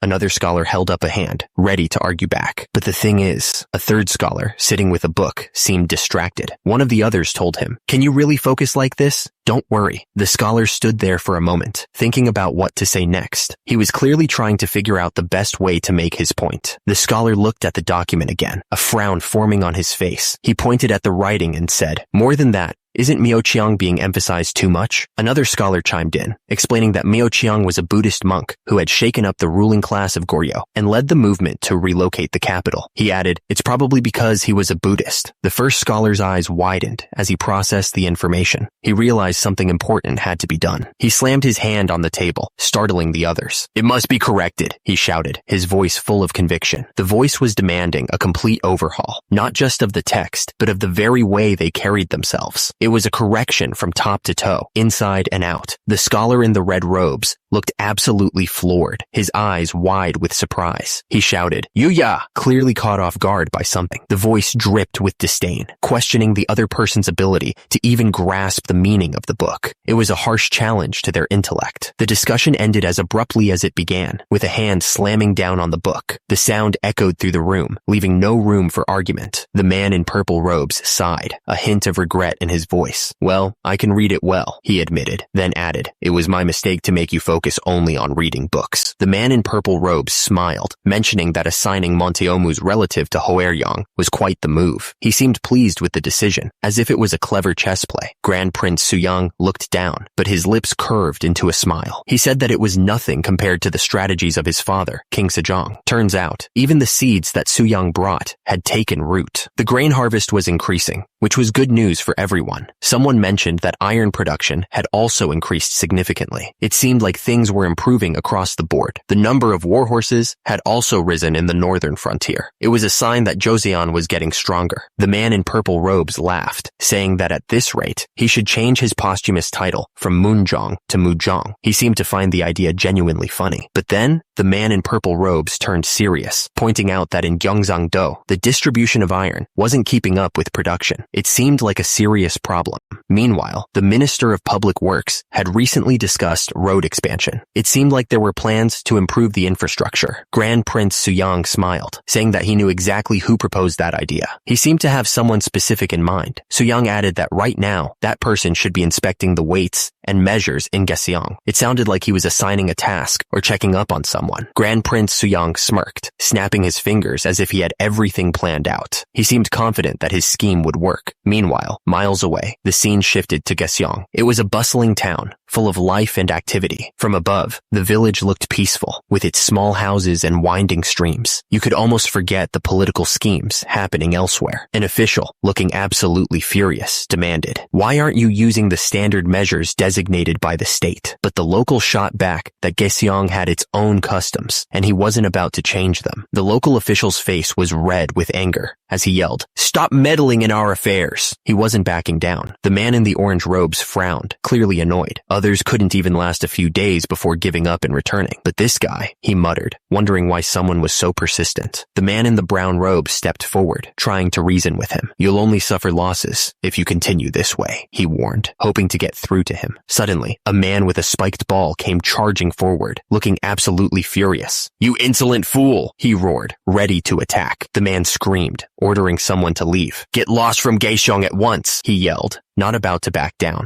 The man's eyes narrowed, a cruel smirk spreading across his face. "Show him what hardship really is," he said, clearly looking forward to the pain. The man's eye narrowed slightly, a silent sign that he understood the situation. He didn't need to say anything else. He drew back his fist, preparing to strike with full force. The veins in his arm bulged with tension. The punch landed squarely on the attacker, sending him flying backwards through the air. His spiked ball went spinning away. He watched as the attacker went flying, his expression unreadable beneath the shadow of his hat. The fight wasn't over yet, but he had definitely gained the upper hand. The attacker landed on the ground with a thud, his eyes wide with confusion. He couldn't believe he'd been taken down so easily. Huh? As he plunged into the water, the man remembered something. "When I traveled with Grand Prince Suyang to the Ming Empire," he thought, the cold water shocking him back to reality. He remembered studying martial body training and observing their commerce. "I personally observed there," he thought, his voice trailing off. Suddenly, the man's eyes widened in shock. "You must change your approach." "What?" he stammered, clearly taken aback by something. The other man held out a book. "It's a travel record from the Ming Empire," he explained, offering it forward. He looked off to the side, his expression thoughtful. He was clearly considering what he had just seen and heard. The man stared off into the distance, his face bruised. He was clearly thinking hard about what he'd just learned, trying to figure out his next move. Floating in the rushing water, the other man looked up, completely bewildered. "What in the world is muscle loss?" he yelled back. "You muscle—" The village was quiet this morning, nestled among the trees. The thatched roofs of the houses made the place look like a field of golden mushrooms. At least something went right, I guess. I heard them say that they had managed to get one thing aligned correctly, which was a relief. The scribe sat at his desk, carefully writing in his book. He seemed calm and focused, as if nothing could distract him from his task. Grand Prince Suyang once said that reports should be written according to the 6 guiding principles to make them easier to understand. So let's follow that. That's what he always said anyway. One of the men, reaching for a book on the shelf, asked if the other was heading to the capital this time. The other man, who was sitting at the desk, said that he was. The man at the desk smiled, thinking about his upcoming trip. He was excited to finally see Grand Prince Suyang again. He was also hoping to get a chance to ask him if his self-studying had been effective. The other man looked over at him and said that he was really diligent. He seemed genuinely impressed by the other man's dedication. The man at the desk added that it would be great if Grand Prince Suyang could visit Gyeongsang and spread martial body training. He really believed in the benefits of the training. Sweat dripped down the man's face, his breath coming in ragged gasps. He looked absolutely exhausted. The Gyeongwon administrative district bustled with activity. Soldiers stood at attention, their presence a clear sign of the times. Hong Yun-seong greeted the man with a respectful bow. "It's an honor to meet you for the first time. Greetings to 6th rank military training officer Aguchi. I am Hong Yun-seong. Nice to meet you." Hong Yun-seong couldn't help but think that Aguchi was different from the other military trainees he had met so far. There was something about him that set him apart. Aguchi's gaze was piercing, intense. You could see the raw determination burning in his eyes. His gaze and aura, it was like that of a wild wolf, untamed, dangerous, and ready to strike. Grand Prince Suyang's face was like stone, his brow furrowed in thought. There was a grimness in his eyes, a hint of the burdens he carried. Hong Yun-seong explained the situation. The winds were strong, so they had to wait in Wongan for a few days before they could arrive. He gestured for them to sit. "Let's sit down, and you can fill me in on what's been happening." A steaming tea set was laid out, the delicate cups filled with fragrant liquid. Hong Yun-seong asked, "How have things been?" Aguchi reported on their progress. "We have subjugated 3 wild Jurchen villages. One village was almost completely wiped out." Hong Yun-seong leaned forward, his expression thoughtful. "Did they not gather together?" He paused. "Since we only targeted small groups, they haven't yet." The men sat around the table, their faces grim. One of them spoke, his voice low. "We haven't ventured too far in yet. We should conduct reconnaissance first." The speaker paused, his expression hardening. "There is a problem," he stated, the weight of his words hanging in the air. The man elaborated, his voice laced with concern. "We don't have skilled horse riders among us." Another man stroked his chin thoughtfully. "I see. Riding a horse and firing a matchlock gun at the same time wouldn't be possible." The man smiled, his eyes gleaming with confidence. "Don't worry. His Majesty has bestowed upon us a special device called a 1,000-league mirror." Inside the box was a strange device. They were told they would be giving these to the scouting unit. The instructions were simple. Look through it and see something far away. The men sat around the table, the 1,000-league mirror resting in the center. One of them picked it up, ready to test its capabilities. He put the device to his eye.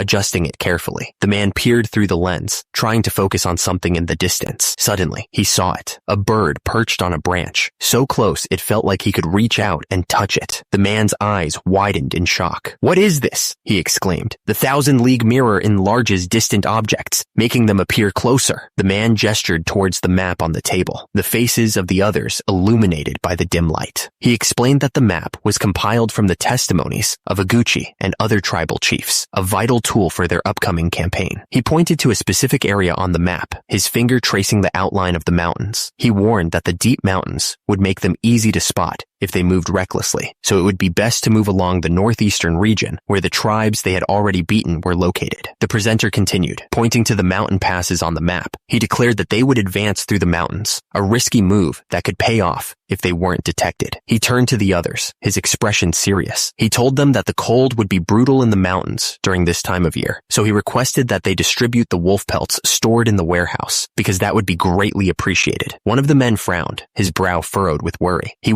wondered if their own tribesmen struggled with long marches on foot, so he asked if this plan would really be okay. 15 days had passed. The village was slowly transforming into a military outpost. The man gestured towards the building with a smile. He explained that this was the last building, and they could use it as a storage facility. The other man's face lit up with excitement. He exclaimed that the storage facility would be very useful, as they were in need of one lately, and addressed the first man as magistrate. Suddenly, a soldier arrived, his voice booming with news. He announced that the reconnaissance team had returned. The soldier marched forward, his face grim. His heavy steps echoed as he approached the magistrate, the news he carried weighing heavily on his shoulders. The soldier's words hung in the air, heavy with dread. It wasn't a wolf, he said, but something far worse. The magistrate looked up, his eyes wide with alarm. He clearly understood the implications of those words. The soldier's voice trembled as he spoke. That person was a mountain lord. The image of the mountain lord flashed in their minds, a terrifying figure with the spirit of a tiger looming behind him. His power was immense. The soldier continued, his voice heavy with regret. He explained that they had gathered information near Goyangsong and returned, but they had lost 2 men in the process. The man looked absolutely floored. He couldn't believe they had traveled that far through the mountains in just 15 days. And out of 100 men, only 2 had died. That's insane. The campsite was a small haven in a frozen world. The cold was truly brutal, biting through every layer of clothing. They used heated stones under the campfires to try and keep themselves warm, desperately trying to prevent frostbite. Every little bit helped. The observer scanned the horizon with his binoculars. It looked like the anicaps had only recently started showing movement. The 2 men were seen through the lens, but they didn't appear to be on the same page. They did not seem to be united yet. The man told the other that he had recorded everything in the report. He said that referring to it should be helpful. He seemed confident that they had prepared well. The bald man smiled, clearly relieved. In another month, the Tumen River would be completely frozen, he said. The man's excitement was building. He declared that they could cross the river and march immediately. The bald man turned to the 2 men and issued an order. He told them to inform all the tribes to stop plundering. The man's face hardened with determination. He declared that in 1 month, they would strike north. Iguchi began his speech, demanding everyone listen closely. He reminded them that their Jeonjui ancestors had lived in the northern frontier, descendants of Oljokar. But then, seeking favor from the Ming dynasty, they had moved to Liaodong.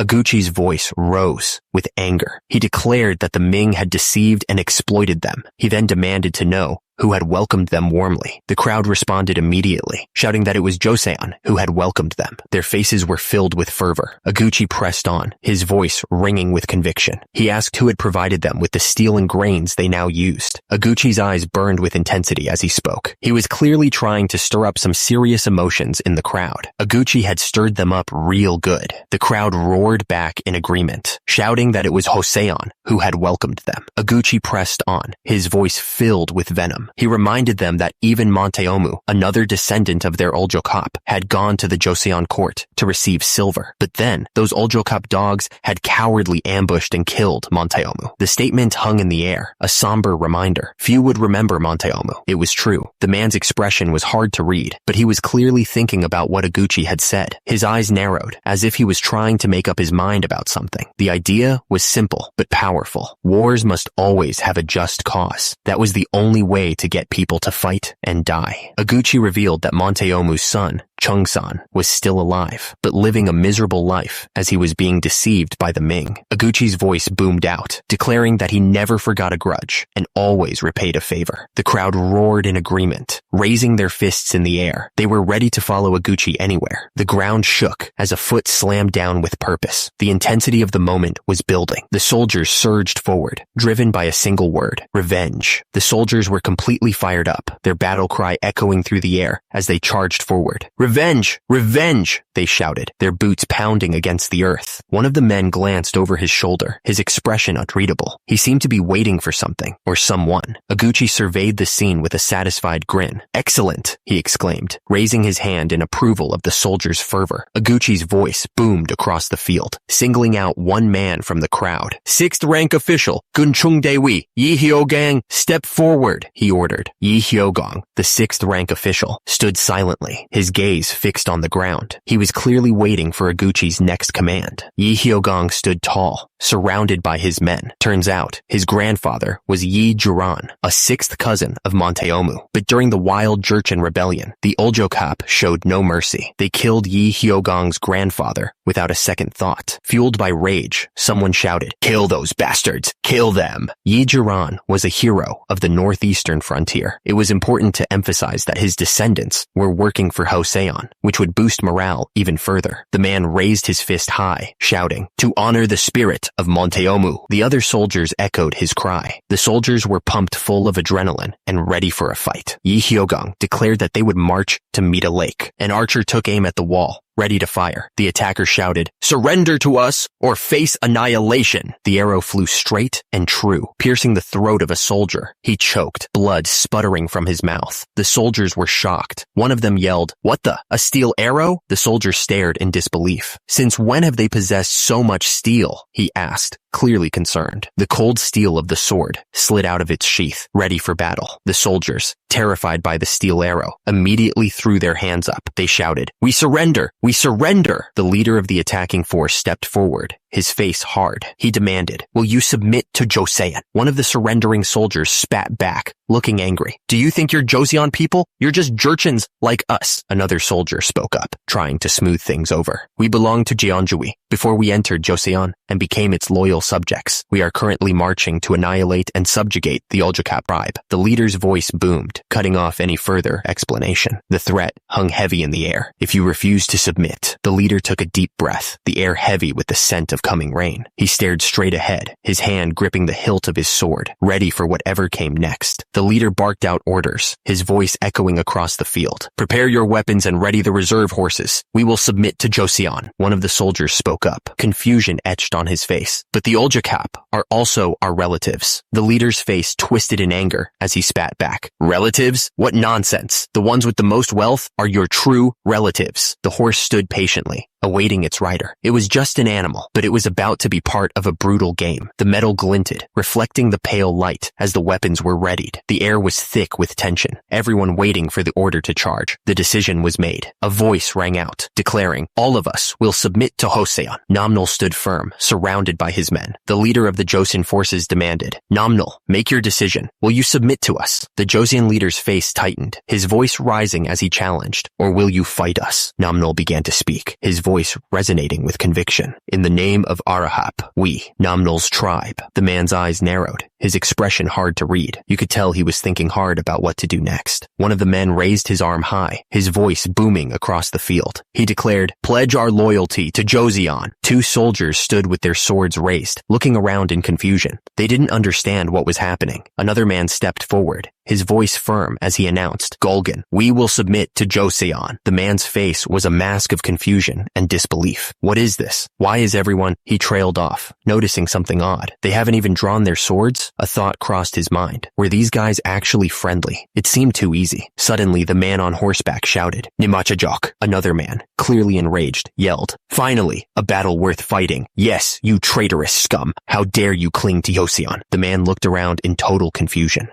What is this? What's happening? Where are you going? Realizing how bad the situation was, the man knew he had to get out of there. He thought, this is bad. I have to escape. The soldiers gave chase, kicking up dust as they rode hard after the fleeing chieftain. "Over there! The chieftain is escaping," one of them shouted. Suddenly, a massive force slammed into the chieftain. He grunted in pain as the impact knocked the wind out of him. The chieftain was thrown from his horse, tumbling to the ground, dazed and confused. He looked up and wondered what the hell just hit him. Weapons clattered to the ground as the remaining soldiers threw down their swords and bows. "Surrender! We surrender!" they cried out, desperate to end the fighting. The man stared at the bags of food with a look of disbelief. "What is this? Is this what you really eat?" he asked, clearly surprised by the offering. He looked at the bag of oats with disgust. "Moldy oats and rotting barley," he muttered, clearly not impressed by the offering. The woman wrung her hands nervously. "The Wiso disappeared this summer, so we had nowhere to get food for the winter," she explained, her voice filled with anxiety. He listened intently, processing the information. The Wiso, he learned, was a location or supply base that had disappeared, leading to the current food shortages. One of the men spoke gravely. "The Ming eliminated all of the Wiso?" he asked, his voice laced with concern. Another man confirmed, "Yes, according to the gathered testimonies." The report continued, identifying a local leader. It said, the chieftain, Yadangi, of Olmigeo, near the Goyangsong region, was now a key player. The man looked absolutely furious. His face was red with anger. Turns out, the guy had been hoarding grains and refusing to give them out. Because of this, the soldiers from the 6 tribes were suffering. The thing is, those who had submitted were now eating twice as much as normal people. They were packing it away. They were eating like they hadn't seen food in years. It was a bit of a crazy sight. So, basically, they were in a situation where supplies were running short. It wasn't looking good for anyone. He realized that was why they were so eager to submit. He didn't waste any time and ordered a messenger to Gyeongwonbu. They needed to send backup supplies immediately. The messenger acknowledged the order. He understood the urgency. Suddenly, from the watchtower, a shout echoed through the encampment. "Olmigeo, chieftain!" The chieftain pulled back the curtain, looking surprised. What's going on?" The soldier reported that Aguchi was marching with his forces. He claimed he would avenge Monteomu. The chieftain reacted in shock. Chieftain Yadongi looked absolutely furious. He couldn't believe what was happening and shouted, demanding to know what was going on. Chieftain Yadongi realized Ming had handed them over to Joseon. He cursed, knowing they wouldn't even be able to survive the coming winter. It was true that the Joseon forces wouldn't be able to hold out much longer either. Both sides were struggling. Chieftain Yadangi ordered his men to head up to Goyangsong. They needed to buy time, no matter the cost. 3 days later, the fortress stood against the harsh winter landscape. The order was given, and the cannons roared to life. A storm of steel arrows ripped through the air. The arrows slammed into the fortress walls, detonating in a series of violent explosions. Soldiers were sent flying through the air, screaming in terror as the force of the blasts tore them apart. The fortress wall crumbled under the relentless assault. The once imposing structure was now nothing more than a pile of rubble, creating a deadly angle. The Shingijeon missiles rained down, plunging diagonally through the collapsed wall. Nothing could stop the onslaught now. Trapped beneath the falling debris, the soldiers looked up in horror. One of them wondered if all of this had been part of the Joseon plan all along. The attacker stood below, looking up at the fortress. He bellowed, "Olmigeo, I will give you one last chance." His voice echoed through the valley, dismissing the past. Monteomu's grudge, he claimed, had long been a corpse. He continued to shout, his face red with anger. The only one left, he declared,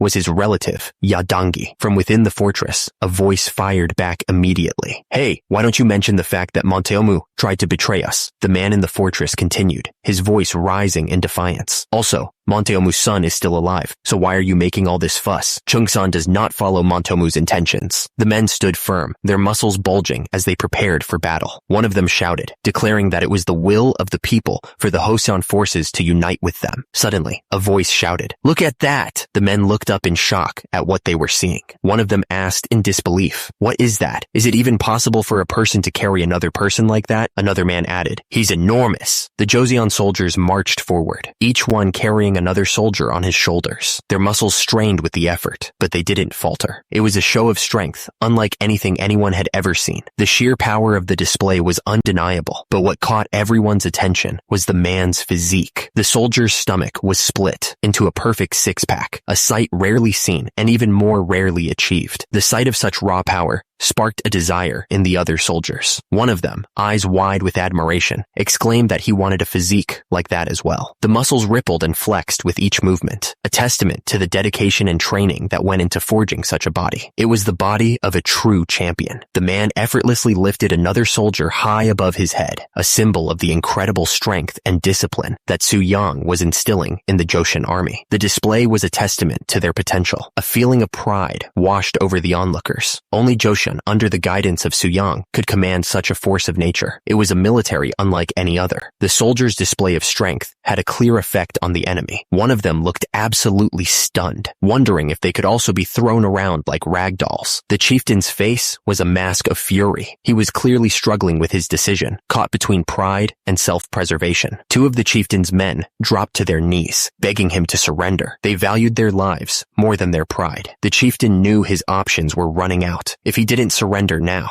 the chieftain realized his own men would carve him to pieces if he didn't surrender immediately. He was out of options. His hands tightened around the spear, knuckles turning white. He was ready for whatever was coming next. From high above, the enemy fortress was visible, and the soldiers below were finally waving white flags. They were shouting their surrender, finally giving in. Thanks to Hong Yun-seong's strategy, the Joseon forces minimized their losses. They had achieved a decisive victory, securing their position. January 1452. Winter had taken hold, covering the Joseon palace grounds in a blanket of snow. One of the men looked up from his book, his brow furrowed. "You've already gone through 50 volumes?" he asked, surprised. The other man smiled. "I haven't even finished 30% yet." The man with the book looked impressed. "That's truly impressive," he said, genuinely surprised. The other man waved his hand dismissively. "You're too kind." The smiling man leaned forward slightly. "I heard there's good news from the northern front this time," he said, his eyes gleaming with anticipation. The other man nodded in agreement. "That's right. The victory was decisive. Joseon, with only 2,000 troops, had subjugated 50,000 Jurchen households. Not only that, but they annihilated 1,500 households of Olmije,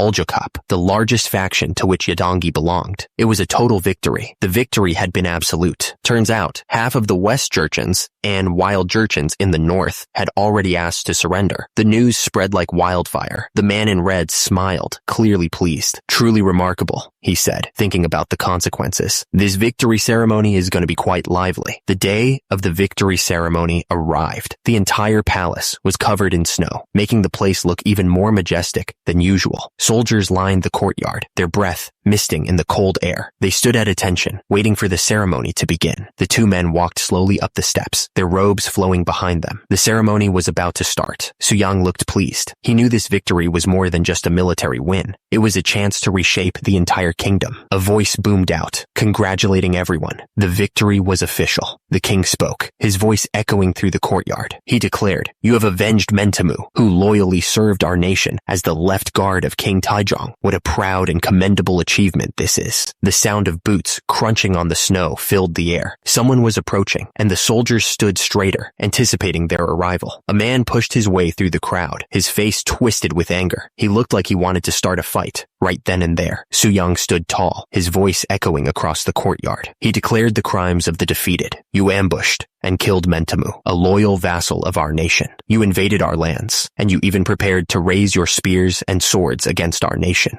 the rightful ruler of the land you reside in." The prisoner looked up, his face pale with fear. He begged, "Your crime of resisting to the very end and refusing to submit is grave. Please spare me." His voice cracked with desperation as he continued to plead. "I know I was wrong." Su Yang's expression was unreadable. He simply said, "You." The prisoner's eyes widened, his body trembling. He muttered, "So this is how I die." Joseon declared that Yadangi would be exiled to Tamra Island to live out the rest of his days. Yadangi could only sob in gratitude, thanking his majesty. The soldiers nearby were shocked. They couldn't believe that Yadangi wasn't going to be executed. That's just like Su Yang, I thought. By meticulously listing Yadangi's crimes, he was doing more than just punishing the chieftain. He was also sending a warning to the other chieftains who had surrendered. The other surrendered chieftains suddenly understood the message. They shifted nervously nervously, realizing the price of disloyalty. Oguchi stepped forward, still in his armor. He asked if he had permission to speak regarding the trial. He declared that he did, but he had a request for His Majesty. Joseon, standing tall in his royal robes, seemed curious. He asked Oguchi what it was that he wanted. Oguchi looked up with determination. He stated his request. He wished to receive a Joseon name from His Majesty. The system chimed in, making the stakes clear. Receiving a Joseon name was a declaration of absolute loyalty to Joseon. Joseon smiled faintly, looking pleased. He seemed to be considering Oguchi's request seriously.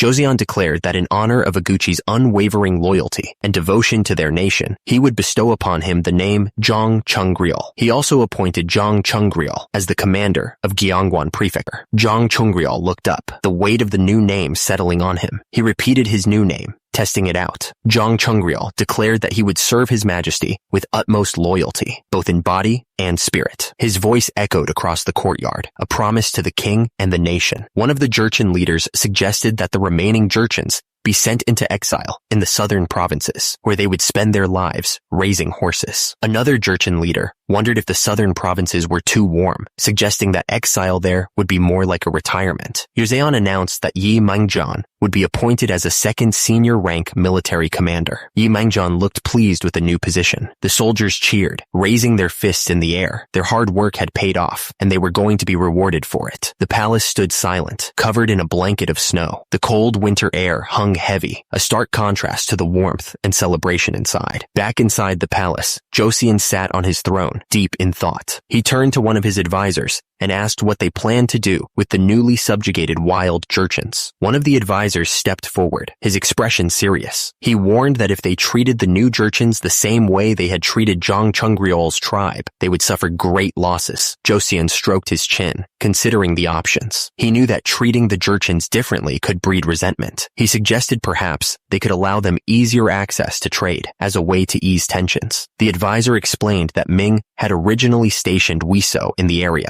The goal was to stop them from wandering further into their territory, since they couldn't manage all the land on their own. These Wiso military outposts had been set up to guard and defend the royal palace. The advisor suggested designating Goyang Fortress as a defense outpost. He added that sending merchants there would allow trade to flourish, which would help sustain their livelihoods. The advisor paused, then admitted that defense outposts alone wouldn't be enough to manage the situation. He trailed off, considering the options. The advisor continued, suggesting they send those who had lost their homes in the war to Goyang Fortress. He also recommended stationing trained soldiers there to keep the peace. The advisor explained that as the population grew, military force would be crucial to maintain control. Fortunately, he said with a smile, he had someone in mind to recommend for the job. The advisor explained that Hong Yun-sung, a 8th rank official and a highly capable military trainer, couldn't be here today. Turns out, he was still in Gyeongwon because of a cold, but he was the one who recently executed the muscle intimidation strategy. Su-young smiled, then ordered that an official decree be sent to Hong Yun-sung. He also wanted medicinal herbs sent for his recovery, and that Hong Yun-sung be assigned to Goyang Fortress. The man looked confused and questioned the mention of the muscle intimidation strategy. He clearly didn't understand what that meant. The man thought to himself, the fact that this might become an official military strategy was terrifying. He was clearly not a fan of the idea. Far away from the court, Gyeongwon Prefecture stood tall. It was a place of duty, and soon a place for muscle. The man suddenly sneezed, covering his hand. He was clearly still suffering from that nasty cold. Another man approached Hong Yun-seong, looking concerned. He pointed out that the cold clearly hadn't gone away. He added that it wasn't surprising, considering Hong Yun-seong was training half exposed in the freezing weather. Hong Yun-seong started talking about the future. He said that once he went to the southern provinces this time, he'd really retire for good. He planned to settle in a quiet post, teaching the reserve forces. The other man smiled. He told Hong Yun-seong that he'd collect his stipend, get married, have children, and live a peaceful life. He said he was sure Hong Yun-seong would. But the truth was, Hong Yun-seong was dreaming an empty dream. It wasn't going to happen. The palanquin carrying someone important was approaching the Pei Timber Hall. It was a place of great significance. A man suddenly yelled out, "My son!" He was standing on one side of a badminton court, a net separating him from the other side. A young man looked up and smiled brightly. "Father," he called back, clearly happy to see him. The father approached his son, a wide grin spreading across his face. "My goodness, you've grown so much," he exclaimed, placing a hand on his son's head. Tears welled up in the father's father's eyes as he looked at his son. "I'm so proud of you," he said, his voice thick with emotion. One of the men bowed deeply to Jang Chungryul, asking him to look after the children. He insisted that the commander didn't need to be so formal with him. But Jang Chungryul bowed even lower, refusing to accept such familiarity. He insisted that a student shouldn't even step on his teacher's shadow and begged the man to stop. Rumors were spreading that Grand Prince Suyang's focus on physical fitness was even reforming the wild Jurchens. Apparently, his establishing the body's preparedness was even making Jurchen children practice filial piety. The Grand Prince Suyang paused, a flicker of doubt crossing his mind. But he sat there, muscles bulging, and wondered if filial piety even mattered if you weren't warm and well fed. What good was respect without basic sustenance? Grand Prince Suyang watched as the men trained, one of them clearly struggling. One of the men laughed, telling Sisiup that they had raised them up quite a bit, and that it was like 3 versus 500. He added that they only had 800 though. Suyang noticed that Sisiup didn't look well. He was sweating and looked pale. Now that he thought about it, Grand Prince Suyang realized that the other scholars didn't look well either. They were all pushing themselves too hard. Grand Prince Suyang's eyes widened as a thought suddenly hit him. He was starting to understand what was happening. He wondered if someone wasn't following the special meal day tradition. Even he always kept special meal day sacred. Sisiup had mentioned that filial piety was easy when you're warm and well fed. It seemed like today called for golden pyramid training. Suyang realized he'd need to manage Sisiup's mental state sometime soon. He made a mental note to check on him later. The building stood tall and silent. The wind howled around it, adding to the cold. 2 men sat at a table, chatting. One of them said it was really cold today, and that it felt even colder because of the wind. The man looked up, thinking about something. Or maybe they were just... Suyang was working hard, lifting weights. He noticed he was losing heat faster than usual. Suyang kept lifting, even though sweat was pouring down his face. He was determined to get stronger. Shang Samun watched Suyang lift weights. He wondered why Suyang was focusing his efforts on heavy lifting instead of rewriting the historical texts. Shang Samun was clearly not impressed. He thought it was ridiculous that Suyang was pouring his energy into heavy lifting. Suyang smiled as he saw Shang Samun. He asked him when he had arrived and then explained that consistency was key to prevent muscle loss. Suyang was thinking about the strategic needs of the nation. Since they were already revising the history of Goryeo, he figured it was a good time to ask about something else. Suyang wondered if there were records of the Jin dynasty. He figured that reviving something from the past might be useful. Suyang explained that in the early Joseon period, most people didn't even know about Balhae. Even the history of Goryeo barely mentioned it. Balhae once had vast territories, but it was eventually destroyed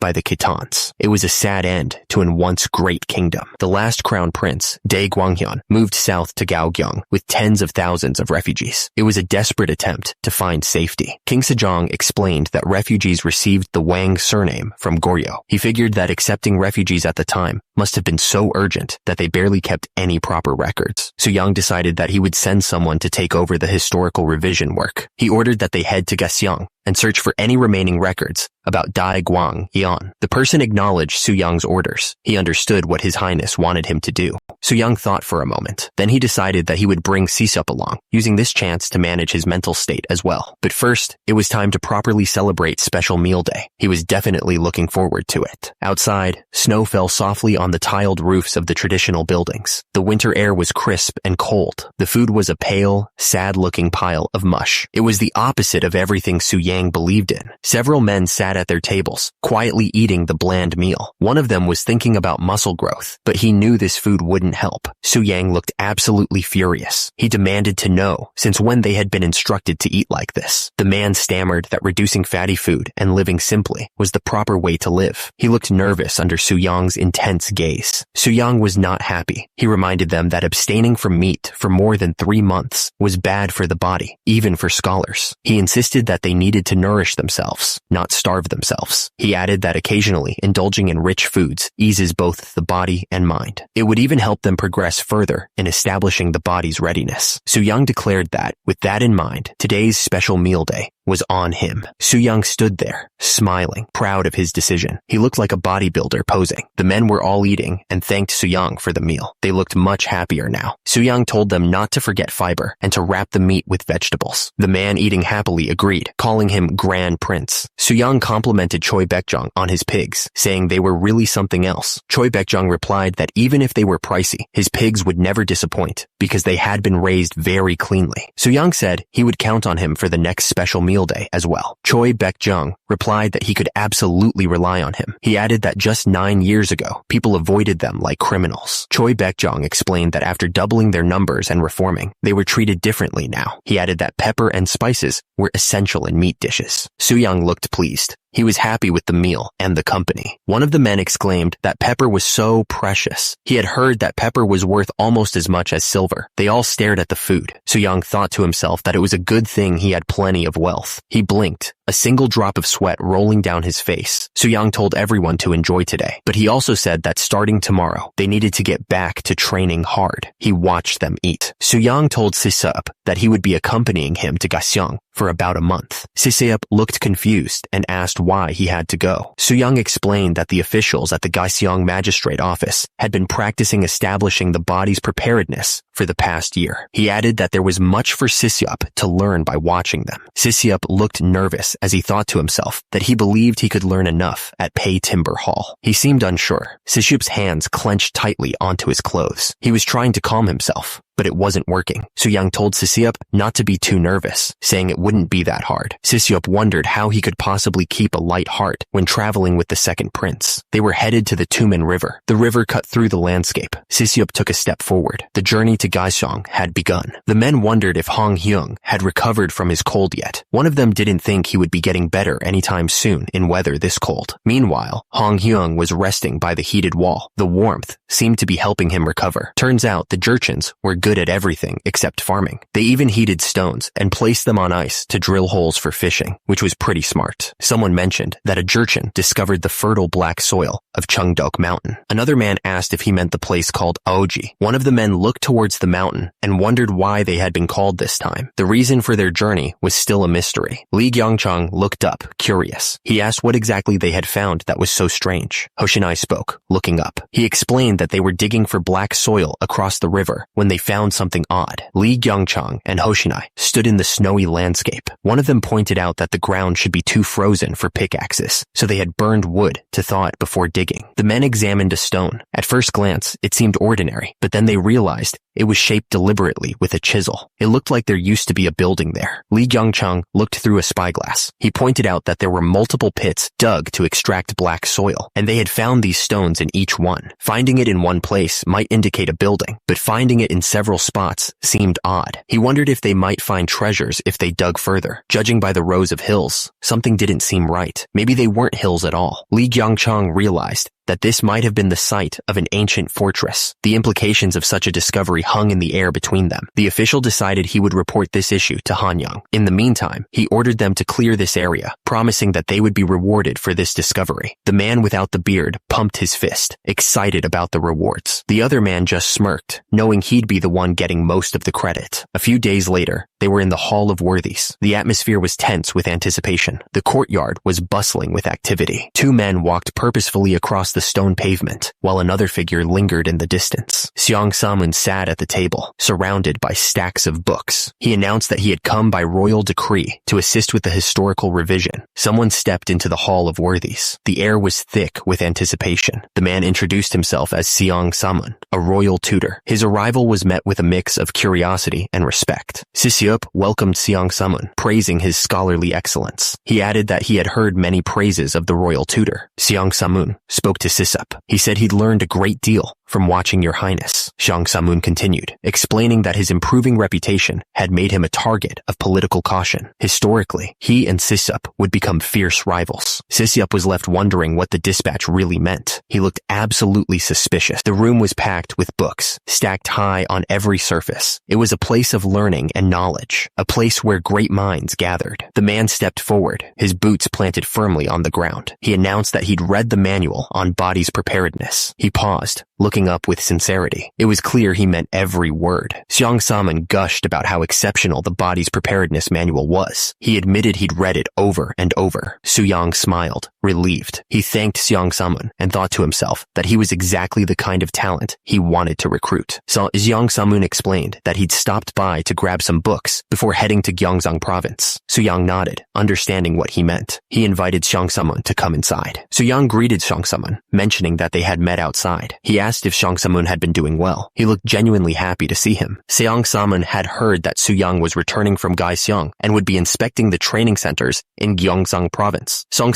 Saman added that he'd also received a royal decree and would be heading to Gyeonggang soon himself. Xiang Saman explained that His Majesty had sent a royal tutor to help with the historical revisions while he was away. He seemed grateful for the help. Su Yang smiled, hearing that body's preparedness had spread widely in Gyeonggang. He was glad that so many people had started practicing it. Gyeonggang looked like a peaceful city from above. Turns out, there were still problems brewing beneath the surface, remnants of the old dynasty that just wouldn't disappear. This caused discrimination when it came to getting ahead, making the atmosphere in Gyeonggang very different from Hanyang. The attacker swung his weapon down on the other man. Xiang Samun mentioned Gyeonggang. He added that he had a friend named Han Myung-hoi working there as a gatekeeper. Su Yang listened carefully, processing what Xiang Samun had just told him. He seemed to be considering the implications of this information. Xiang Samun said that he'd seen Han Myung-hoi before. He recalled that Han Myung-ho was small and weak and had struggled with body's preparedness. Su Yang realized why Han Myung-ho hadn't been mentioned in the letters from the officials in Gyeonggang. He finally understood the reason for the omission. Turns out, being born prematurely, Han Myung-ho probably faced exclusion during body's preparedness training. He was likely being left out because of his physical condition. Song Samun announced that he was taking his leave since he had arrived. He seemed eager to get going. Su Yang told them to take good care of the historical revision in his absence. He seemed to trust them to get the job done. The month was March, 1452.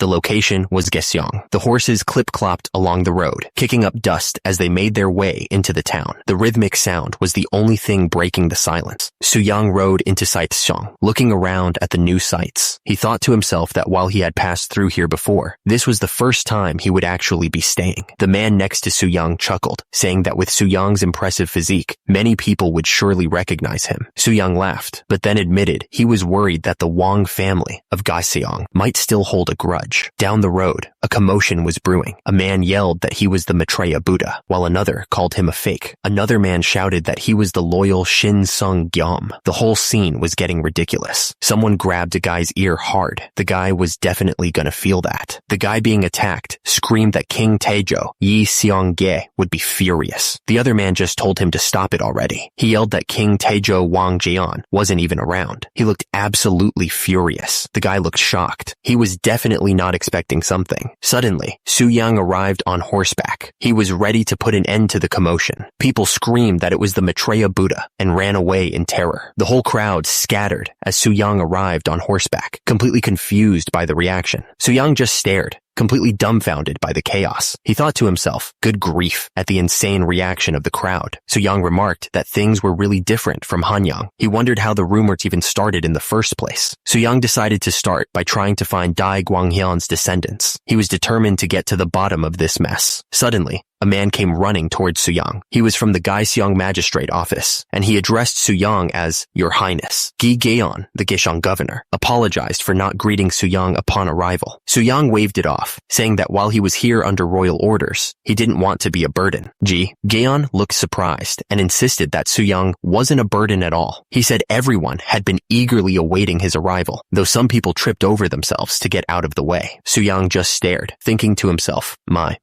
at the governor's over-the-top reaction. Su Yang flexed his muscles, clearly enjoying the attention. He thought the governor was being so sincere when it came to scholarship. The lady sighed, looking down with a complicated expression. She was truly moved, or at least, that's what she wanted people to think as Su Yang continued to flex. Things had calmed down after some commotion. It was time to get back to the matter at hand. The historian pointed out that the records showed Dai Guanghyun had come under King Taejo's command. He added that Dai Guanghyun was even granted the surname Wang. The man admitted that finding Dai Guanghyun's descendants wouldn't be easy. He honestly didn't even know where to begin looking. He thought about how, over 2 years, King Sejong had ordered the Wang lineage erased. The task seemed impossible. King Sejong had ordered all royal portraits of Goryeo kings and queens destroyed. It was a systematic erasure of history. He explained that the portraits were burned and their statues buried. It was a deliberate attempt to erase a dynasty from memory. He continued, saying that any traces of the Wang lineage had become nearly impossible to find. But then he remembered something. A man named Ji Wuji had been reported to be of the Wang lineage, and he had been taken into custody. The speaker explained that His Majesty had appointed Ji Wuji as the deputy ritual officer of Sunghwa Jon.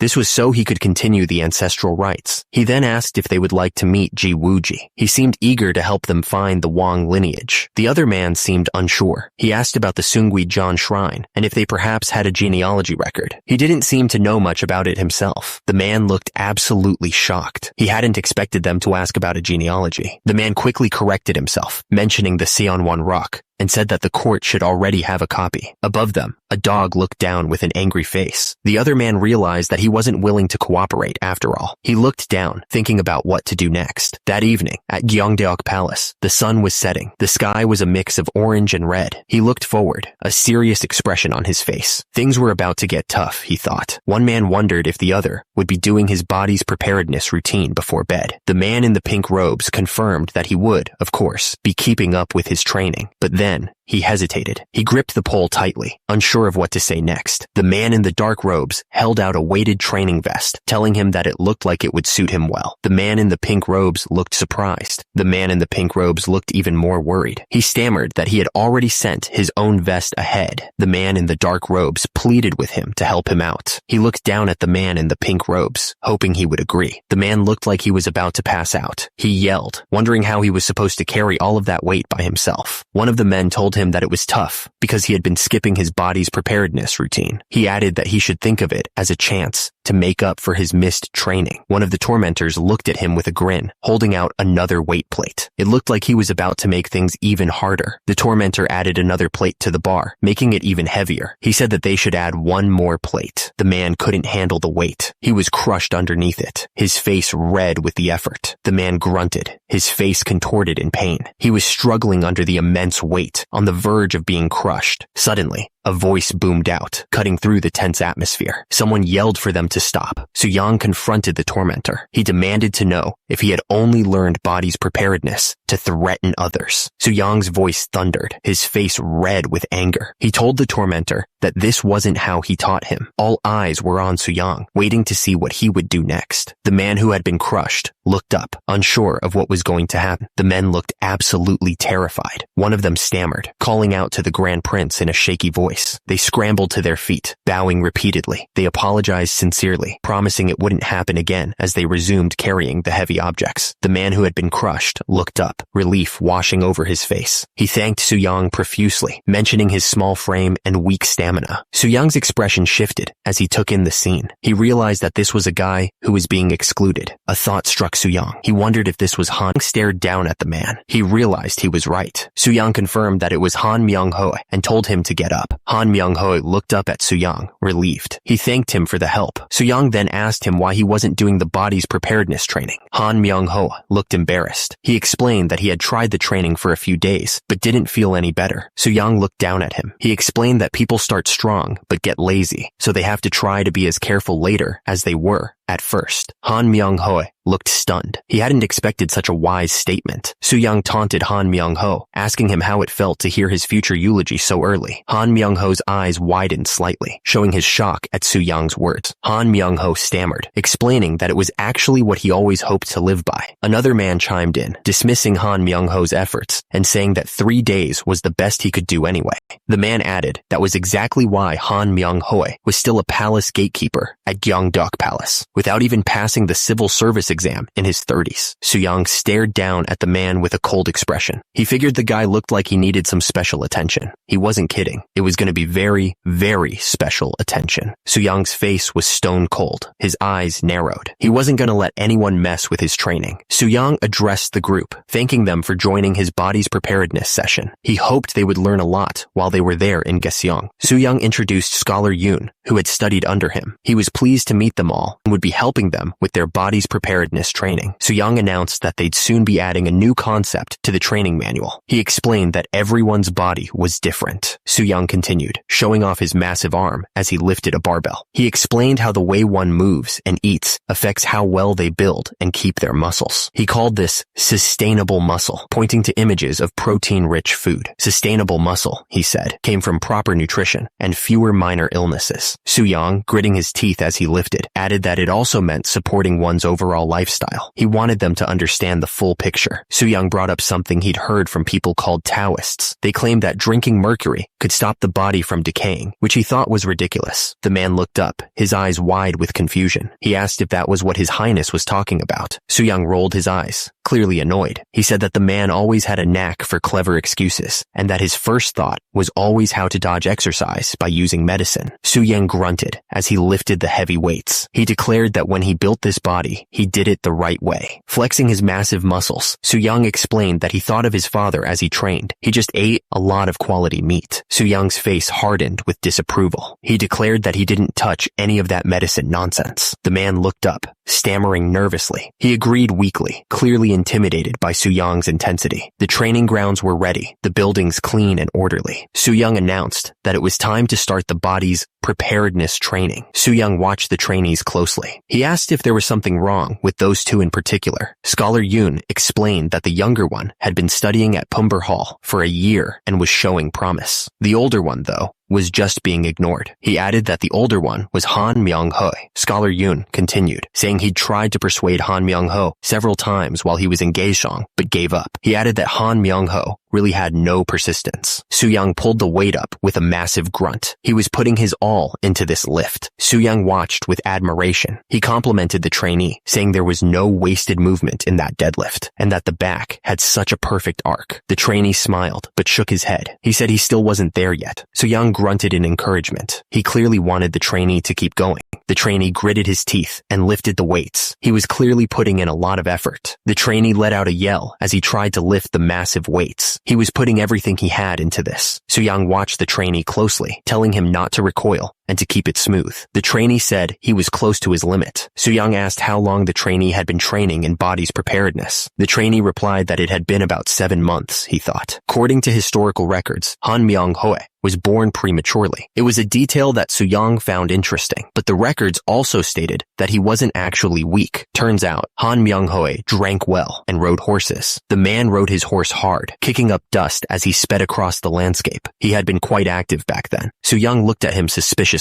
7 months? That didn't seem right at all. Soo-young scanned the trainee up and down. His body looked like it had only been reading books, with a forward neck posture, rounded shoulders, a pot belly, and skinny arms and legs. The trainee explained that every time he tried to train, his body ached. So he rested for a day, and once the soreness went away, he'd do it again. Soo-young yelled at him, his face red with frustration. "It's normal for it to hurt," Soo-young told the trainee to hold the bar and match his movements. The trainee looked nervous as he gripped the cold metal. The trainee strained under the weight, his face turning red. He asked for help, his voice cracking from the effort. Soo-young started counting, keeping pace with the trainee's struggle. He pushed the trainee to keep going, even as the trainee's muscles screamed in protest. Soo-young yelled at the trainee to hold it, pushing him past his breaking point. He wouldn't let him give up so easily. The trainee finally gave out, collapsing to the ground in a heap. He gasped for air, his body shaking from the exertion. Soo-young stood over the exhausted trainee, not letting up. He yelled that they weren't done yet, and now it was time for pectorals. The trainee looked like he was about to pass out. Soo-young explained that increasing overall muscle mass was the most important thing right now. He believed that once their muscles grew, people would start seeing them differently. Soo-young promised that if the trainee could fully keep up with his body's preparedness training for 3 days, he would have a drink with him. The trainee's face was a mask of pain as he struggled with the weights. The trainee's eyes widened at the mention of alcohol. A drinking session with the Grand Prince was an unbelievable reward. The trainee, now filled with renewed determination, promised to give it his all. He wouldn't let this opportunity pass him by. 3 days later, the time had finally come. The day of the promised reward had arrived. The trainee held a cup with trembling hands. He complained that he felt like his entire body had been beaten to a pulp after the brutal training. Soo-young told him that was proof he had trained properly. He had prepared plenty of protein-rich food to go with the drinks. Soo-young urged him to eat up. Then he mentioned that he had heard the trainee was friends with Kwon Ram. Han Myung-hoi confirmed that was right. He was friends with Kwon Ram. He asked if Kwon Ram had mentioned him, and if Soo-young wasn't from a prestigious family. Han Myung-hoi asked why his friend hadn't taken the lesser exam yet. The other man started to reply that he had taken the scholar exam 2 years ago, but then trailed off. The lesser exam had become a madhouse lately. The competition was fierce, making it hard to even think about taking it. These days, strong, well-built, and highly educated men were flooding into the scholar exams. The speaker was clearly intimidated. The man felt like someone like him didn't stand a chance against the new wave of competitors. He was surrounded by strong, capable men. Soo-young pointed out that those were his students. Han Myung-hoi was shocked and asked him to repeat what he said. Soo-young explained that his students had simply balanced the body's preparedness training with their studies. He then told the man to quit his job and come study at Pei Timber Hall, opening up an opportunity for him. The man looked completely shocked by the offer. He was already 40, so he wondered if it was too late for him to start studying again. Soo-young reassured him that age and circumstance didn't matter when it came to learning. The man seemed to be overflowing with ambition, thinking about becoming the Grand Prince's student. It was clear that the man was overflowing with ambition. Soo-young thought that as long as that ambition was kept in check, he'd be a promising asset. The location shifted. The sign read, Governor's Office. The building seemed to echo with disbelief. Someone had just said something outrageous. The search for the Wang family was proving fruitless. But suddenly, the man at the center of the table had an idea.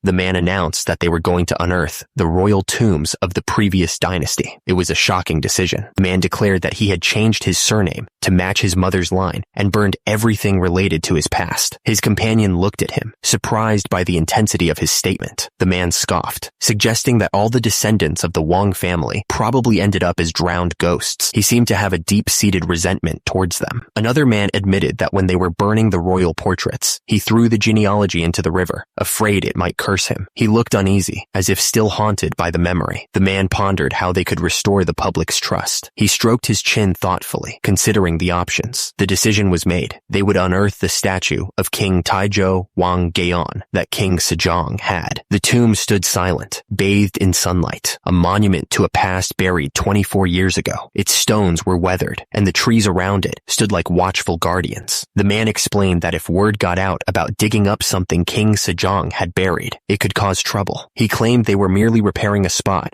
where the soil had collapsed and weeds had overgrown. The two men looked up, clearly confused by something. They exchanged glances, wondering what the other was thinking. Suddenly, the two men's eyes widened in realization. Something had clicked, and they understood the implications of what was happening. The man looked worried as he spoke, admitting that he did worry. He wondered what would happen if there was an accident during the repairs. The man warned that digging too deep in the weeds might accidentally cause something to happen. He made it sound like a casual warning, but there was an undercurrent of menace to it. The man continued, adding that he'd heard strange rumors. Apparently, back when the former dynasty fell, a wealthy noble buried gold and silver near Hyeonung tomb, he said with a grin. The man looked to the side, stroking his beard thoughtfully. He said that in that case, someone with bad intentions might just cause a accident. The man smirked, adding that perhaps someone with ambition and a love for money might cause such an accident. He seemed to be hinting at something. The other man gasped, looking shocked. He wondered if someone who was overly thrilled just to share a drink with the Grand Prince the other day might cause such an accident. He quickly shushed the speaker. The man thought they should send a letter to His Majesty right away. He looked confident in his suggestion, smiling slightly. The sun shone down on the building. It was quiet for a moment. Someone was pressing hard on the back of his thigh. They told him to lower it. The masseuse told him that his frame had bulked up quite a bit in just half a month. She seemed impressed by his progress. Han Myung-ho complained that every time his body improved, they increased the weight for the training device. He said it was torture. The lady told him that he needed to give it his all to build a relationship with Grand Prince Soo-young, saying his life might depend on it. He agreed with her, saying that this time he'd definitely do it. His muscles screamed in protest. The pain was intense, but he knew he couldn't stop now. Someone suggested that he try a new clinic run by medics who had learned rehab techniques. He was in so much pain that it sounded like a good idea. Turns out, The treatment had been developed by one of Grand Prince Suyang's students. That made him wonder if it was as brutal as Suyang's training. The muscular man was working on his foot, and he had heard that the treatment was quite effective. It was developed in collaboration with local physicians. The man realized that someone had developed an entirely new medical treatment. It seemed that becoming one of Grand Prince Suyang's people clearly opened up many paths to success. The man whispered that they say a wealthy man buried treasure near Hyonung. The possibility of finding riches hung in the air. The man looked absolutely shocked, his eyes widening. He couldn't believe what he was hearing. The group stood before Hyonung, the tomb of King Taejo. Someone pointed out that even if the treasure was from the former dynasty, it was still a king's tomb. The man said that just seeing it left like that broke his heart. He suggested that they should clean it up quickly. The man's face tightened as he gave a warning, making sure the task was done carefully without any accidents. There was a clear threat hidden beneath the surface. The man immediately agreed, shouting his confirmation. He didn't question the order at all. The man revealed that he had signed up to help Grand Prince Suyang restore Hyonung. He was hoping to hit it big, believing it could change his entire life. Standing before the tomb, one of the men wondered if they could handle the task on their own. The place was a mess, and the scale of the restoration looked overwhelming. One man encouraged the other, saying that hard work would be rewarded, but the other man scoffed, wondering when he had ever worked hard. He accused him of only joining because of the rumors. The man wondered aloud, questioning where someone would even hide treasure amidst all the chaos. He was clearly thinking about the rumors of buried riches. Suddenly, his eyes widened in realization. An idea had struck him. He figured that somewhere hard to reach and rugged would be the perfect hiding spot. He declared that he'd take the northern ridge. The leader pointed and ordered 3 men to follow him. He was ready to start the search. One of the men watched the leader with narrowed eyes. He wondered why he was suddenly working so hard and what he was really up to. The pickaxe slammed into the earth, sending dirt and rocks flying. The search had begun. Driven by the thought of treasure, the leader dug with renewed energy. He was determined to find it. The leader urged his men to hurry as they cleared the area, stuffing the plants into large sacks. They were doing it all for the treasure. The leader kept pushing himself, repeating that he could handle it. He wouldn't stop until the treasure was his. Sweat poured down the leader's face as he strained to pull up another handful of plants. The work was exhausting, but he refused to give up. It was afternoon on the 4th day, and they had finally reached the bottom. The leader told them they had all worked hard to get there. The leader asked if they were going in.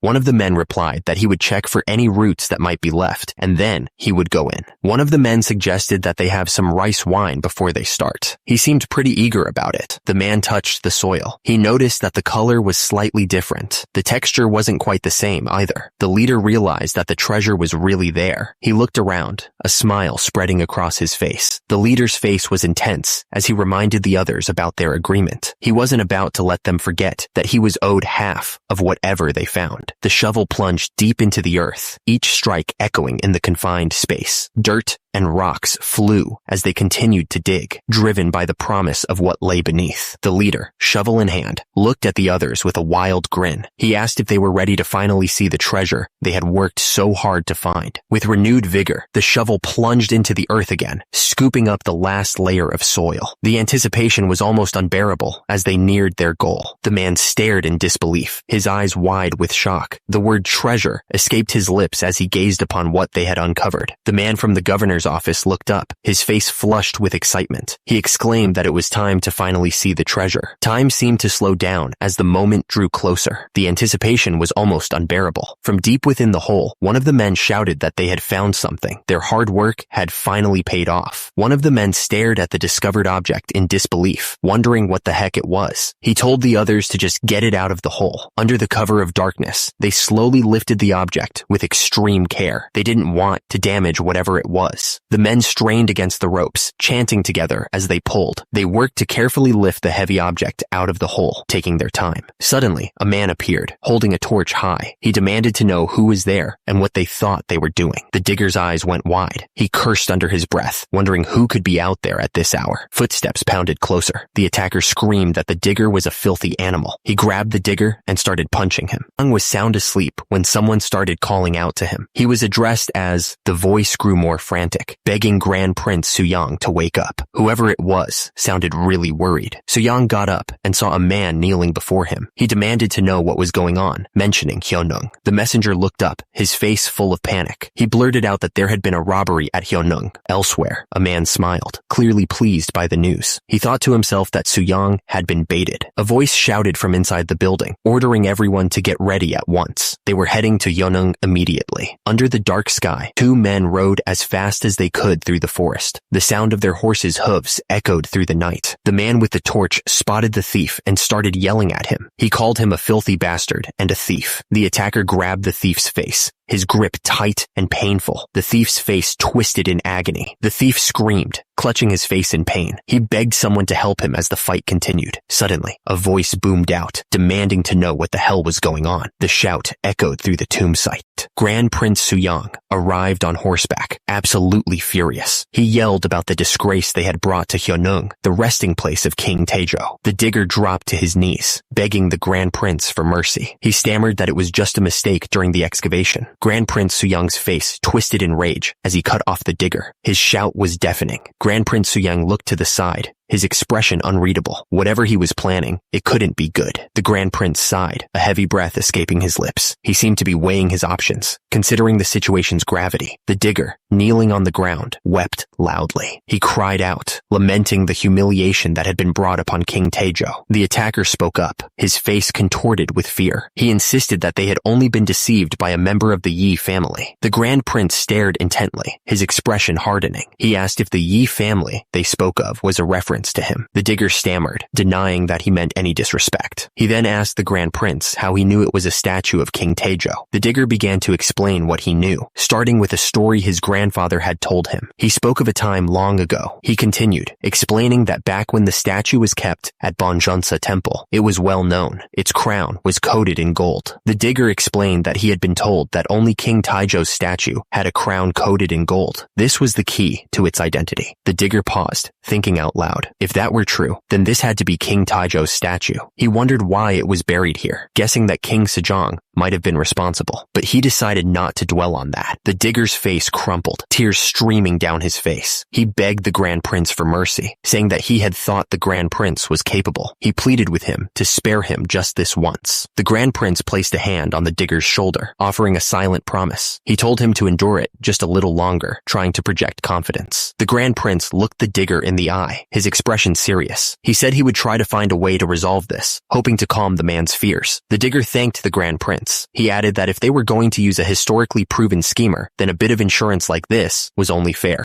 The digger's eyes narrowed, a hint of calculation in his gaze. He repeated that if they were going to use a historically proven schemer, then a bit of insurance like this was only fair. The Grand Prince declared that they should take him to the governor's office for now. The sun was rising, casting a golden glow over the landscape as they prepared to leave. The Grand Prince, surrounded by his guards, made it clear that damaging the great king's statue was not something he'd take lightly. He warned the digger that he wouldn't get off easy once he was released. The digger's face was bruised and swollen, sweat dripping down his forehead. The Grand Prince's words hung heavy in the air. Did he really think he could live in Gyeongsang after committing a crime like this? The digger, now face to face with the Grand Prince, stammered and begged for mercy. He pleaded with the Grand Prince to exile him as the harshest punishment he deserved. The Grand Prince considered the digger's words, a thoughtful expression on his face. He reminded the man that exile would mean being sent to Gyeongwon, in the northernmost part of Hamgyong province. The digger's eyes widened, his face contorted in terror. He understood the full weight of the Grand Prince's words and shouted that he understood the punishment. The digger, face still bruised, looked up at his ally, relief washing over him. At least he wasn't going to die, which was a lot better than he'd expected. A few days later, the Grand Prince arrived at the governor's office. Compared to the favors his ancestors had received, this whole situation was nothing. The governor clasped his hands together nervously. He had heard that King Taejo's statue was damaged and offered gold to repair the cracks. The gold was far more than what was needed for repairs, he admitted. He happened to have collected quite a bit over time. There was something he'd like to request of the Grand Prince. Originally, King Taejo's statue was a symbol used to mark the beginning of the Lantern Festival through a ceremonial rite. The governor hoped that right could be allowed again. The Grand Prince grinned, announcing that he would summon Wang Wuji, a descendant of King Goryo, to the governor's office. The dog-like creature behind him appeared to be crying. The Grand Prince assured the governor that Wang Wuji would oversee the ceremonial rite to mark the start of the Lantern Festival, so there was nothing to worry about. The governor looked truly grateful. The governor hesitated for a moment before mentioning that he had a request too. The Grand Prince asked if he was referring to the books he had inquired about before. The governor explained that at a recent gathering, a descendant of the Wang family gave him his genealogy and handed over several books. He said they were materials collected by his ancestors. The Grand Prince, Kum, looked at the books, realizing they contained records of Balhae, collected writings of the Sacred Kingdom, and records of Yangon State. It wasn't a massive collection, but it was enough to compile a history of Balhae. The Grand Prince's eyes widened slightly, his brow furrowing with a mix of surprise and curiosity. He was clearly taken aback by what he was about to see. The book was labeled Wang Family Genealogy, a document that had been thought lost to time. It was a major find. The governor looked at the Grand Prince and asked how he'd managed to gather all of this information. He said everyone had thought it was all lost in the past. The Grand Prince joked that maybe something important in the book had helped it escape the flames, or maybe it just floated up from the river. He was clearly being sarcastic. Since things had worked out well, the Grand Prince suggested they should laugh about it. The tension in the room eased slightly. 10 days later, he admitted that he had dug up the statue of King Taejo. It was the same statue that the retired king had ordered buried. He must have known he was in deep trouble. The digger looked at what he had done. He realized he deserved exile, or even the harshest punishment for what he'd done. He was terrified that Grand Prince Suyang would be disappointed in him. The thought of failing the Grand Prince clearly terrified him, and now he was suddenly being summoned to the royal palace. He didn't know what to expect, but it couldn't be good. The retired king was calling for him. Maybe it wasn't for a harsh punishment. He dared to hope that things might not be as bad as he feared. The dig site leader stood on the ridge, sweat dripping down his face. He was clearly nervous about what was about to happen. The dig site leader was being summoned to Hanyang. The city seemed calm, but he knew trouble was brewing. Another man approached the dig site leader and told him he was a bit early. He added that the retired king would be arriving shortly. The dig site leader stammered in response, confirming that he understood. The dig site leader bowed deeply, trying to show respect. He was terrified of what was coming next. A new voice spoke, asking if he was Myung-ho of the Cheongju Han family. Myung-ho confirmed his identity before being asked who the other man was. The dig site leader looked up in shock as the man approached. He realized it was Huang Hui himself. Myung-ho bowed deeply, stammering that it was an honor to meet him. Huang Hui reached out and took Myung-ho's hands in his own. He said that Myung-ho had a very good face, staring intently. Huang Hui smiled, a creepy look in his eyes. He told Myung-ho that if he could just clear his mind of distractions, he would be excellent. Myung-ho looked back, confused. Huang Hui continued, saying that he knew everything. He added that Myung-ho would be following in his footsteps soon, working until the day he died. Myung-ho was clearly unnerved by the strange prediction. Huang Hui's face loomed closer, his expression suddenly serious. He asked Myung-ho if he was ready to face the consequences for the terrible act he had committed. Myung-ho's eyes widened in terror. He looked absolutely shocked. The retired king looked down at Myung-ho, who was kneeling on the stone floor. He said he had heard Myung-ho had committed a terrible act, his voice full of accusation. The retired king's face filled Myung-ho's vision, his eyes narrowed and intense. He asked Myung-ho if he was ready to face the consequences of his actions. Myung-ho's eyes widened, sweat beading on his forehead. He stammered, asking what the retired king meant, his voice barely audible. The retired king gestured to Prime Minister Huang, who stood beside him. He asked Myung-ho if he was already exchanging greetings with Prime Minister Huang, his tone laced with sarcasm. Myung-ho quickly bowed his head, greeting the retired king. He apologized for keeping him waiting so long, his voice trembling.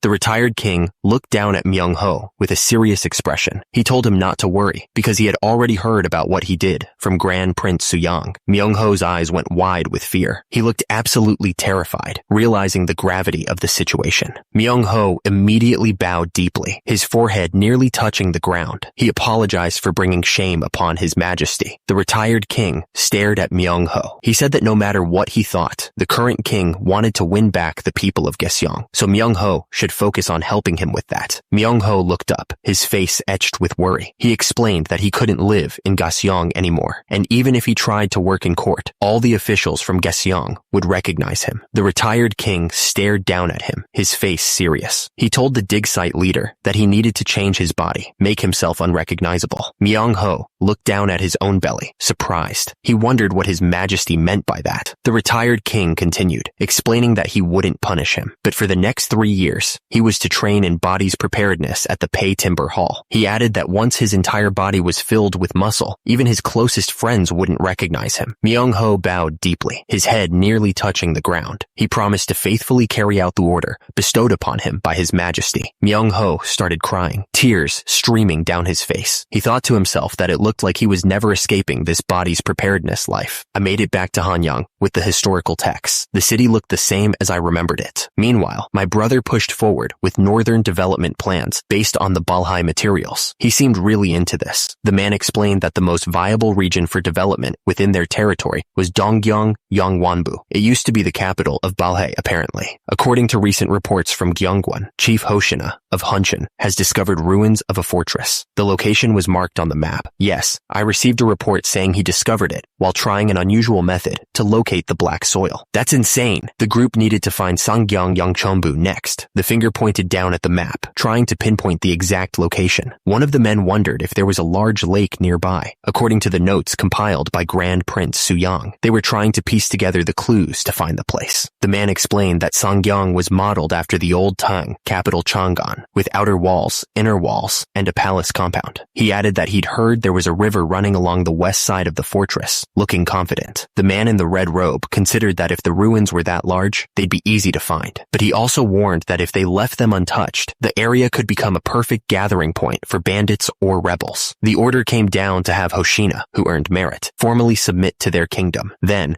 they were to map out the small towns along the northern frontier. The hand pressed the pin firmly into the map, marking their next target. It was time to move forward with bringing the Jurchens under their rule. His Majesty, the retired king, looked directly at his advisors. His expression was stern as he ordered them to move forward with bringing the Jurchens under their rule. The officials bowed deeply, showing their respect. They accepted His Majesty's command without question. That workout hit the spot. The muscles were burning, but in a good way. So good. He loved the feeling of his muscles working. It was the best feeling in the world. Suyang worked out on the weight machine. He felt great. He said that working out back in his own home felt different. Suyang kept lifting weights. He said that it was more enjoyable exercising with his friend again after so long. Suyang wiped the sweat off his brow. He said that not many people would volunteer to pioneer the harsh northern frontier. Suyang smiled slyly. He asked if they had forgotten the scheme that his father and he had come up with. Suyang worked out as he spoke. He said that so far, over 80 petitions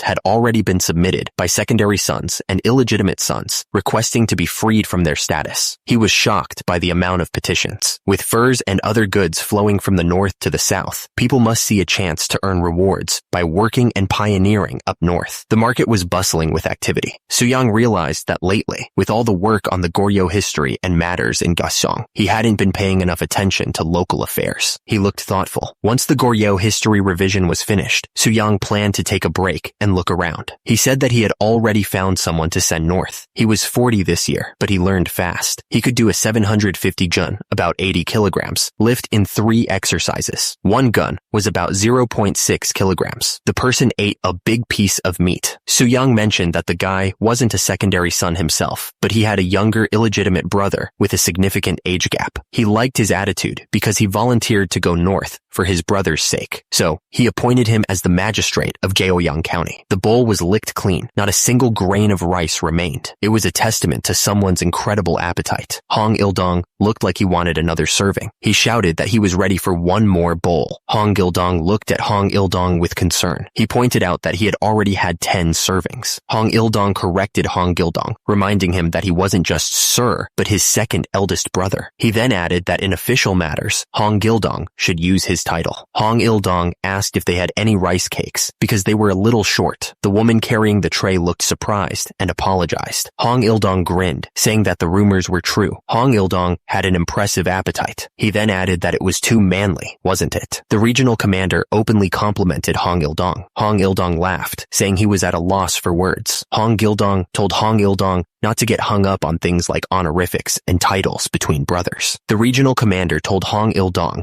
that if he trusted him and followed his lead, there was no reason why he wouldn't rise to the rank of chief ranging official someday. He added that Hong Il-dong resembled him more than his eldest brother, so he should focus hard on his body's preparedness training. The man grinned, agreeing with whatever was just said. He seemed pretty excited about it. The commander asked who was temporarily in charge of Gaoyang County at the moment. He looked serious, waiting for an answer. The commander announced that Hong Yun-sung had been appointed for the battle at Gaoyang Fortress because of his sharp strategy and quick thinking. He added that Hong Yun-sung's background was different from theirs. The man grinned, saying it would be perfect to make Hong Yun-sung his sworn younger brother. He thought it was a great idea. Far away, two figures stood overlooking Gaoyang Fortress. The fortress loomed in the distance. One of the men looked like he was about to lose it, wondering when the new magistrate would show up. He added that the cold weather was coming soon, and he didn't know how they would finish the repairs in time. The other man agreed that he knew what he meant. He said that the winter weather was already making him nervous. The first man asked if he was really that nervous. He wondered if he wasn't planning to transfer to the warm southern region in a year anyway. The man thought about how his muscle intimidation strategy to catch a cold on purpose ended up trapping him there instead. He was stuck. Grand Prince Suyang was still trying to keep up the act. To keep faking a cold, he needed to look feverish, even if it meant doing push-ups, but that was nearly impossible in a freezing region like this. He was really working up a sweat just to look sick. This time, he swore he'd retire for real and move to the warm southern provinces. He called out to see if anyone was around, and someone answered. The commander wondered if Suyang wasn't over that cold yet, even though the battle at Gaoyang Fortress ended a whole month ago. He looked at Suyang suspiciously. Suyang apologized to the commander. The commander said that His Majesty had sent him something himself.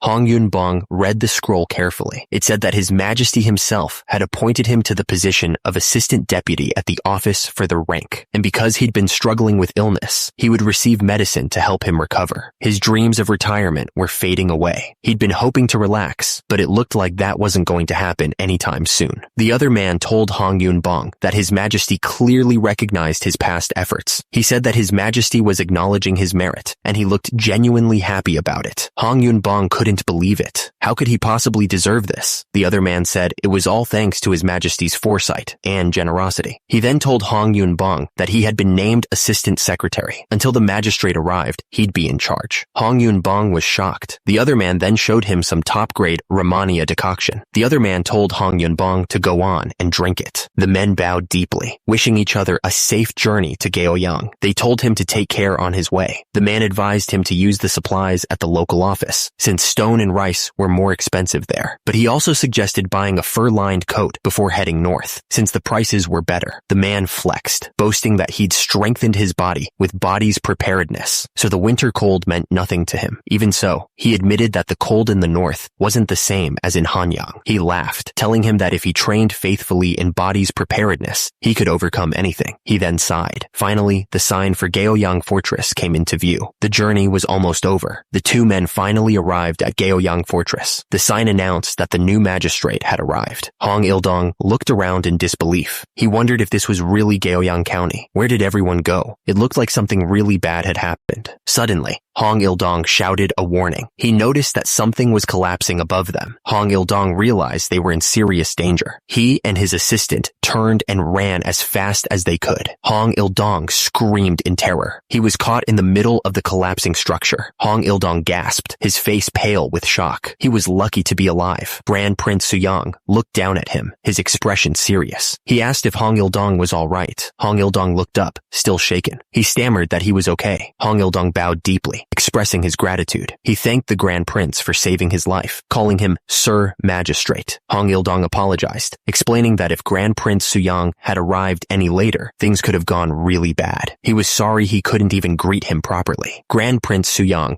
gestured for Hong Il-dong to follow him. He said they should move somewhere safer first. They arrived at what was left of a building. Grand Prince Suyang apologized for the state of the temporary office and asked him to come inside. A man with a headband stepped forward. He introduced himself as Hong Yun-song, an assistant secretary who had been temporarily handling things. Hong Il-dong replied that Hong Yun-song must be very busy. He introduced himself as the newly appointed magistrate of the region. The damage was extensive. It wasn't just the walls that needed fixing. The whole place was a mess. The land needed so much work. They needed to build houses and clear land for farming. The problem was they didn't have enough people to get it all done. Grand Prince Suyang sighed and said the Jurchens, who were supposed to help, were starting to complain and weren't working together. But he told them not to worry, because body's preparedness would solve everything. Hong Il-dong looked confused. He tilted his head and wondered what Grand Prince Suyang meant by body's preparedness. Grand Prince Suyang was sure of himself. He declared that every problem could be solved with body's preparedness. Hong Yun-seong smirked. He seemed to know something the others didn't. Early the next morning, the air was crisp and cool. Grand Prince Suyang stood before the group of men, his red robe standing out against the landscape. He demanded to know if everyone had gathered. Suyang grinned, his muscles bulging as he made a fist. He declared that since they didn't know how to work, he would teach them himself. One of the men scoffed, crossing his arms. He wondered what digging holes was going to change, and what they were even gaining from it. The man's hands tightened on the wooden tool. He recalled Grand Prince Suyang once said that even simple physical motions could lead to learning. Grand Prince Suyang swung the pickaxe with all his might, his muscles straining. The force behind each swing was incredible. The pickaxe slammed into the earth, sending dirt and rocks flying. The ground cracked under the force of the blow. Suyang grinned, sweat dripping from his brow. He told Gildong to scoop out the spot where he'd just struck. Gildong replied with a quick, "Yes, sir," but he was clearly annoyed. He thought this whole thing was a pain. Gildong dug into the dirt, his face showing his annoyance. He thought he could have just stayed in the countryside, living a chill life. He blamed his pushy brother for all this. The men swung their pickaxes in perfect sync. They were moving at an incredible pace. It was like watching a well-oiled machine. Suyang watched the men, a hint of pride in his eyes. The other man with him seemed shocked by how fast they were working. He couldn't believe they were moving so quickly. Suyang grinned, pointing at the workers. He explained that this wasn't just labor. It was a way to train their bodies and get stronger. Suyang suddenly turned and called out to Gildong. He told him it was time to move on to spiritual pressure training. He was clearly excited about the next phase. Gildong's face fell, a look of annoyance washing over him. He wondered if Suyang was using him again. He was starting to get really tired of this. Suyang had a guy on his shoulders and was doing squats. He was pushing himself to the limit. You could practically feel the strain in his muscles. Two men watched Suyang's display of strength. One of them suddenly realized something. He asked if that was the same move the assistant secretary used during winter training. The man thought about Suyang's dedication to his body. He realized that it wasn't just brute strength. Suyang's physique showed that he stuck to a disciplined diet, too. The man narrowed his eyes, a hint of concern in them. He knew that this kind of military-style intimidation wasn't without its issues. One of the men spoke up, addressing the magistrate. He warned that clearing this farmland alone wouldn't solve the core problem they were facing. Hong Yun-song argued that managing things this way would mean Suyang would always be stuck handling the Jurchens directly. Suyang just smirked, revealing that was exactly what he wanted. But managing this town wasn't just about farmland, Hong Yun-song pointed out. The people around them started whispering, wondering if they were about to witness a full-blown argument. Suyang paused, a sly grin spreading across his face. Then he said he had an idea. Suyang smiled, ready to drop his bombshell. He announced that he was about to make a proposal. Since he was already swamped with duties, Suyang declared, he'd pick from those exiled under the harshest punishment. He'd see who could keep the ball from him the longest, and assign temporary posts based on that. Suyang looked like he was seriously considering making such an important decision based on a ball game. It was a ridiculous idea, but he was dead serious. Suyang smiled, ready to start the game. He asked who wanted to go first, his eyes full of excitement. The exiled men looked at Suyang, unsure of what to expect. The air was thick with tension as they waited for someone to volunteer. One of the exiled men raised his hand, a nervous expression on his face. He said he'd give it a shot, hoping he wouldn't regret his decision. Suyang smiled, pleased that someone had finally volunteered. He said something, his eyes gleaming with anticipation. Suyang grinned with anticipation. He announced that they were ready to start the game, his eyes gleaming with excitement. One of the exiled men stepped forward, ready to prove himself himself. He kicked the ball with all his might, sending it flying through the air. The exiled men watched with wide eyes, their faces a mixture of surprise and fear. They screamed, clearly shocked by the power of the kick. Su Yang watched the ball soar through the air, a satisfied smirk on his face. He called out for the next participant, eager to see what they could do.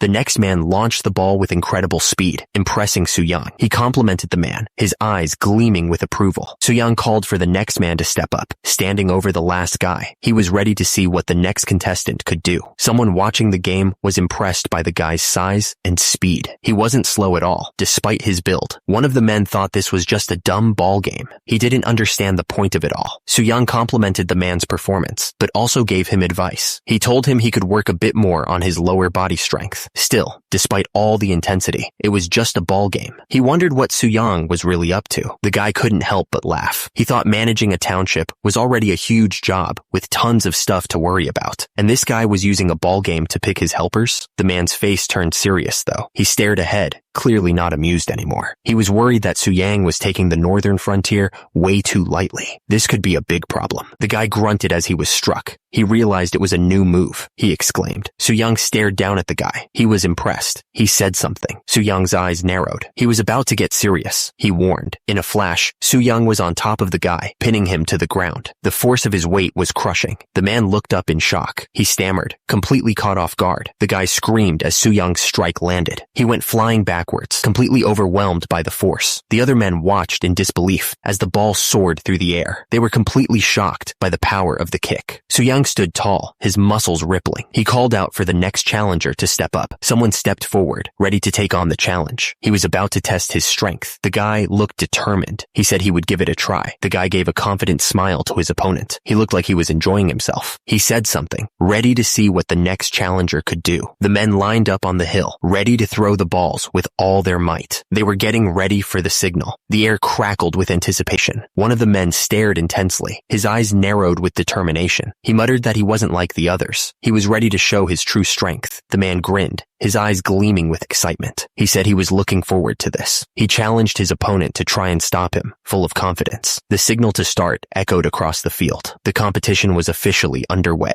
The men braced themselves, ready to unleash their power. The ball flew through the air, a blur of motion against the sky. It was hard to even see it moving that fast. The ball slammed into the other man with incredible force. The impact echoed across the field. The muscles in his arm bulged as he held the ball. The power behind the throw was obvious. The two men stood facing each other, ready for the next throw. The air was thick with tension. Su Yang held the ball, a look of satisfaction on his face. He thought to himself that it was fast, just like he expected it to be. Su Yang's eye twitched as he stared intensely. He was clearly focused on the challenge ahead. The two men collided with a thunderous crash. The force of the impact sent shockwaves through the air. Hong Yun-sung declared that he would win with endurance. He seemed confident in his strategy. The two men continued to trade blows, each strike carrying immense power. The ground trembled with every hit. The two men were locked in a grapple, muscles straining with the effort. Each was determined to overpower the other. The impact of the blows echoed around the training ground, shaking the very earth. The spectators watched with wide eyes, amazed by the sheer power on display. One of the spectators was clearly impressed. He muttered that he already thought that Assistant Secretary Hong Yun-sung was strong, but this was something else entirely. Another spectator commented that they were on equal footing, neither giving an inch. The tension in the air was so thick, you could cut it with a knife. One of the spectators mentioned that the game was something Su Yang came up with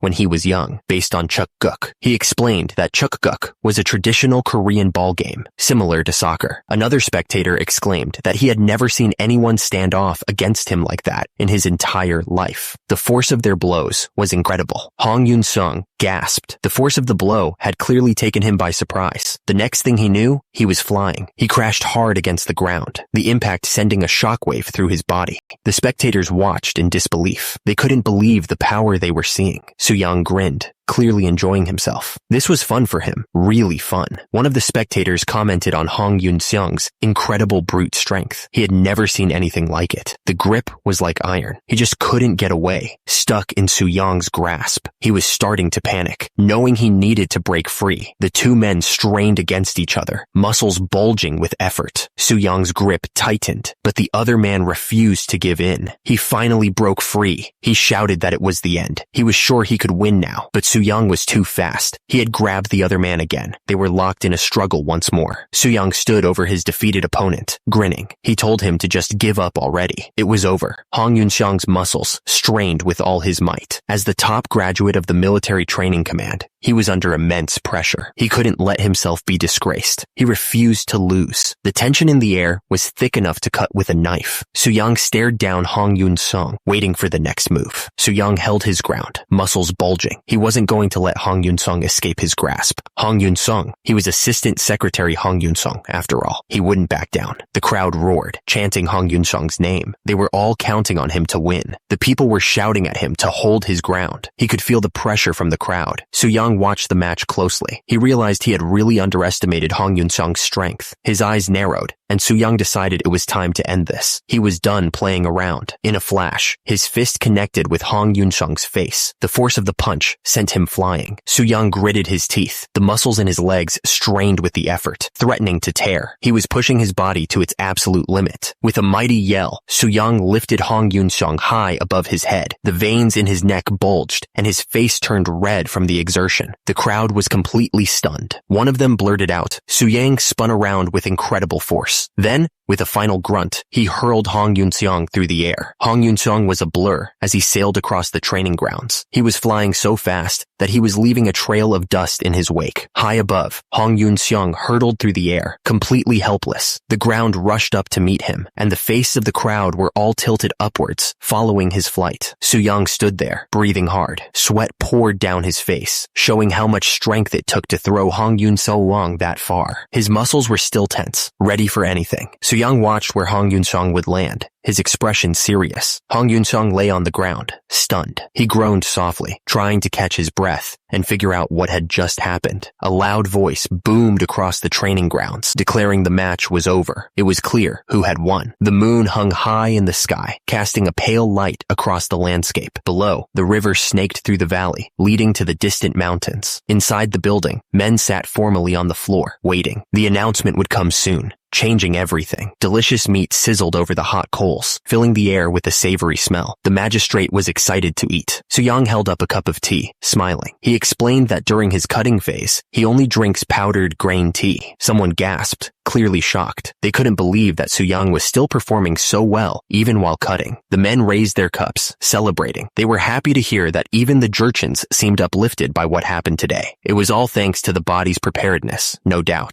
Su-young got a thumbs up from one of the men. He was told that he was amazing out there, and the speaker couldn't remember the last time he broke a sweat like that. Su-young looked at the man from the military training command. He teased him, saying that in this cold, he probably wouldn't be sweating much from now on. He then asked if he was afraid of a little cold. One of the men spoke up, sharing a story. He said that he once relieved himself outdoors mid-winter. The man shivered by the fire, remembering the event. He added that it froze the moment it hit the ground. The problem was clear. With the fortress in its current condition, surviving the winter would be tough. It was a serious problem. One of the men looked up and saw something that made his blood run cold. He just uttered, as he stumbled backwards. Su-young suggested that they could turn this into leg training. He proposed that everyone carry stones and stack them around for insulation. But one of the men interrupted him, calling him Hyung and Sir Magistrate. The man insisted that he once built an official building back in Gyeongsang County. He looked absolutely thrilled by the idea. The man practically begged to be allowed to handle it, saying the idea sounded great. The others at the table stared at him, a mix of surprise and confusion on their faces. Su-young was really happy. He told Gildong that he never expected him to be so proactive and gave him the go-ahead. Gildong was overwhelmed with excitement, feeling more alive than ever. He vowed to give it his all. The next day, the air was crisp and the sky was clear. A man stood next to a heating unit, looking at the construction. He thanked someone for the events of the previous day. Su-young appeared, looking relieved. He said he was just glad they managed to stop his Hyung's crazy rampage. He then asked what the man was doing up so early in the morning. Su-young frowned, looking at the units. He didn't think they were made of unfired clay bricks. Something about them just didn't seem right. The man explained that, from what he'd heard, you're supposed to use white clay mixed with stone powder to make proper bricks. But he'd also heard that even with just unfired clay bricks, you could still get good results. Su-young gestured towards the heating unit. He told the man to take a look, pointing out that the wet clay had already dried and gotten hot. He was clearly worried about the quality of the construction. Su-young frowned, staring intently at the brick wall. He He noticed the wall brick itself hadn't warmed up at all, which didn't make any sense to him. Soo-young's eyes widened in surprise as he looked at the builder. The builder was just as confused as he was. The builder realized the wet clay had dried completely, which was strange. The wall-heated gudol always cracked from the mud drying out and breaking. This was a common issue with these types of walls. The builder remembered how he just patched them with more clay without thinking much of it. Now, he started to wonder if the clay absorbed heat too quickly and cooled down fast.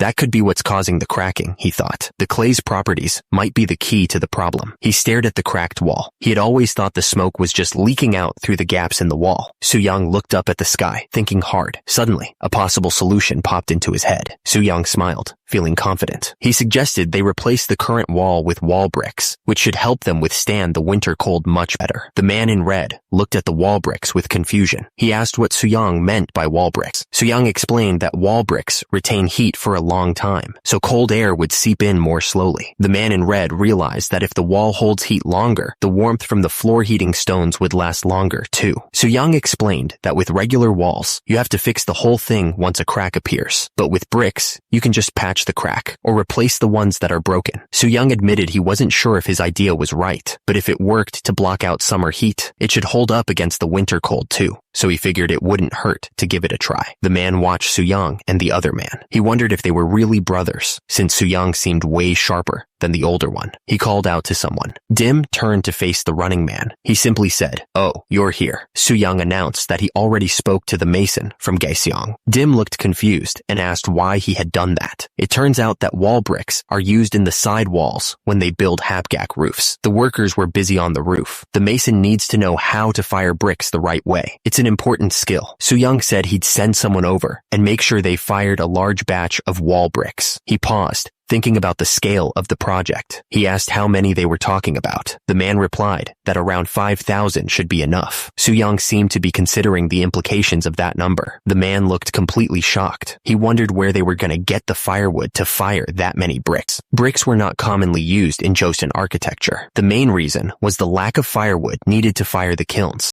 But this region was different. There was more than enough wood in the mountains, which made brick production possible. Soo-young watched as the woodcutters prepared to collect the firewood. The thing is, under the excuse of body's preparedness training with the Jurchens, they were producing massive amounts of wood. The axes bit deep into the wood, sending splinters flying. They were really tearing through the trees. All this wood was for constructing palisades. The men worked hard, hauling the logs away. 6 months passed, and it was now November of 1452. The cold was already setting in. One of the guards sneezed loudly, shivering in the freezing air. The other guard took a swig from his flask. He agreed that the cold was as bad as he'd expected. It was going to be a long winter. Soo-young approached the two guards. He called out to them, his voice echoing in the cold air. He wanted to talk to them. Soo-young's massive shoulders filled the view. He was built like a tank, even in the thick winter clothes. The two guards looked at him, waiting for him to speak. Soo-young stared at the guard with a worried look. He pointed out that the guard's lips were turning blue. The cold was getting to him. Soo-young insisted that the best way to deal with the cold was a steam bath, not alcohol. The other man agreed, nodding his head. The man hesitated, but he pointed out that there was a problem with the steam baths. He seemed unsure how to explain it. Turns out, the steam baths were so popular that there was a long waiting line to get in. One guy shouted that it was his turn next, eager to get inside. Inside the steam bath, one man yelled at another to close the door, complaining that he was letting all the heat out. He added that he could feel the blood circulating through his body, enjoying the warmth. Someone commented that they couldn't believe their youngest had turned out to be so capable. They were clearly impressed. The man grinned, clearly pleased with how things were going. He seemed to be looking forward to something. He thought back to when Soo-young had first announced his plans to build a public bathhouse and government office out of bricks. At first, he'd been worried it would cost way too much, but the man stared at the paper in his hands, his eyes widening in surprise. He seemed to be realizing something important. Turns out, producing 5,000 wall bricks only cost 4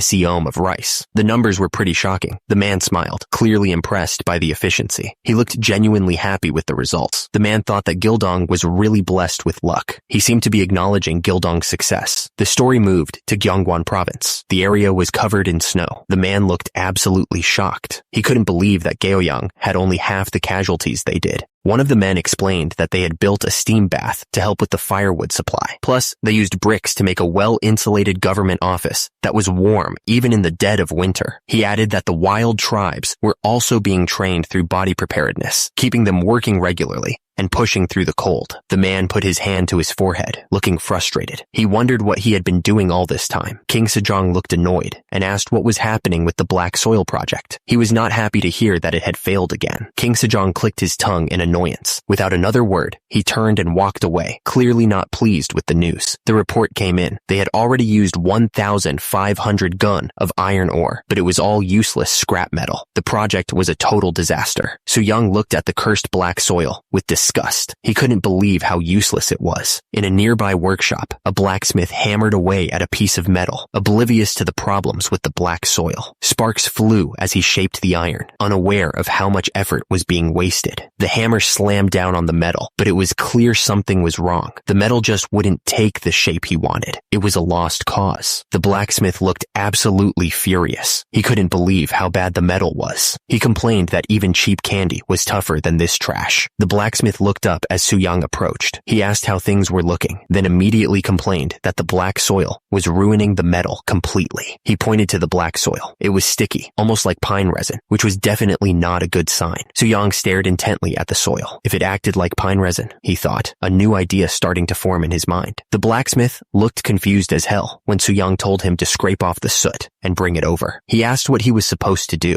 Soo-young was staring at the sludge, thinking that even cow dung has medicinal uses, so maybe this could be useful too. He thought that later on, what they called cow dung would become a familiar material to them, asphalt. At Joseon Sugung Palace, a few guys were finally clocking out. They looked absolutely exhausted. Everyone was exhausted from compiling the grand code for state governance. They were so tired. Meanwhile, His Majesty was furious that many people refused to cooperate with the census. He yelled that they were thieves of the state. His Majesty threatened to exile even more people, and his advisors were struggling to keep him calm. They begged him to take it easy, barely managing to stop him from completely losing it. The map showed the potential outcome. If every criminal got sent north, it would create a huge problem. Even if they decentralized power in the provinces, it would still cause all sorts of issues. The advisor thought that if only the grand code for state governance had answers to problems like this, things would be easier. His Majesty smiled, knowing that as for the grand code, nothing's been finalized yet. The advisor looked up, clearly surprised by something he'd just heard. He was sweating a little, probably nervous about what was going to happen next. Someone stated that the laws regarding the Grand Code hadn't been decided yet. Someone reacted with frustration, muttering that he understood. Someone reminded about the problems. Minister Huang looked terrified and begged the Grand Prince to spare him. He seemed desperate, as if he knew something bad was about to happen. The Grand Prince explained that they were just discussing the punishment code. Minister Huang looked up, his face etched with desperation. He begged the Grand Prince to please let him retire. Soo-young looked down at the minister, his expression unreadable. He was clearly thinking about something. Yu stepped forward, offering a different perspective. He suggested that they could change forced labor into a fairer form of punishment. Soo-young looked at Yu, raising an eyebrow. He seemed interested in this new idea. Minister Huang slumped to the ground, realizing his pleas were falling on deaf ears. He had asked to retire, not to have the law changed around him. King Sejong lay on the floor as Soo-young stood over him. Soo-young told the king to exhale slowly as he stretched him. King Sejong seemed surprised by the intensity of the stretch. King Sejong, still being stretched, told Soo-young to continue with what he had been saying earlier. Soo-young continued explaining. The current forced labor system involved beating criminals. After being beaten, the criminals were exiled far away and worked nearly to death. King Sejong was still being stretched by Soo-young. He said that was why he was hesitant to issue such punishments. Yu suggested that they establish prisons. He believed that providing harsh but restorative work and giving criminals extended time for rehabilitation would be more effective. Soo-young looked at King Sejong hopefully. He seemed to truly believe in the power of reform. Meanwhile, two officials bowed low before the king. They seemed to be waiting for his decision with bated breath. Yu continued his proposal with conviction, asking,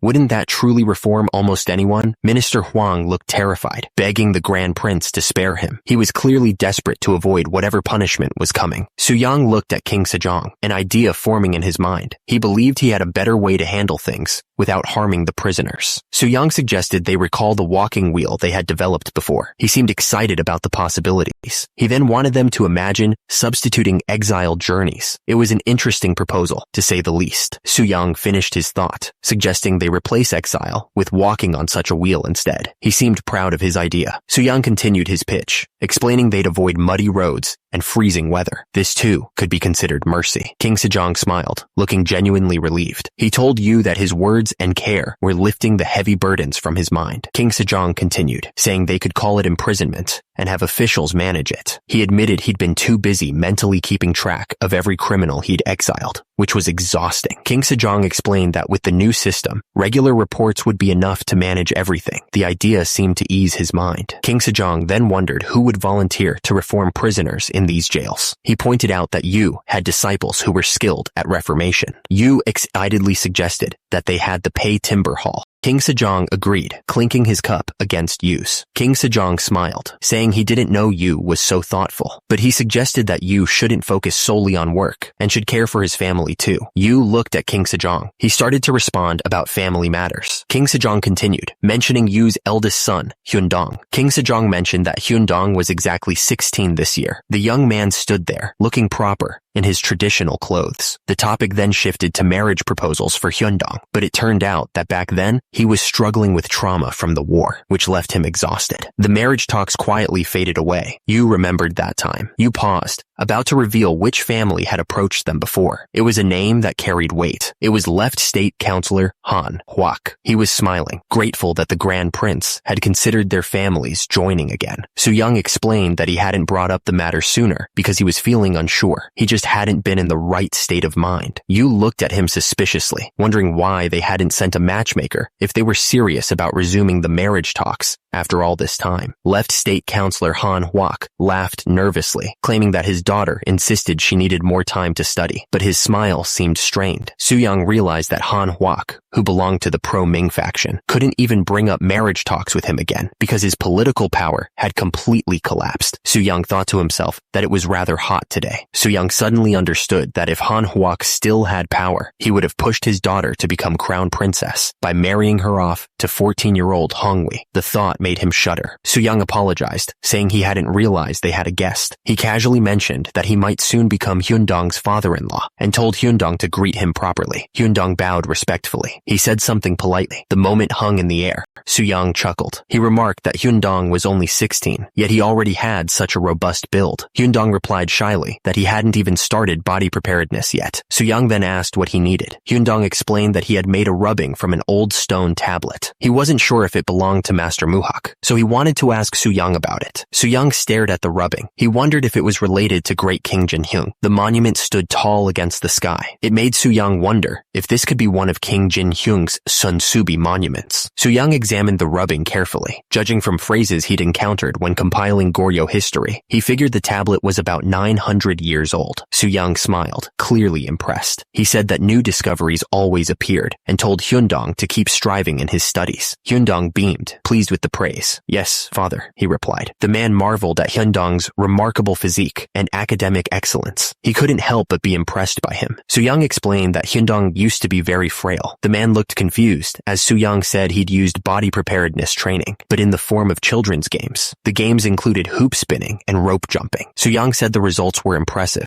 Su-young added that they're effective for young children, but also beneficial for women. He smiled, pleased with the results. The man thought for a moment. Now that they were talking about it, why not have a friendly game of shuttlecock kicking? Su-young suggested that they find a way to break the ice with their wives as well. The other man listened intently, nodding thoughtfully at the idea. A few days later, the world had changed. Suddenly, a shuttlecock zipped through the air like a bullet. The air cracked with the force of it. The shuttlecock smashed into the wall, leaving a huge crack in the surface. The woman stood there, racket in hand, looking surprised at her own strength. She couldn't believe what she had just witnessed. What did I just witness? The woman stood there, racket in hand, surrounded by the damage she had caused. The other man stammered, trying to process what he had just seen. He asked if he understood correctly. The man looked at the woman with disbelief. He asked if she was the one who had caused all that damage, unable to believe a woman could have such strength. Deok looked nervous. She admitted she was just a homebody, clearly not thrilled about the idea of leaving her house. She really hated moving around. The thought of it made her even more anxious. The clothing lay neatly on the table. Lady Daebuin had invented it. hit. Lady Daebuin held up the clothing item, explaining that it was called a melty. She said it was like suspenders, meant to keep skirts from falling down. She showed how to tie it around the waist. The melty would hold everything in place. Lady Daebuin showed Sukdeok how the melty worked. She explained that you had to pull it upward like this, then tie it back down securely to make sure it stayed in place. Lady Daebuin continued to show how the melty worked. She explained that with clothing like this, even if someone stepped on your skirt, it wouldn't slip down. Lady Daebuin then told Sukdeok that she also had to wear guards for her knees and elbows. She carefully adjusted the guards on Sukdeok's arms. Lady Daebuin then told Sukdeok that she should remove her heavy wig. She also needed to put her remaining hair into this pouch to keep it out of the way. Sukdeok stood there with her arms out, ready to show off the complete outfit. Lady Daebuin smiled, announcing that it was complete. Sukdeok bowed respectfully to Lady Daebuin. Lady Daebuin returned the bow, ready to begin the shuttle ball lesson. Lady Daebuin looked Sukdeok up and down, checking that she was properly dressed for the game. She then asked if Sukdeok had ever played shuttle ball before. Sukdeok admitted that it was her first time playing shuttle ball and apologized for her inexperience. Lady Daebuin waved it off, telling her it was all right and to just follow her actions. Lady Daebuin raised her racket, ready to demonstrate. She explained that in shuttle ball, they started with a serve. Lady Daebuin swung the racket, showing how to do drive shots. She moved with surprising speed and grace. Lady Daebuin launched the shuttlecock high into the air. The racket flashed as she sent it soaring. Lady Daebuin then smashed the shuttlecock with all her might. The force of the hit echoed through the courtyard as she showed Sukdeok how it was done. Sukdeok looked nervous. She worried aloud about whether she could do this well. Lady Daebuin reassured her, saying it was normal to feel that way at first. Lady Daebuin smiled reassuringly. She told Sukdeok not to worry, explaining that she would teach her step by step, starting with how to grip the racket. Lady Daebuin complimented Sukdeok's posture, saying it was quite good and that she was quick to learn. Sukdeok asked if it was really true, then thanked her. Sukdeok felt a warmth spread through her chest. It was the first time anyone had praised her for exercising, and she admitted to herself that it felt pretty good. Lady Daebuin smiled and suggested they try playing around lightly. Sukdeok nodded in agreement, ready to give it a shot. Lady Daebuin told Sukdeok that she should serve first. She grinned, clearly excited to see how this would go. The shuttlecock soared high into the sky, arcing gracefully against the backdrop of the clouds. It hung there for a moment, almost suspended in time. Lady Daebuin moved quickly, swinging her racket with practiced ease. She sent the shuttlecock flying back towards Sukdeok. Sukdeok carefully marked a point on the scoreboard. She felt a surge of satisfaction as she completed the stroke. Lady Daebuin explained that scoring 1 point meant she had earned it. She added that the first person to reach 21 points would be the winner. Sukdeok was surprised and delighted. She had actually scored a point. Sukdeok swung at the shuttlecock with a grin. She was actually having fun. Sukdeok realized she had always thought moving her body was difficult and exhausting. She was starting to change her mind. Sukdeok beamed. She realized that she found the game incredibly enjoyable. It was a feeling she hadn't expected. She let out a sharp cry. The racket slammed into the shuttlecock with a loud crack. The shuttlecock soared through the air, arcing over the court. It landed hard on the ground. Suddenly, a sharp pain shot through her ankle. She winced. A throbbing pain followed in her wrist. She felt the aches of muscles that hadn't been used in years. Sukdeok leaped into the air, her racket raised high. She was ready to smash the shuttlecock with everything she had, putting all her strength into the hit. Lady Daebuin's eyes widened in shock. She exclaimed. The racket slammed into the shuttlecock. The impact sent a shockwave through the air. The shuttlecock shot forward like a bullet. It was aimed directly at the wall with incredible speed. The shuttlecock slammed into the wall with a deafening crack. Dust and debris exploded from the point of impact as Sukdeok watched, surprised by the power of her own hit. Sukdeok's eyes widened as she watched the shuttlecock fly. She couldn't believe how fast it was moving, wondering if it was even possible for a shuttlecock to reach that speed. Lady Daebuin stood ready, her racket held high. She admitted that Sukdeok's skills were quite impressive, a rare compliment from the strict instructor. Lady Daebuin's expression hardened, her eyes narrowing. She announced that she would start taking this seriously now, a clear warning of what was to come. Sukdeok's face crumpled, tears welling up in her eyes. She realized that Lady Daebuin had been holding back, going easy on her until now. Sukdeok stood still, her gaze fixed on the shuttlecock. She gripped her racket tightly, preparing for the next hit with a mix of fear and determination. Lady Daebwin swung with all her might, the shuttlecock flying like a bullet. The score was now 5-3, and the game was getting intense. Lady Daebwin didn't let up, hitting the shuttlecock back with a powerful strike. The score quickly changed to 5-6, each point adding to the pressure. Out of nowhere, a man appeared and slammed the shuttlecock with incredible force. The score jumped to 5-9, leaving no doubt that he was a serious player. Lady Daebwin managed to return the hit, but her face showed clear shock as the score climbed to 5-12. She was starting to get worried. Lady Daebwin's eyes widened in disbelief. She wondered if the other player was some kind of pro, only playing shuttleball in their own backyard. Lady Daebwin prepared to smash the shuttlecock with all her strength, her eyes focused on the target. She swung with a mighty blow, sending the shuttlecock soaring high into the air. Lady Daebwin prepared to receive the incoming shot, her eyes focused and ready. Sukdeok stood ready on the court, racket in hand, determined to return the hit. She shouted something ready to prove herself. Sukdeok's face lit up with a determined smile, ready to smash the shuttlecock. She was ready to show off her skills, thinking the shuttlecock struck with surprising force, hitting Sukdeok's foot with a painful thud. She cried out, the impact sending a jolt of pain through her leg. Sukdeok cried out, feeling a sharp pain in her ankle. She wondered why her ankle hurt, her face contorted in discomfort. No, despite the pain, Sukdeok refused to give up. She leaped into the air, determined to hit the shuttlecock with all her might, thinking, I can do this. Nearby, a man stared in shock,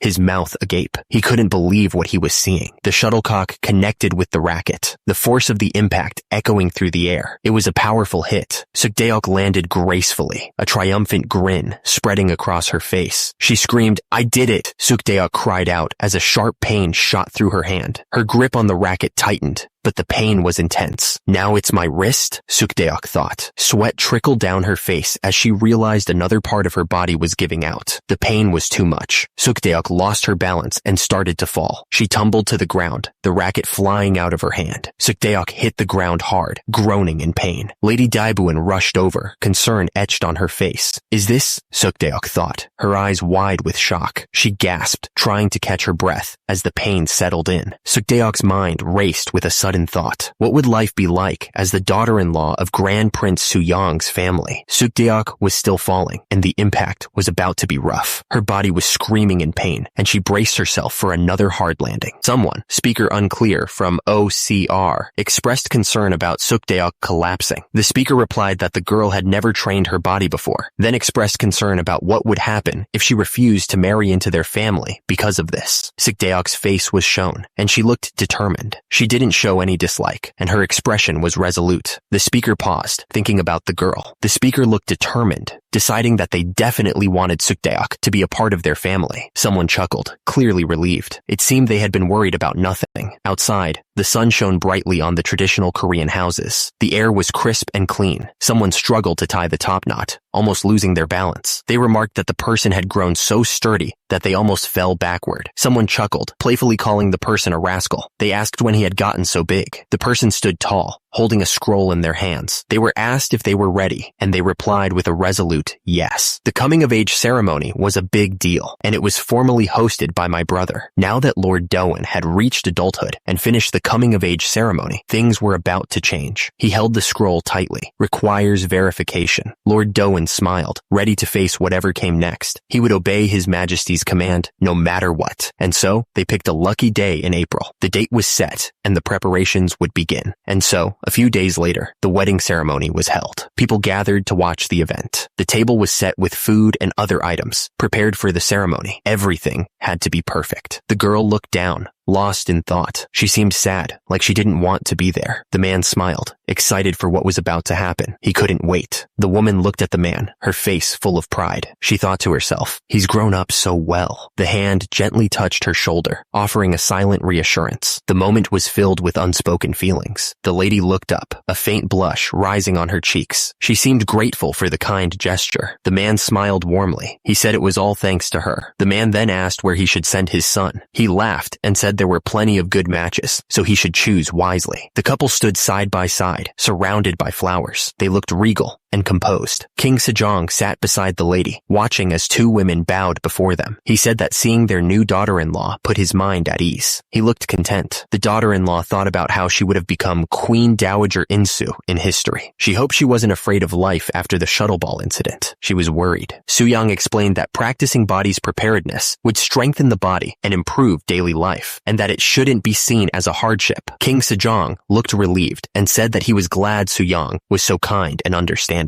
He smiled. The daughter-in-law listened quietly before speaking up. She said that she had a favor to ask. She looked nervous.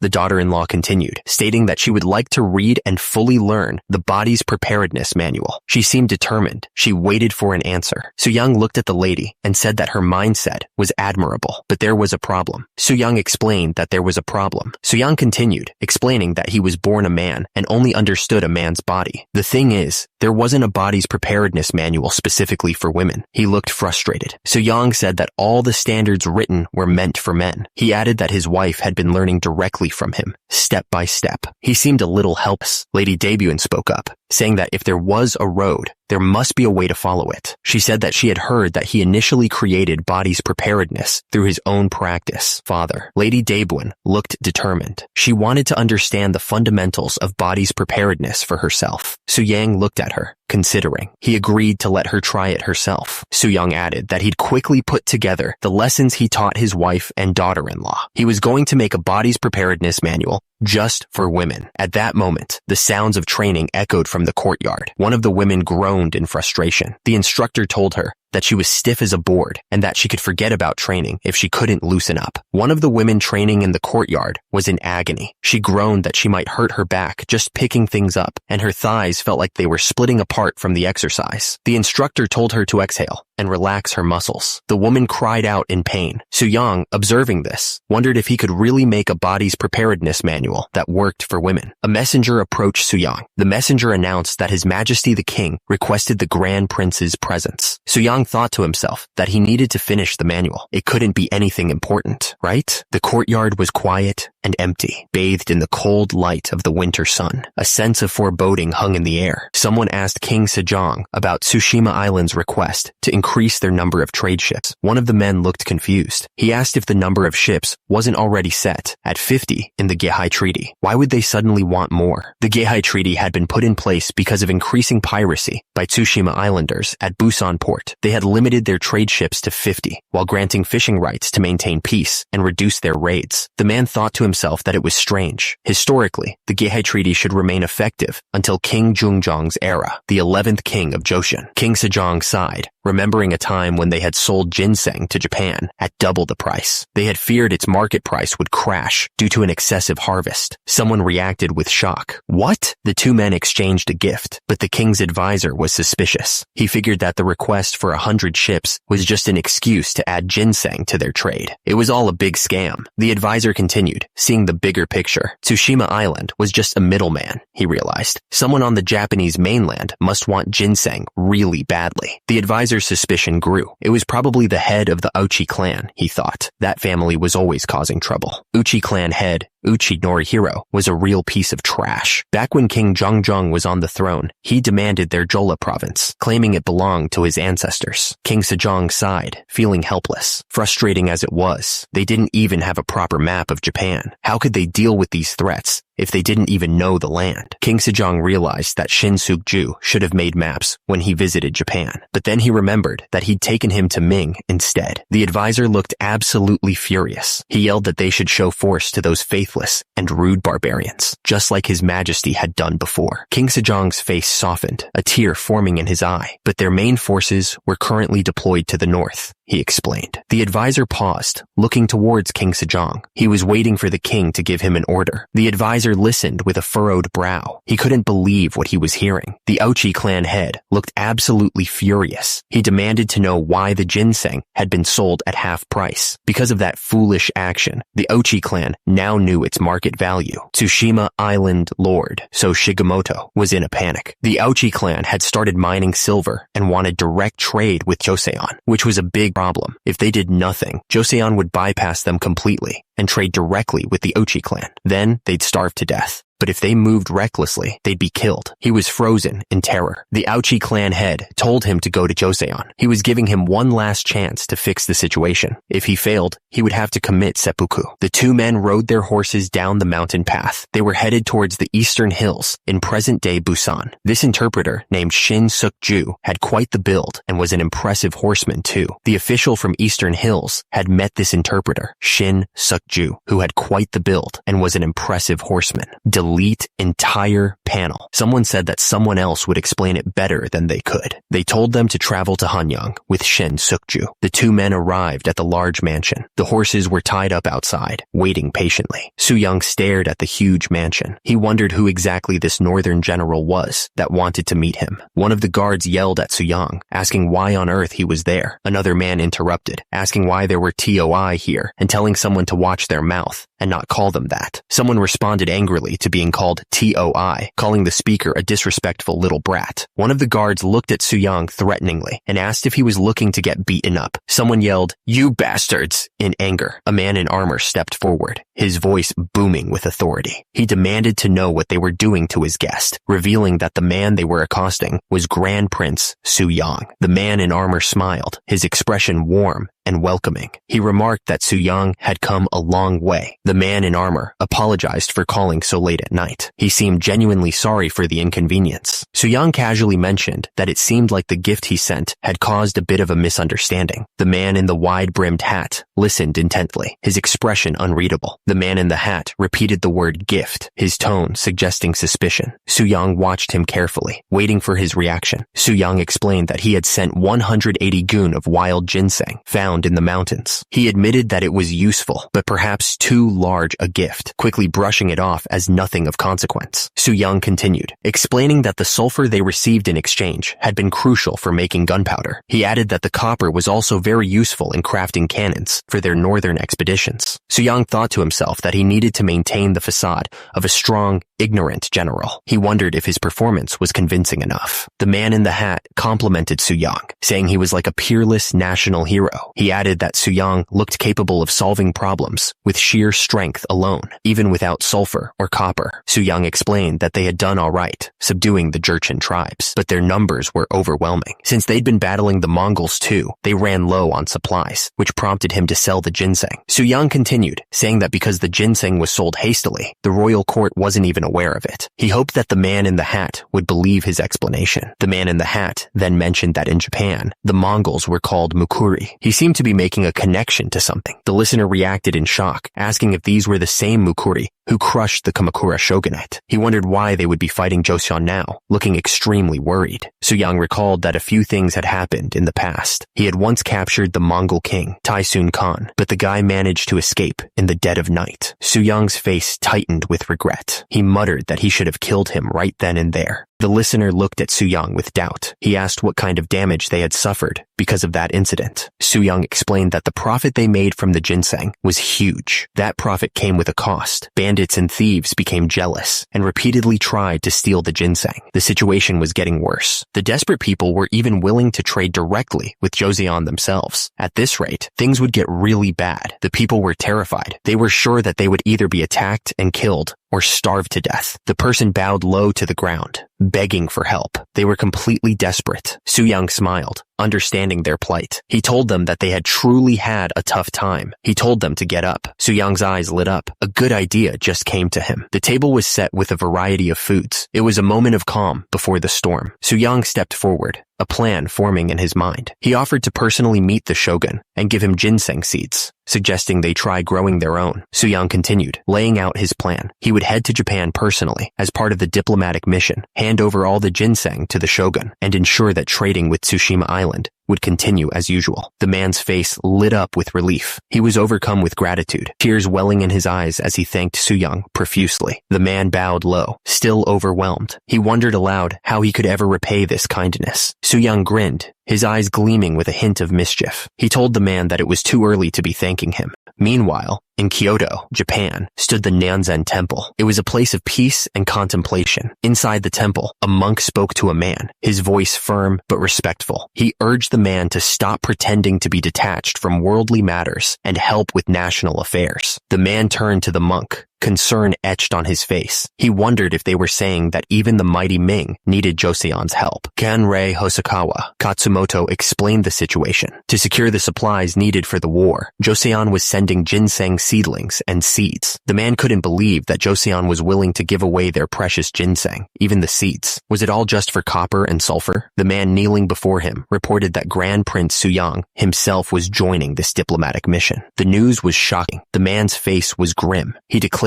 that they had to head for Akamagaseki right away. Yamana Mochitoyo looked intense. He said that he had to meet that man himself, referring to Suyang. October 1453, Byokrando, and the fleet set sail. The ships cut through the waves, heading towards Akamagaseki. The worker stirred the bucket, wrinkling his nose. He wondered what this smelly black soil from Gyeongwon was even for. One of the men explained that they tested it. Applying it to ships stopped sea worms from boring into the hull, which greatly extended the ship's lifespan. The man emphasized that they especially needed to apply it to ships headed to Japan. It was vital to protect those ships. Standing on the dock, a man looked at the group. He told everyone to wrap this up properly and not screw it up. The man raised his fist with a wide smile. Since the ship carried the name Bang Gilju, he said that they needed to ensure a proper finish. It was a matter of pride. 1 month went by. A lot could change in that time. 2 men stood on the deck of the ship. One recalled that the last time they sailed to Ming together was 10 years ago, hoping they could pull off another miracle in 12 days. Someone expressed concern, but the other man insisted his body was quite strong now. A man called out, "Hyung!" Prince Anpyeong greeted the arriving master monk. He thanked him for the opportunity to build connections with the Buddhists in Japan, mentioning that he personally came in a palanquin. Prince Anpyeong explained that he caused offense to the Buddhist community during the last Chuseok with his Naisarin performance. He added that it had been weighing on his mind ever since, so he was thankful for a chance to make amends. The master monk smiled, his heart as wide as the ocean. He had clearly already forgotten about the offense. It was water under the bridge. Prince Anpyeong grinned, saying that he'd be serving as vice envoy for this diplomatic mission, while his Hyung would serve as chief envoy. He added that there wouldn't be a more prestigious mission than this one. Suyang's eyes narrowed slightly as he listened. He simply said something. Prince Anpyeong looked up at the sky, a wide smile on his face. He said that he, too, greatly looked forward to it. Even though they were headed on a diplomatic mission, Suyang insisted that they couldn't skip their bodybuilding training. He had already ordered the weights to be loaded onto the ship. One of his men looked up at him, amazed, and said that Suyang was truly tireless. Another mumbled a prayer. Suddenly, a man shouted, "No! Absolutely not." He looked like he'd just realized something awful. He thought to himself that he'd overlooked something important. The man continued his rant, saying he'd rather swim to Japan himself. He was not getting on that ship. He pointed out that they were from Liaodong, and while they might have seen small riverboats, they had probably never been on the open sea. Another man chimed in, complaining about the journey. He wondered what was going on, since he'd heard they would have to keep sailing even after they arrived in Japan. At this rate, he said, they'd all shrivel up and die. Suyang reassured the man, telling him not to worry. He would talk to the Japanese officials and arrange for them to travel by land once they arrived. The man looked at him, surprised, and asked if he could really do that. Suyang's eyes widened as the weight of the situation crashed down on him. He realized it was up to him to make this mission work. He was like, what? The idea of moving 600 envoys across land was just ridiculous. It would be disrespectful to the Japanese officials and completely unreasonable. But then Suyang thought, if he was going to play the part of a reckless brute general, this was the perfect approach. It suited the image he was trying to project. One of Suyang's men panicked, begging him to calm down. He tried to reassure the others, saying that Suyang knew what he was doing, even if it didn't look like it. Suyang ignored their concerns and shouted out the order. All right, set sail. About 2 weeks later, the ship arrived in Nagato, Japan. The journey had been long, but they were finally there. The locals stared at the ship as it approached the shore. They wondered what the strange black ship was and told each other to move aside. The spy smirked, pleased that they had skipped Tsushima Island. This meant he could sneak in with the Kyosan delegation and keep an eye on them for a few days. The ship slowly moved closer to the dock, casting a long shadow over everything. The air was thick with anticipation. The people looked up. surprised. They wondered if the door was too small, or if the man was just that big. The man holding the reins couldn't help but stare up in awe. He thought the horses were big, and the men even bigger. He told Su-young to be careful as he got off, since they were so high up. Su-young looked down at the man with a smirk. He told him that he was the one who should be careful, not the other way around. Su-young hopped off the horse with a thud. He greeted the people with a loud voice. Su-young introduced himself as Grand Prince Su-young, the chief envoy of Joseon's diplomatic mission. A man stepped forward, looking a bit nervous. He introduced himself as Ochi Norihiro, the representative of the Ochi clan. Someone looked shocked, exclaiming in disbelief. Someone shouted excitedly that it was land, that Japan's land wasn't floating on water, and that they thought they'd die on that boat. Someone noticed people wearing furs and identified them as toy. They remarked that the hosts must be incredibly wealthy if they're using them as bodyguards, and expressed desire for a piece of that fur. A man in red robes greeted them warmly. He said that they had prepared a banquet for them to relax after their long journey and asked if they would join him. He seemed pleased when they accepted. Someone asked who those monks were. Another person explained that famous monks from various temples in Kyoto had gathered to greet the honored guests from Joseon. One monk introduced himself as Sozin from the Nanzen Temple in Kyoto. Su-young looked closely at one of the monks. He realized that he recognized one of the figures from pre-Sengoku period Japan. The monk was Yamana Sozin. Turns out, after becoming a monk to give his son power, he kept controlling everything from behind the scenes. Su-young realized something. Yamana Sozin being there had to be for political reasons. Su-young grinned, clearly pleased with how things were going. He said that's exactly why he brought him, calling it a fortunate meeting. Su-young announced that they'd also brought along the venerable Buddhist master, Shinmi. One of the monks greeted them, stating that it was an honor to meet them, especially since they were introduced by the Grand Prince. He added that since they both spoke Sanskrit, they wouldn't need any translators. Another monk looked completely lost, muttering that he didn't understand what was going on. The first monk replied that he also spoke Sanskrit. He complimented Master Shinmi, saying that he had profound wisdom for someone from Joseon, adding that it was a pleasure to meet him. He stammered, impressed by the monk from Joseon's knowledge. Su-young smirked, thinking to himself that if he hadn't brought Master Shinmi along, they'd keep trying to spy on him. Suddenly, the system flashed a message. Nice try. The room was quiet, filled with the soft sounds of the monks. Attendants moved around silently, preparing the banquet. The air was thick with the smell of incense and anticipation. A woman with pale skin held a sake bottle, tilting her head slightly. Her expression was unreadable, a mix of curiosity and something else. Ochi Norihiro waved his hands dismissively. He insisted that they would pour their own drinks, his tone firm. Su-young echoed the sentiment, adding that he was fine as well. He didn't seem pleased with the arrangements. The woman insisted that they were honored guests and should let her serve them, but Ochi Norihiro and Su-young both politely declined, stating that they were fine. The scene showed someone pleading desperately, their voice filled with panic and refusal.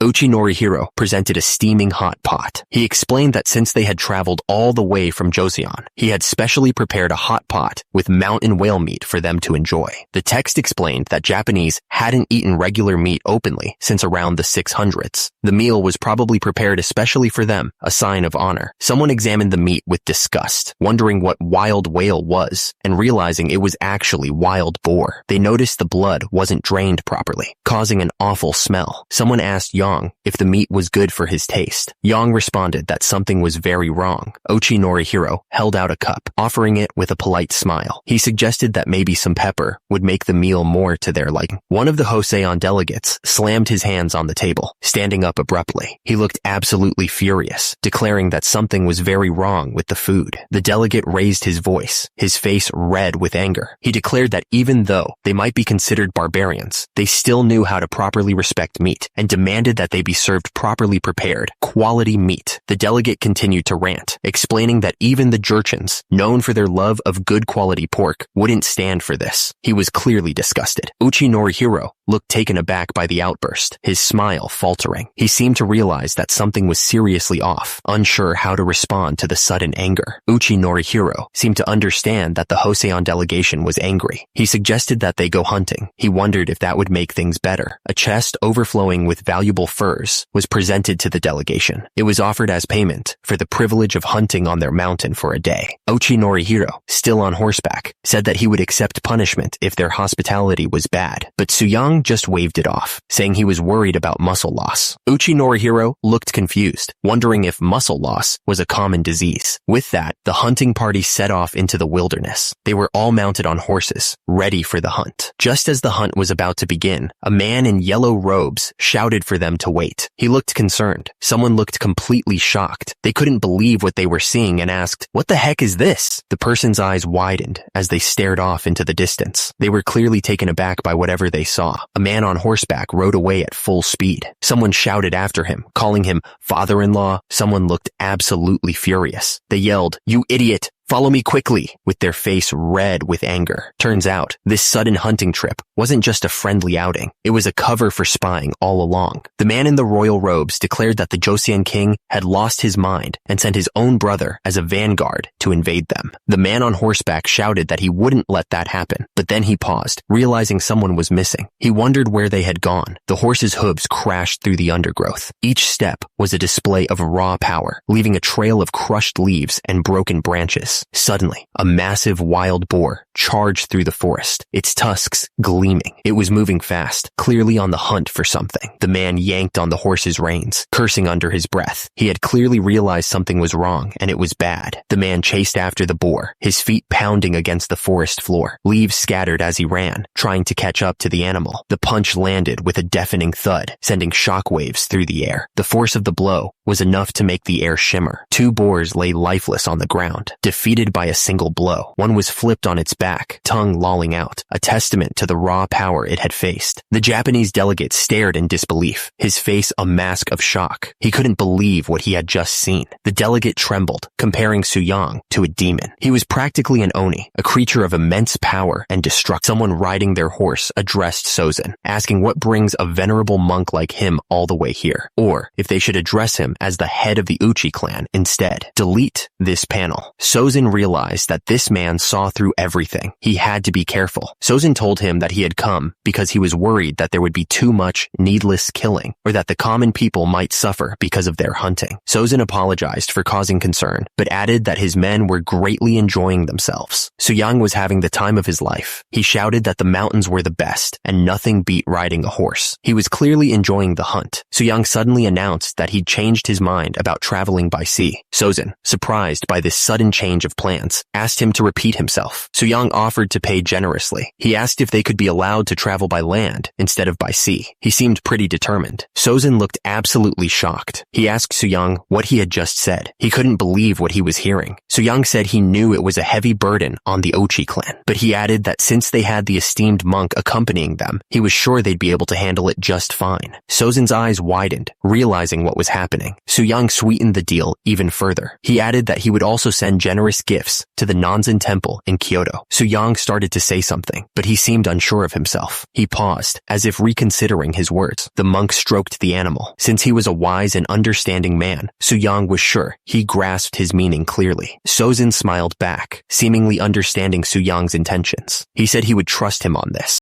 A member of the Aochi clan reacted in shock. He couldn't believe what he was hearing, asking if the entire envoy was really going to travel over land all the way to Kyoto. The hunting party tore through the mountains, hunting as they went. They were using Suyang's name as an excuse for their actions. It was pretty messed up. How could such a barbaric brute be the official envoy leader? The monk looked absolutely furious. He couldn't believe it. Was this guy really the brother of the king of Joseon? Days later, they arrived at the Kyoto Nanzen temple. The temple looked peaceful. "Master, you've returned earlier than expected." The man looked completely shocked. The monk hurried back to the temple. He yelled for his master, hoping he was nearby. The monk knelt before his master, completely out of breath. The master looked at him with concern, asking what on earth had happened. The monk explained that as soon as they arrived, that ignorant prince went hunting. He couldn't believe the nerve of the man. The monk continued, complaining that the prince then used the boars and deer to prepare dishes called sunjaguk and suyuk. He looked absolutely disgusted. Dim ranted that it was blood soup and boiled pork. He said the prince threw a feast before stubbornly insisting they travel only by land. That senseless fool had no idea how much trouble he was causing. The man with the mustache listened carefully to what the other man was saying. He seemed to be considering his words, trying to understand the meaning behind them. Dim looked absolutely furious. He couldn't believe that someone like that could possibly be the official envoy leader. The man with the mustache thought for a moment. Perhaps Grand Prince Suyang already knew who Dim was and acted deliberately to unsettle him. The man with the mustache continued. He suggested that perhaps Suyang should be addressed as the head of the Uchi clan instead. Certainly, Suyang wasn't completely oblivious.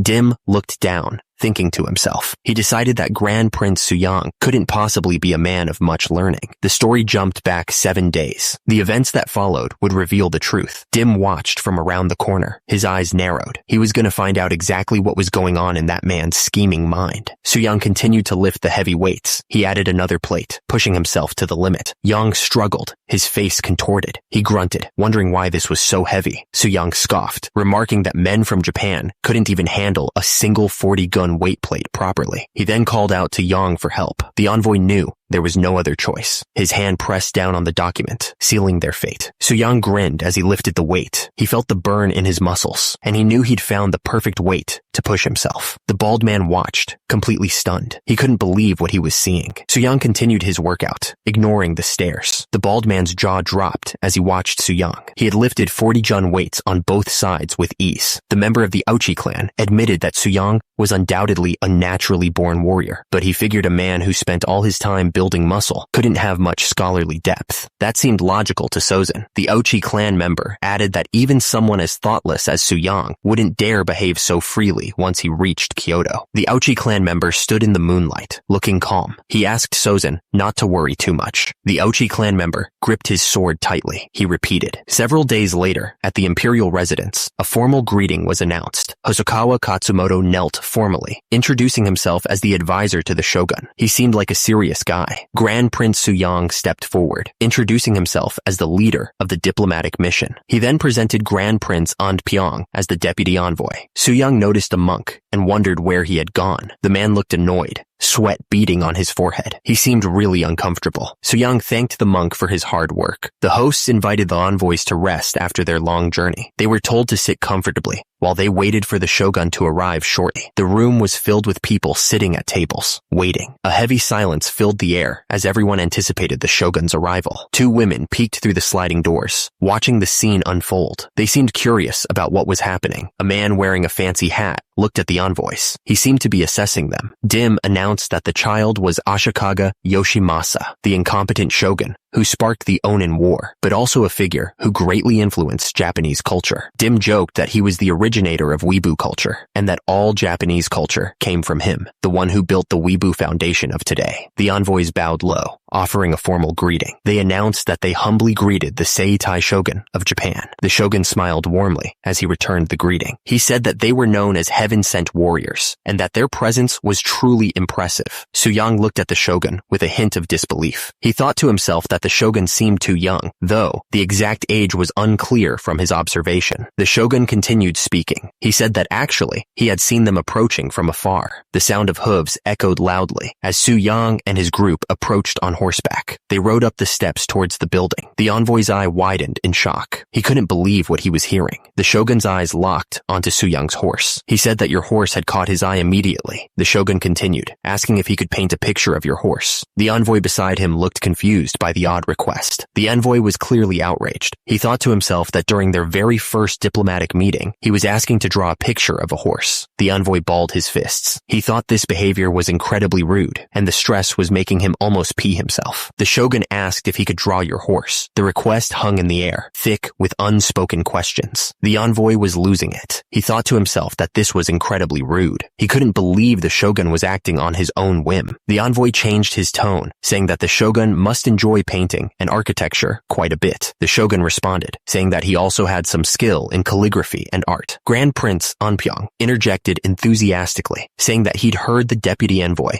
was very knowledgeable in art. He suggested that they sit separately and discuss it further, leaving the tedious political talk to the others. The shogun suggested they go and draw Hyukwu. Someone asked if that was the horse's name. The response confirmed it was, adding that there was an interesting story behind the name. The shogun then changed the subject, suggesting that they start discussing the matter of ginseng. Grand Prince Onpyeong stepped forward, holding a box with both hands. He looked serious, presenting its contents with utmost care. One of the men exclaimed that it was a seedling of the famous ginseng. He was impressed that it hadn't wilted at all, even after such a long journey. Someone remarked that the shogun, who only likes to play around, should just keep playing. Suddenly, a voice declared that he would handle all matters concerning ginseng himself. There was no room for discussion. He addressed the group sternly. He explained the process. First, you peel the outer layer from the ginseng seeds, then dry them thoroughly. After that, using your finger, make a hole exactly where the ginseng previously grew and plant it there, he instructed. One of the men, dressed in blue robes, looked up, surprised. He asked what the chances were that it would sprout successfully. The man looked shocked. One of the men questioned if an 1/10 success rate was too low. It sounded like a loss, he thought. Soo-young thought to himself that if he explained this himself, it wouldn't match the image he'd shown so far. So, Hyung had recommended Yi Gukgam, who was skilled at speaking. Yi Gukgam carefully examined the ginseng root. He said that usually, one ginseng root like this. Yi Gukgam explained that one ginseng root like that one usually yielded about 60 seeds. He looked up, waiting for a reaction. Yi Gukgam asked if it wasn't enough, if even just 6 seeds sprouted and grew. Yi Gukgam decided he would only teach them the bare minimum planting technique. The other man nodded, listening carefully. He said that it made sense when it was put that way. Soo-young thought about the others. He figured they'd probably rack their brains trying to grow ginseng and make a fortune. One of the envoys said that opinions were pretty split on how to share the ginseng. It seemed like it wouldn't be settled in a day or two, so he suggested ending today's talks there. One of the envoys stared intensely. He declared that the final decision maker wasn't those people. One of the envoys declared that the final decision maker was the shogun, Ashikaga Yoshimasa. The envoy continued, noting that since the shogun was currently paired with Grand Prince Onpyeong, a renowned cultural figure, things looked favorable. The envoy concluded that it was only a matter of time before Yoshimasa took Joseon's side. 3 days passed. The moon hung high in the sky above the castle. Soo-young was shocked. A festival. Soo-young pumped iron, but he looked absolutely puzzled. It wasn't even a special day. So what was this sudden festival about? Hyung explained that at Ryoanji Temple, he'd been talking about the painting Soo-young made. Then, he briefly mentioned Hyukwu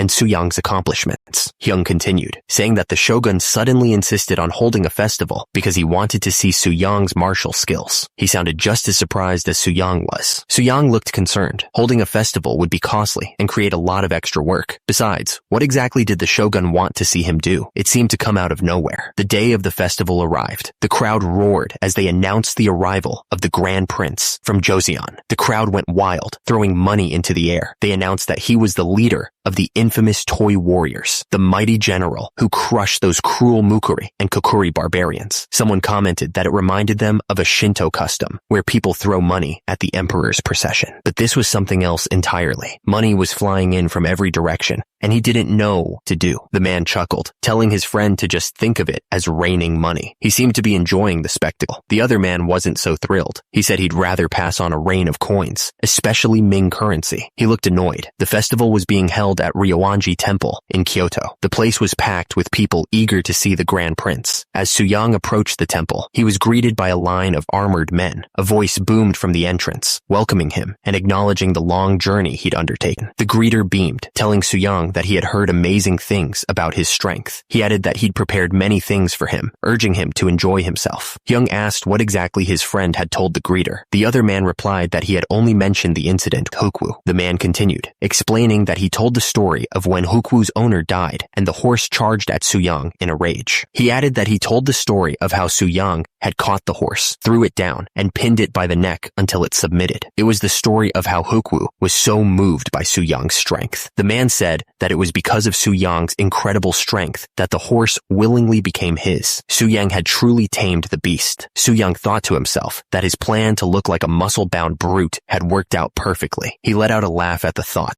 2 men looked up at Soo-young, staring at his massive bicep. One of them declared that they were no less when it came to strength. The man stomped his foot on the ground to emphasize his point. The ground shook slightly from the force. The man gestured towards two incredibly muscular men. He announced that these were Rikishi, masters of sumo wrestling. The man introduced them as masters of sumo wrestling, personally trained by various daimyos. These Rikishi were serious business. Su-young realized that Rikishi was just the name for sumo wrestlers. He let out a small laugh, finally understanding what was happening. Su-young thought that sumo wrestlers had a decent amount of muscle, but they mainly bulked up by eating heavily and training frequently. He figured they probably wanted him to show off his strength in a sumo match. But Su-young wondered how he, a total novice, could possibly follow their rules and win fairly. He wasn't sure if he could pull this off. Su-young decided that he refused to play along with such an unfair proposal. He wouldn't let them trick him. Su-young admitted he didn't know much about sumo rules. He paused, thinking of a different way to show off his strength. Su-young suggested a different challenge. He proposed that they move the palanquin, which usually needed several men to lift. He clenched his fist, showing the power he had. He was talking about a palanquin that took several men to lift. Su-young flexed, showing off his muscles. He proposed they use only their own strength to move it. The sumo wrestler was shocked by Su-young's physique. He wondered how Su-young had built such a perfect body without a gut. Someone, likely a spectator or official, was impressed by Su-young's muscles, calling it a magnificent physique. He then told the Rikishi to try moving the palanquin. The Rikishi approached the palanquin. He bent down, grabbed the wooden supports, and tried to lift it, grunting with effort. His face turned red as he strained every muscle in his body. He was clearly struggling with the weight, sweat pouring down his face. He continued straining with all his might, muscles trembling under the effort. With a final cry of effort, he gave everything he had, his body shaking from the extreme exertion. The Rikishi's face was beet red, veins popping out as he gave it everything he had. He couldn't believe it. It was impossible. The thing wouldn't even budge. The Rikishi collapsed to the ground, totally spent. He was panting heavily, realizing that this couldn't be done by human strength alone. It was something else entirely. Su-young stepped forward, looking confident. He figured he'd give it a try. He was sure that with his training, he could get it done. Su-young examined the situation, thinking strategically. He figured that pushing from behind would be a bad idea, putting him at a disadvantage. Su-young explained his plan. He was going to wrap the rope around his chest and pull with his entire body. He was going to show them what real strength looked like. Su-young stared intensely, his face a mask of concentration. He was going to show them how it was done, using only the pure strength of his lower body. He braced himself, the rope digging into his skin. He pulled with all his might, ready to show everyone the power of his training. The sumo wrestlers watched, their eyes wide with disbelief. They couldn't believe what they were seeing. It looked impossible. The crowd watched in amazement. One of the men gasped, completely shocked by what was happening. A voice echoed in Su-young's head, telling him to take the stance of the squat exercise. He could feel every muscle fiber screaming as he prepared to lift. The system urged him to focus every muscle in his body into pulling strength. Su-young grit his teeth, his face contorted with effort. The wheel turned slightly, kicking up dust. It was moving, just barely. The man stared, his jaw dropping. How could he possibly move it the moment he applied force? Oh my God, he's actually moving a palanquin that several men can barely budge. The crowd started to murmur. Then the chanting began. It was Grand Prince Su-young's name, over and over. The chanting grew louder as Su-young pulled harder. Grand Prince Su-young, once you take the first step, there's no turning back. He had to keep going. He dug his feet into the ground, feeling the dirt crunch beneath his shoes. He knew his body would naturally follow, even if it was hard. Sweat poured down his face as he strained, but he didn't care. The thrill and sense of achievement filled him up with power. Suddenly, a voice shouted something. Someone rushed forward, telling Su-young to stop right away. He was worried Su-young would hurt himself. Su-young yelled back, declaring that he had the perfect body, granted to him by his royal father. The words echoed with power, filling the air. Su-young declared that he had perfected himself. Su-young stood tall, his muscles bulging as if carved from stone. Behind him, a dragon seemed to materialize, a symbol of the raw power he now possessed. The crowd stared in awe, their eyes wide with disbelief. Someone gasped, saying that his physique looked as if a dragon had come to life. The shogun announced that the festival would now truly begin. Confetti rained down as the crowd erupted in cheers, celebrating the display of strength. One of the men asked if he would really give him the painting. The other man replied that of course he would. He said that if another beautiful scene appeared before him, he would gladly paint that too. The city stretched out below, a tapestry of buildings and streets. One of the men exclaimed that it was as if the scenery of Chang'an itself was unfolding before his eyes. He added that the other man had claimed it was worthless enough to burn, yet now he was proudly boasting. The other man replied that he was far too kind. He thought thought to himself that now was the perfect moment, while the shogun was in high spirits. The shogun looked relaxed and happy. One of the men told the shogun that there was something he'd like to ask of him. He said it was a matter regarding the Ochi clan. The shogun asked what about them. The man explained that the Ochi clan claimed descent from Prince Hitoyoshi China, one of their country's ancient ancestors. One of the men insisted that Baekje had fallen 800 years ago,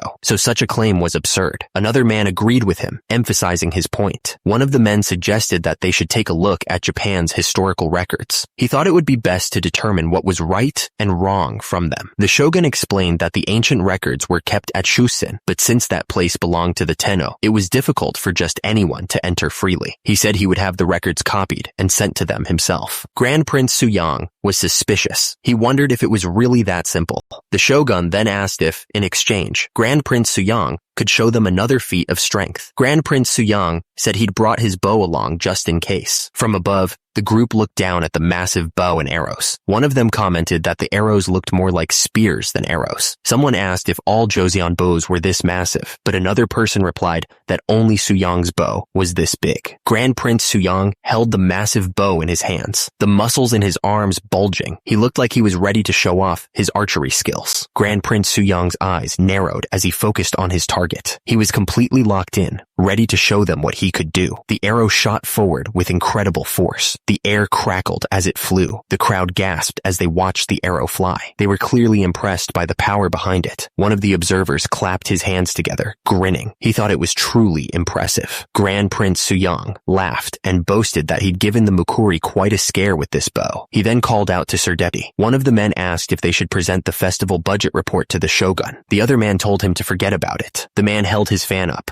a slight smile on his face. He figured the kid wouldn't get it anyway. The discussion moved on to the specifics of the trade. For 200 gon of ginseng, they'd get 100,000 gon of copper, sulfur, and water buffalo horns. It was also decided that the shogun would handle the distribution of the seeds himself. The negotiators sat around the table, deep in discussion. They still hadn't agreed on a price for the seeds, so they considered accepting skilled workers as payment instead. The man with the hat explained that the seeds wouldn't bring in money right away. Plus, it would take time for the people to get used to the land. He thought that made it a fair trade. The man with the fan leaned forward, his expression curious. He wanted to know who these skilled workers were. They needed 100 blacksmiths and 50 prospectors to make this deal work. The numbers were starting to get real, and around 200 fishermen would also be required. It was a lot of people to ask for, but the shogun seemed to be considering it. The shogun considered the offer carefully. He weighed the value of the ginseng seeds against the loss of so many skilled workers. Then, the shogun tapped his fan against his palm. It was a sign that he had come to a decision. The shogun announced that he would discuss it with the daimyos before making a final decision. The negotiations were moving forward, but nothing was set in stone yet. Turns out, the negotiations took some time. Several days later, the discussions continued. Among the craftsmen requested by Joseon, a blacksmith earned about 2 silver nyang per year. Someone stated it was too great a loss for them. Someone muttered, "Well, look at this guy." The speaker said that Grand Prince Suyang was acting nice and friendly in front of them, yet plotting a completely different scheme behind their backs. Someone muttered to themselves about being a muscle-headed general who couldn't logically refute him. Wondering what to do, the shogun cleared his throat. He stated that those who wish to receive ginseng seeds must provide the number of craftsmen requested by Joseon. The shogun added that the seeds would be allocated according to the proportion of people sent, so they should spread the word clearly. Someone shouted in shock. "Pardon?" One of the men spoke up. He said the shogun just told them. He continued, saying they had to figure it out themselves and send the craftsmen. One of the men was really upset. He yelled at the shogun, begging him to reconsider what he had said. He looked like he was about to lose it. The shogun stared down at them, his expression unreadable. He asked if they dared question his decision.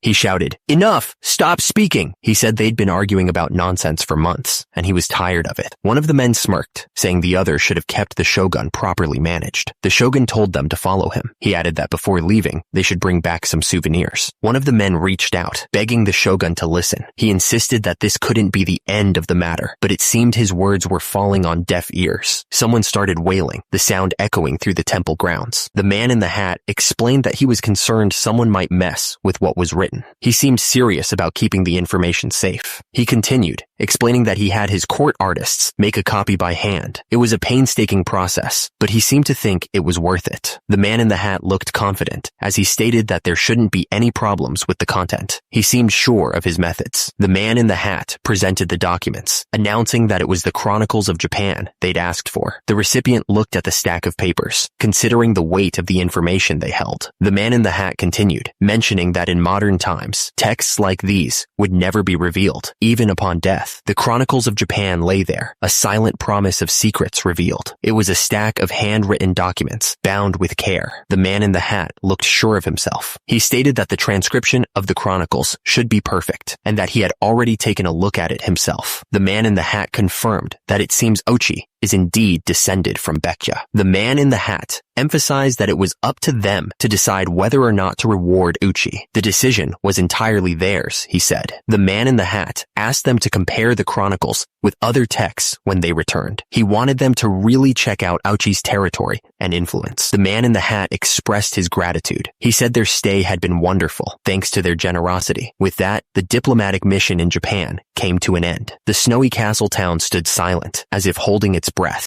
Word arrived that the Jurchens had put on a display of their horseback riding skills at the festival. Then came the order. It was time to board the ships and head home. A man yelled at the top of his lungs, his face red with excitement. The snow swirled around him as he urged everyone to hurry. They had become pretty popular with the Japanese people, turns out. But even so, they still hated sailing on ships and couldn't wait to get back on solid ground. Another ship already? The man sighed, dreading the upcoming journey. He could already feel the seasickness creeping in. Grand Prince Anpyeong bowed respectfully, expressing his gratitude for the chance to meet with the Japanese Buddhists. Grand Prince Anpyeong thought about Sozin. Grand Prince Anpyeong reflected on this. He hoped the ginseng seeds he had given them would amount to nothing more than a passing breeze. The seeds were a gift, but he still had his doubts. It was the 15th of January, the great full moon of the first month, a couple weeks after the Lunar New Year. The palace grounds were covered in snow, ready for the festival. The king acknowledged that the diplomatic trip had gone well. He could feel the soft fur of his royal garments. King Sejong had heard that Grand Prince Anpyeong enjoyed the festivals in Japan, even pulling a palanquin himself. He knew the shogun of Japan was negligent when it came to politics. King Sejong worried if the shogun could prevent troubles over the next decade. He knew from history that the Onin War resulted from an incompetent shogun. Jo Guk-gwan listened intently, his expression serious. He was thinking about the future of Japan. One of the men was still surprised that the other could see trouble coming. He changed the subject and asked if the other remembered the man he sent to Gaoyang. The man had gone north to free his illegitimate brother from slavery. The point was made. A sword was stabbed into a rock, confirming the agreement. The men continued to train.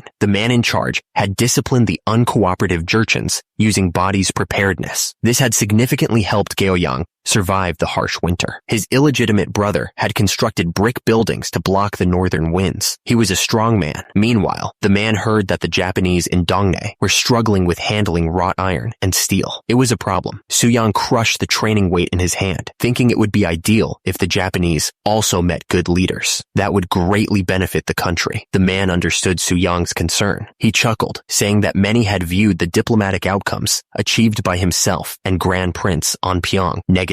The reason was that people were suspicious about why they personally handled relations with Japan. Jo Guk-gwan, newly appointed Minister of War, sat on the throne. He looked down at the others. Jo Guk-gwan believed they should have brought skilled warriors from Japan and acquired their swords, not just artisans. Japanese swords and Joseon swords were very different, not just in how they looked, but also in how they were made. Jo Guk-gwan thought that these artisans might struggle at first to make good weapons. Someone else thought, if only you knew how hard negotiations were. King Sejong. Japan was in serious need of good steel. Therefore, King Sejong held out his hand, and a strange energy glowed around it. He seemed to be concentrating, trying to make something happen. Suddenly, King Sejong grimaced, clutching his head. He looked like he was in pain, or maybe just confused by what he was seeing. The attention turned to a Japanese sword. It stood firm, ready for the test. Someone explained that the Japanese sword used wrought iron cores wrapped with hardened steel. steel. The sword came down with incredible force, shattering the rocks into pieces. The impact sent fragments flying everywhere. King Sejong explained that Japanese smiths combined soft and hard iron to make their blades because they didn't have enough good iron. He added that if craftsmen who knew this method got good steel, they could make swords as good as the legendary ones. One of the men realized that he'd thought the Japanese made swords freely from good steel, but now he saw that they put incredible care into their work. Jo Guk-gwan admitted that he had foolishly misunderstood the king's deep insight. The king said it was fine. King Sejong announced that Grand Princes Suyang and Onpyeong and everyone else on the diplomatic mission would get rewards. He said they had done well, and now he could fully focus on making the body's preparedness for women. Suyang just smirked at that. He added that Yu was a capable leader. The speaker told Yu that he wanted him to head to Harbin. Yu looked absolutely shocked. He asked why he had to go to Taisun all of a sudden. It was June of 1454, along the Songhua River. The river flowed calmly through the landscape. Yi Jing-o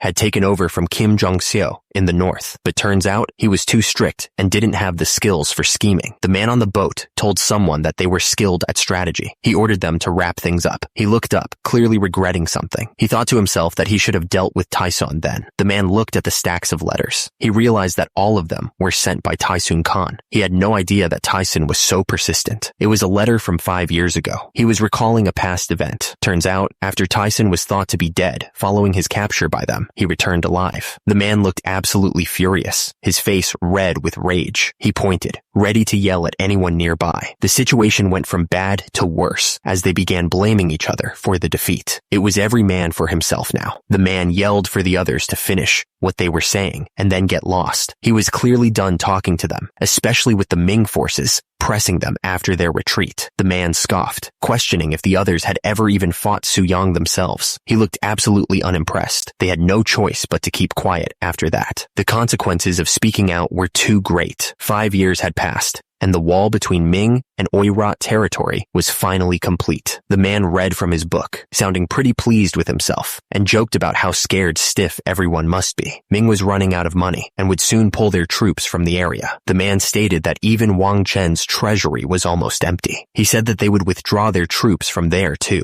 The man said that no one wanted to go to Liaodong, but since Xiao Yutiang, who had fallen out of favor with his majesty, was stationed there, they didn't have to worry. He added that they mustn't get too greedy and that he would report it to the emperor. He said that naturally, conflict would reignite between Oirat and Mongol. The sound of fingers tapping echoed in the room. Someone was getting impatient. The man tapped his fingers. The man's smile widened. The boat finally reached the docks. A man on board announced that they had arrived. A heavy boot landed on the wooden planks of the dock. Someone complimented the crew, saying they did a good job. Li Gay looked around, taking in the new surroundings. He remarked that this must be Harbin, and that he thought there was a movie about it too. The village of Harbin was nestled amongst rolling hills. The air felt crisp and clean. 2 men bowed deeply as Grand Prince Suyang approached. They greeted him formally. Someone greeted Li Mangjeon and Li Gay as they arrived. The person welcomed them, acknowledging they had traveled a long way to get here. Grand Prince Suyang said he'd heard that Li Mangjeon was transferred for his excellent work in Gyeongwon. Grand Prince Suyang then turned to Li Gay. He said he'd heard that Li Gay was in charge of the docks and roads. He complimented him, saying he'd done well. Li Gay explained that he came straight here after finishing his tasks in Gyeongsang province. Grand Prince Suyang replied that Li Gay's extensive experience in that region would be a great help here. Grand Prince Suyang gestured toward the building. He announced that this was the military barracks. Grand Prince Suyang explained that the Jurchens didn't like to mix with their people, so they lived apart, way over on the west side of the fortress. Grand Prince Suyang smiled, inviting them to look around. He added that they'd be checking out the western area together this afternoon.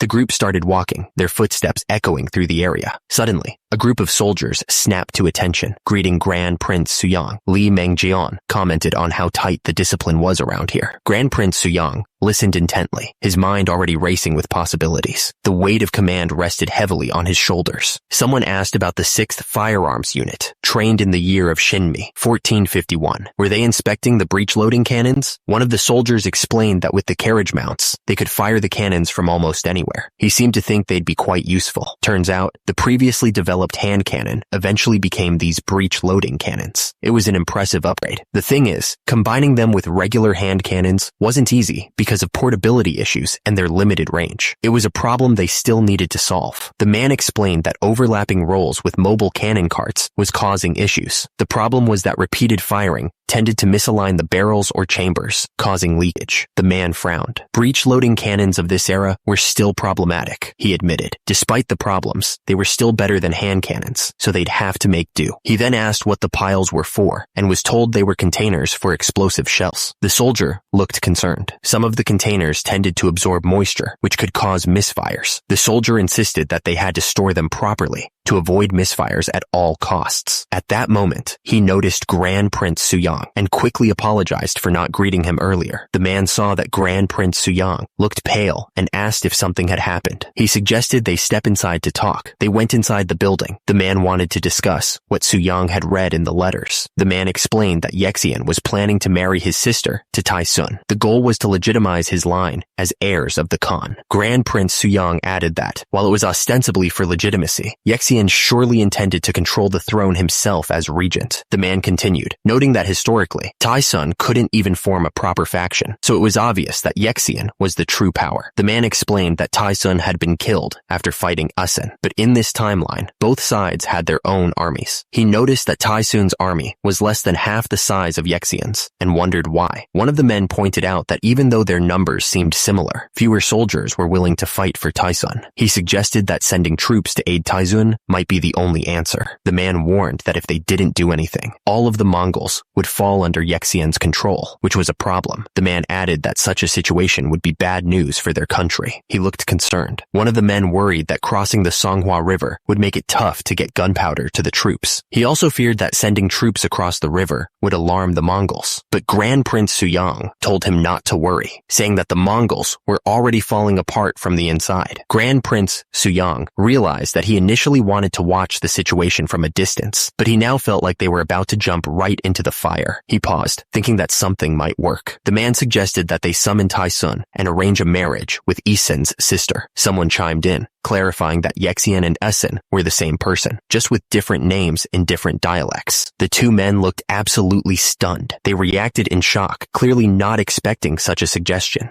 The man explained that whatever Tai Sun chose would be bad for him. He added that Tai Sun would hate marriage even more. However, he suggested attaching a condition to this marriage. The man proposed making Yexian destroy Harbin as a condition. He reasoned that if they fought Yexian in Mongolia with their supply lines cut, it would be a disaster. The man reasoned that their losses would be terrible if they fought directly. So, he suggested luring the enemy to them instead. The man looked down at the table, a determined look on his face. He declared that the battle would be fought right here. The man explained that if they managed to defeat Yexian, his power would crumble. He added that Tai Sun's claim to the throne would become stronger. Far from the meeting room, the Jurchens were hard at work, building fences to the west of the fortress. They were helping to fortify their position. One of the men wondered if the Jurchens had been defeated. The other man replied that they hadn't, but they weren't friends with Esen either. He added that after hearing about their victories, the Jurchens were watching them carefully. The man squinted, shielding his eyes from the sun. He wondered aloud. A man was tending to his horse when the shout rang out. Someone announced, the news spreading like wildfire. Another man shouted, his voice booming across the area. A group of men gathered, looking concerned. One of them asked. Another added that they had found many things while building the fences. One of the men stepped forward, his expression serious. He asked if someone could take a look at what they had found. The man stared at the statue in his hands, turning it over carefully. He'd never seen anything like it before, with its many arms, before exclaiming that it was the thousand-armed Avalokitesvara. The man held the statue up, examining it closely. He commented on how detailed it was, and how much care must have gone into making it. One of the men stammered that the statue must be valuable, thanking the man for showing it. Then he asked if the man would take a look at his find too.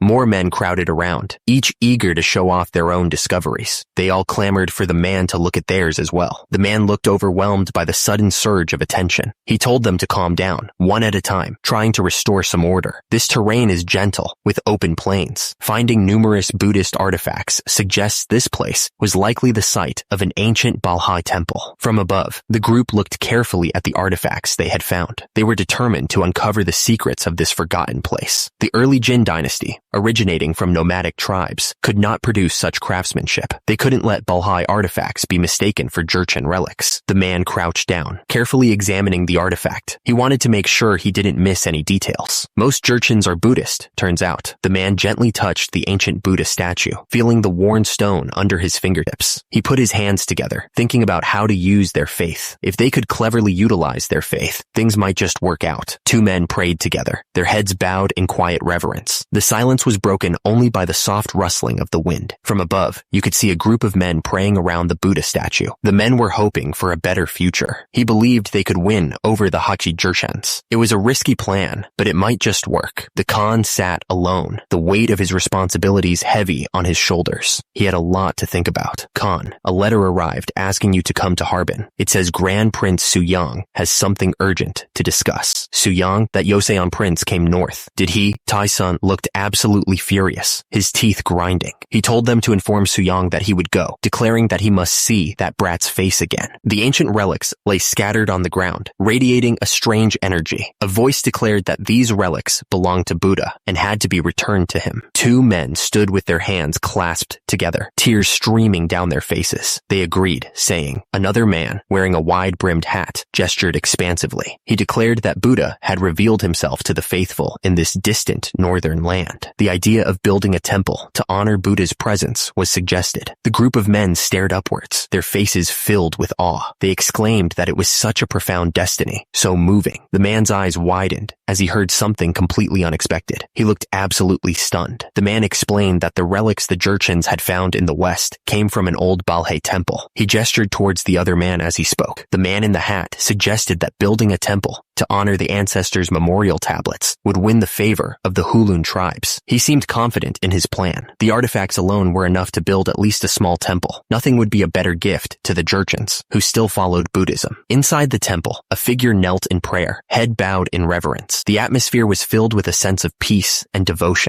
The man in the hat figured the Grand Prince must have his reasons for the temple. He said they could immediately request support and start construction. He then asked if the Grand Prince had a name in mind for the temple. The Grand Prince paused for a moment, building the suspense. He was about to reveal the name of the temple. The Grand Prince threw his arms up and shouted something. A nearby man muttered that it was probably because the Grand Prince's body looked like a black dragon. The Grand Prince quickly corrected him, explaining that the Songhua River flowed into the Black Dragon River at that location. He seemed a little embarrassed. The man in the hat said the Grand Prince could name it whatever he wanted. He then asked what the Grand Prince had just said, before quickly denying that he had said anything at all. The Grand Prince just laughed. 2 months later, the construction was complete. The new temple stood tall and proud. Grand Prince was bench pressing inside the temple. He thought that iron barbells felt so much better than the wooden ones. He also thought it was kind of poetic to practice getting swole at a temple. A subordinate watched him, impressed. He agreed that it was all thanks to Grand Prince. He was truly grateful. Grand Prince told the subordinate to lower the weight a little more. The subordinate nervously replied that he would, sir. Grand Prince looked absolutely furious. He told the subordinate if he was only going to lower it that little, he might as well just use the barbell instead. The subordinate understood immediately. Grand Prince was still in the temple, lifting weights. He noted that it was finally quiet at night now. The subordinate watched him, trying not to make a sound. Grand Prince paused, thinking about the first month after opening the Black Dragon Temple. He sighed, remembering the chaos. Turns out, the Hulings all swarmed in, begging for their ancestors to be enshrined. Grand Prince thought the place was going to burst at the seams with all the people. Grand Prince figured it was all thanks to the power of the Black Dragon. He was glad that they wouldn't need to worry about internal stability when they were thrown into battle. He felt confident in their chances. Grand Prince stroked his chin. Speaking of that, he thought that he should be getting a response soon. He hoped it was good news. Turns out, it was Tai-sun Khan. He was on his way to meet with Grand Prince. The place looked pretty run down. He scoffed, saying it was a pathetic excuse for a residence, adding that it was supposedly from Joseon. The soldier looked at the people and sneered, wondering what they dressed the Jin dynasty leftovers in. He said it was like putting pearls on pigs, clearly unimpressed. The man's face was twisted in disgust. He thought it was a pathetic sight, whatever it was. Grand Prince told the guy to stop the chatter and just sit down. Tai-sun Khan asked if they had anything stronger, like Arki, but Grand Prince replied that they only had soju. Grand Prince watched Tai-sun Khan carefully. He wondered what was wrong with him, seeing him in such a state. Tai-sun Khan could barely stand up straight. He was slurring his words, clearly drunk. Taisun Khan kept drinking, pouring the liquid down his throat. He seemed desperate to forget something. Taisun Khan's hands were shaking badly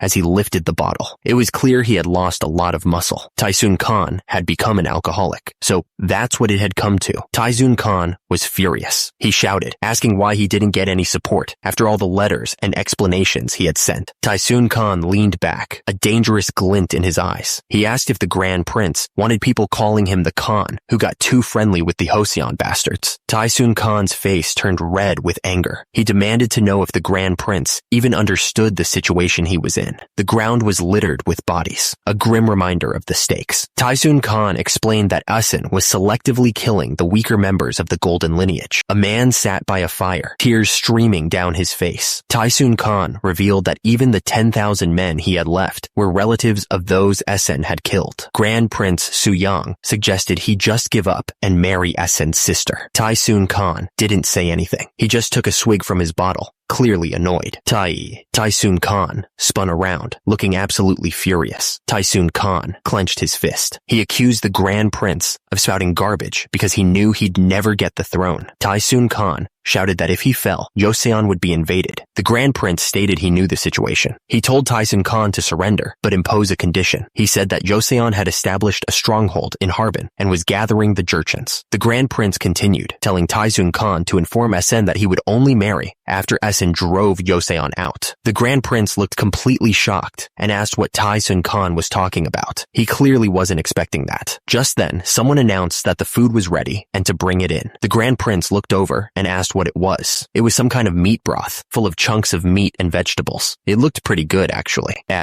This stuff's strong. Asen, that bastard. He won't attack easily just because of conditions like that.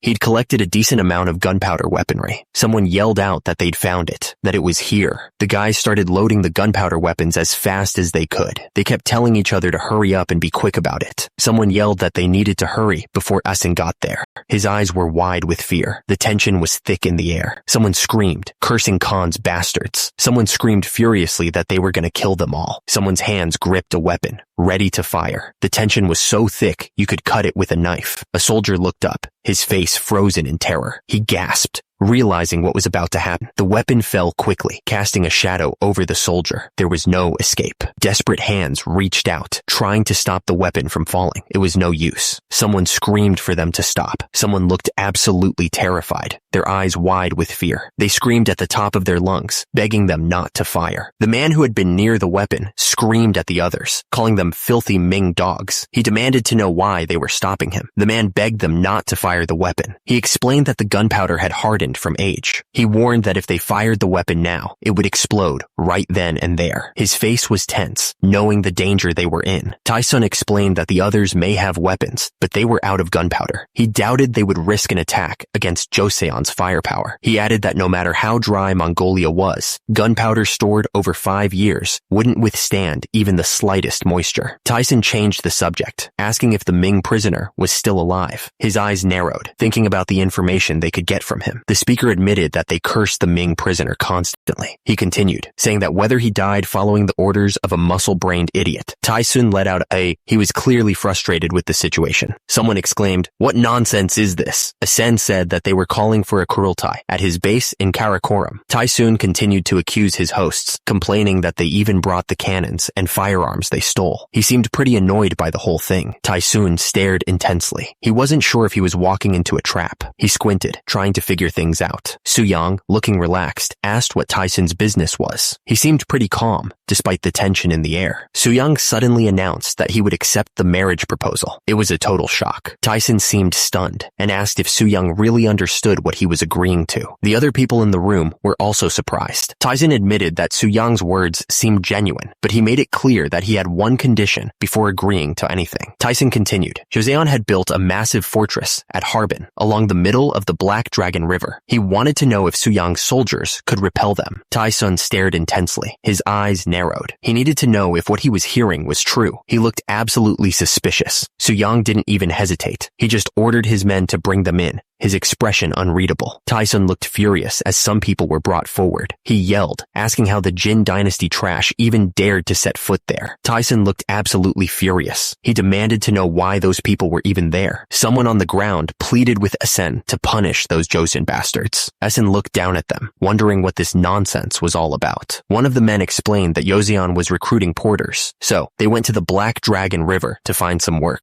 They had camped by the riverside to rest, but while they were sleeping, loud thunder startled them awake, so they looked around. The man with the scar stared in disbelief, his eyes wide. He couldn't believe what he was seeing. Suddenly, a massive pillar of fire erupted into the sky. The explosion ripped through the storage, sending flames and debris everywhere. The thunder and fire pillar indicated that a gunpowder storage had exploded. Someone asked, "So? What happened next?" Suddenly, they heard the voice of a man. He was crying and claiming that Joseon soldiers had accused them of setting the fire and torturing them. The man listening to the accusations just sat there. He seemed skeptical, responding with a simple, "Really?" Tyson stared intently, his face a mask of suspicion. He clearly didn't believe everything he was hearing. Tyson's eyes narrowed. "Do you think I'm a fool?" Tyson leaned back, his expression hardening. "What trick are you playing at?" Soo-young thought to himself. As expected, he's suspicious. Soo-young thought, even without gunpowder problems, that cunning bastard won't move easily. He'll believe you if you provide troop numbers and intelligence about this area. Someone else responded, "You muscle-headed moron. Do you want me to claim I personally scouted it out? Should I say I learned it while enjoying meat broth and drinks with them?" Soo-young smirked, his plan coming together. He gave the order to let them in, knowing things were about to get interesting. The two men sat at the table, the atmosphere thick with tension. Another man stood silently in the background, watching. Someone shouted at Tyson Khan in shock or recognition. Suddenly, a fist flew through the air. The fight had begun. Someone screamed at Tyson, calling him a treacherous bastard. The fist shot forward with incredible speed. It looked absolutely devastating. The fight was far from over. The man scoffed, looking annoyed. He insisted that even if he was drunk, he wasn't weak enough to be taken down by some villagers. He pinned the other man to the ground, his face inches away from his. He wondered what the point would be in killing a Khan who came begging for mercy from Joseon. The man pointed, his eyes gleaming with a wild idea. He suggested that a real man would infiltrate enemy territory and shake up the Tartars' land instead. The man declared that he would endure it for the greater good. The man explained that a certain young man's ancestors had their clan destroyed by Genghis Khan. As a result, he said, the young man held an enormous grudge against the Khan's descendants, a hatred that had been passed down through generations. The man continued, laying out his treacherous plan. He intended to use the Haichi Jurchens to deceive Esen, setting a trap that would be difficult to escape. The man slammed his head against the floor, his voice trembling with urgency. He swore that if there was even a shred of falsehood in his words, they could kill him right there and then. The man revealed that the monk at Black Dragon Temple had saved them when Joseon's guards weren't paying attention. He declared that he wanted revenge on Joseon, like a true warrior. The soldier looked absolutely terrified, his face contorted in fear. He pleaded for someone to help him. Esen listened carefully, stroking his beard as he thought. If the soldier was telling the truth, this could be the perfect chance to attack Joseon. Isen gave his orders without hesitation. He commanded that 5 men be sent to Joseon's fortress to map out their military positions. The plan was set in motion. They would cut off Joseon's gunpowder supply, seize it, and use it to attack. Isen declared that he would accept the proposal. Isen sat back, sipping his tea as he spoke. He would add 3,000 of his own troops and request even more from the Tombed tribe. The speaker addressed Taishi directly, telling him to handle the rest of the operation. 2 soldiers stood side by side, gazing at the fortress. It was way too quiet for their liking. One of the soldiers pointed a finger, his eyes wide. They really had built a massive fortress here. The voice continued,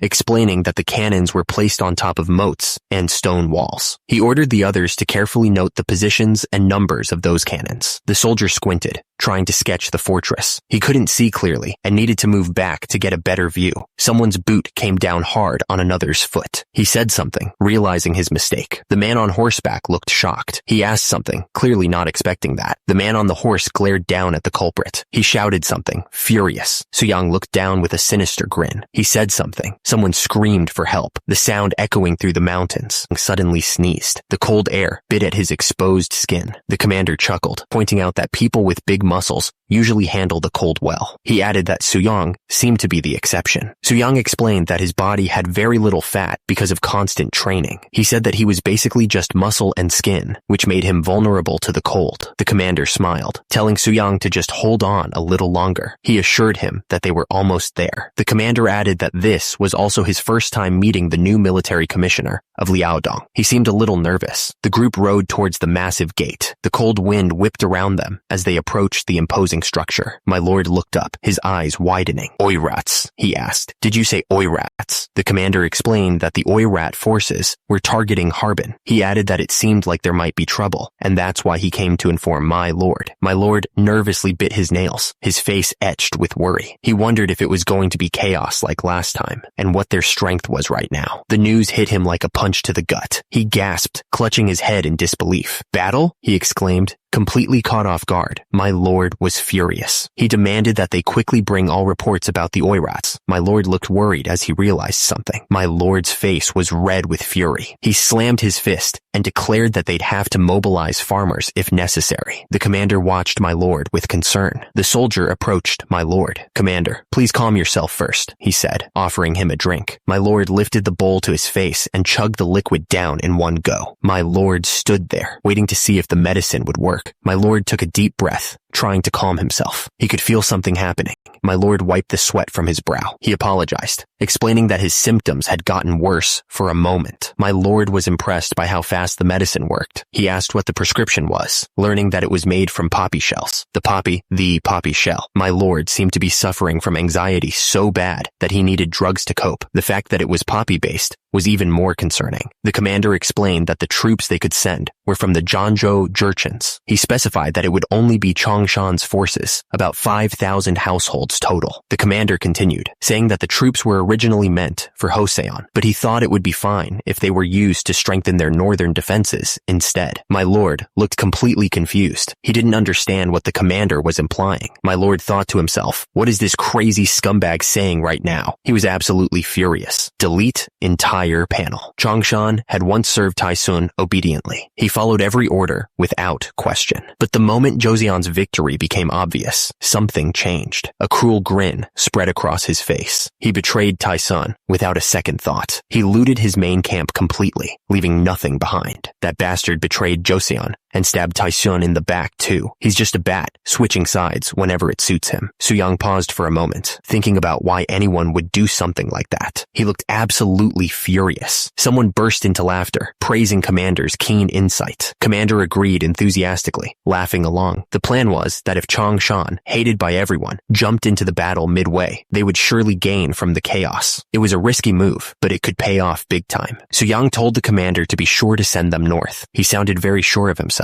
Suddenly, soldiers shouted for everyone to stop right there. The prisoners had escaped, and they needed to be found. Suyang looked absolutely pissed, shouting about how awful things were. Soldiers nearby seemed to be running away from something, but he was too angry to care. Suyang screamed that he was done with all this body preparedness. He'd rather be tortured. It was clear that the intense training was getting to him. His face was red, and tears streamed down his cheeks. He looked like he was about to collapse from exhaustion. He screamed that he quit, and started running away. The other soldiers watched him go, unsure of what to do. He ran as fast as he could, his body moving with surprising speed. It was like he was trying to escape from his own skin. He screamed in agony, his body shaking. Every muscle in his body felt like it was on fire. Suyang continued the brutal training, carrying another soldier on his shoulders. The soldier looked like he was about to pass out. He screamed again, his face contorted in pain. He felt like he was going to die. Suyang stood over him, his face unreadable. He was pushing them all to their limits. One of the soldiers tried to run away, completely worn out. Suyang yelled after him, asking if he was already tired of training. Suyang looked down at the exhausted soldier, a grin spreading across his face. He asked if the man wanted to experience the bathroom torture instead. The soldiers scrambled away in terror, tripping over each other to escape. One of them yelled that Suyang was a monster. The order echoed across the training grounds, written in large characters on the wall. It demanded they squat 100 times, 3 sets. Suyang watched them with a strange look on his face. He told them not to shout on the last count, saying, "Good, Good. One of the soldiers called out to Soo-young, interrupting the training. He seemed desperate to get the Grand Prince's attention. Across the river, Oirat forces were gathering. It looked like they were ready to attack. Eisen seemed to be with the Oirat forces. The man watching from the stairs realized that the battle was about to begin. The leader shouted for everyone to get ready. He looked absolutely serious, knowing what was coming. The soldiers moved quickly, their armor clanking as they marched. They knew they had to be ready for anything. Alak asked if there was any news from the scouting party. The reply came back that no Joseon soldiers had been seen yet. The men on the boat were heading straight into danger. The terrain was perfect for an ambush, with many places to hide. The leader looked confident, believing the northern terrain gave them the edge. He asked if there was any news from their scouts, hoping for good news. The messenger reported that the scouts had been captured near the enemy camp. He clicked his tongue, calling them idiots for getting caught. Taishi shouted that there was movement on the other side of the river. Something was happening across the water. The men stared across the river, their faces filled with shock. They were clearly seeing something unexpected. There were stacks of weights everywhere, piled high. It was clear that this was a place where people pushed themselves to their absolute limits. The trainees squatted under the heavy load, sweat pouring down their faces. They were pushing their bodies to the breaking point. Soo-young stood tall, his arms crossed as he watched the men struggle. His powerful body radiated authority. Soo-young stepped forward, a wide grin on his face. He shouted, "Behold my mercy!" The man stared, his eyes wide with disbelief. He shouted, "What the hell is that?" My lord looked pleased. He was clearly enjoying the reactions to his mercy. For transmigration, he was deeply impressed by this movie. This is Sparta. The story? Nah, he just liked the muscles. The river flowed quietly, but there was a sense of unease in the air. Armor lay discarded on the riverbank, hinting at battles to come. Soo-young figured he should try breaking their morale, just like in that movie he watched before. He remembered thinking about how cool it would be to do that. Soo-young grinned, thinking that he could use his muscles and the current situation to his advantage. He flexed, feeling the power surge through him. The troops noticed that their scouts had been captured and were being held as hostages. They wondered what was being said to them. The troops listened carefully, trying to understand what was happening. They heard that the enemy was claiming to be generous and would release the prisoners, which made no sense to them. Soo-young arrived, his presence commanding attention. The troops, still confused by the enemy's supposed generosity, asked him what was going on. The muscular man screamed, asking if they thought the Taishi would let them live. He continued to threaten them with violence. Soo-young responded calmly, stating that his father was the abdicated king and his brother was the current king. He asked if the man even knew who he was talking to. Soo-young's eyes flashed as he asked if they had fully completed their body's preparedness. His stare was unnerving. The muscular men looked absolutely terrified, stammering at the mention of body's preparedness. They clearly knew what that meant, and it scared them. Two men watched the scene unfold. One wondered if it was really okay to send them away like this, doubting they would ever reach Asen's camp. The soldier looked completely lost and asked why not. Soo-young turned his back to the man, his muscles flexing as he spoke. He explained that if the hostages returned safely. Soo-young continued, explaining that if the hostages returned with improved physiques, Soo-young concluded that their main camp's morale would collapse. Soo-young's expression turned serious as he added that if Asen realized this, things could get very bad. The man sprinted down the hill with everything he had. He knew that someone would never let them enter the camp. Suddenly, Taishi was ambushed by two hulking figures. The force of the blow knocked the wind out of him. The man looked absolutely stunned by what he was seeing. He wondered. Taishi looked up in disbelief as a spear pierced him. He stammered, trying to understand why. Baeyen's face contorted with rage as he barked orders to his soldiers. He commanded them to shoot those idiots dead. The man was confused, wondering if those men in the distance were the same ones that had been held in the Joseon camp. He started to ask if they could get information from them. He called the man a moronic piece of shit. Baeyen grabbed the man by the collar, his voice rising with anger. He demanded to know if the man had any idea what would happen to their morale if the hostages came back. Baeyen's rage reached a boiling point. He screamed at his soldiers to kill them all. Several days later, Baeyen's detached unit was on the move. A caption appeared. Baeyen means general. Two men stood watch, their eyes scanning the horizon. One of them pointed, announcing that a supply ship was headed their way. The man's eyes widened slightly, a bead of sweat trickling down his face. Something wasn't right. The supply ship was now engulfed in flames. One of the men shouted that it looked like it was on fire. The commander's voice boomed across the beach, ordering everyone to put out the fire as quickly as possible. He screamed at them to extinguish the flames before it was too late. The man looked up at the burning ship, his eyes wide with horror. He realized that it was already too late to save anything. A massive explosion ripped through the ship, sending debris flying everywhere. It was an ambush. Arrows rained down from all directions, striking the burning ships. The air filled with the sound of whistling arrows as the attack intensified. The order to abandon ship echoed across the deck. With no other choice, the men began leaping into the water, hoping to escape the inferno. The freezing water bit at their skin as they struggled to shore. One of the men, teeth chattering, offered the vice inspector some dry clothes. He urged him to change quickly before he caught a cold. Must include character checking on casualties. Response of 4 dead, rest unharmed. Must include character's contemplative response. Must include character noting there are many small boxes here. Must include order 2. He stared at the white powder, examining it closely. He wondered if it really was gunpowder. The man dabbed his finger in the powder. He cautiously brought it to his nose, sniffing carefully. The vice inspector rubbed the powder between his fingers, studying it with a keen eye. His soldiers watched, waiting for his verdict.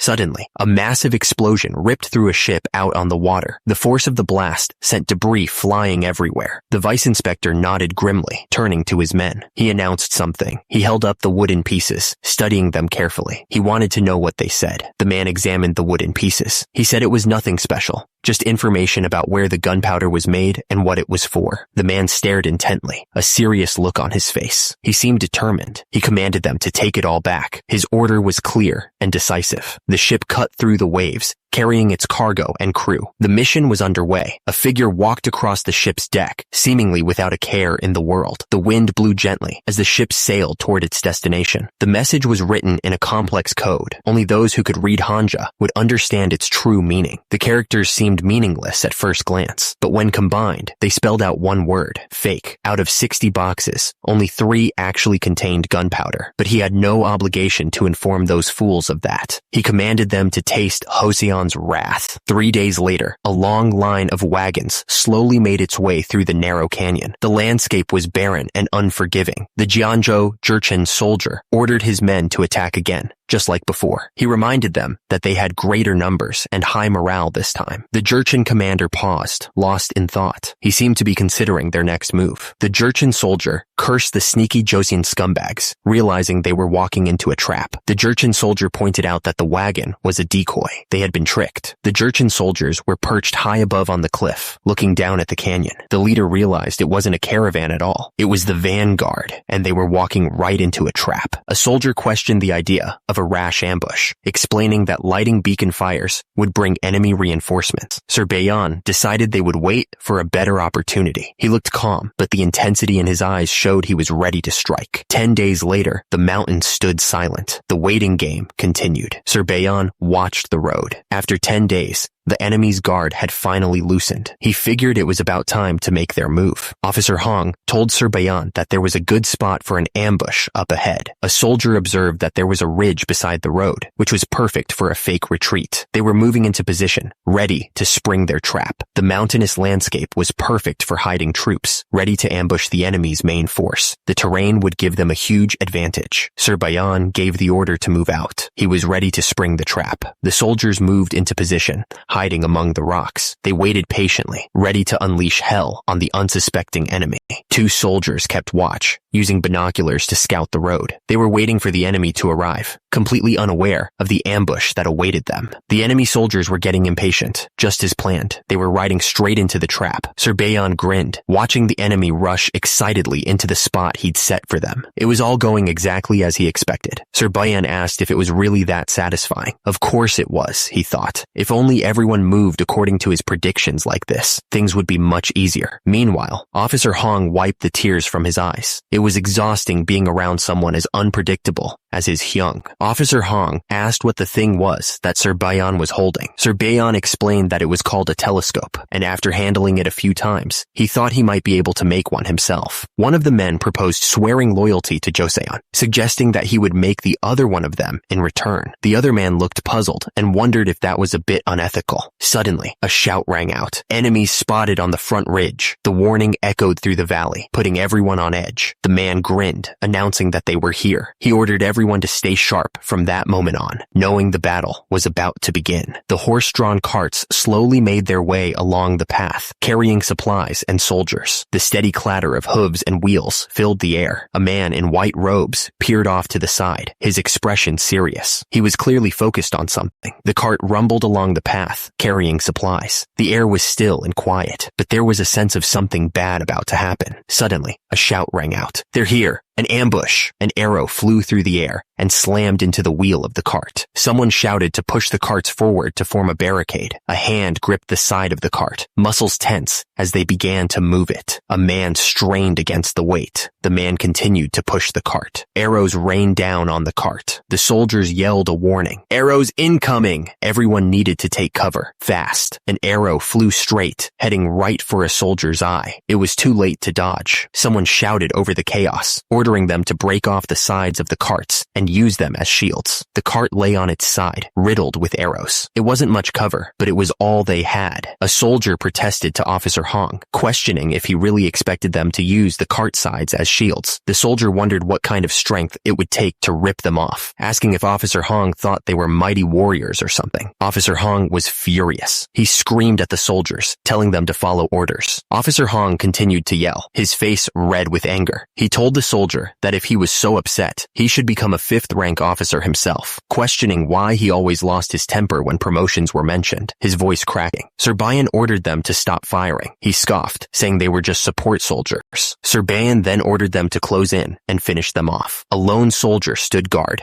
spear in hand. He scanned the area, alert to any sign of danger. The soldier's eyes widened in terror. He yelled for them to wait, realizing the danger they were in. Suddenly, the ground shook as massive artillery pieces came into view. The soldier screamed for everyone to fall back, realizing they were outgunned. The artillery shells exploded, sending soldiers flying through the air. The ground erupted in fire and smoke. The scene was one of utter devastation. Bodies lay scattered amidst the wreckage, the air thick with smoke and the smell of burnt flesh. Sir Bayan's face was twisted in fury. He realized they weren't just facing support soldiers, but Joseon troops. He screamed at his men to not retreat, but to prepare to charge. The battlefield was a scene of carnage. Soldiers lay dead, the ground stained with blood and littered with debris. The surviving soldiers braced themselves, knowing more danger was coming. The order rang out. Musketeers were to fire 1 round after reloading, then immediately fall back. The soldiers scrambled to reload their muskets, knowing they had to be quick. Another order came. Prepare the grenades. A soldier gripped a grenade tightly, ready to throw it into the enemy ranks. The soldier hurled the grenade. Explosions ripped through the battlefield as the grenades detonated, sending dirt and debris flying. The soldier's face was twisted in anger and fear. He yelled that they were told these were support troops, but they were clearly Joseon soldiers. He wondered how they could possibly win against artillery. The soldier looked absolutely shocked. He couldn't believe what he was seeing. Suddenly, enemy soldiers on horseback appeared on the ridge. They were ready for battle. The commander barked out orders. He told his troops to not advance any further and to only strike those who were fleeing.